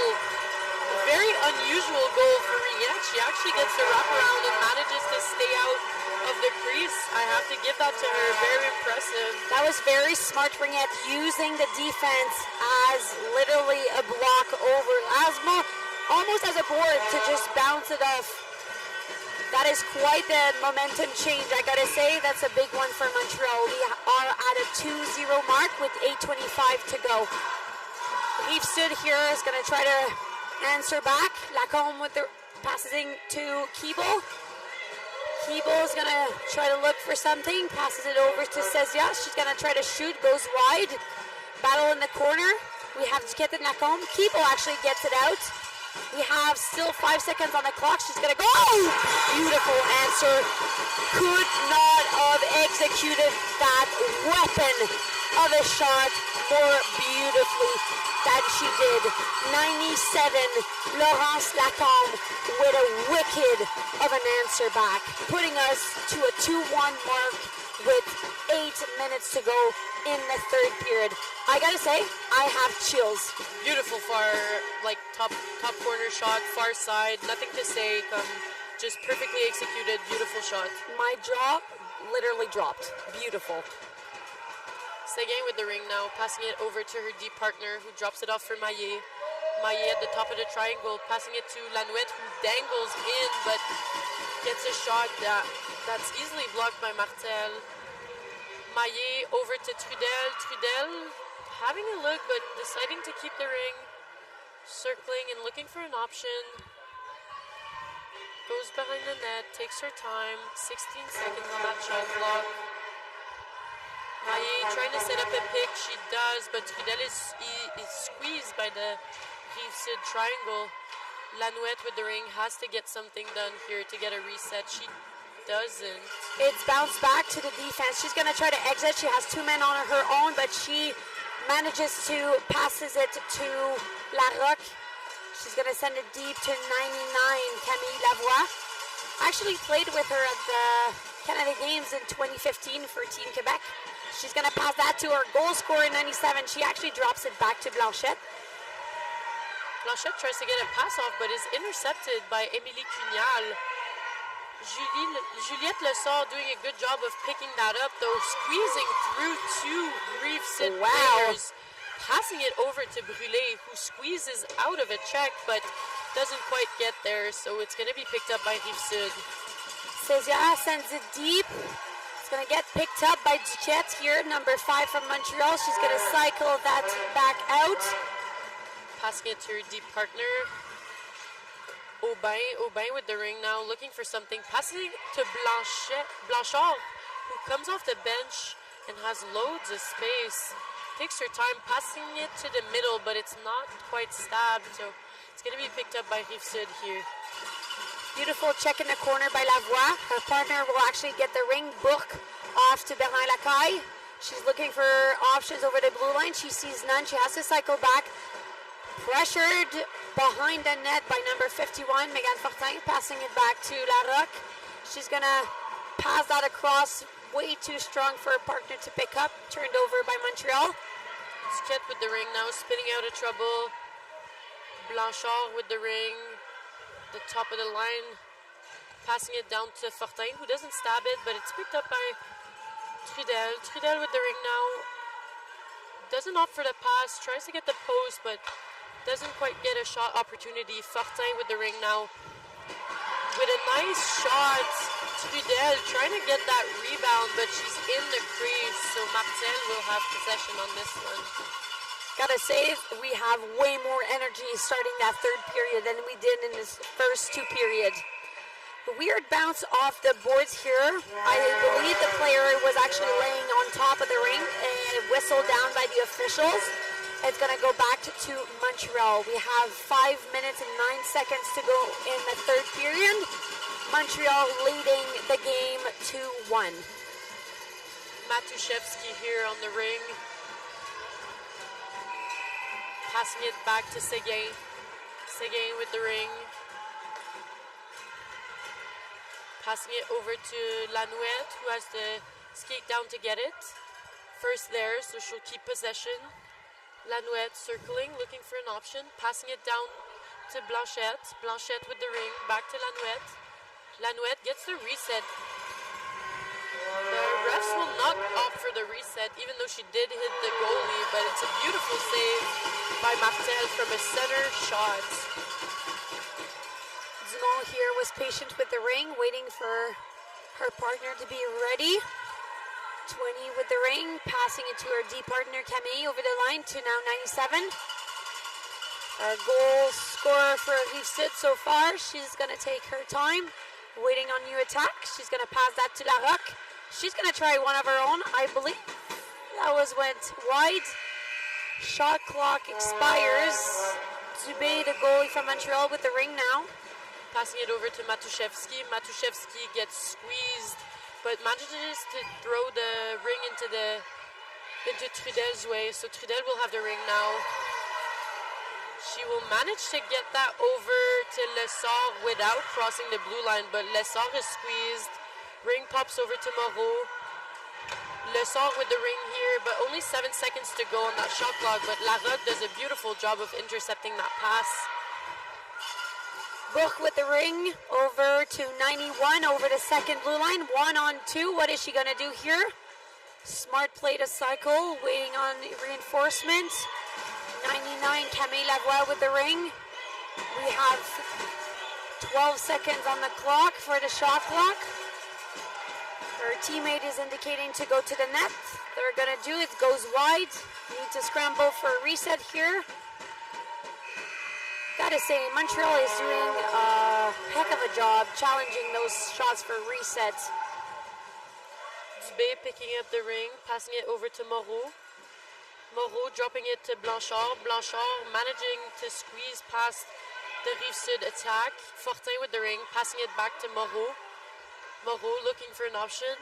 Back to Fortin. Fortin taking her time. Getting that pass over. Looking for an option. Back pass to Blanchard. Blanchard back to Fortin. Not quite stabbed, so that shot clock will expire. The ring will go back to Rive Sud.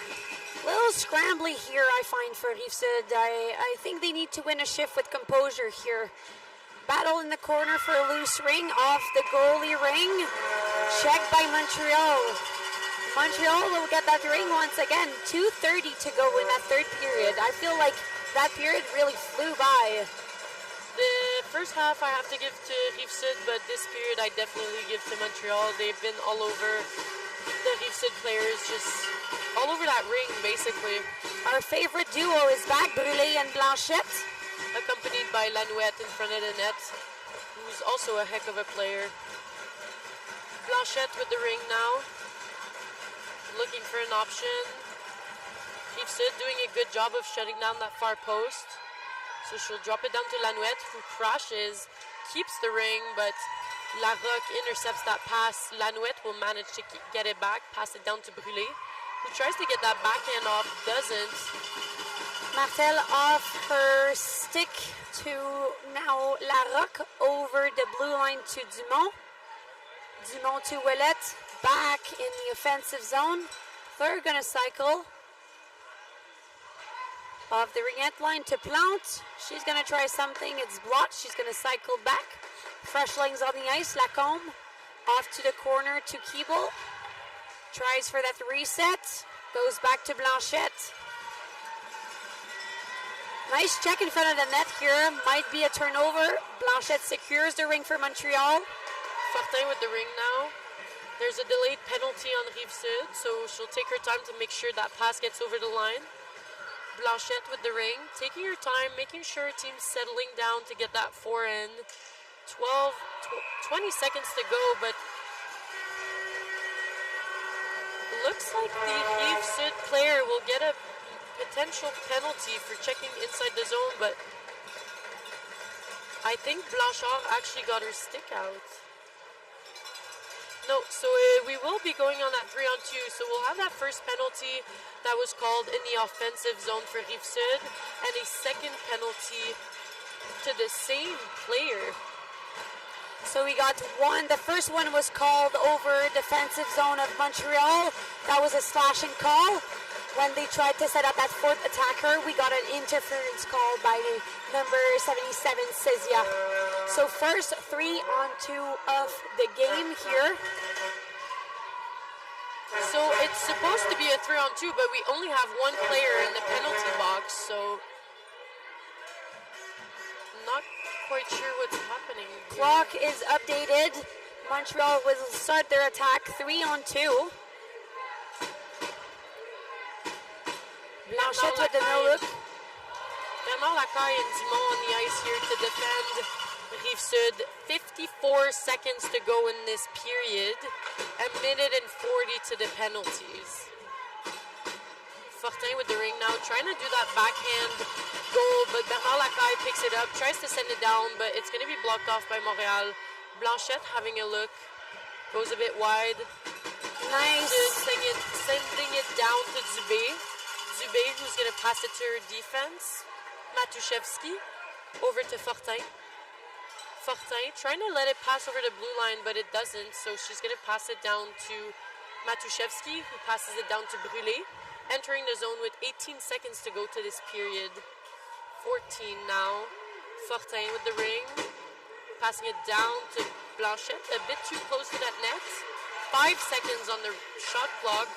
Tries to set up Fortin on the post, but the shot clock will expire, and so will the time in about 0.2 of a second. We will start the fourth period still on 3-on-2. We have 50 seconds to kill here for Rive Sud. Not the position we are in, but I have to give it to them. They've been pretty good at killing that two-man advantage so far. Blanchette was trying to set up that Fortin with the no-look pass quite a few times. Didn't get quite the look they were searching for.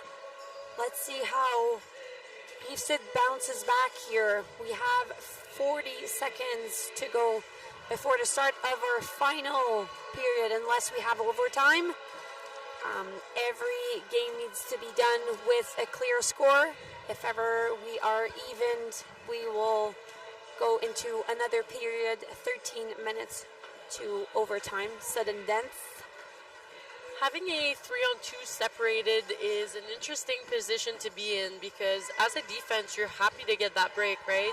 You're going to send out that first duo back on the ice to be able to kill it again, but that also means the attack gets that same break, so you're sending out that top line again, so both teams get a rest. Not quite sure which side of the 3-on-2 gets more of an advantage here. Rive Sud here. Rive Sud with the ring. Rive Sud here, obviously I'm assuming Montreal will man up. Having a two-man advantage is clearly into their advantage to man up and try to turn over that ring to take advantage of those two penalties. Waiting on the whistle here.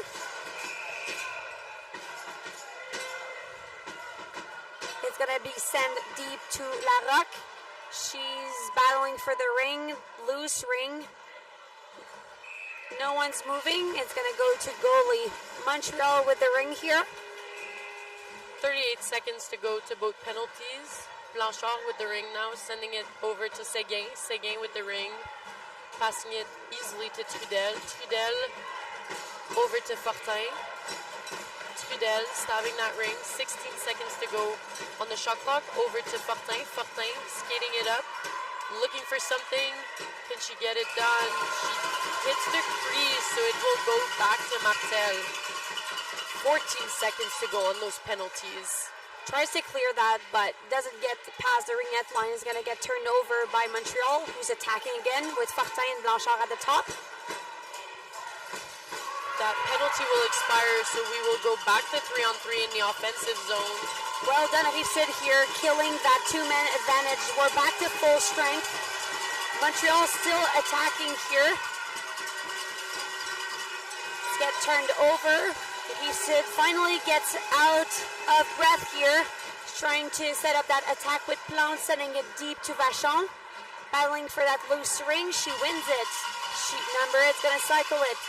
Drops it up to number 9, Captain Larocque with the ring. She's gonna try to sneak that one in the middle of the triangle, but wobbly ring. Plante can't get that. She's gonna send it from the corner. And now it's picked up by number 21, who exits. Oh, a breakaway opportunity for Lassar here. What is she gonna decide to do? Oh, that late drag. Second goal like that today.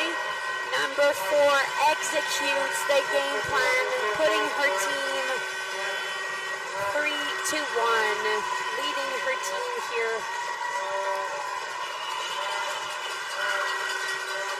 Rive-Sud here will have to answer back. They did a pretty excellent job earlier on. 97 is still on the ice here. Can she do it again?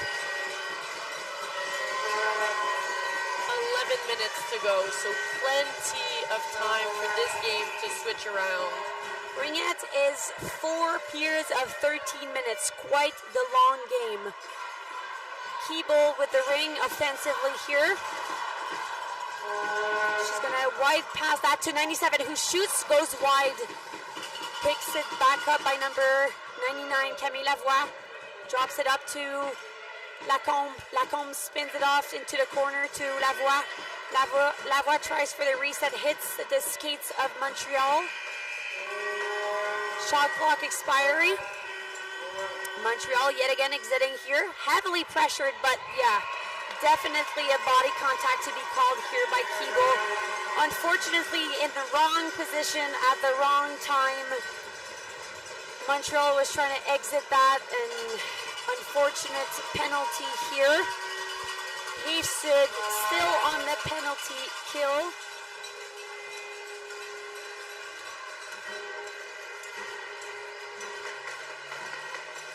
Montreal will start with the ring here. Brûlé on the ice with Blanchette and Lessard, our third goal scorer. Blanchette with the ring now, keeping possession, dropping it off to her defense again. She's going to send it over to Brûlé. Doesn't get the stab, but manages to keep control. She'll get that ring back in the far corner, dropping it over to Blanchette. Blanchette looking maybe for that reset, opts to circle back again and tries again. Shoots high and wide, but Lessard going to pick that up. Can she get the reset? She does. It's going to be picked up by the Montreal defense, who's checked by the Rive-Sud player, but still manages to send it down the ice. Bernard Lachaine picks it up. Rive-Sud trying to get control of the ring here. Goes over the first blue line. Larocque checked. It's passed over the line. Good check here by 96. Seguin. It's going to actually get turned over, and Montreal yet attacking again. Montreal being a smart team, it's not unsurprising if we see them taking less and less shots, just trying to manage that ring, get control of it most of the game. If you have the ring, then the other team can score, right? Trudel with the ring now. Taking her time, circling around. She'll drop it off for Fortin. Fortin circling, going back on her steps, looking for something. Passes it over to Blanchard. Passing it down to Lanouette, who gets the reset. She'll send it up to Blanchard. Blanchard looking for that pass. She gets it off. Fortin on the post now, circling up. Looking for something. Passing it down to Lanouette, who doesn't quite stab it, but still manages to keep possession. Down to Blanchard. Blanchard shooting it from up high, but it's blocked by the defense. Will probably get 2 minutes here for cross-checking. I have to say I'm surprised this isn't a 4 because it was very from behind, unnecessary, and she did a full extension, but Houston will get away with a 2 here. She'll get a 2-minute for cross-checking. We will go back on that 3-on-2 for 19 seconds. So we'll have Brûlé, Blanchette, and Fortin here on this 3-on-2.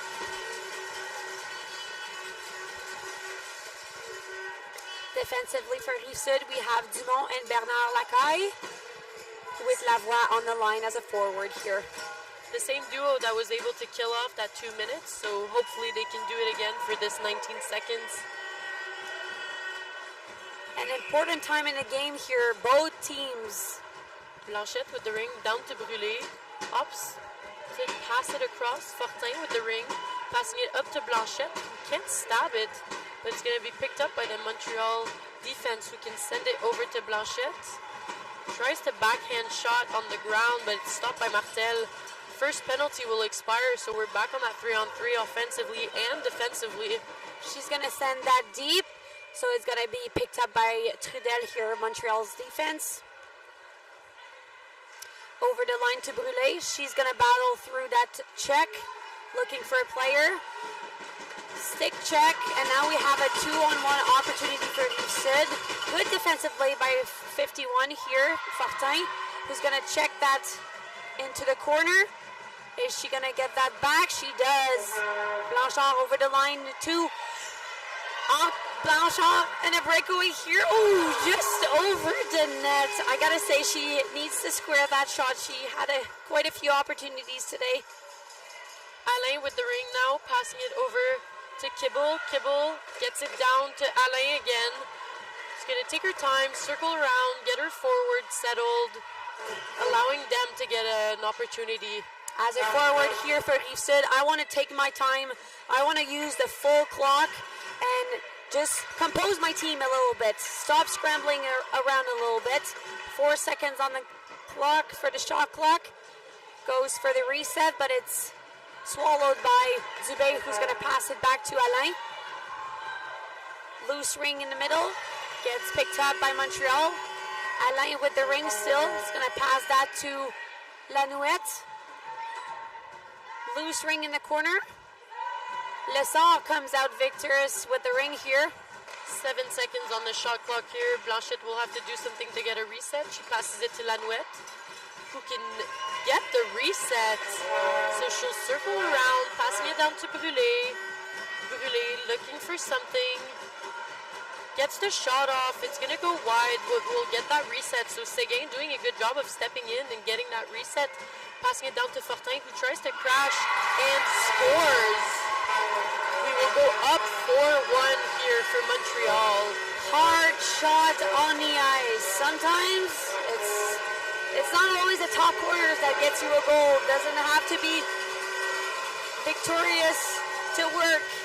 Rive-Sud here, still on a power kill. The original call on the play for that second penalty was a 2 minutes, but it actually got changed to a 4 minutes. So she will be staying in the box for another minute and 38. Rive-Sud opting for a timeout here, trying to get the Montreal momentum cut off from under their feet. Do you think we're going to get an early goalie pull here? I don't mean the goalie switch, I mean... I'm hoping for an early goalie pull. 3 goals, for 6 minutes. You're down a player. I think if you can manage to get that ring settled, get that first reset, you should be getting a goalie pull. This is a semifinal. You have to go for it. You can't afford to lose time and potentially score in the next 2 minutes and then settle for trying to go for it.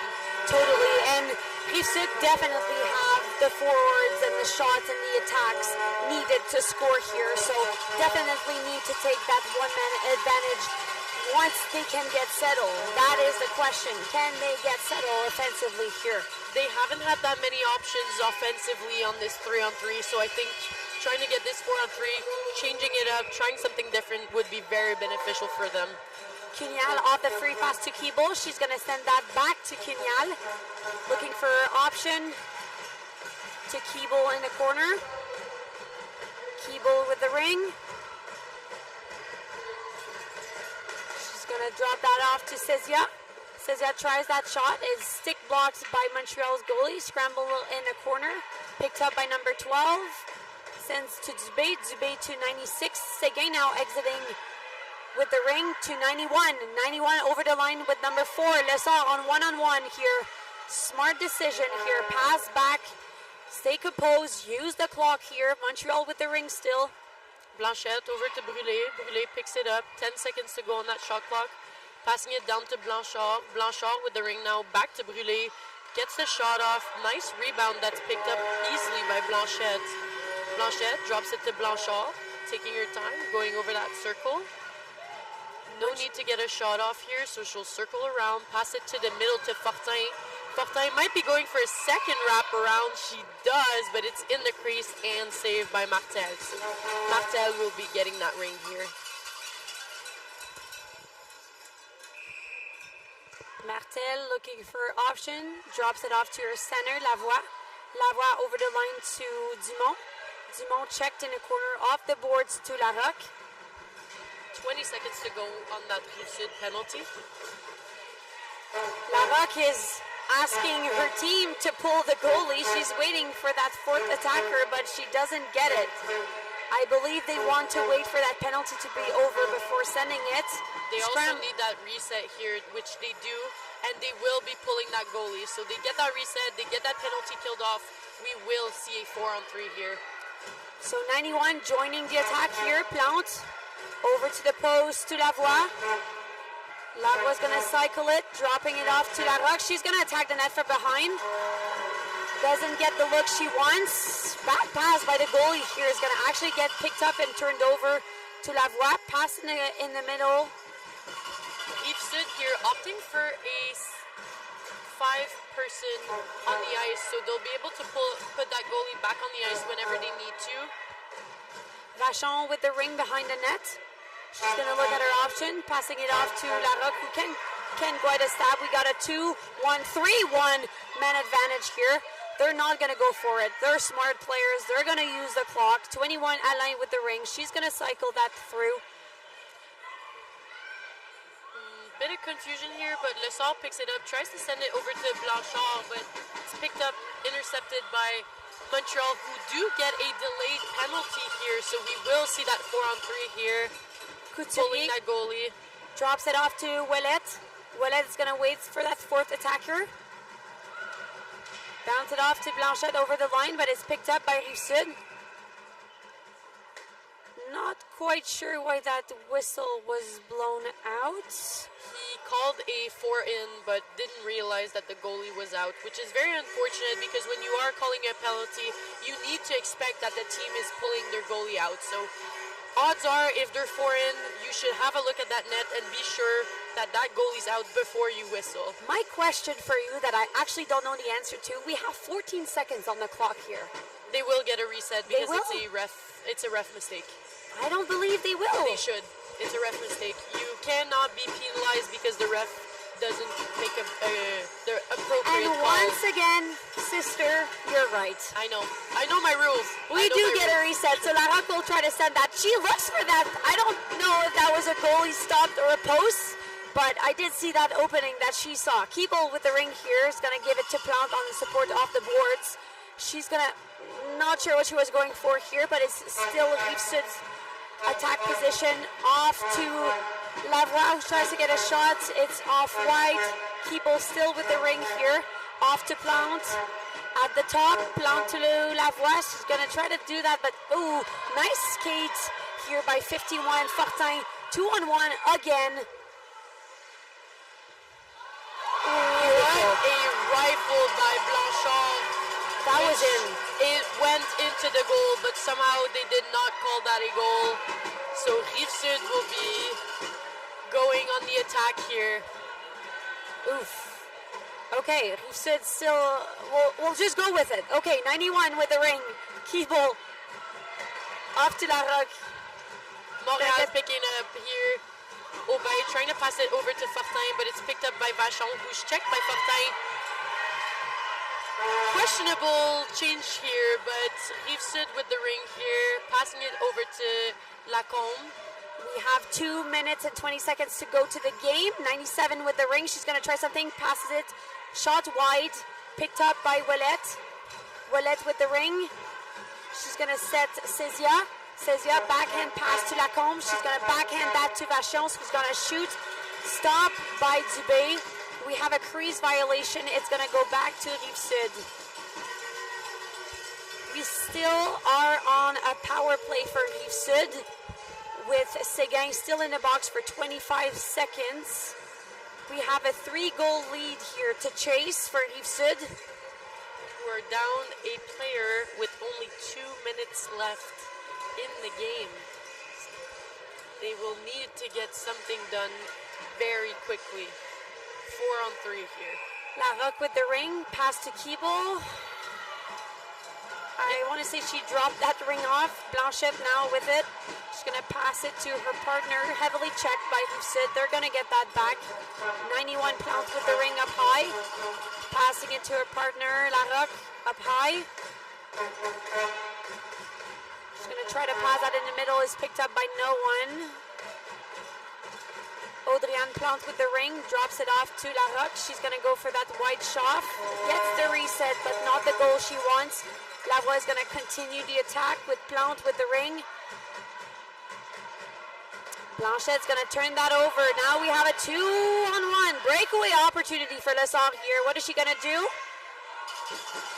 Keeps it over to Poulet, who doesn't stab it, but they don't need a goal here, so she'll send it down to Blanchette, who's going to take her time, keep control, send it over to Lessard, but beautifully checked by Cunial here. Cunial sends it over the blue line to Keeble. Keeble with the ring.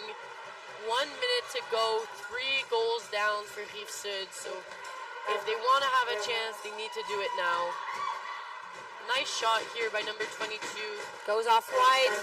Cézia with the ring at the top. She's going to shoot that. Stay with the stop. We have 35 seconds to go here for Montreal. Looking very composed, I got to say. Fortin with the ring to Blanchard. Blanchard to Fortin. Can't get quite the stop, but she's just going to cycle that through. She's going to pass it back to Duquette. Duquette to Séguin. Back to Blanchard deep. Fight for the ring here. Actually picked up by Dumont.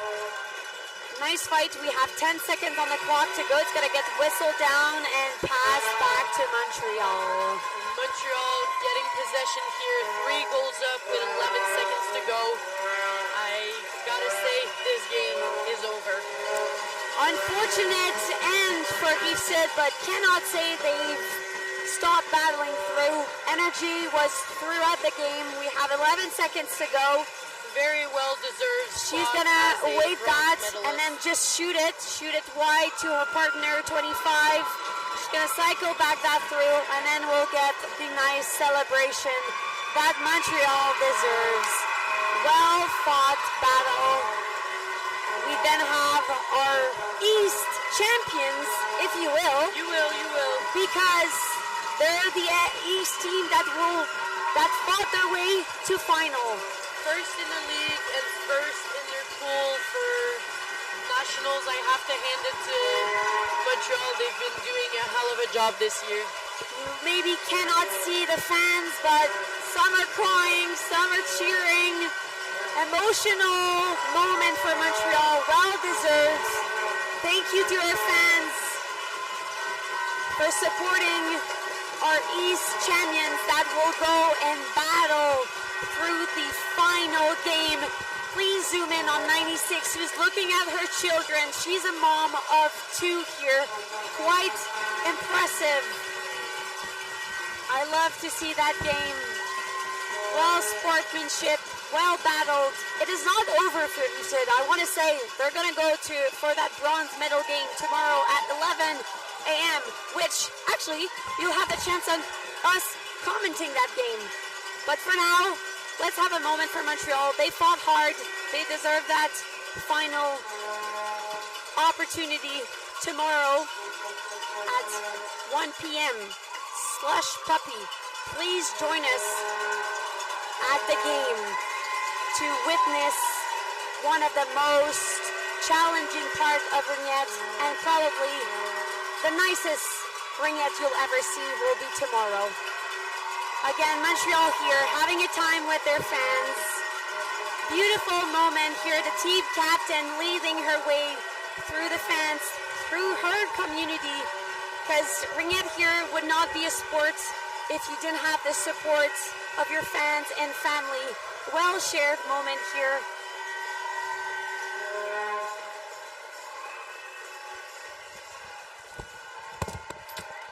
And it's time for us to tune out. Thank you for watching.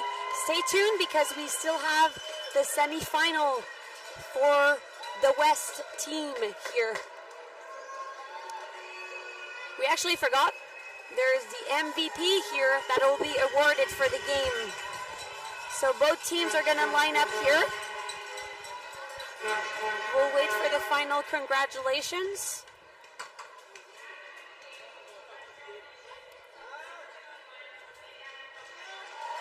So we'll have Megan Fortin here for the MVP.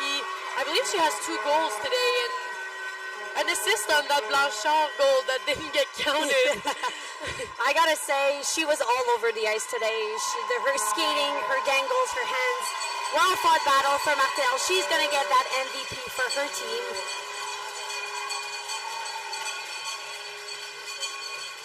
Once again, congratulations to both teams who really fought hard on today's game. And again, stay tuned because we have another semifinal coming up. The both West team, it'll be Calgary Wrath against the Edmonton Wham, who are actually the defending champions of last year's season.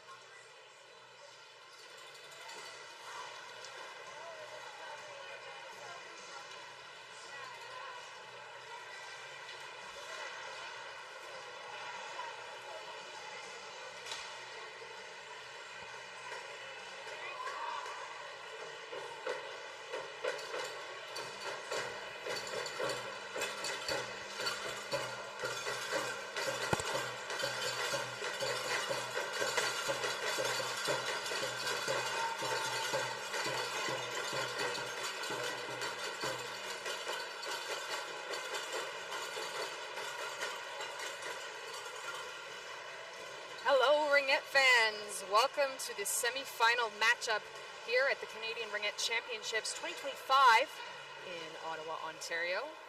Tonight's matchup, we have the Calgary Wrath versus Edmonton Wham. Bringing it to you today is myself, Emily Renneberg. And this feels kind of like a homecoming for me in a sense, because I imagine a lot of the people who are watching this do actually know me. I do have connections on both sides of these teams. I've played with players on both sides, grew up with players on both sides, have very fond memories with players on both sides, and feel like maybe that's why I've been asked to do this. I'm unbiased today, we'll call it. Very excited for this matchup. This feels like already the energy in this space is huge. We just finished off the other semifinal between Riverside Revolution and Montreal Mission, and what a hectic game that was. The crowd was fanatic. I could barely hear myself think. Now, what happened there? Well, your Montreal Mission will be going to the Gold Finals tomorrow afternoon. Calgary Wrath, Edmonton Wham, they're also looking to do the same thing today. They've met each other already in this matchup, but this is not the first time they've met each other in the CRCs. No, last year they met each other in the Gold Final where Wham took the win 10-3. Wham looking for the three-peat this year. Again, have to take this game to see who gets to the final. But like I said, these two teams have seen each other before. A bit of a close game. Wham coming into this undefeated, having quite a successful CRCs to date. Taking the last game 6-4. Well, these two teams have a very colorful history. Obviously, both being from Alberta, they get to see each other a lot during the West Hubs over the season. Wham has won 3 of the 4 times they saw each other. They've seen each other mostly in February, so as the teams start progressing throughout the season, they start getting a little bit more into their groove. When you hear athletes talking about peaking at the right time towards the end of that regular season here, you're looking to go into top form for nationals, and that's what both teams are looking for today. Wrath having a bit of a mixed bag so far to get to this game. Coming in with a decent season, gets them into Pool A. Starting off with a loss against Attack, but taking things back with a win against Riverside. Last game they played, they beat the Attack to get here. Both teams have a lot of fans. I just want to shout out Alberta because apparently y'all have shown up to this game. We've got Calgarians, Edmontonians, Red Deerians, Lacomans, Airdrians probably, and all of you tuning in at home. Thank you very much for joining us. Excited to bring you the action here today.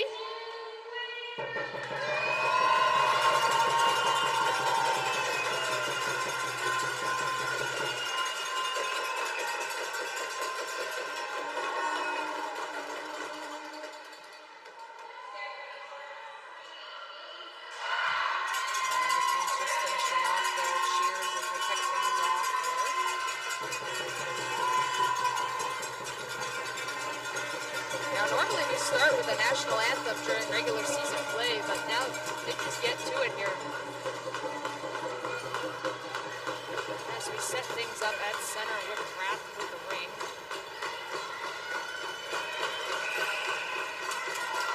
Ainsley Rachel Hung passing off from center. Moving things down to Exner. Exner battling along the boards, finding some trouble with space. Wrath now with it. Hung drops it back. Picked up by Wilden. Wilden's turning around, crashing that triangle, coming on the inside, tries to pull something across. Wrath maintaining possession.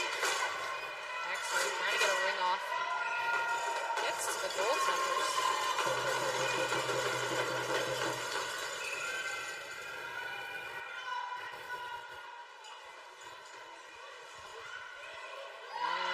Coming in at center and passing it up, trying to get it to Bell, but it's picked off by Ung.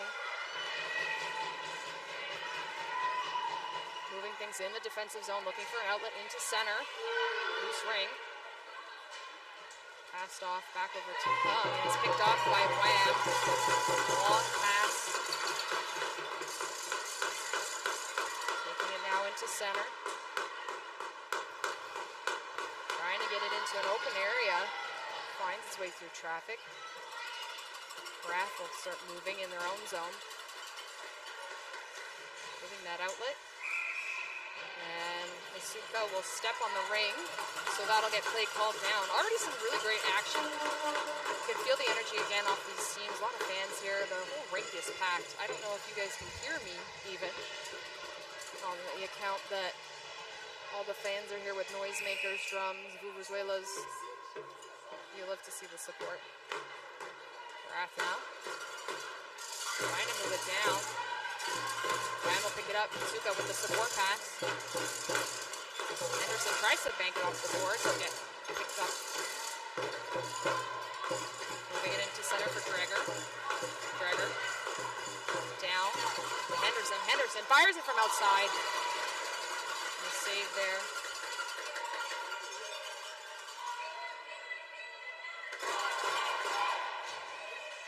Moving things out to the center and a spinning shot. Goes wide, no reset on that. 16 seconds on the shot clock as Dreger tries to make it back. Pushes through the triangle, gets to the center. And she's picked off by the D. Triangle coming in for full support there. Shannon. Tries to get that ring. Brings it back. Now with Shannon. Bounces off her foot. She'll keep that over to her teammate. Debaji tries to get something off there. Goes wide. 12 seconds on the shot clock. Out to Henderson. Henderson fires it. Nystrom. No problem with that early first shot. Takes that into her chest and passes things off as the ring will get moved out of the defensive zone. Armstrong spinning. She's looking for some space. Moves the ring across the zone. 2 on from Wham. Putting on pressure on Wheeler. And the ring will get picked off by Henderson. Henderson down to Shannon. Shannon looking. She's getting a bit of a shift change here, so she'll start this cycle. Coming across the top to Ferry. Ferry now continuing that cycle as the rest of the shift changes. Up top, now dropping it. Bringing across the top with some speed here is Bell. She gets picked off by Exner. Calls for a sub with Yulden. Yulden slotting herself in and a shot on Nystrom. Easy one. Just outside of that main area. And that'll get blown down before the zone. Again, thank you for tuning in. It's some exciting action here, semifinals. Tomorrow will determine the ultimate fate, but today you have to win to get there. Wham coming in undefeated. Taking on Wrath already. Close game though, so expect some action here again. Bell staying to the outside. Keeping things moving. Cuts in, fires it. Saw that far post. Ring continues with Wham. 10 seconds on the shot clock. Bell, she's got pressure. Yulden pushing her out up top and cuts across. Finds a little bit of a gap there on the low triangle, but shot doesn't make it fully to the net. Bell tries to get that reset, but probably about half a second too late there as Nystrom will pick things up.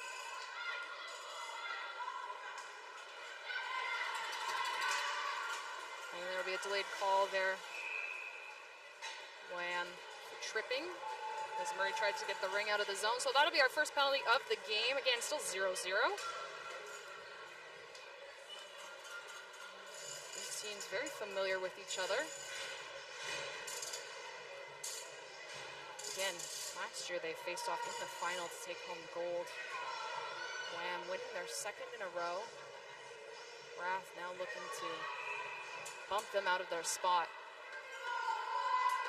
as they look to the power play here. First power play of the game, Sauvé starts the wide cycle. Inside the zone, gets picked off by Dreger. Wrath has to try and capitalize. That loose ring finds its way to the center with Sauvé. Sauvé into the zone. Meyer now drops it back. Wham settling into a triangle, moves it across the triangle, saw Sauvé. Sauvé gets a shot off, gets taken down. She had a really great spot on that low triangle. Just a little bit of a defensive stick, put that off its course. 6 seconds on the shot clock. Rath looking for something here with Exner. Exner tries to shoot, it's blocked. And that'll go to goalie. There's enough of a reset there. That'll go back to goalie. 1 minute and 12 seconds remaining on the penalty. Easy toss to Dreger. Dreger tries to make a move, but it's picked up by Brewster. Brewster was hard on that line. Wham still trying to move things out. Now Exner takes it, fires it while she falls. Doesn't find its way through. But a great turnover opportunity there from Rath. Brewster again just on that line, staying where she needs to be. Rath is using a bit of a wall technique here. Instead of playing the player, they're standing 3 on the line, trying to take away that space, and it looks like it's working. Not something I've seen very often, but again, crowding that neutral zone and making it harder for them to break in. Whack. Moving it around, a little bit of space here over top of the Ringette line as Henderson back pass over to Bell, now down. A really good, tight look there from Dibaji.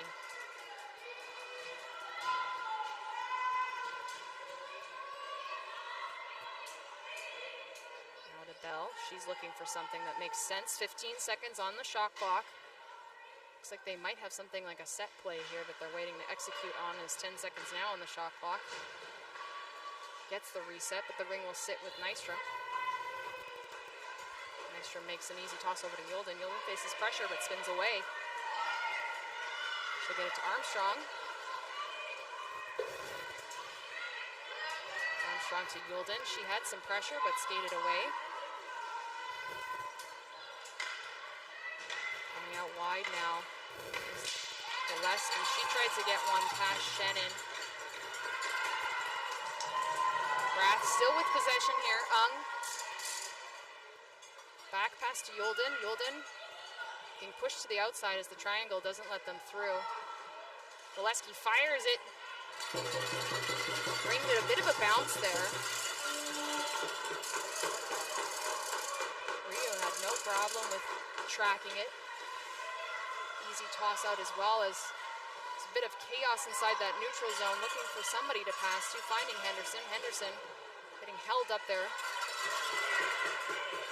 Strong on that possession though as the shot clock starts winding down. A last-ditch attempt there from Lee to try and get the reset. Finds its way into legs instead. Hazel cutting, using the support. Murray now back to Hazel.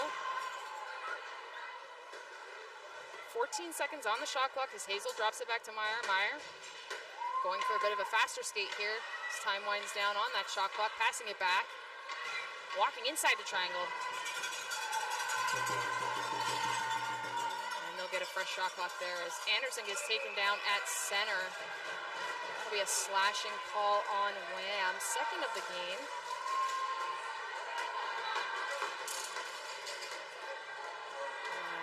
Like that's being called on Bell. So 2-minute call for slashing against Wham here. Dalen Bell will go to the box. Rath now with their opportunity for the second power play of today's game. Sauve seeing if there's an opening. Decides to pass it.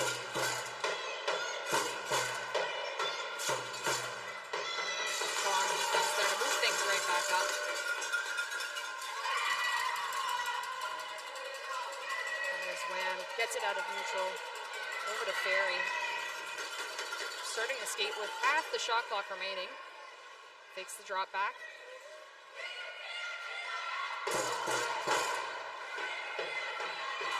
Firing shot up top from Bell. She had a look. There's a bit of a corner there on Nystrom.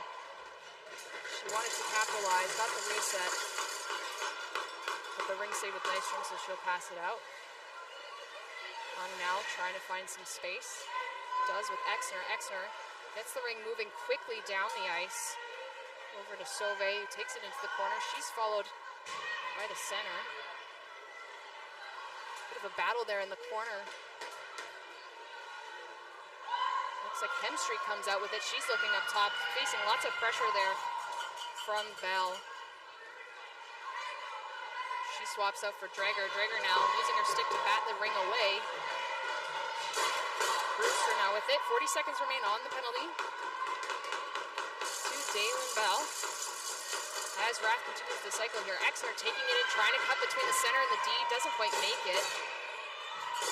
The ring will find its way into Rio's crease. Wham tried to touch it. Possession will go back right over to Rath. Some good energy so far from both the sides. Not a lot of action in terms of shots. We're seeing a lot of cycling. But you've yet to see some of that tic-tac-toe that especially Wham has been trying to use across this tournament. Ring is over with Ung gets taken down. But Gillespie will get things back over to Yulden. Yulden tries to find Gillespie. Picking it up. So power play expires here with Ung across the top, looking for an outlet, goes to the side, shoots, and just goes wide. Found the space between the center and the D. Cut through quickly, and just a little bit too far past the post. Wham now with it. Lee to Bevan. Drager shoots. An easy pad save for Nystrom. Hard enough shot to get that reset as well, maintaining possession. Chen now on the outside. Fires it. Saw something from a sharp angle. Didn't quite make its way to the net. Ketza on the outside. She fakes it, tries to go past the D. Strong effort there from Armstrong. He's taking that away on the short side. Pressure here, 3-on-1 at one point. Rath still maintaining possession as they move it around the defensive zone. Armstrong now gets it to center. 14 seconds on the shot clock, trying to find an outlet down low. Murray signaling. Get down to the corner. Moves it over there. And Wham trying to fight for the ring behind their nets. Just under 2 minutes remaining in this initial quarter. Still scoreless. As Anderson now by herself, 3-on-1 in the zone. She's looking to look for some backup as everyone else seems to be changing. Exner now taking it over the line. Some good pressure there from Bell, who's waiting there just as Exner entered the zone. Trying to feed it through Exner. Sharp angle there, got the reset. Rio was there. Exner again trying to move that. The defensive sticks active, pushing that ring away. Hemstreet finding the long pass over to Brewster. Brewster, she hits traffic. 10 seconds on that shot clock. And another hard shot there from Hemstreet. She was out wide. Just under a minute here with Ryan York, passing it over the blue line. Now Exner here has Brewster. With some speed, Brewster decides to go for the cycle. She's going to get a change. She drops things to Yulden. Yulden now back to Ung. Pick at center, over to Yulden. Yulden crosses in, fires. Flipping ring. Great pass, Rio. She got a piece of it with her pad. Gillespie had the pick on the center there. Now she comes into the triangle, pushing between the D and the center. Enough support there to keep her away as a last attempt here from Henderson's. Lauren Henderson now takes a shot, goes wide. Counting down just seconds on this first quarter. And that'll end things here with a final shot from Marsh. She had a look. Wow, lots of fun here already, folks. Thank you for joining us. Like I said, this is an important game, as I'm sure all of you at home are very, very, very, very aware of. Lots of really great, exciting action between these two teams. The last time they played each other one of the interesting things that I noted is that Draeger managed to get a point on every single of the 6 Wham rolls. And I'm sure part of the game plan for the Wrath side was to try and figure out how they not let that happen. But unfortunately, it also means trying to stop Ketsa and Fevin, who also were able to contribute significantly to the last game. Ketsa scoring 3, assisting on another, and Fevin assisting on 2. So a lot of offensive firepower we've seen so far in this Nationals from Wham.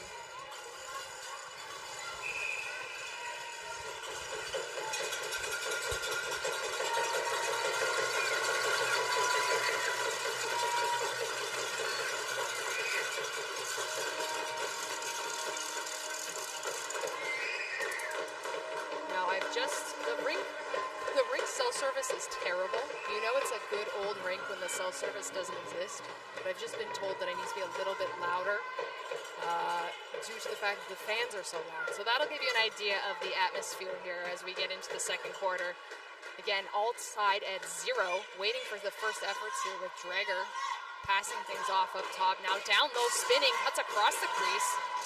Had a look. Wham maintaining possession here. Ketsa over to Draeger. Draeger gets taken down. And that'll be Wrath's first penalty of the game. 2 minutes for cross-checking. Now, normally it's Draeger taking the calls on things like that. It's hard to take her down. I can say that from many years of experience playing against her and then also playing with her. You always want her on your side because, yeah, I think she's like 6'3". Hard to get past her, but she'll draw the call on that one for the first power play opportunity for Wham in this game. We have a 2-minute body contact call for Jennifer Murray. As Wham now looking, trying to make a move up top, moving it down to the bottom instead. Anderson fakes it, moves it across the top, met up with some pressure there from Ung. Shot clock expiring before they could get anything on net. Wrath really securing that triangle, trying to make sure nothing goes in. As the offensive firepower of Wham tries to take them up by 1. So far, again, 0-0. Lots of time remaining in this semifinal with Wham sending 2 on the attack here. And Henderson just taking a bit of a, I'll call it drive-by trip. To me, you know, it looked innocent. Obviously, it was a call very clearly. But she was definitely coming in with some speed and just clipped. And so that'll put her in the box for 2 minutes and give the ring back to Wrath. So 1 minute and 8 seconds remain on the penalty to Murray. 2 minutes on the clock there for Lauren Henderson. One of the 2 Hendersons. As Wrath now getting possession because of that penalty as Second continues a firing shot from out wide. Saw an opportunity to go low. Rio, no problem watching it. Wrath maintaining that possession. Coming up top now with Yolden. Yolden faking it, moving to the side. And a fake there. Just taken down with the defense. M Street tried to make a move, but got clipped. Wham now trying to make use of the neutral zone. Great stab there in the corner. Rajbarsh. Over to Bell. Bell outside. With a softer shot. Gets its way to the net though. Get them the reset, but Wrath will give them a gift. Possession now back with Wham as the penalty to Murray expires. Wham now technically on the penalty kill as they work through this with 42 seconds remaining on their own penalty. cycling around. A bit of a shift change here, keeping things to the outside, dropping it back for Bell. Bell fakes, she goes right past Armstrong, had the full opening. Goes a little bit too high on Nystrom, but what a beautiful look. Probably one of the closest we've had this game so far.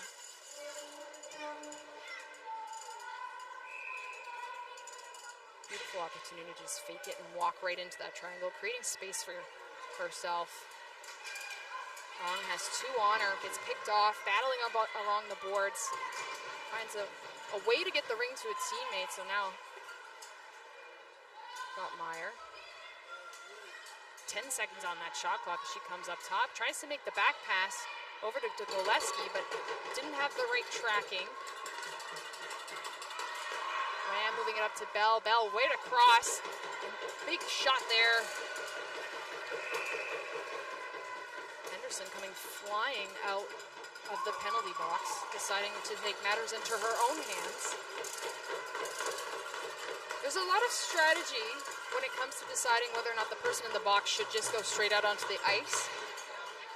There's a lot of communication with your coaching team to figure out if you should be going on or not, especially if you're a forward and your shift's out there. Looks like Henderson just flew out there, took the shot, and then went to the bench. And it's Drager now on the outside.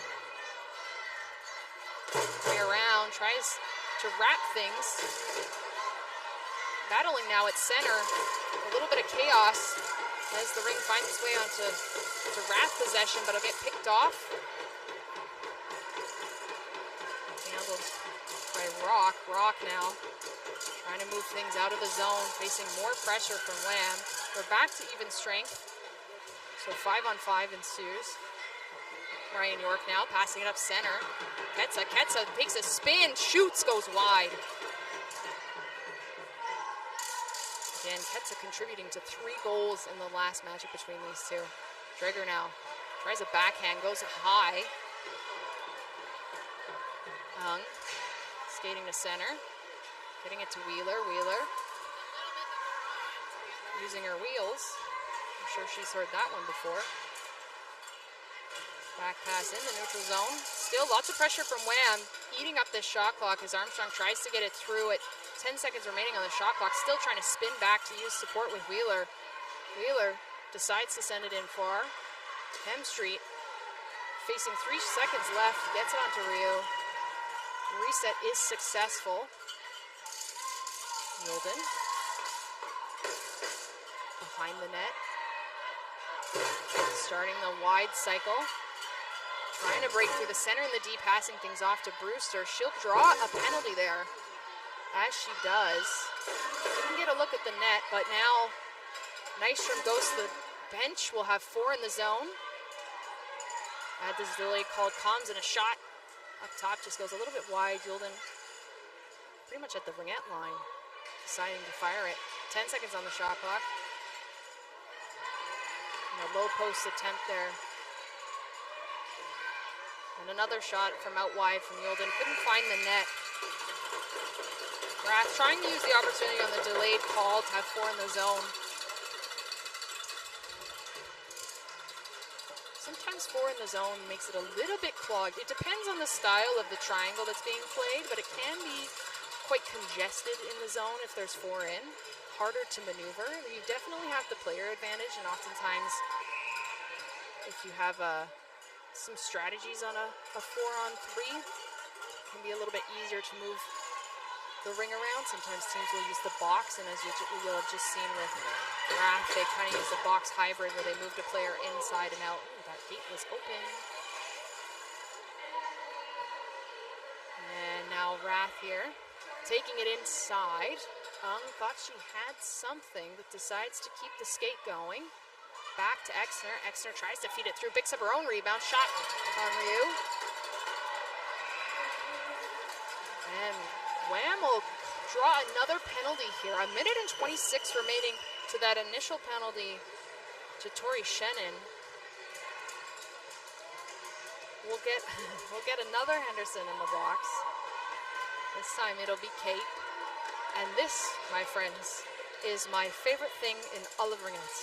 I'm sorry to all the defense who are listening and watching, But as a forward, this is my favorite thing of all time. 3-on-2. Rath now moving things around in that triangle, facing a lot of pressure there from Devanji. She's really looking for that ring around the boards. She's supported by Masuka. Devanji fighting for it on her own, 2 against 1. Rath coming out on top with it. Wilden now down low to Anderson. She gets a shot off. I don't think Rio knew it was there necessarily. I think she knew she got a piece of it. And now 50 seconds remain on the first penalty to Wham. It will be a while till they get their third person in the zone. That's why they want to waste time here, but it's quite the trick when there's only 3 of you. Ketsa making it look a little bit easy. She gets a shot on the net from the blue line. As the defensive, just one of them switch. Masuka stays, ferries in. Rath now. Hem Street trying to set up the triangle with Exner. Exner thought she was walking in, just got a little bit checked off at the top there. Pressure here from Wham's defensive pair. Exner now tries to fake it, goes to the side. Just whiffs on it. Hem Street had a piece. The penalty will expire. There's still 30 seconds on the second one, but Wham will have their third player in the zone. And Missy will get to switch. When I played with her, we always put her up for 3-on-2s because she's as solid as a rock. So they've managed to kill off that one here as Sauvé walks in, tries to get the long pass over to Yulden, who just misses the stab. 5 seconds on the shot clock, looking for some sort of reset here. Can't quite connect, but Yulden tries the wraparound. The wraparound is very difficult to bring out because the crease technically sticks out of the side of the net. And by the time you get around it, you can't get your stick into it. There's not a great angle for you to do it. It's very tricky. If you do get it, the goalie's usually there. But you try a lot of different creative things to try and get the reset when you need to. 4 minutes and 23 seconds remain in this second quarter of this semifinal. Still scoreless, which, to be fair, I am shocked by. And a lot of cycling so far. We've seen a few quality opportunities. Goaltenders have been quite strong. And nothing from that 3-on-2. Wham was able to kill it as they go back to full strength here. 5-on-5. Great work from the defensive core to keep that out of the net. 8 seconds on the shot clock here. Over to Exner. Exner sees a piece. Doesn't get enough strength on that. She was slightly, I think she was using her speed to try and get into the zone there. It wasn't quite set up. Still managed to get a great shot off, but not enough speed there to beat Friel. Oh, and we'll get 2 penalties on that one. Well, what's not necessarily surprising to me is that we've had quite a few penalties early in this first half of the game. The last time these two teams met each other, that was quite the story as well. We'll get a hooking call against Murray. 2 minutes in the box. That's her second of the game. Maybe they're not calling a second one. They did signal for 2.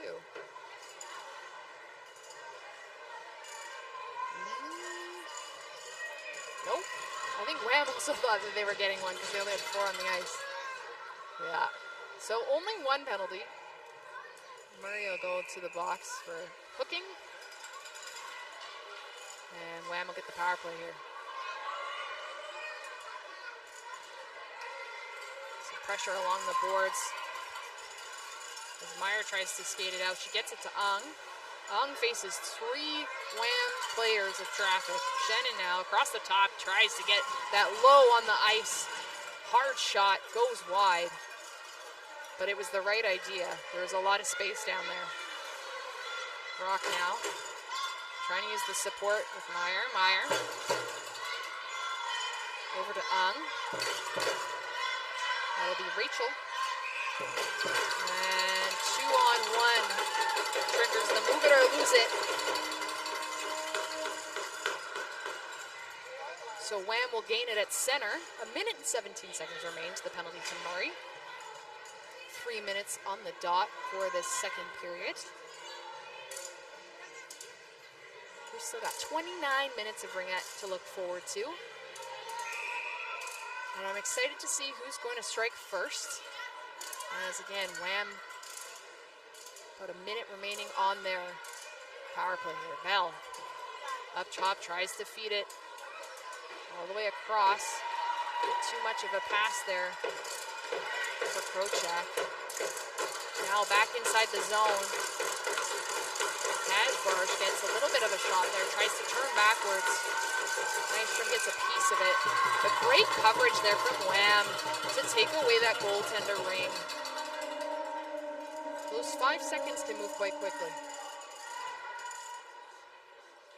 Great coverage there, didn't let Nystrom see anything to pass to. 49 seconds remain on the penalty to Rath. Wham sussing things out. I think that Krochak touched the ring while it was still technically touching the circle. Now things will settle back with Nystrom. Nystrom with the toss. Yolden trying to get that ring. Faces some body contact or boarding, I think the penalty will be called. Holding. We'll get a holding call here on Wham.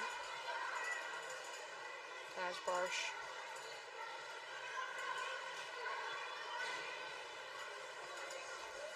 So 28 seconds still. I feel like I keep updating you folks on this penalty.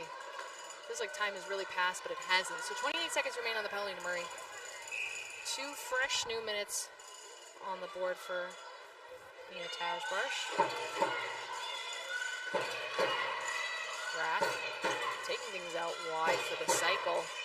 Trying to see where there's a pass. Dropping it down to Exner. Exner on the outside gets pushed. Continues the skate. Tries to feed it through the center. Gets it over to Brewster, but a little bit too much on that pass as there's going to be another penalty here against Wham. They're going to want to pass it. Oh, actually, the penalty to Murray's now expired.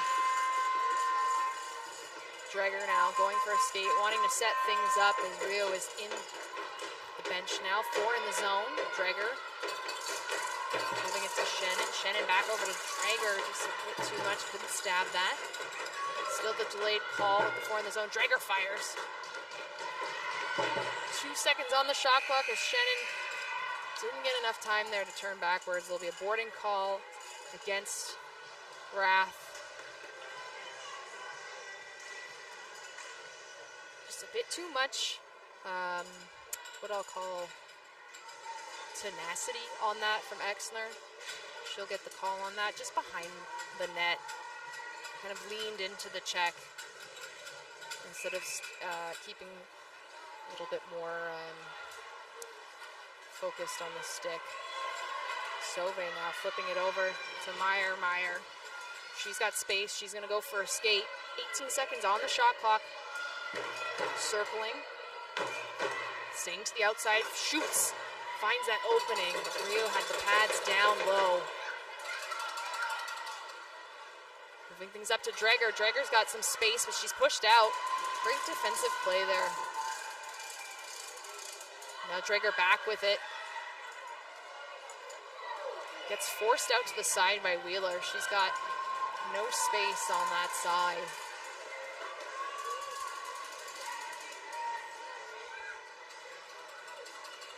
A minute and 20 seconds remain to the penalty for Exner. 24 seconds remain to Kasbarz. And Murray will do a friendly goalie toss.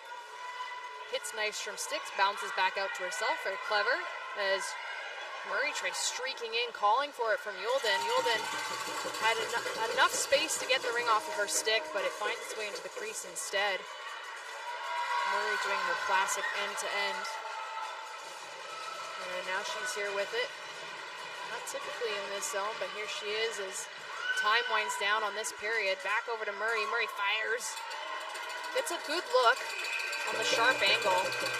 Bit of a pass back and forth for Mulden. But again, we leave this period tied at 0. The crowd is excited. I'm excited. We're going to have to wait to see who scores first as we go into the half. As I'm sure most of you know at this point, there is a flood between the first 2 periods and the second 2 periods.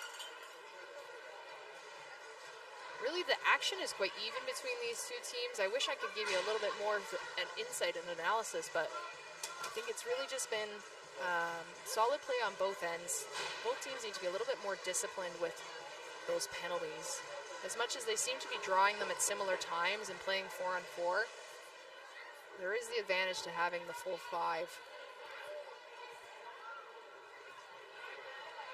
Again, Wham coming up with the win on the last time these 2 teams faced each other. Wham looking to bring home a shiny gold medal for the 3rd time in a row. But again, this is the semifinal, so this kind of makes or breaks it for that opportunity.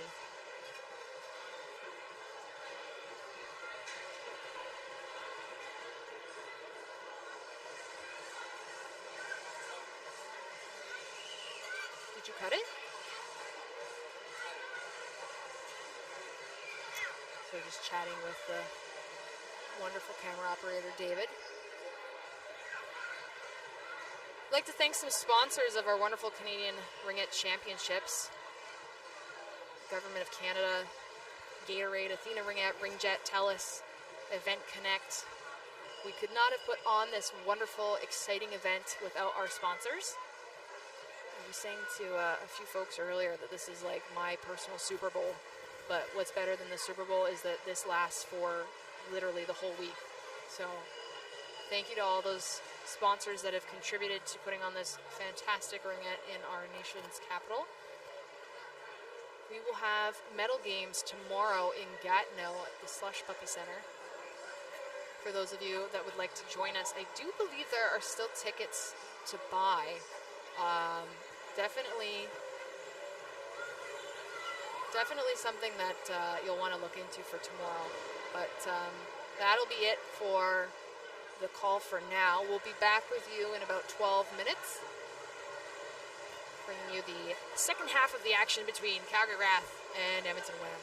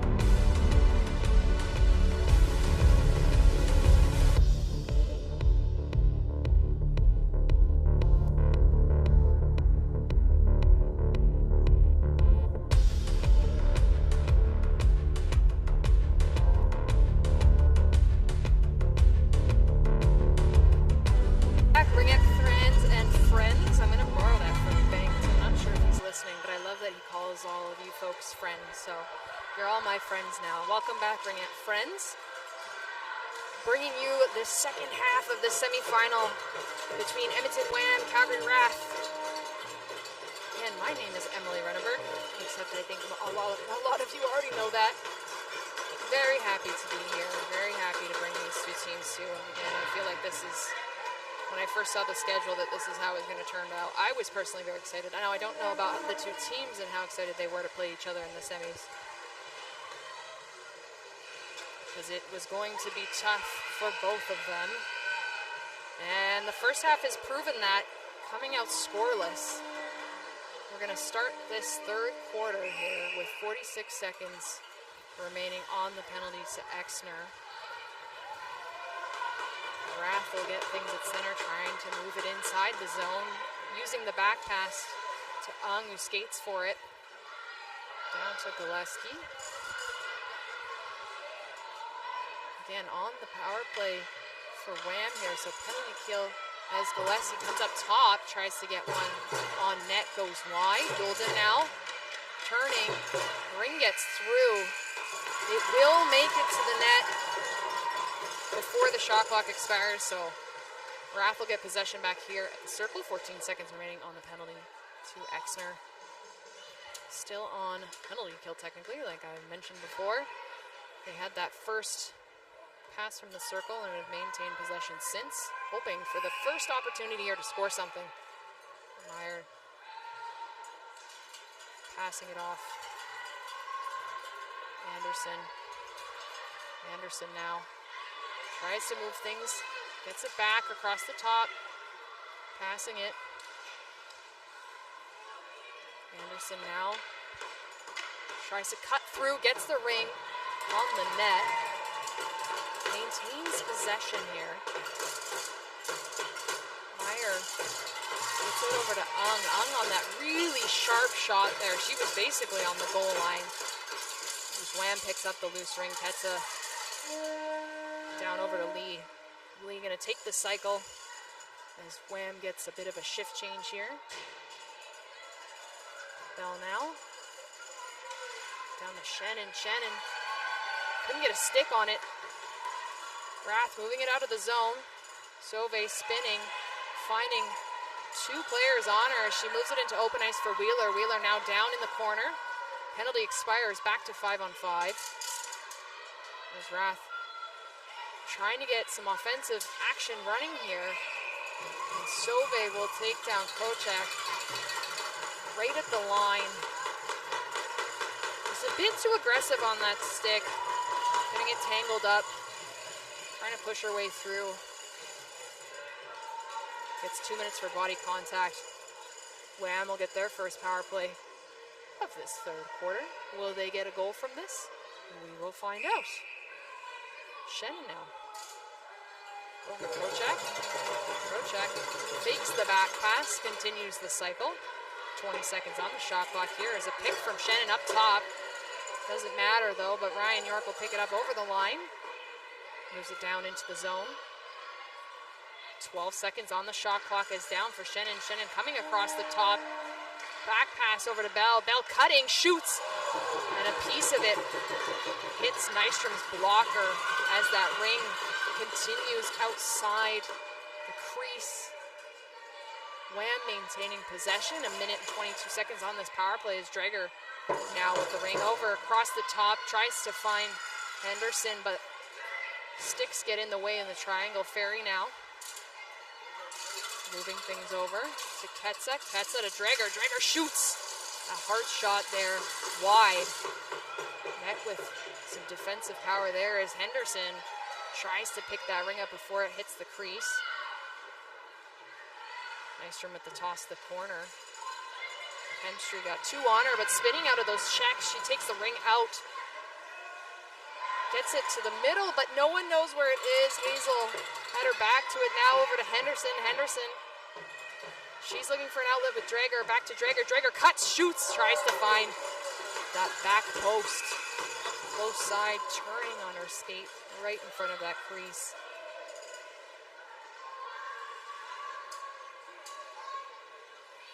She got 6 points in the last game. I'm sure she's looking for something here. Murray now trying to move things out safely, fakes it and blows past. Isn't finding somewhere safe to pass it to. Will restart the cycle as pressure from Bell and Kajbarsh try to push her out. She'll finally move it. She skates into it as the pass finds its way back to Murray. 8 seconds on the shot clock. 8 seconds remaining in the penalty to Rath. Murray does the backdrop over to Yulden. Yulden, short shot. Gets the reset though. Rath showing some energy here. Yulden trying to settle it. Cycle back outside to Exner. Exner tries to move it across the center. It's picked off by a stick, floats its way into the triangle, and Wham will get it, but now back to Gillespie. Gillespie, she's one of the top goal scorers for Rath this week. You know, she's looking for something here as well. Coming in with speed up top, looking to cut through. Pushed aside by a strong triangle, but Ung now cuts across the crease.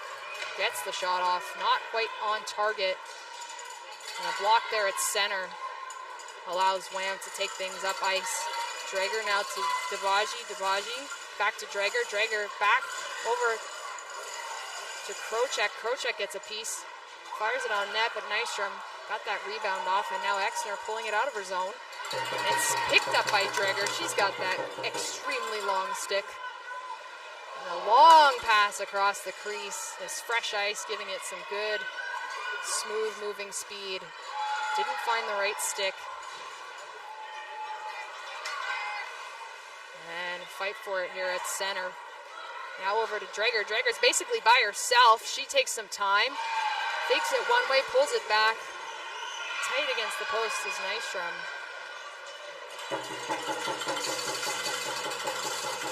She had some space there, decides to take her time with it.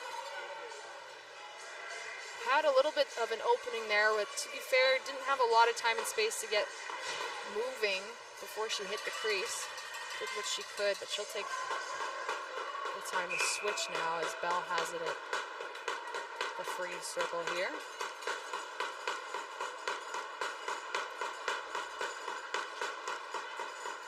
Kajwish.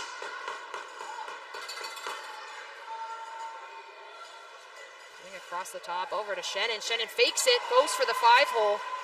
Nystrom closes that opportunity with the rebound now going out to Rath.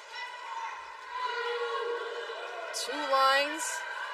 Ferry picks it up.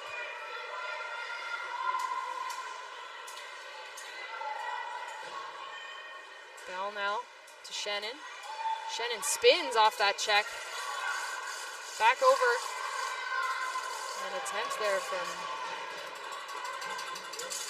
a really great opportunity there is Kajbarsh was like basically waiting inside that triangle for that tight opportunity. I think Lamb will go to the box for that one. Body contact.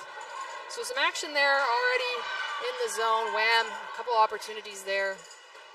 Rath remaining strong with the triangle, not letting them have things too easily. Still tied at 0. I keep saying that, but it's bizarre. We love this game. This game is typically quite high scoring, but when these two teams have faced each other, there haven't been more than 7 goals.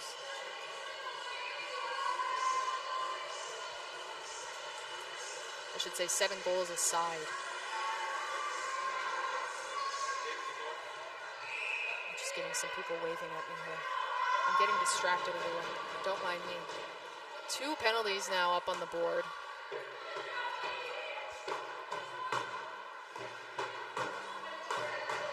Excellent. Over to Hemstreet. Hemstreet finding it across the top to Brewster. Brewster going for a skate. 10 seconds on the shot clock as she comes back around the net. Continues to look for the opportunity out wide. Finds it low with Hemstreet. She takes a shot, but it goes wide. Doesn't hit Ryu.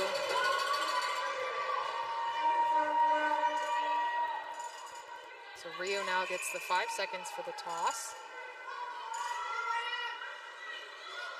No problem, as again, Wrath is doing this interesting coverage on the line where they're trying to put pressure to not be able to move things into the neutral zone, but Wham found a way quite easily there as Ketsa now on the side. Waits for a bit of a change here, trying to get some momentum as shot clock hits 10 seconds. Ring finds his way into Nystrom's crease, still trying to take it here as Ketsa standing in front of her, trying to take away that opportunity. Strong on Exner. Not letting her have the time and space. And it was 4-on-4, but we'll soon be going to 4-on-3 here as a delayed call forces Nystrom to do the long skate over to the bench. And Wrath wants to put it into the crease because it's Emily's favorite time of the game. It's a 3-on-2. Again, apologies to the defense who are listening to this, and probably also the goaltenders. Maybe even the centers. I honestly feel like this is only a forward thing, but it gives it a little bit of excitement here, as Wrath is definitely looking to capitalize on this 3-on-2 here. Second opportunity of this game. Didn't manage to convert on the first one here as the triangle continues the quick passing. Sticks in the way there. Ring gets its way over to Ryu. A nice shot up top from Meyer, but she'll switch. We'll get a fresh 3 squad here as Hemstreet takes the ring. Gillespie's on the boards. 28 seconds remain on that initial penalty that caused this 3-on-2. I believe that's Anderson coming across the top. Firing it down low. Gillespie gets a look. Pad, save, swinging into that post. Moving things around still. But smooth ice still from the flood as Hemstreet comes in between the D. Gets her own rebound. Penalty will expire now. We've got 3 in the zone, 1 minute and 12 remaining on that second call. Hemstreet trying to crash her way through the defensive core.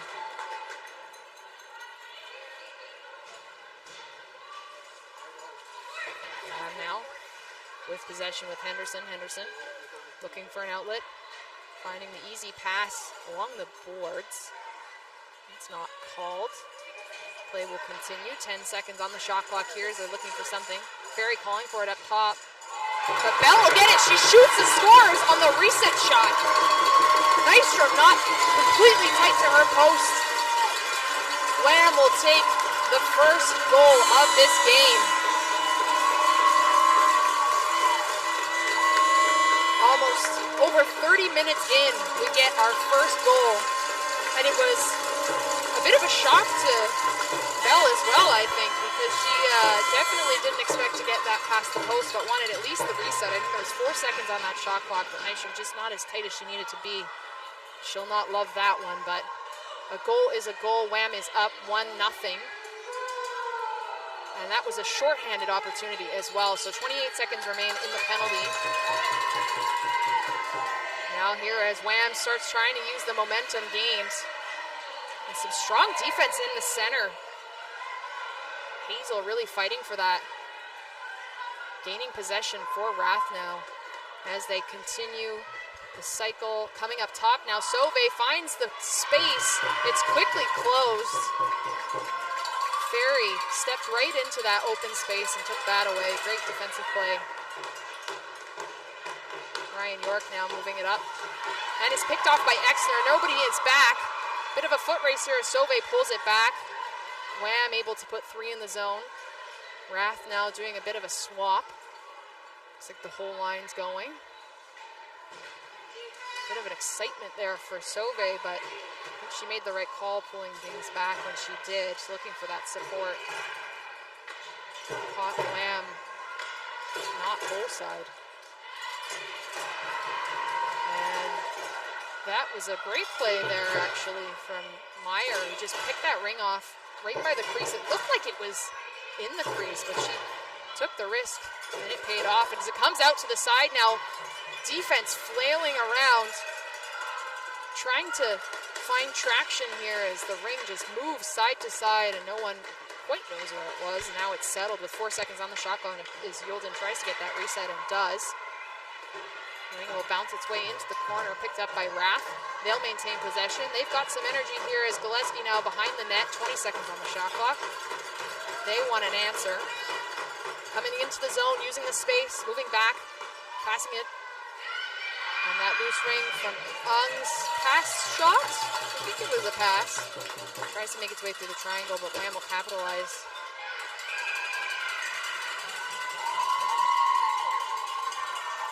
And another penalty here. Will go to Wham. Oh no, it'll go to Rath. Sydney Rock will get 2 minutes for boarding. Looked like she just had a little bit too much body along the boards up against, I think it was Drager. Drager calling, getting another call against her, putting her team up on the power play with 1 minute and 40 seconds remaining in this quarter. Still lots of Ringette to go, very low scoring. Both these teams looking for some action here. Drager up top. Shoots. The rebound heard throughout the rink, but Nystrom keeps it to herself and tosses it off. As Armstrong tries to kick it to her own self. Bouncing ring finds his way to Drager. Drager taking things a little bit slow as the rest of her line changes. Back pass to Ketsa. Ketsa over to Drager. Drager fakes it, shoots. Nystrom was down, but that ring goes wide. 15 seconds on the shot clock. Ketsa now. Moving it to Bell. Bell had a sharp angle, wanted the reset. Bit too close to the goal line there, and a block from Wheeler. Had her hands down on the ice, right in the path of the ring. Gets things back, but unable to move it over the second blue line. 30 seconds left in this period as Lee comes in, fires. She had some space. Nystrom closing the pads. And as Rath moves things back up, tries to get it into the zone. Moving back and forth here.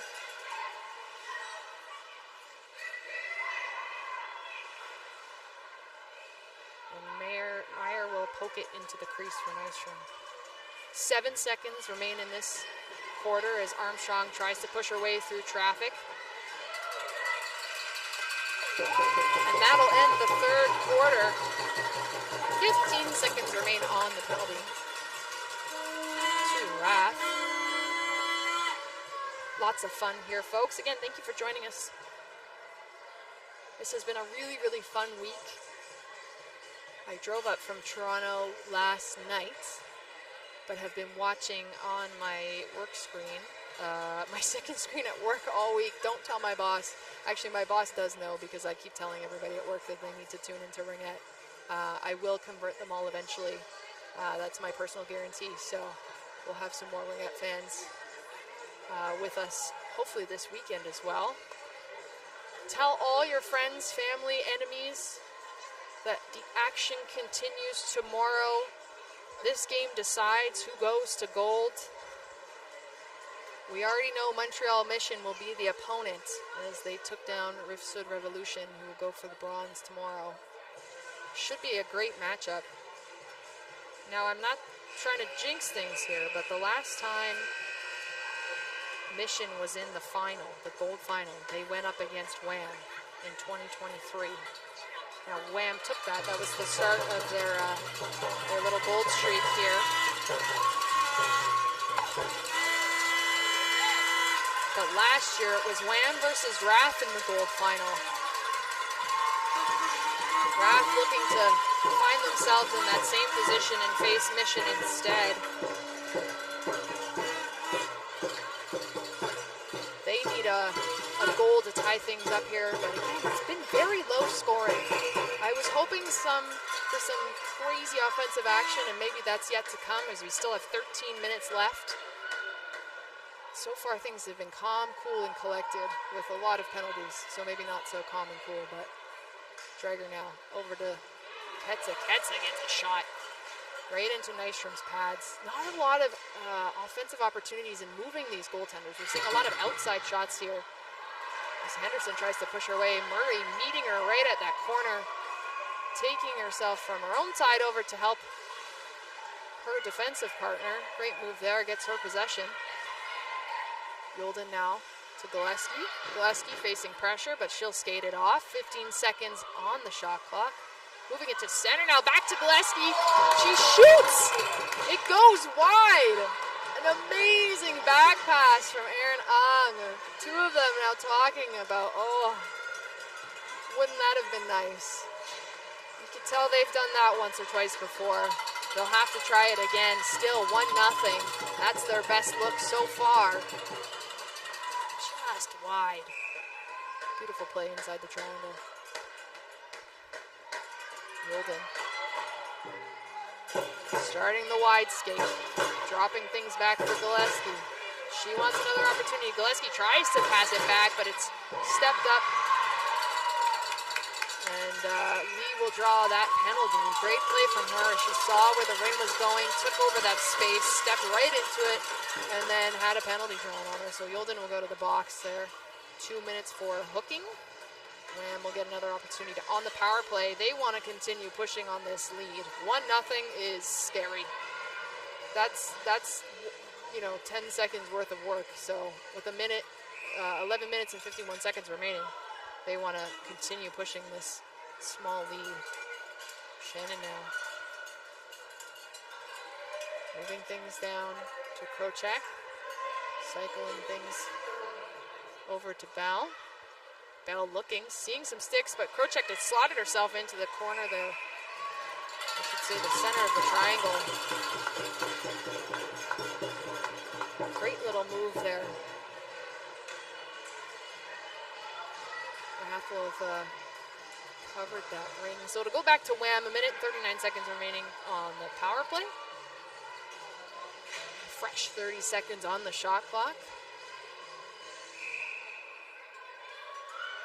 Wham putting out the dynamic duo of Ketsa and Dreger. Dreger with the low pick. Ketsa dropping it off to her, not quite finding it. Henderson keeps the battle going. There's going to draw a penalty. They're going to want to give it to Rath right now. Give the ring to Rath. Those fans are also yelling.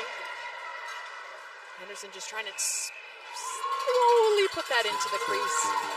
And for those of you that might not know all of the dirty details of Ringette, there was already a penalty up on the board against Yolden.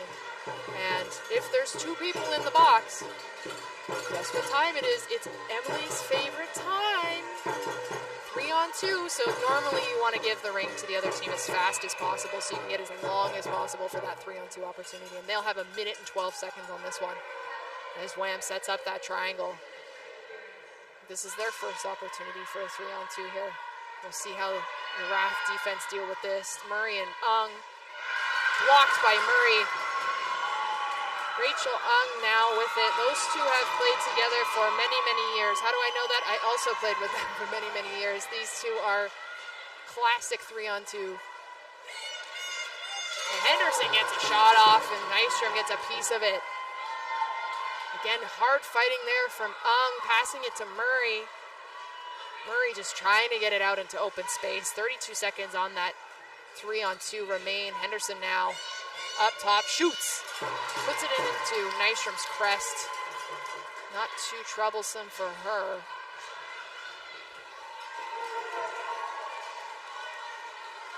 Wham trying to move the ring back into the zone as fast as possible to, again, capitalize on that 3-on-2. 9 seconds on the penalty.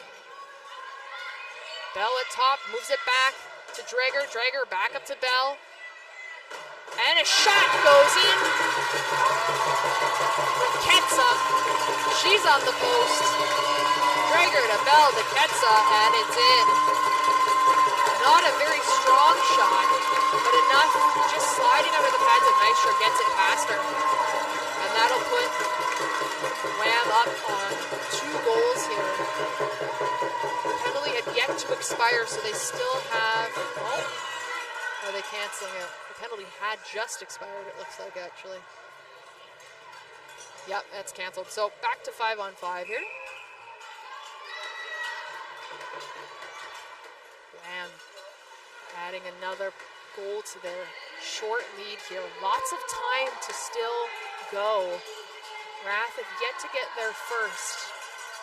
But Exner here is one of their top scorers as she passes back to Anderson, who's also a big contributor for this team, up for Rookie of the Year at the awards at the end of this national championship as Henstreet gets a piece. She'll try and skate for her own rebound. And Rath will keep it for a moment as Wham gets it back. Floating ring into center, picked up by Hazel. Hazel spinning, looking, 2 on. Shoveling it into the corner for Anderson. 20 seconds on the shot clock, but she drops it back. Get a bit of a shift change here. Starting to move things. Henstreet back to Yolden. Yolden. Around the net, 8 seconds on the shot clock. She'll want something here. Turning, cutting through the center in the D. Fires it up top, bar down. Yolden strikes first for Rath. Brings it within 1. A beautiful play. Time winding down on the shot clock with the confidence to just step past the center in the D and just fires it backhand. Bar down. Hard to save that kind of shot. So Rath now within 1. Again, so many minutes remain. That's the beauty of this sport. There's so much that can happen. It's so fast. And Drager's trying to look to respond here. She puts her stick between her legs and uses that as a way to defend off that check. Works. 12 seconds on the shot clock as it goes back to Ketsa. Ketsa fresh off a goal here. Back down low for Krochak. Krochak gets one off. Bit too tight there, and the ring given back to Nystrom. Nystrom drops it low. Armstrong facing some trouble here, but managing to keep it with her. Finding pressure. Not a lot of opportunity to move, but keeps her feet going. Gets it to Ung. Ung tries to pass it off. It's going to hit off a stick so she can touch it on the other side. That's not a call. Fans don't seem to agree, but it was not a call. Drager firing it out to open ice, picked up by Bell. Bell down to Shannon. Shannon looking behind her shoulder to see who's there. She's got a tail. Fakes it, goes back to Bell. Bell tries to feed it into between this triangle there, but Wheeler thwarts that. Rath fighting hard. There's some energy now. You can feel a little bit more from both teams. Not that they weren't playing hard before, but if you tuned into the Riff Sud Mission game, I think that was probably one of the most intense Ringette games I've seen that I didn't have a stake in. These two teams a little bit more controlled here. But the excitement's coming up here as Shannon walks in, tries to get a back shot. Or should not.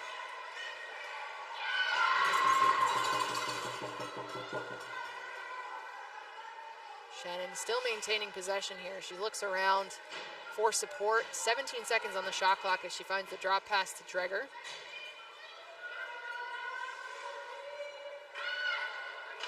Playing the long game. 7 seconds on the shot clock. Moving it back over to Ketsa. That was a short break for her. Gets it on net.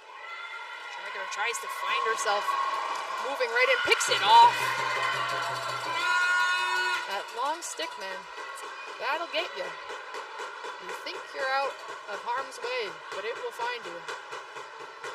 6 seconds remain in this period as the ring moves itself over to Ung. Ung still trying to get a possession on it. She'll move it to Exner. Exner gets it into center with Anderson. Anderson using support.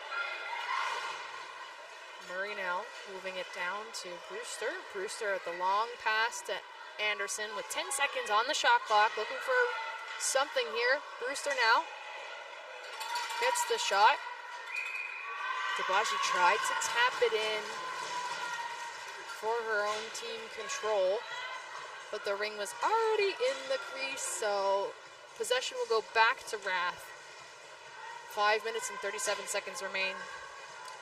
Rath down by 1. Lots of time left. Yolden Making it look like maybe she was going to think about the shot, but forwarding it over to Brewster instead on the boards.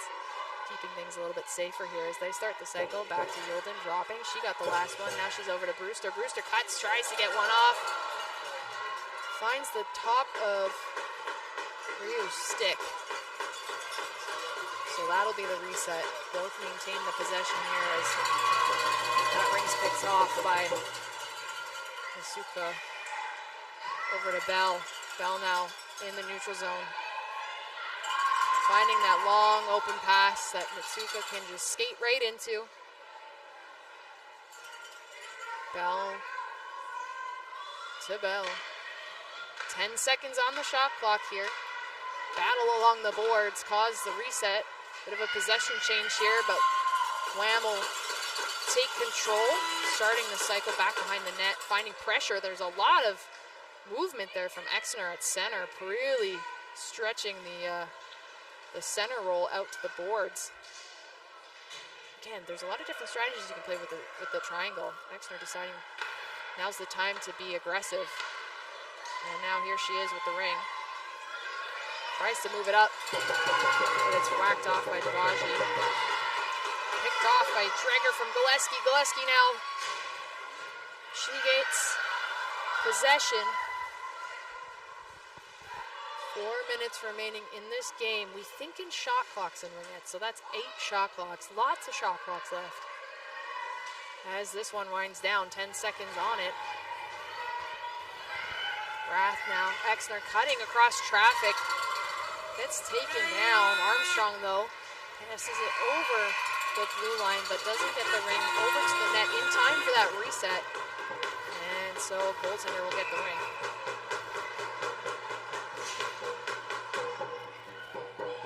Ketsa looking for an outlet.